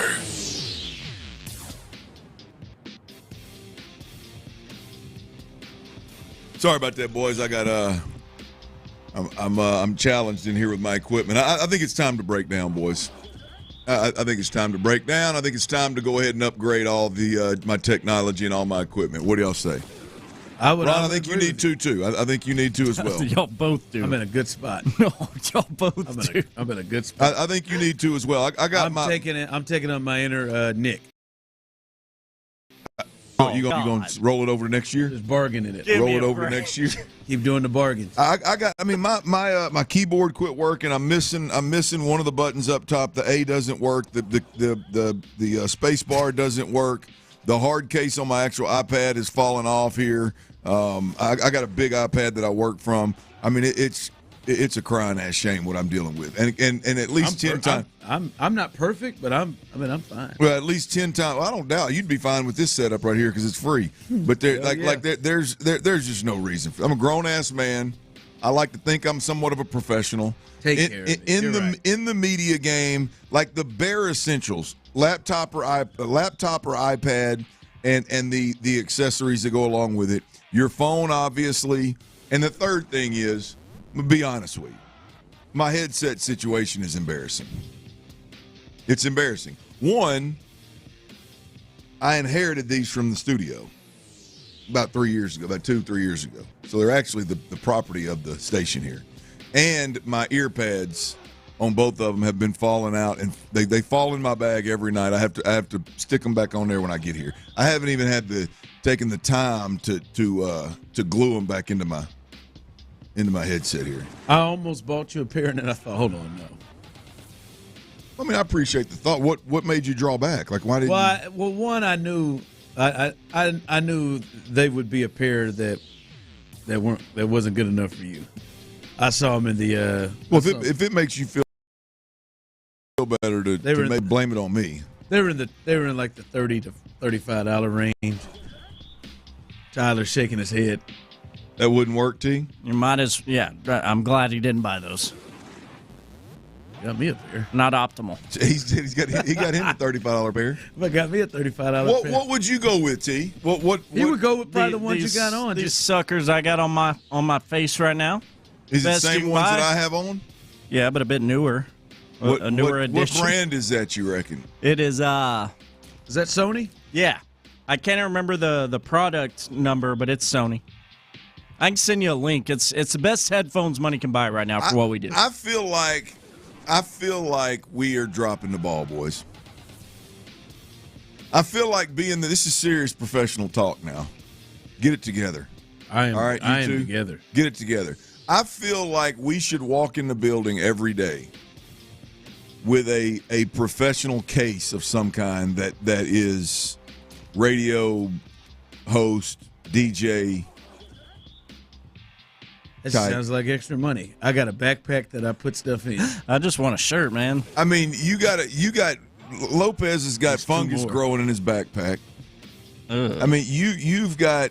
I can see you got crumbs of something all smashed on your keyboard over there. The pad's coming off of your keyboard. You're literally doing radio every day with a free pair of headphones that came with a phone. That they don't even make anymore. It's not free. They didn't even. Yes, it came. They don't even.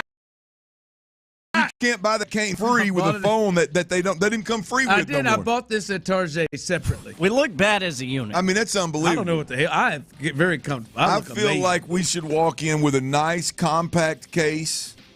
Maybe you should have a picture of. Maybe if you still had a nickname, you could put that on the case. And it would carry the iPad, the headphones, and we should all have the same stuff. Yeah, maybe we should show up as a damn team. Maybe the company should look into that. Well, I mean, I think we've been here long enough to know that's not going to happen. We're going to take it on ourselves. Well, I'm not taking that on myself.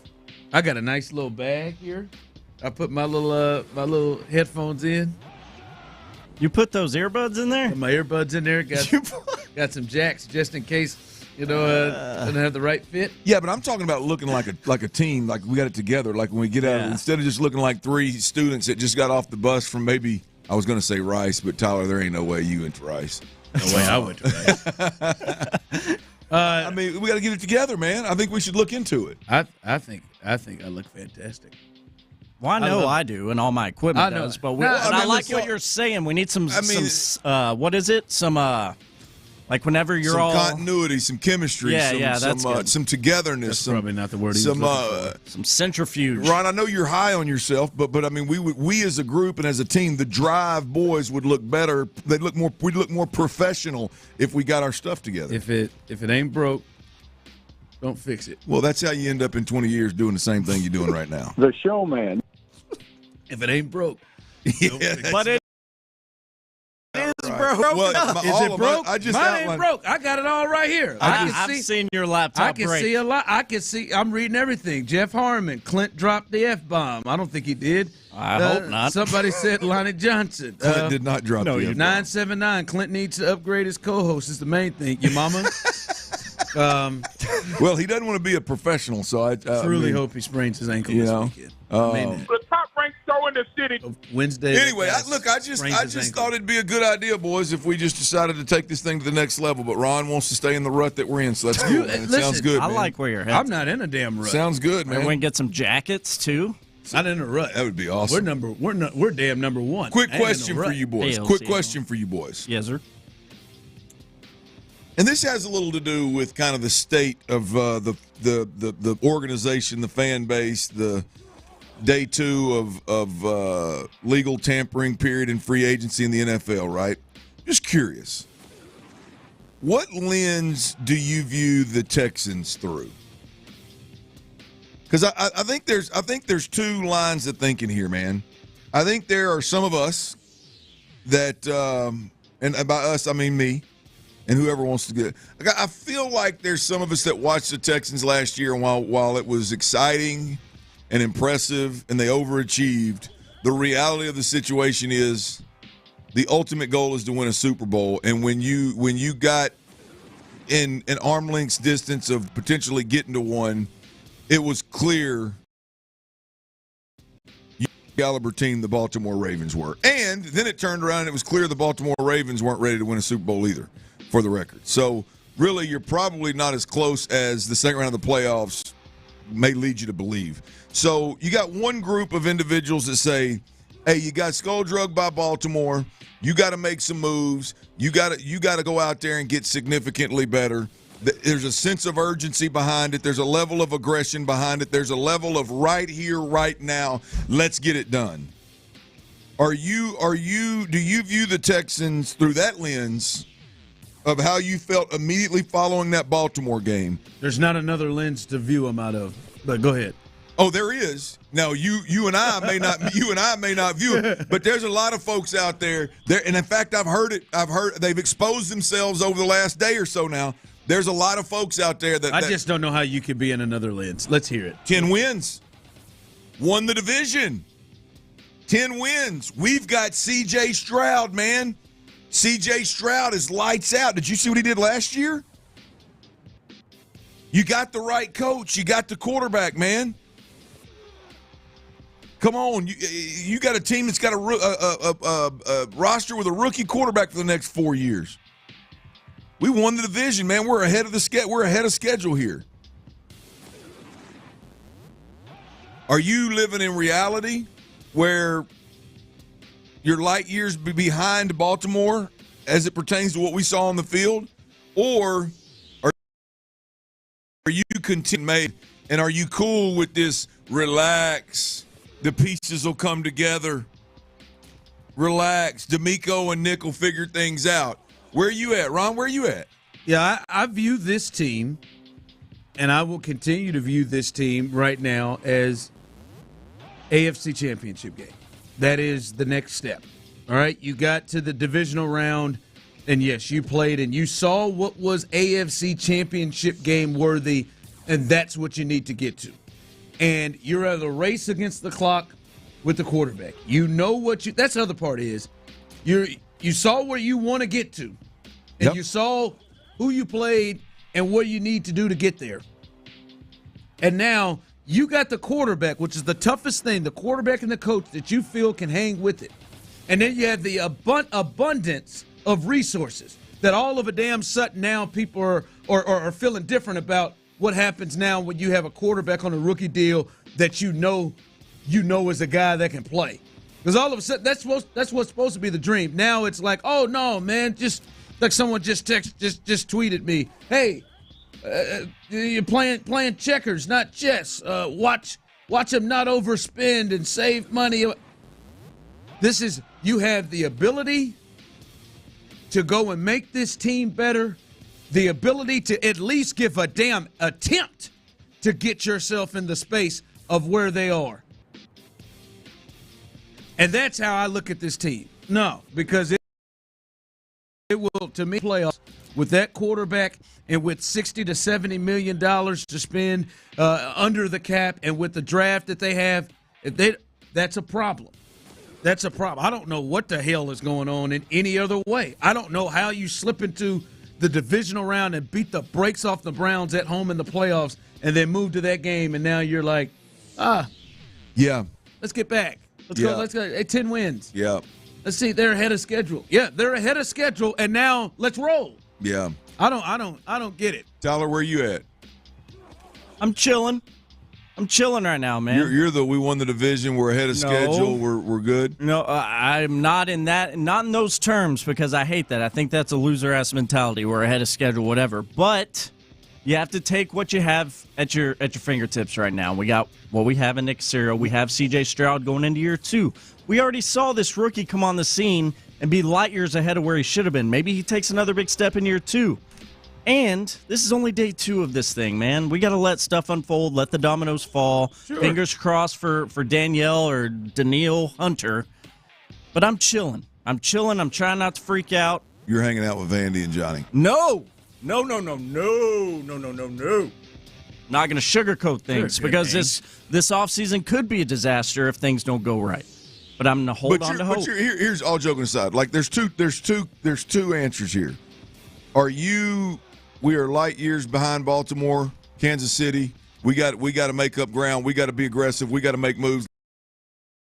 Let's give you, hey man, quarterback played ahead of schedule. Everybody's doing well. We won 10 games. We did good. Like what? If I'm picking one, I'm the second option. Yeah. Oh, stop. You're not light years. You got the quarterback. You're not light years. No, I know. I agree. We're not light years behind Baltimore. Cincinnati beat the Chiefs and got to the Super Bowl, and they had a crash dummy as 5 people set up in front of Joe Burrow and Mixon and that crew. They didn't have an offensive line. Yeah, they had some weapons outside, which you could probably use your funds to go and get a weapon, but it looks like that ship has sailed. But they had weapons on the outside, and they could get it. They weren't light years. Hell, they beat them one year and then came within a field goal the next. You have the quarterback. You have the piece. And you got some weapons. You got a great defensive coach. You're not light years. I can't understand it. I can get the thought of, hey man, we'll see. Let's kind of let this thing go. But there is no way right now that you're happy with what the hell is happening with the Texans. You can't be. There's no way that if you're a Texans fan, that you're happy thus far. I'm not happy, but I'm not upset. Or at least man, what the hell are they gonna do? I mean, we got the hand of trust to these guys in here. They have made go get Will Anderson. One move that says, hey, we're about it. Meanwhile, you got Green Bay in the same camp. Right before, 2 hours into free agency, they're getting a weapon for their quarterback, and they're getting the top corner off the books. And they're in the same situation you are, except they got to pay their quarterback. I'm not saying the Texans ain't going to get nothing done, but damn, this thing of oh man, just wait, trust these guys that have been killing it for 20 years. Yeah. That's where I'm at. I think there can be a lot of things. I think you can panic like Lopez and Hughley. For me, it's not even a panic. It's just Well, you just can't get beyond it. You just can't get past it. I'm just glad you're not freaking out to that level that J-Lo is, because my man is Well, it was losing. close. You missed it yesterday. It was close. I guess I did miss it yesterday. I just, like, for me, it's like when you go to I'm chilling, it's like you have a belief. That's the part. Like what? That's the part that they'll make everybody else needs to relax, or I'm chilling, or I'm good. The pieces will come together. It's kind of just the same old, blase is the part that I can't. I think that's what drive to me. That's the part that as the fan that makes the fan in me mad. Not the hey man, you missed out on Saquon. I'm disappointed as a fan. I want my team to have that squad, but okay, you missed out. Let's move on. Okay, that's kind of where I'm at with it. I'm in a spot. The clock's ticking. We got guys are falling off the board. Guys are making decisions. We got to go get some players. Okay, and we can have a conversation about it. Where I draw the line is when we get into the flip it. Don't worry. Pieces are going to come together. That's the part that's wild to me. Is you like a new year. They constantly preach over there. It's a new year. I'm worried about this year. This is a different year. We got to build this team. Yes, and you build this team differently when you got when you're $60 million in the green in cap space than when you were $55 million in the red 2 years ago in cap space. There's a different approach. It can't be the same old. Oh well, they'll get it figured out. They'll get it done. No, man. Like there's got to be a different like there's got to be a difference that everybody in America can see. Like Chicago right now. They're operating a little different than they did last year. They're going to draft a quarterback. He's going to be on a rookie deal for 5 years, and for 5 years that guy's going to have as much talent as they can put around that kid. Bang, stuff's getting done. Bang, Swift right out the gate. Got him. He's there. Yeah. You know what their moves they're making. Let's do this, Tyler. Because I want to hear from the other Tylers and fight. Because I see people texting in, and I'm not going to lose it. But I got people making like I'm crazy. Like I'm the crazy one here about where they sit right now. And I've repeatedly said it ain't over. There are names and moves out there. But where are you at right now? You're relax, man. That's the point. The trust part of this. How Tyler and Fighting Tylers are just like, yeah, it'll work out. How the hell they trust that it'll work out? I know it's an unbelievable season, but I trust that it'll work out. I'd love to hear 713-572-4610. Let's hear from the people. Where are you at right now? Where is your feeling right now? We'll do that coming up. I know what the folks can trust, Ron. It's truck season in Texas. And that one. Number two, Ron Kraft Chevrolet got hella deals going on right now, right? They got huge savings on Silverado 1500s. Also, GM financing as low as 0.9% for 36 months. You can drive off in a 2024 Malibu RS and pay only $288 a month on a 36-month lease. Heck, I mean, they got big-time deals at Ron Kraft. You can shop the lot, or you can shop online.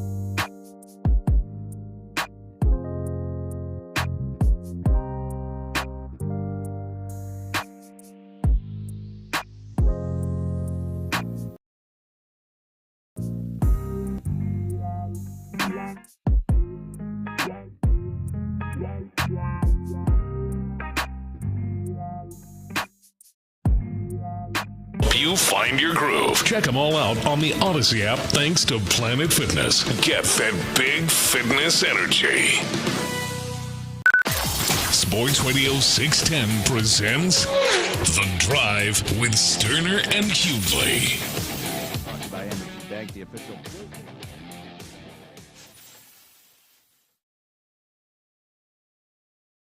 All right, welcome back in as we are live here on The Drive. Remember, coming up in the 5 o'clock hour, your chance to win a pair of tickets to see Brad Paisley. Congratulations to our 3 o'clock hour winner, Javier and Katie. He won earlier. You have a chance to win coming up in the 5 o'clock hour, so stay tuned. All right, 713-572-4610. I want to hear from where you are. Clint laid it out there. Which lens are you looking at the Texans out of? Are you looking at them out of the lens of, hey, they were a step out of the AFC Championship game, and that is my expectation? Or are you looking at the lens of, yo, And they won 10 games. They're way ahead of schedule. Hey, let's just keep building this sucker. They're way ahead of schedule, right? I think I heard someone say, I can't remember who said it today, but someone say the play of your quarterback shouldn't change your plans on what you were going to do. And I, as I said, man, I am hopeful that the Texans can make some of these moves out here. But I just, like, when you look at yourself, you know, I would think most would be disappointed if the moves, the top end moves were the linebacker out of Tennessee and the running back in Joe Mixon. Because right now, those are the top two moves right now for the Texans. And as I have said repeatedly, there are still moves to be made out there. By the way, Daniil Hunter, the Katy native, just saw this. He is not only is there mutual interest as reported from Aaron Wilson earlier, also the Colts are in on it. The Colts, according to Stephen Holder of ESPN, who covers the Colts, that the Colts have been in contact and have sat down and talked with Daniil Hunter. So that is news, too, that we will keep you updated on. But, I mean, there are moves out there. Not a lot left, but there are moves out there, Clint. And when you look at what they have coming in terms of resources, the ability to spend to try to improve their team, if they don't come away with one of these guys, at least one of these guys, I would say at least it's a disappointment, right? And I know you were using the term, it could be borderline. If they go through this, Clint, and it's a linebacker and Joe Mixon, as you said, the fifth running back, if you had reseeded them, like you'd be highly disappointed with it, right? If those were the top free agent gets in the offseason. Yeah, look, I think offensively, I got to split this thing up, Ron, because when we start getting as intense for me as criminal. I got to keep that on the offensive side of the football. But I think overall the point is if Joe Mixon and Donnell Autry or what is it? It's not Donnell. Not even Danico Autry. But Al Shazier. If that's your top, signs this offseason after last year's run, and that's your attempt, that's your shot at getting competitive with the top teams in the AFC. Look, I do. I think it's crazy talk. I think it's silly.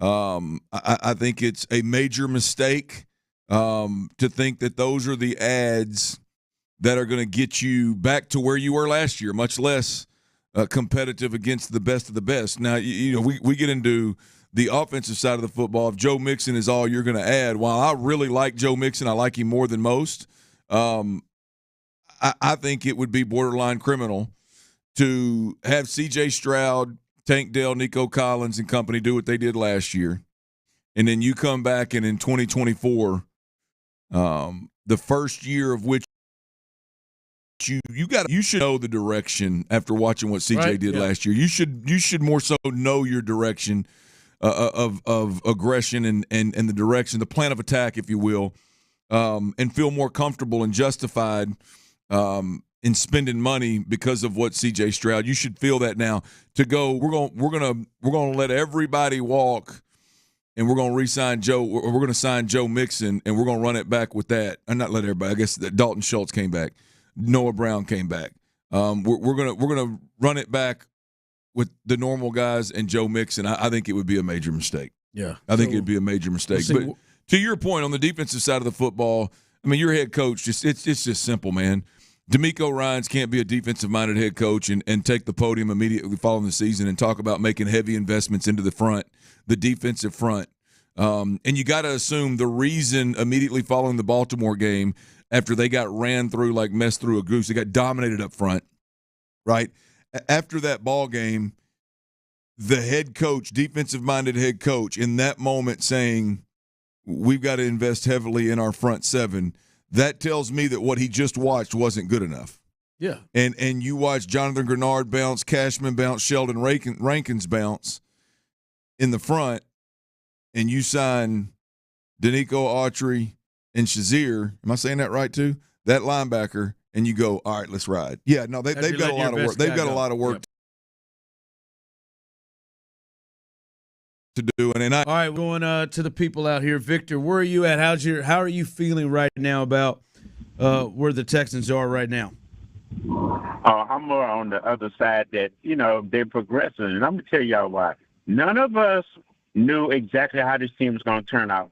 Y'all had a little bit more insight, by them winning the 10 games. I think we're underestimating DeMeco Ryans and his coaching ability. I honestly think, the running game we lost out, but I honestly think that we getting the Dixon guy, but you can go in the draft and get you a running back. But Clint was correct that we need a veteran back there.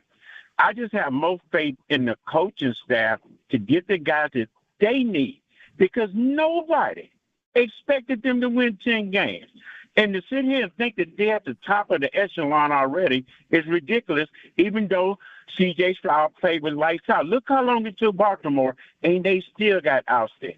Thank you, guys, and for all y'all insight. And I think all of y'all have a good point, but just don't get over, get mad. It's going to be okay. I'm with Tyler. All right. Appreciate the call, Victor. Smart man. Yeah, sure. I'm with Tyler. Yeah. We'll see. No.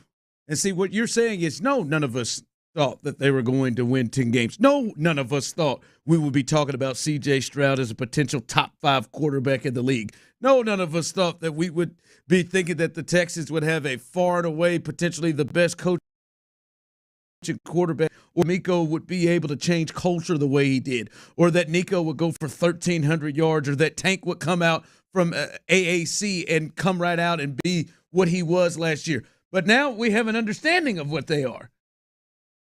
And and they went in the playoffs and beat the hell out of the Browns and moved on. So now you have to adjust, right?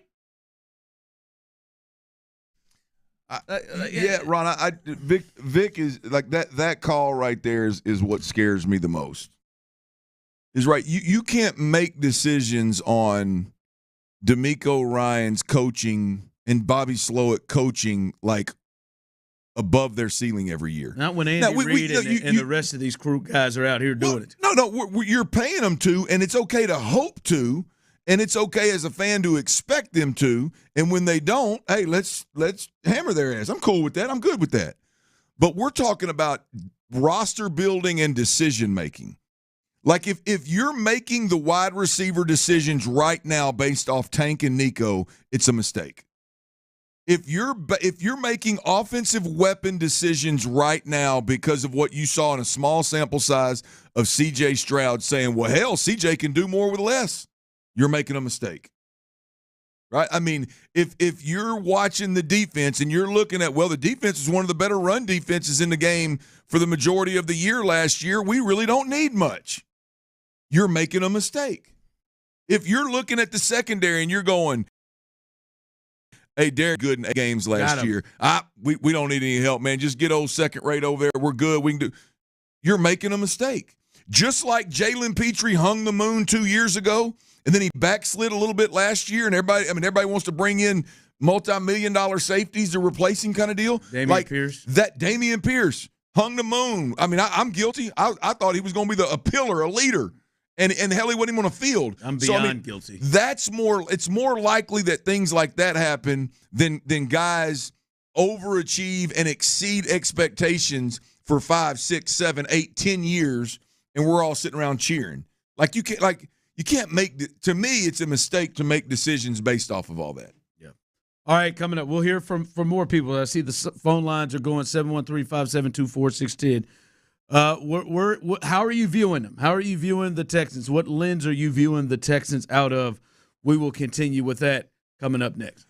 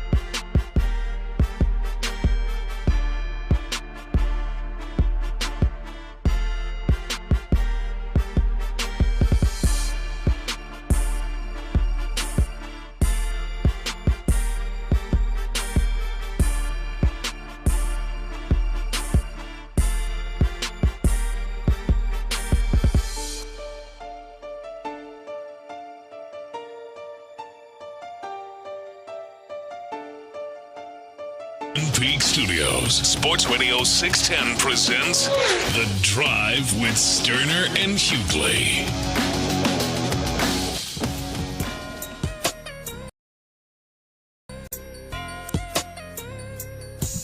Brad Paisley coming up at 5 o'clock hour. Your final chance today to win a pair of tickets.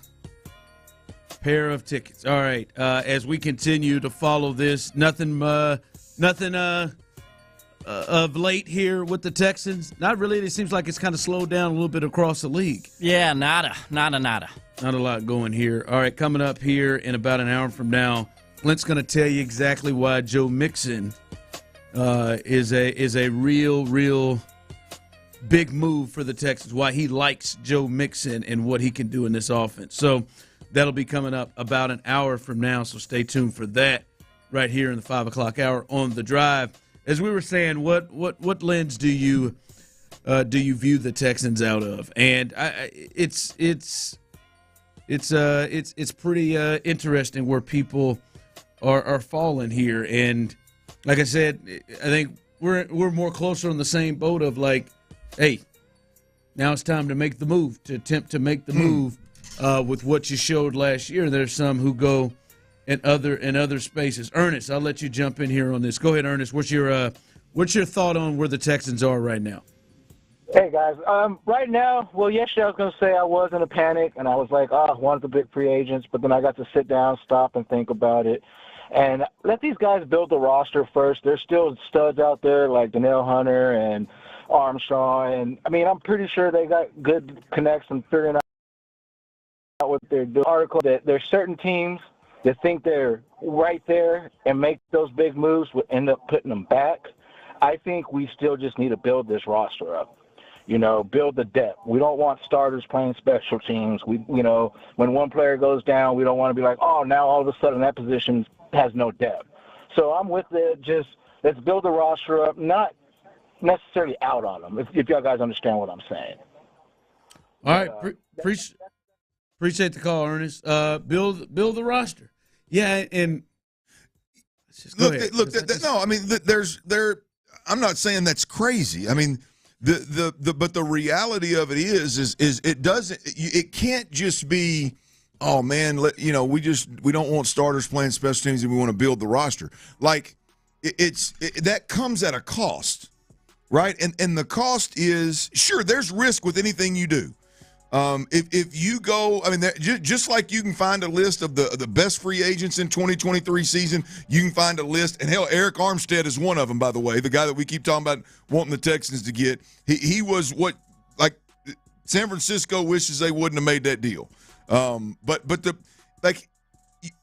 it can't, you can't have it both ways. Like, you've got to realize if we're going to relax and take it easy and let these guys build and let them build depth, and hey, maybe it's not there, it comes at the cost of one of the 4 years that you have to build around a roster around that you have to pay the highest paid positions in the league, edge rusher, corner, and quarterback. Right, with the exception of wide receiver, but that's true too. You don't have any big money wide receiver. Like, you can build around a roster that has impact, difference-making players at all those positions that you're not paying. So if you think you're still at a spot where it's like, hey man, everybody chill, we ain't ready to make them big moves yet, it's going to cost you 1 year of that build. And yeah, I agree, Ron. I know where you're going. Like, what leads you to believe that you're in that spot when you just won 10 games, you won the division, you went to the second round of the playoffs? But how have we convinced ourselves? I don't think you're here, Tyler, but how have we convinced ourselves that the Texans are going to be unable to build the roster if they sign these free agents? The great part of, as you said, your quarterback makes under $10 million. Your pass rusher right now makes under $10 million. And your other pass rusher, who you just signed, makes under $10 million. The highest paid player on your defense is making $11 million. You have $70 million available, and you have draft picks. I don't understand the thought of this is stopping you. Yeah. If you were a team like the Ravens or the Eagles and you make some of these moves when you have so much money allocated to certain guys, then maybe it may stop you from being able to build out other spots.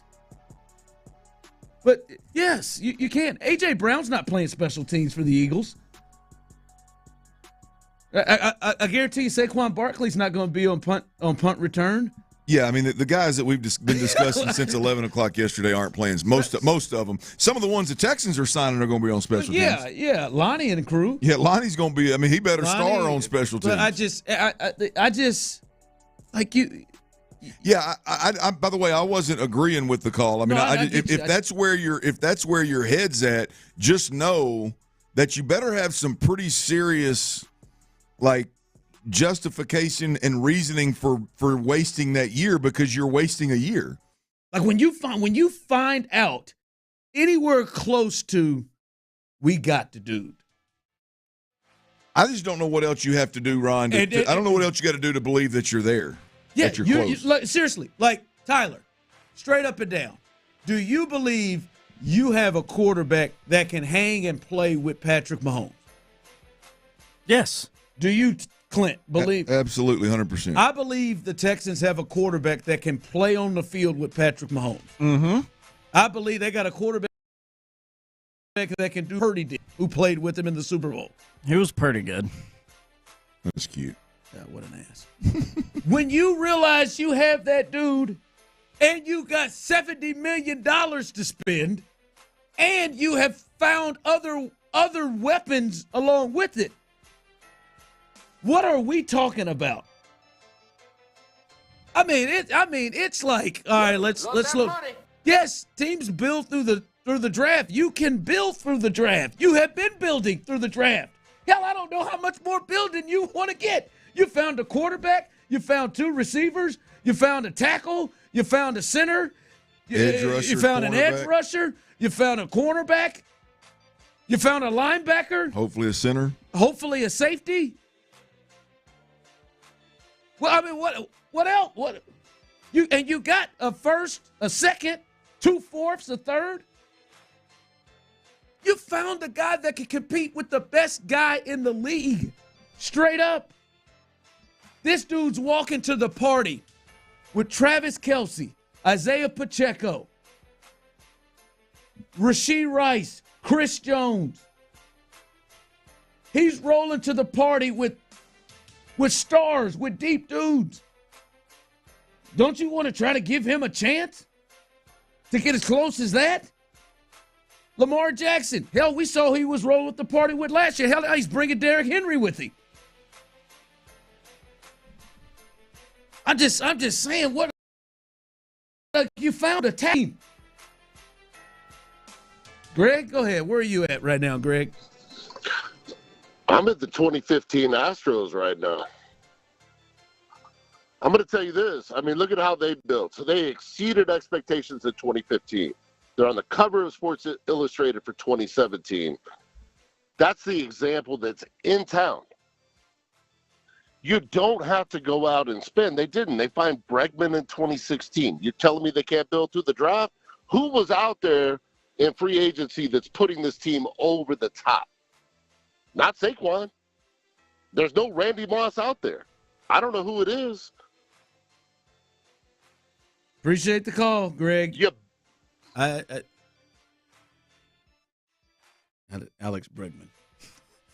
No, again, Greg. I've rattled off about 10 guys that you have built through the draft that you probably feel at least comfortable with. You have $70 million. You don't think one would help? No, Saquon Barkley would completely change this offense. Josh Jacobs would have completely changed this offense.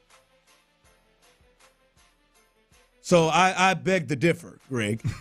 For the YouTube viewers out there, You ever see Ron kind of tilt his hat up and start rubbing his head a bit? He's really getting frustrated. I hear what you're saying. This isn't damn baseball. Yeah, it's a tough cross-sport comparison.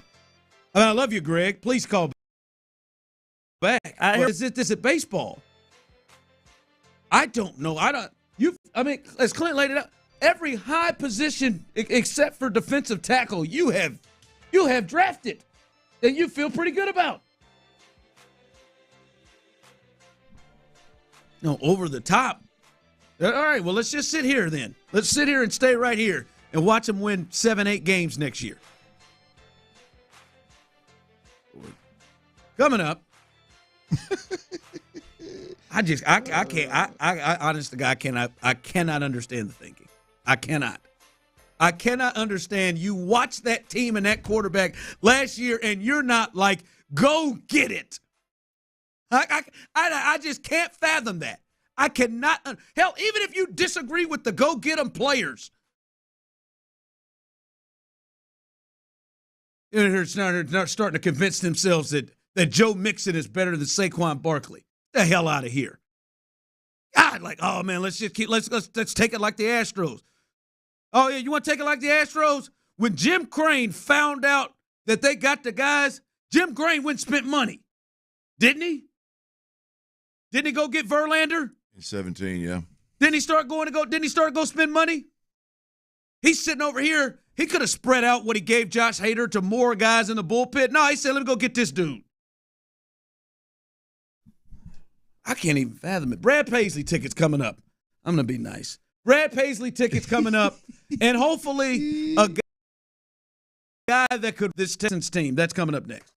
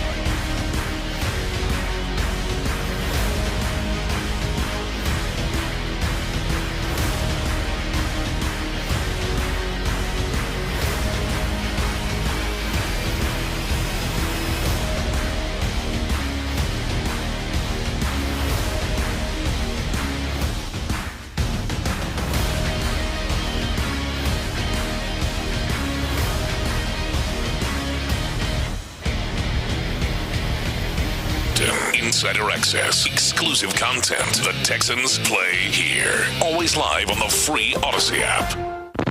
Sports Radio 610 presents The Drive with Stoerner and Hughley. It's the 5 o'clock fire. It is 5 o'clock. Congratulations. Hopefully you're off work. Luckily for you, Old Dirty and the Dilf. The big Dilf. And Psycho T have the latest for you. And the latest is right now, caller number 7. Caller number 7, last one of the day. You can join Javier, who won in the 3 o'clock hour. 713-572 right now to win a pair of tickets to see Brad Paisley at the rodeo coming up Saturday, March 16th. He'll be out there, and you can be there too. Have a nice little date night, or do what Clint did. Take a buddy to go see Brad Paisley. Clint didn't do it to see Brad Paisley. He did it to see Whiskey Myers. Look, I did it to Whiskey Myers, but I'm going to be honest with you. I mean, the days of grabbing a couple of buddies and going to the rodeo, they're over for me, but I am no fool. I'm still a man, and I do have eyes. And if you and your buddies so happen to want to go stroll around the grounds and take in a concert and enjoy and appreciate and take advantage of the attractions. Absolutely. I do not believe it would be a bad idea for all the fellas out there, and the women for that matter, man. I mean, Houston's a beautiful city, man. There's a lot of people out there to people watch, regardless of what the end game is. It is. How about it? So your chance right now, caller number 7. Tyler will take care of your beautiful ass, and hopefully you will be out enjoying yourself March 16th. That was my old high school number, man. Old walking stick, baby. Oh, say beautiful ass. No, the number. Number 7. Number 7. The number. All right, this is the latest here with the Texans, concerning the Texans, and this one gets interesting. There is, according to Aaron Wilson, there is mutual interest between the Texans and the Vikings Pro Bowl free agent defensive end Danielle Hunter. He's Texas native, per league sources, but nothing imminent. And also off of that, ESPN's Stephen Holder, who covers the Indianapolis Colts, said that there is interest with the Colts too, and the Colts have talked with Danielle Hunter. So there is one to watch. That is a big fish out there. Someone said it seems like you guys are just focused on the offense. No, we've talked about the defense too, and them needing to get a stud. I've said for a while, give me one. There needs to at least be somebody that is a flat-out Pro Bowl level player, and Danielle Hunter would absolutely change what is happening in free agency right now if they were able to get him. Yeah, look, I mean, I think there's two different conversations to the texture, talking about the offense and the defense, and you guys are only focused. No, I mean, we're talking about offense because you're talking about investing $10 to $12 million a year in an absolute game-changing player, and there were multiple available. And so, yeah, that's where the conversation, I think, is more easily had. On the defensive side of the football, look, I let Seth Payne just flat talk me out of Christian Wilkins, and spending that kind of money at the. I mean, the difference. We're talking about 2.5 times the money per year. We're talking $25 million per year for a defensive tackle. I'm okay with the Texans missing on that. I am comfortable and relaxed right now as it pertains to the defensive side of the football for the Texans. I think there's some guys that are available that would significantly from last year. They've added a couple of those pieces. I think that they have at least chipped away at upgrading over last year. And so, look, I'm in a really good spot defensively with the Texans right now, in a sense of I see the light at the end of the tunnel. I see a path. Now, I don't know what's going to happen. They got some work to do, but I see a path to where D'Amico Ryans could have some real weapons to work with next year on this roster defensively. Yeah, there definitely are. I like the linebacker they brought in from Tennessee, and he had a previous relationship. Al Shazier had a previous relationship with him with the 49ers. I like him a lot, and I feel like there could be an upgrade there over Blake Cashman right now, and I like that move. And Danico Autry, depending on how you view him as a complementary piece, I like that move too. Very much like a Charles Omenihu who could play inside and outside, and you could really use him in a pass rushing sense to play in a lot of different spots. But I do think this team is short a big impact player. I think they lost one in Jonathan Grenard, and I don't think they have replaced one back with the Grenard. I don't think Autry is that. I've seen some people text in that Autry is better than him. Listen, he's a good player. I think as a full complete player, Grenard is better when it comes to the run and rushing the passer. He's 34 years old. I don't think you should be calling upon him to be, a star player, for you, a guy that you have to depend on. So Danielle Hunter would fit in perfectly to be the replacement of Jonathan Grenard. I found it very interesting that it was clear as soon as free agency hit, the Vikings, bam, had Jonathan Grenard, and it was clear that the Texans knew they weren't going to sign him back, to bring him back. Then the thought is they'd have a plan. It looked like the Vikings knew they were going to bring Hunter back, and bam, Grenard was the plan.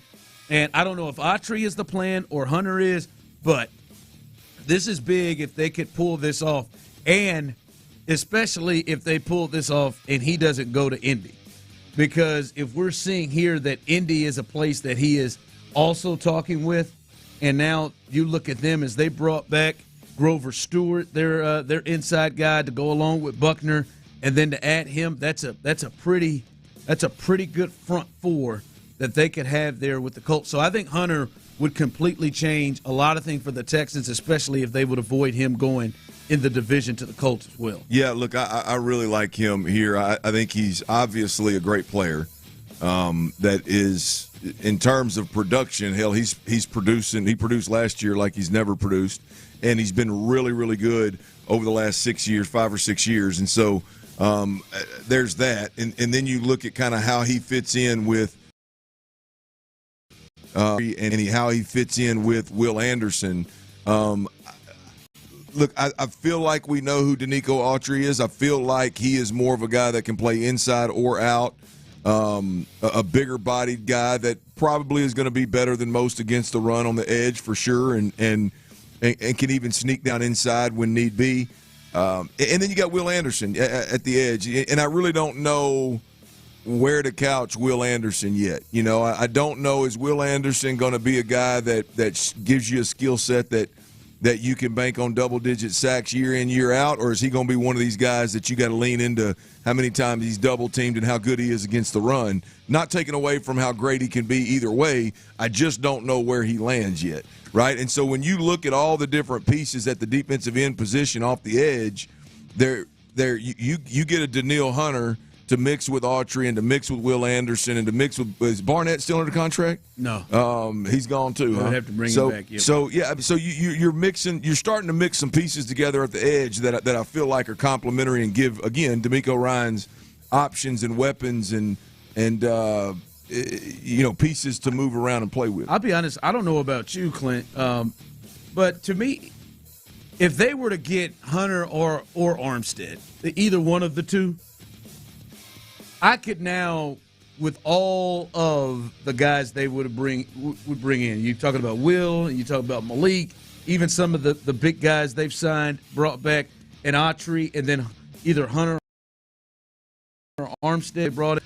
Now I could get with we needed to improve our front seven, and I feel like that would be a better front seven if they were able to pull off at least one of those guys. I know you've talked about potentially both of them. But if they were to at least pull one of those off, I could get with all right, yes, now what he has said, improving their front seven, I would say that would be a better front seven if Armstead or Hunter were a part of it. I think potentially. You're not ready to put – Jonathan was really good last year. Well, I mean, look, just the reality of it is you had Will Anderson, Jonathan Grenard, who was on the pace to get 15 sacks, and you had Sheldon Rankins inside, which was, again, exceeded expectations, I think. And so you look at that and you go, okay, if you just get Danielle Hunter, now you got Danielle Hunter, Autry, Sheldon Rankins is gone, Jonathan Grenard is gone, and you got Will Anderson. I don't know how on paper. Now, it may end up that way during the season, but I don't know how on paper going into the season you're like, hell yeah, we upgraded. Yeah, man, we upgraded. We're ready. Now I think you add Danielle Hunter and you add both Eric of them Armstead. definite for you. Then yeah. Look, Armstead's a beast when he's healthy. Armstead and Hunter are difference makers. And now we can talk about Will Anderson taking the next step and what this defensive front looks like with them three on the field. And then you can talk. The three of them definitely. Then you can talk about a first or second round pick that happens to be a box player potentially if one of them D tackle slides and becomes available. Now you're. This is why I'm cool. Like there are ways to where we could still look up after the draft and go, this defensive front is. If they pull the trigger. Wow. Yeah. Right, but yeah, they gotta. They pull the trigger. There are moves out there, and they're very reasonable moves. Though I don't think these aren't Christian Wilkins. These aren't even Saquon Barkley, relatively speaking. I'm not talking about the roughly $12 million a year. I'm talking about the overall. Like in the scheme of things for defensive ends, I don't think Danielle Hunter is going to cost what the highest paid defensive ends in the league are charging. You think he would get more than Grenard? Grenard ended up getting 19 a year. Johnny Greenard. I would guess it's in that. It's probably in 20, that range. And then Armstead. I mean, it's not in that. Who just got 30 a year? Oh, Burns. Burns just got 30. I mean, we ain't playing that game. No. But 20 a year, and Armstead is at 17. Is what he will not take the pay cut with the Niners. So it'd be interesting to see what that is there. So. Yeah, they've got a shot there. To me, if they get either one of those, now I can really hear D'Amico's thought of improving the front seven with the linebackers and the guys up front. 5 o'clock fire. All right, Clint, I know you were saying you were holding all of your eggs in this basket. Your thoughts right now when the Ravens were able to sign Derrick Henry, 2 years, $16 million, could go up to as much as $19 million. So basically, $8 a year is where he is. In guaranteed. This one hurts you. I'm sure of it. Yeah, look, I'm a fan of Derrick Henry's, and I had after Saquon Barkley flew off the board, I had become the hope for me was that the Texans could come take this next step with a Titans running back, and they could do it. At $8 million per year, which I think is unbelievably reasonable for Derrick Henry. So, once Saquon was gone, this was where I wanted the Texans to head, and looks like he had other plans, obviously. And at the time, I didn't know Joe Mixon was going to be available, so I was really, really, really concerned. But yeah, look, I'm a Derrick Henry fan. I like everything the guy stands for, so I would have loved to have seen him in Houston. And now, the thought is one of the teams, because like to me, as we've talked about a lot, I view the Texans, to me, at the season's end, in the lens of they need to be attempting to be competing with the Ravens, Bills, and Chiefs, and not the Jags and the Browns. Like they to me at the end of the year were clearly better than those teams. And ascending over those teams with their young talent, especially their quarterback. And now one of those teams that they should be trying to chase and compete with just got stronger. And when you look at them being able to keep Justin Madubuike, them being able to now add Derrick Henry, they've lost actually last year. It feels like they can probably find a way to fill that void if need be. The Ravens today are a better football team. They're a better football team with another way to win. And Clint, I mean, the thought of Lamar and him in that backfield together, and how you got to honor Lamar, so you got to think twice before you could just attack Derrick Henry, and I think they come to NRG next year, so that will be an interesting matchup for the Texans, but. Man, that's a strong move. They won the AFC or had the best record in the AFC and went to the AFC Championship game, and now they add Derrick Henry for a very, very doable price. All right, coming up next, excuse me. By the way, congratulations. Who was our winner? It was Jerry in Magnolia. Jerry in Magnolia. Said he listens every day, and he also called you Peaches, which I got quite a chuckle out of. Thank you. It's Ron. Thanks, Jerry. Jerry in Magnolia. Congratulations. Enjoy yourself at What'd you call it? I said Magnolia. Magnolia. Actually, I think Actually, before that's I not said, how you said took the I out of it. I said Magnolia. I believe is what I said. That's what you said. Magnolia. Beautiful part of the city. It is. Great part of the city. Greg's chomping at the bit for that. It's actually not part of the city. I thought about that once I said but that. I like where y'all's heads at. It's actually not part of the city. Actually, that was a mistake by myself. Our airwaves reach him. It's part of the city, damn it. Magnolia. Coming up, Clint really likes the Joe Mixon trade and what it could do for the Texans. So we'll get his thoughts on why he's a big fan of that move. That's coming up next. All right, the Houston Cougars are looking at a number 1 seed, man. Let's find out together this Sunday, St. Patty's Day, at your neighborhood Twin Peaks Lodge. There's 5 of them around the city, y'all. If you're hearing this, there's a Twin Peaks right around the corner.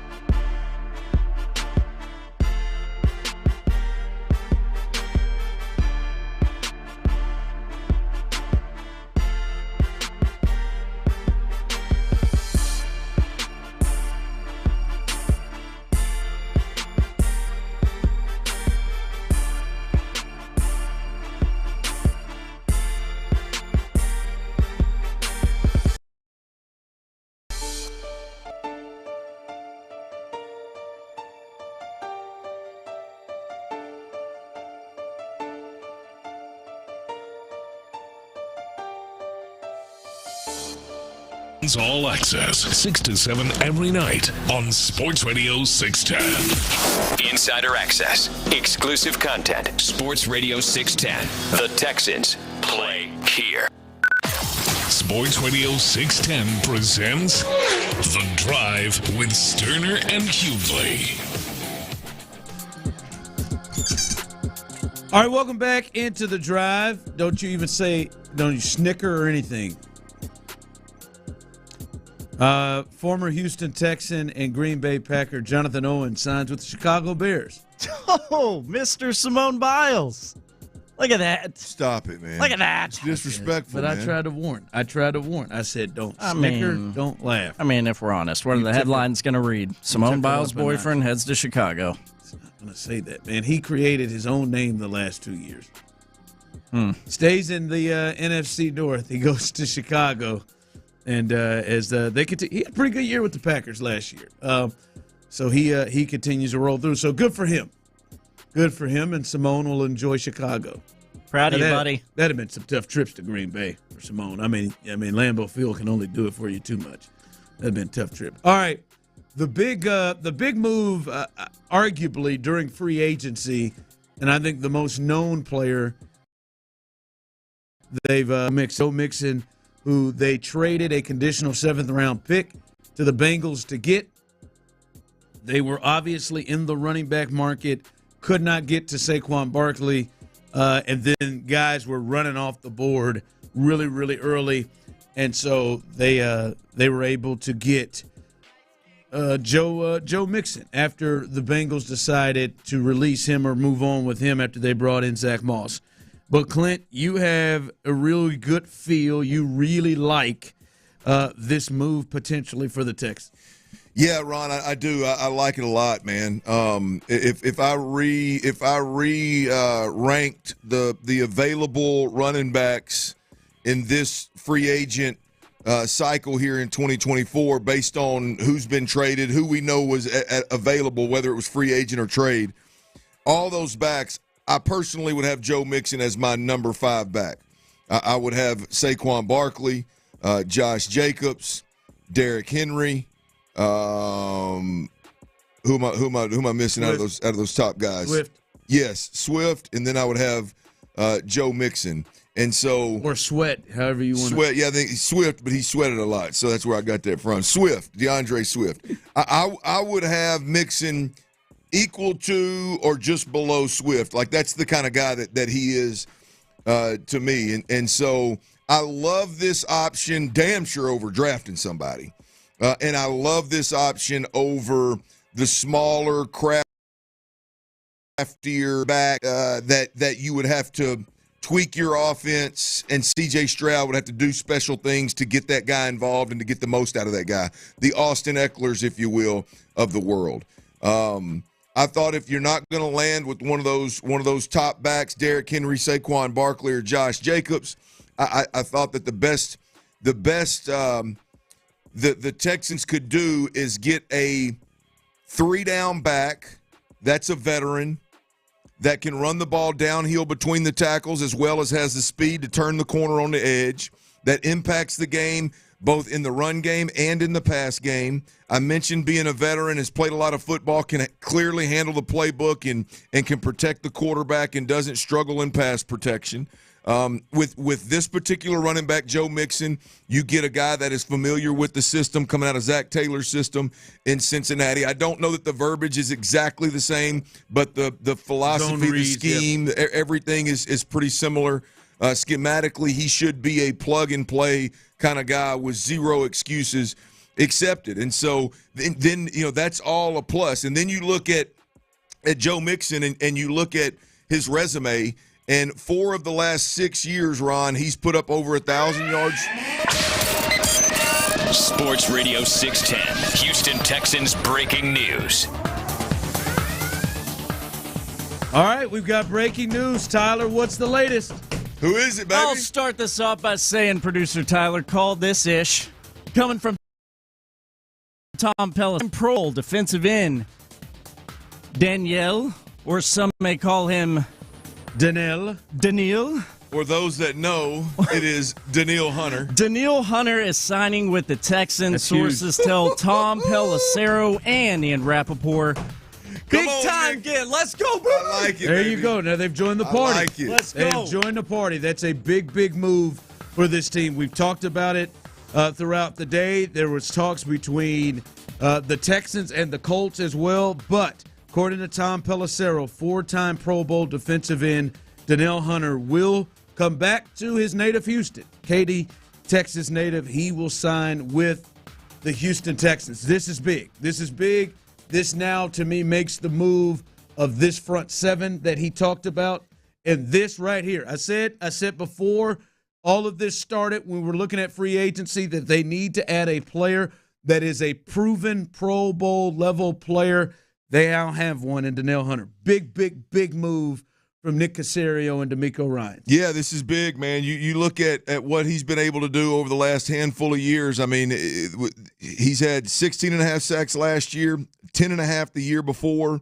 Then he had a 6-sack season where his season was cut short, I believe. Then he had a 14.5 sack season and a 14.5 sack season. You're talking about double-digit sacks, 14.5 or more, 3 of the last 5 seasons. 3 of the last 5 seasons.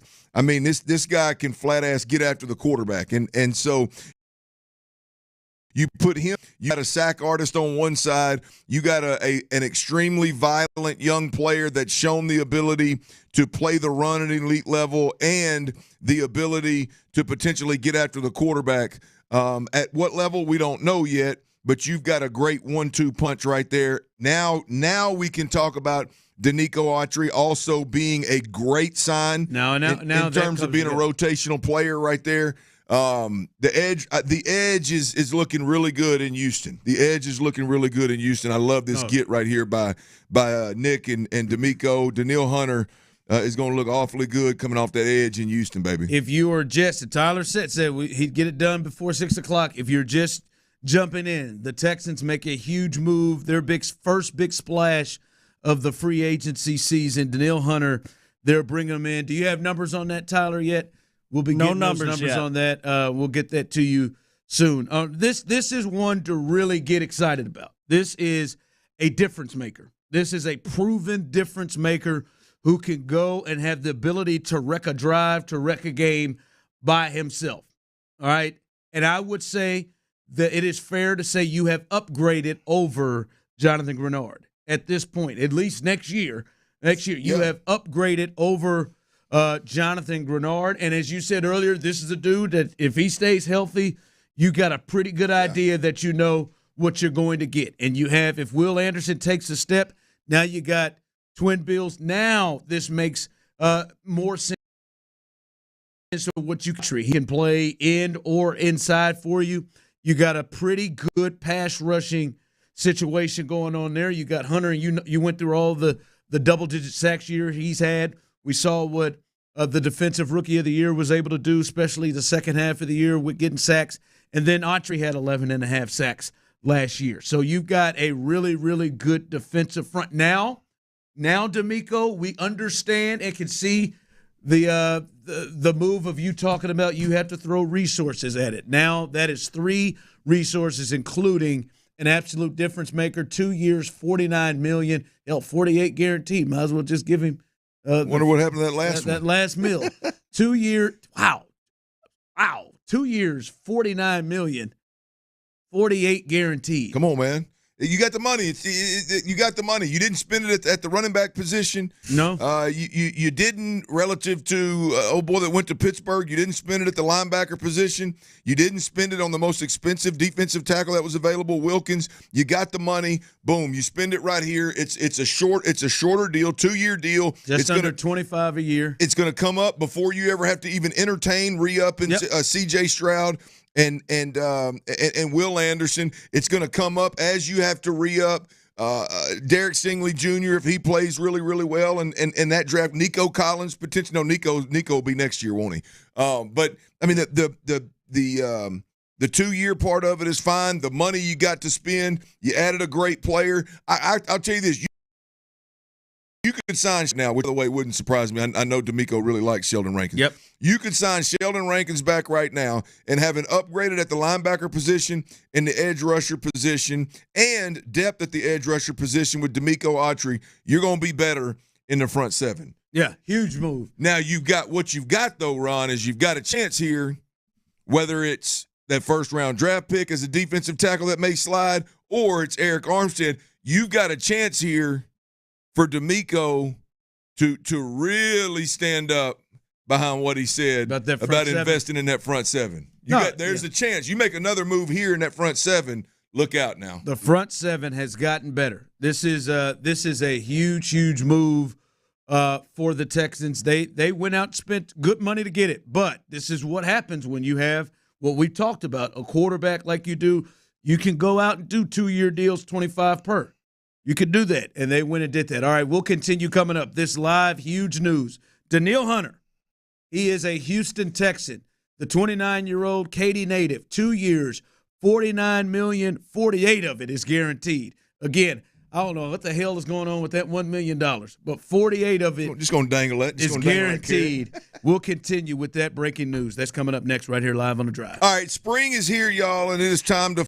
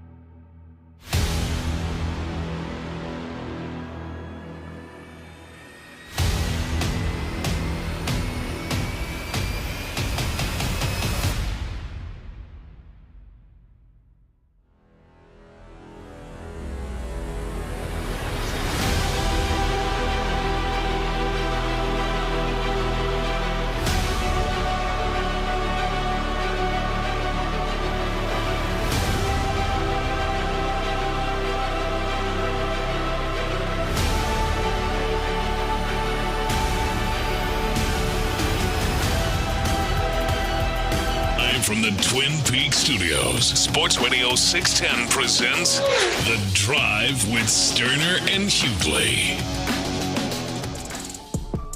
All right, welcome back into The Drive as the Texans finally make a splash move in free agency, and it comes on the defensive side of the ball. Danielle Hunter, 29 years old, from Katy, Texas, has been one of the best pass rushers in football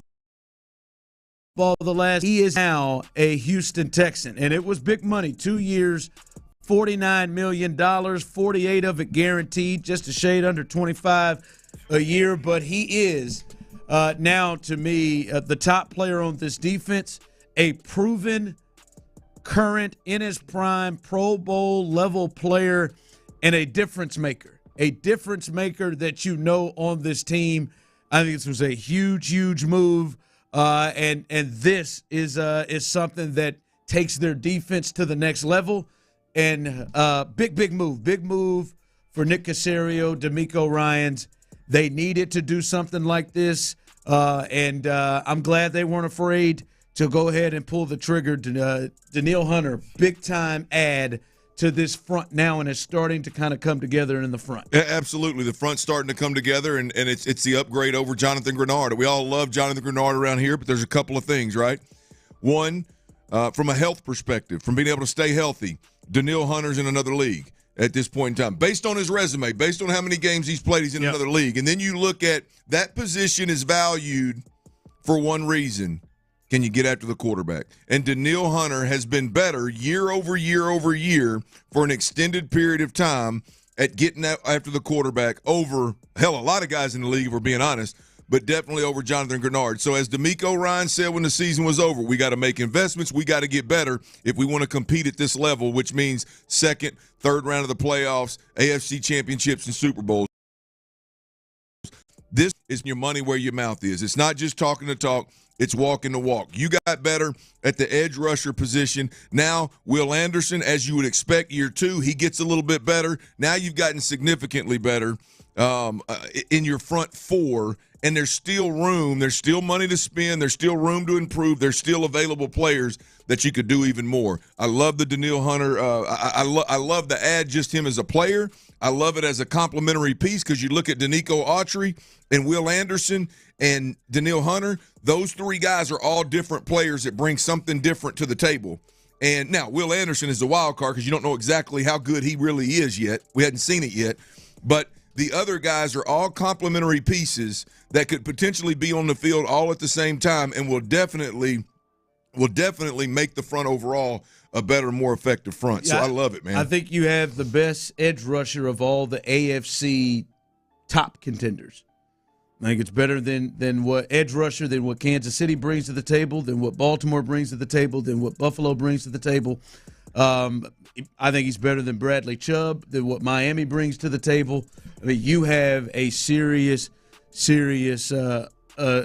pass rusher right now. And if Will takes the next step, now you have the Danico Autry and all these moves.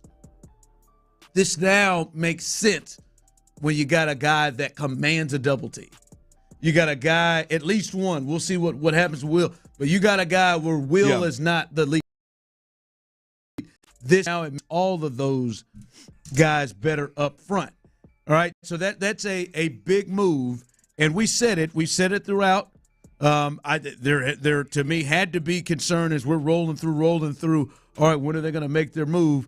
We said that there were moves out there to be made, and they have made one of these moves. So their pass rush has a chance to be big time. Yeah, big time, no doubt. Now here's the deal, right? Is all of a sudden the attention shifts to the interior defensive line, because as I've said from jump, you weren't, according to D'Amico Ryans, you weren't dominant enough. You weren't good enough up front last year, built the way that you were, which you had a guy that could get after the quarterback, at least last year, to the tune of Danielle Hunter, and you had Will Anderson, right? And so while you're better in those two positions, I've got to believe that when D'Amico Ryans stepped up on that podium and he said, hey, we got to make some serious investments in our front seven, I got to believe that the majority of that statement stemmed from needing interior presence, needing interior forces, defensive tackles, So now the attention immediately shifts. I'm not going to not enjoy the Danielle Hunter thing, but for me personally, the Texans fan you think they still need more? Absolutely. Like how much more are you talking? Are you talking Sheldon Rankins more, or are you talking Armstead more, which I would say is probably the top interior guy? I think Eric Armstead would be a big one, and I think an early draft pick would be a big one. Oh, so like Murphy from Texas or something. You get a chance at one of those guys. Yeah, I mean, to me, that's where we're at here. I mean, you want to really move the needle down in, down out. And you want to really move the needle based on what we saw in the second half of the Baltimore game and not allowing that to happen again. It's about them two anchors in the middle. And at the end of the day, I think an Eric Armstead is a guy that is not just an anchor. Hell, he can get after the quarterback and be a difference maker.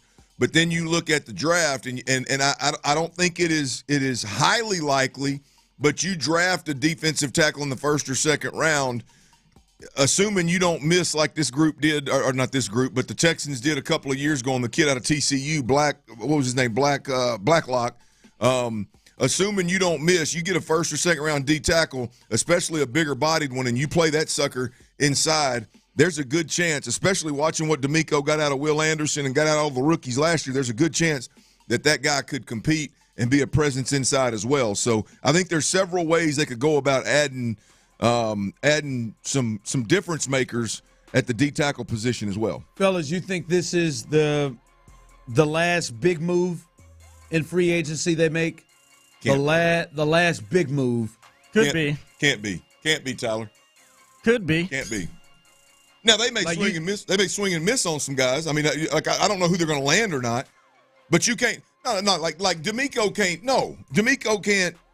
Like he can do whatever the hell he wants to, but like to me, D'Amico Ryans doesn't get up there and talk about we got to invest seriously in our front. Is John Bernard with Danielle Hunter on a 2-year deal? No, they did upgrade there. Oh no, it's no. I'm not. No, yeah. Look, they upgraded at linebacker, but that can't be what D'Amico was. That can't be what spurred D'Amico to get up there and say that, can it? I mean, it can, but ultimately, I think when D'Amico stood up there and said that, he said, "I'm not playing another down on the defensive side of the football without game changing." But I'm talking game changing at the line of scrimmage. But I mean anywhere. I mean from Calvin Ridley, from Armstead, from Xavier Howard, a corner, whatever. Nah, they ain't done.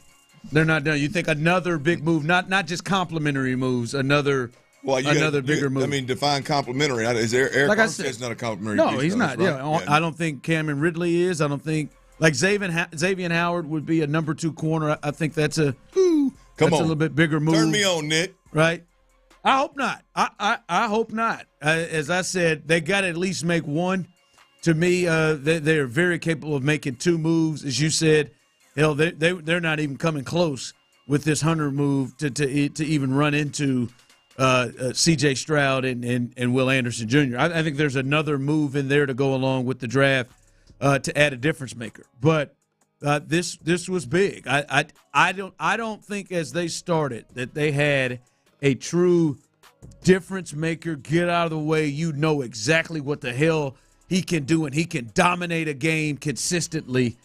I don't think they had that player until now, and Danielle Hunter checks that by pivot position, rushing the passer there. So if you are just coming in. A little bit of the particulars. Danielle Hunter, he signs with the Texans 2 years, $49 million, could get as high as $51 million, 48 of that guaranteed, according to Ian Rappaport and Tom Pelissero. He joins the Texans, and we'll see what else they're able to do after that. But this, the front seven has been altered at this point now, and they've got some versatility now with Autry of what they can do there. We'll see what else happens. I'm just happy. I said it yesterday. Just do something. Please do something to add to this team. You have these resources. Do something. And listen, I've asked for a Pro Bowl level player in his prime. They've done that, and we'll see what else they do moving forward. But I cannot Cannot fault this move. We talked about if you're going to replace Jonathan Grenard, it needs to be an upgrade. Yeah, if you're going to let him walk, you need to upgrade at that position. And I believe given what you have around him, they didn't only do that; they upgraded at that position. They upgraded at the backup edge rusher position as well. Which again, I think Danico Autry's more of a hybrid player. I think there's a good chance he's going to get a lot of run inside as well. And in D'Amico's defense, there ain't no telling what he's capable of doing. But they've gotten better. The beautiful thing about, to me, is signing Danielle Hunter is that the ripple effect, right? Is all of a sudden the Autry sign is significantly better because now you're not expecting him to be a starter and contribute the same way Will Anderson does. Right, it's a different role that he plays now. Now it all makes sense, and so, the plan coming together. I'm excited about this plan coming together on defense. I think Nick and D'Amico are going to surprise some folks and even overdo it on the defense, particularly in the defensive front. I think they're going to overdo it. Oh, you think so? Yeah, think they're overkill it. But I can see them adding, but I wonder, is it additions that are in the ballpark of the D'Amico Autry? Like, I think there's a real chance that I heard. I think it was Sean and Seth the other day talking about the available guys, and you look at Jadeveon Clowney out there. You look at, I've heard Landry Locker talking about Chase Young. I'm talking about those kind of guys. 1 year prove it deals. Come in and add them to the rotation, and I say overdo it relative to what we expect the Texans to do. But I don't mean overdo it relative to what's necessary. Like I think there's a chance that we could look at this when it's all said and done and say, well, damn, D'Amico decided to get real violent. Said to hell with it, yeah. Like he decided he's going to get real violent. Like he's not going to leave. We're not going to leave any depth players to play 80%. We're going to guys that we know are difference makers and impact players. And so I could see that happening on the defense side of the ball. Offensively, there's not as much available, so it's going to be tough. But defensively, I could see him doing that. Yeah, big for many reasons. Now, that's a position they don't have to attack in the first round as an edge rusher.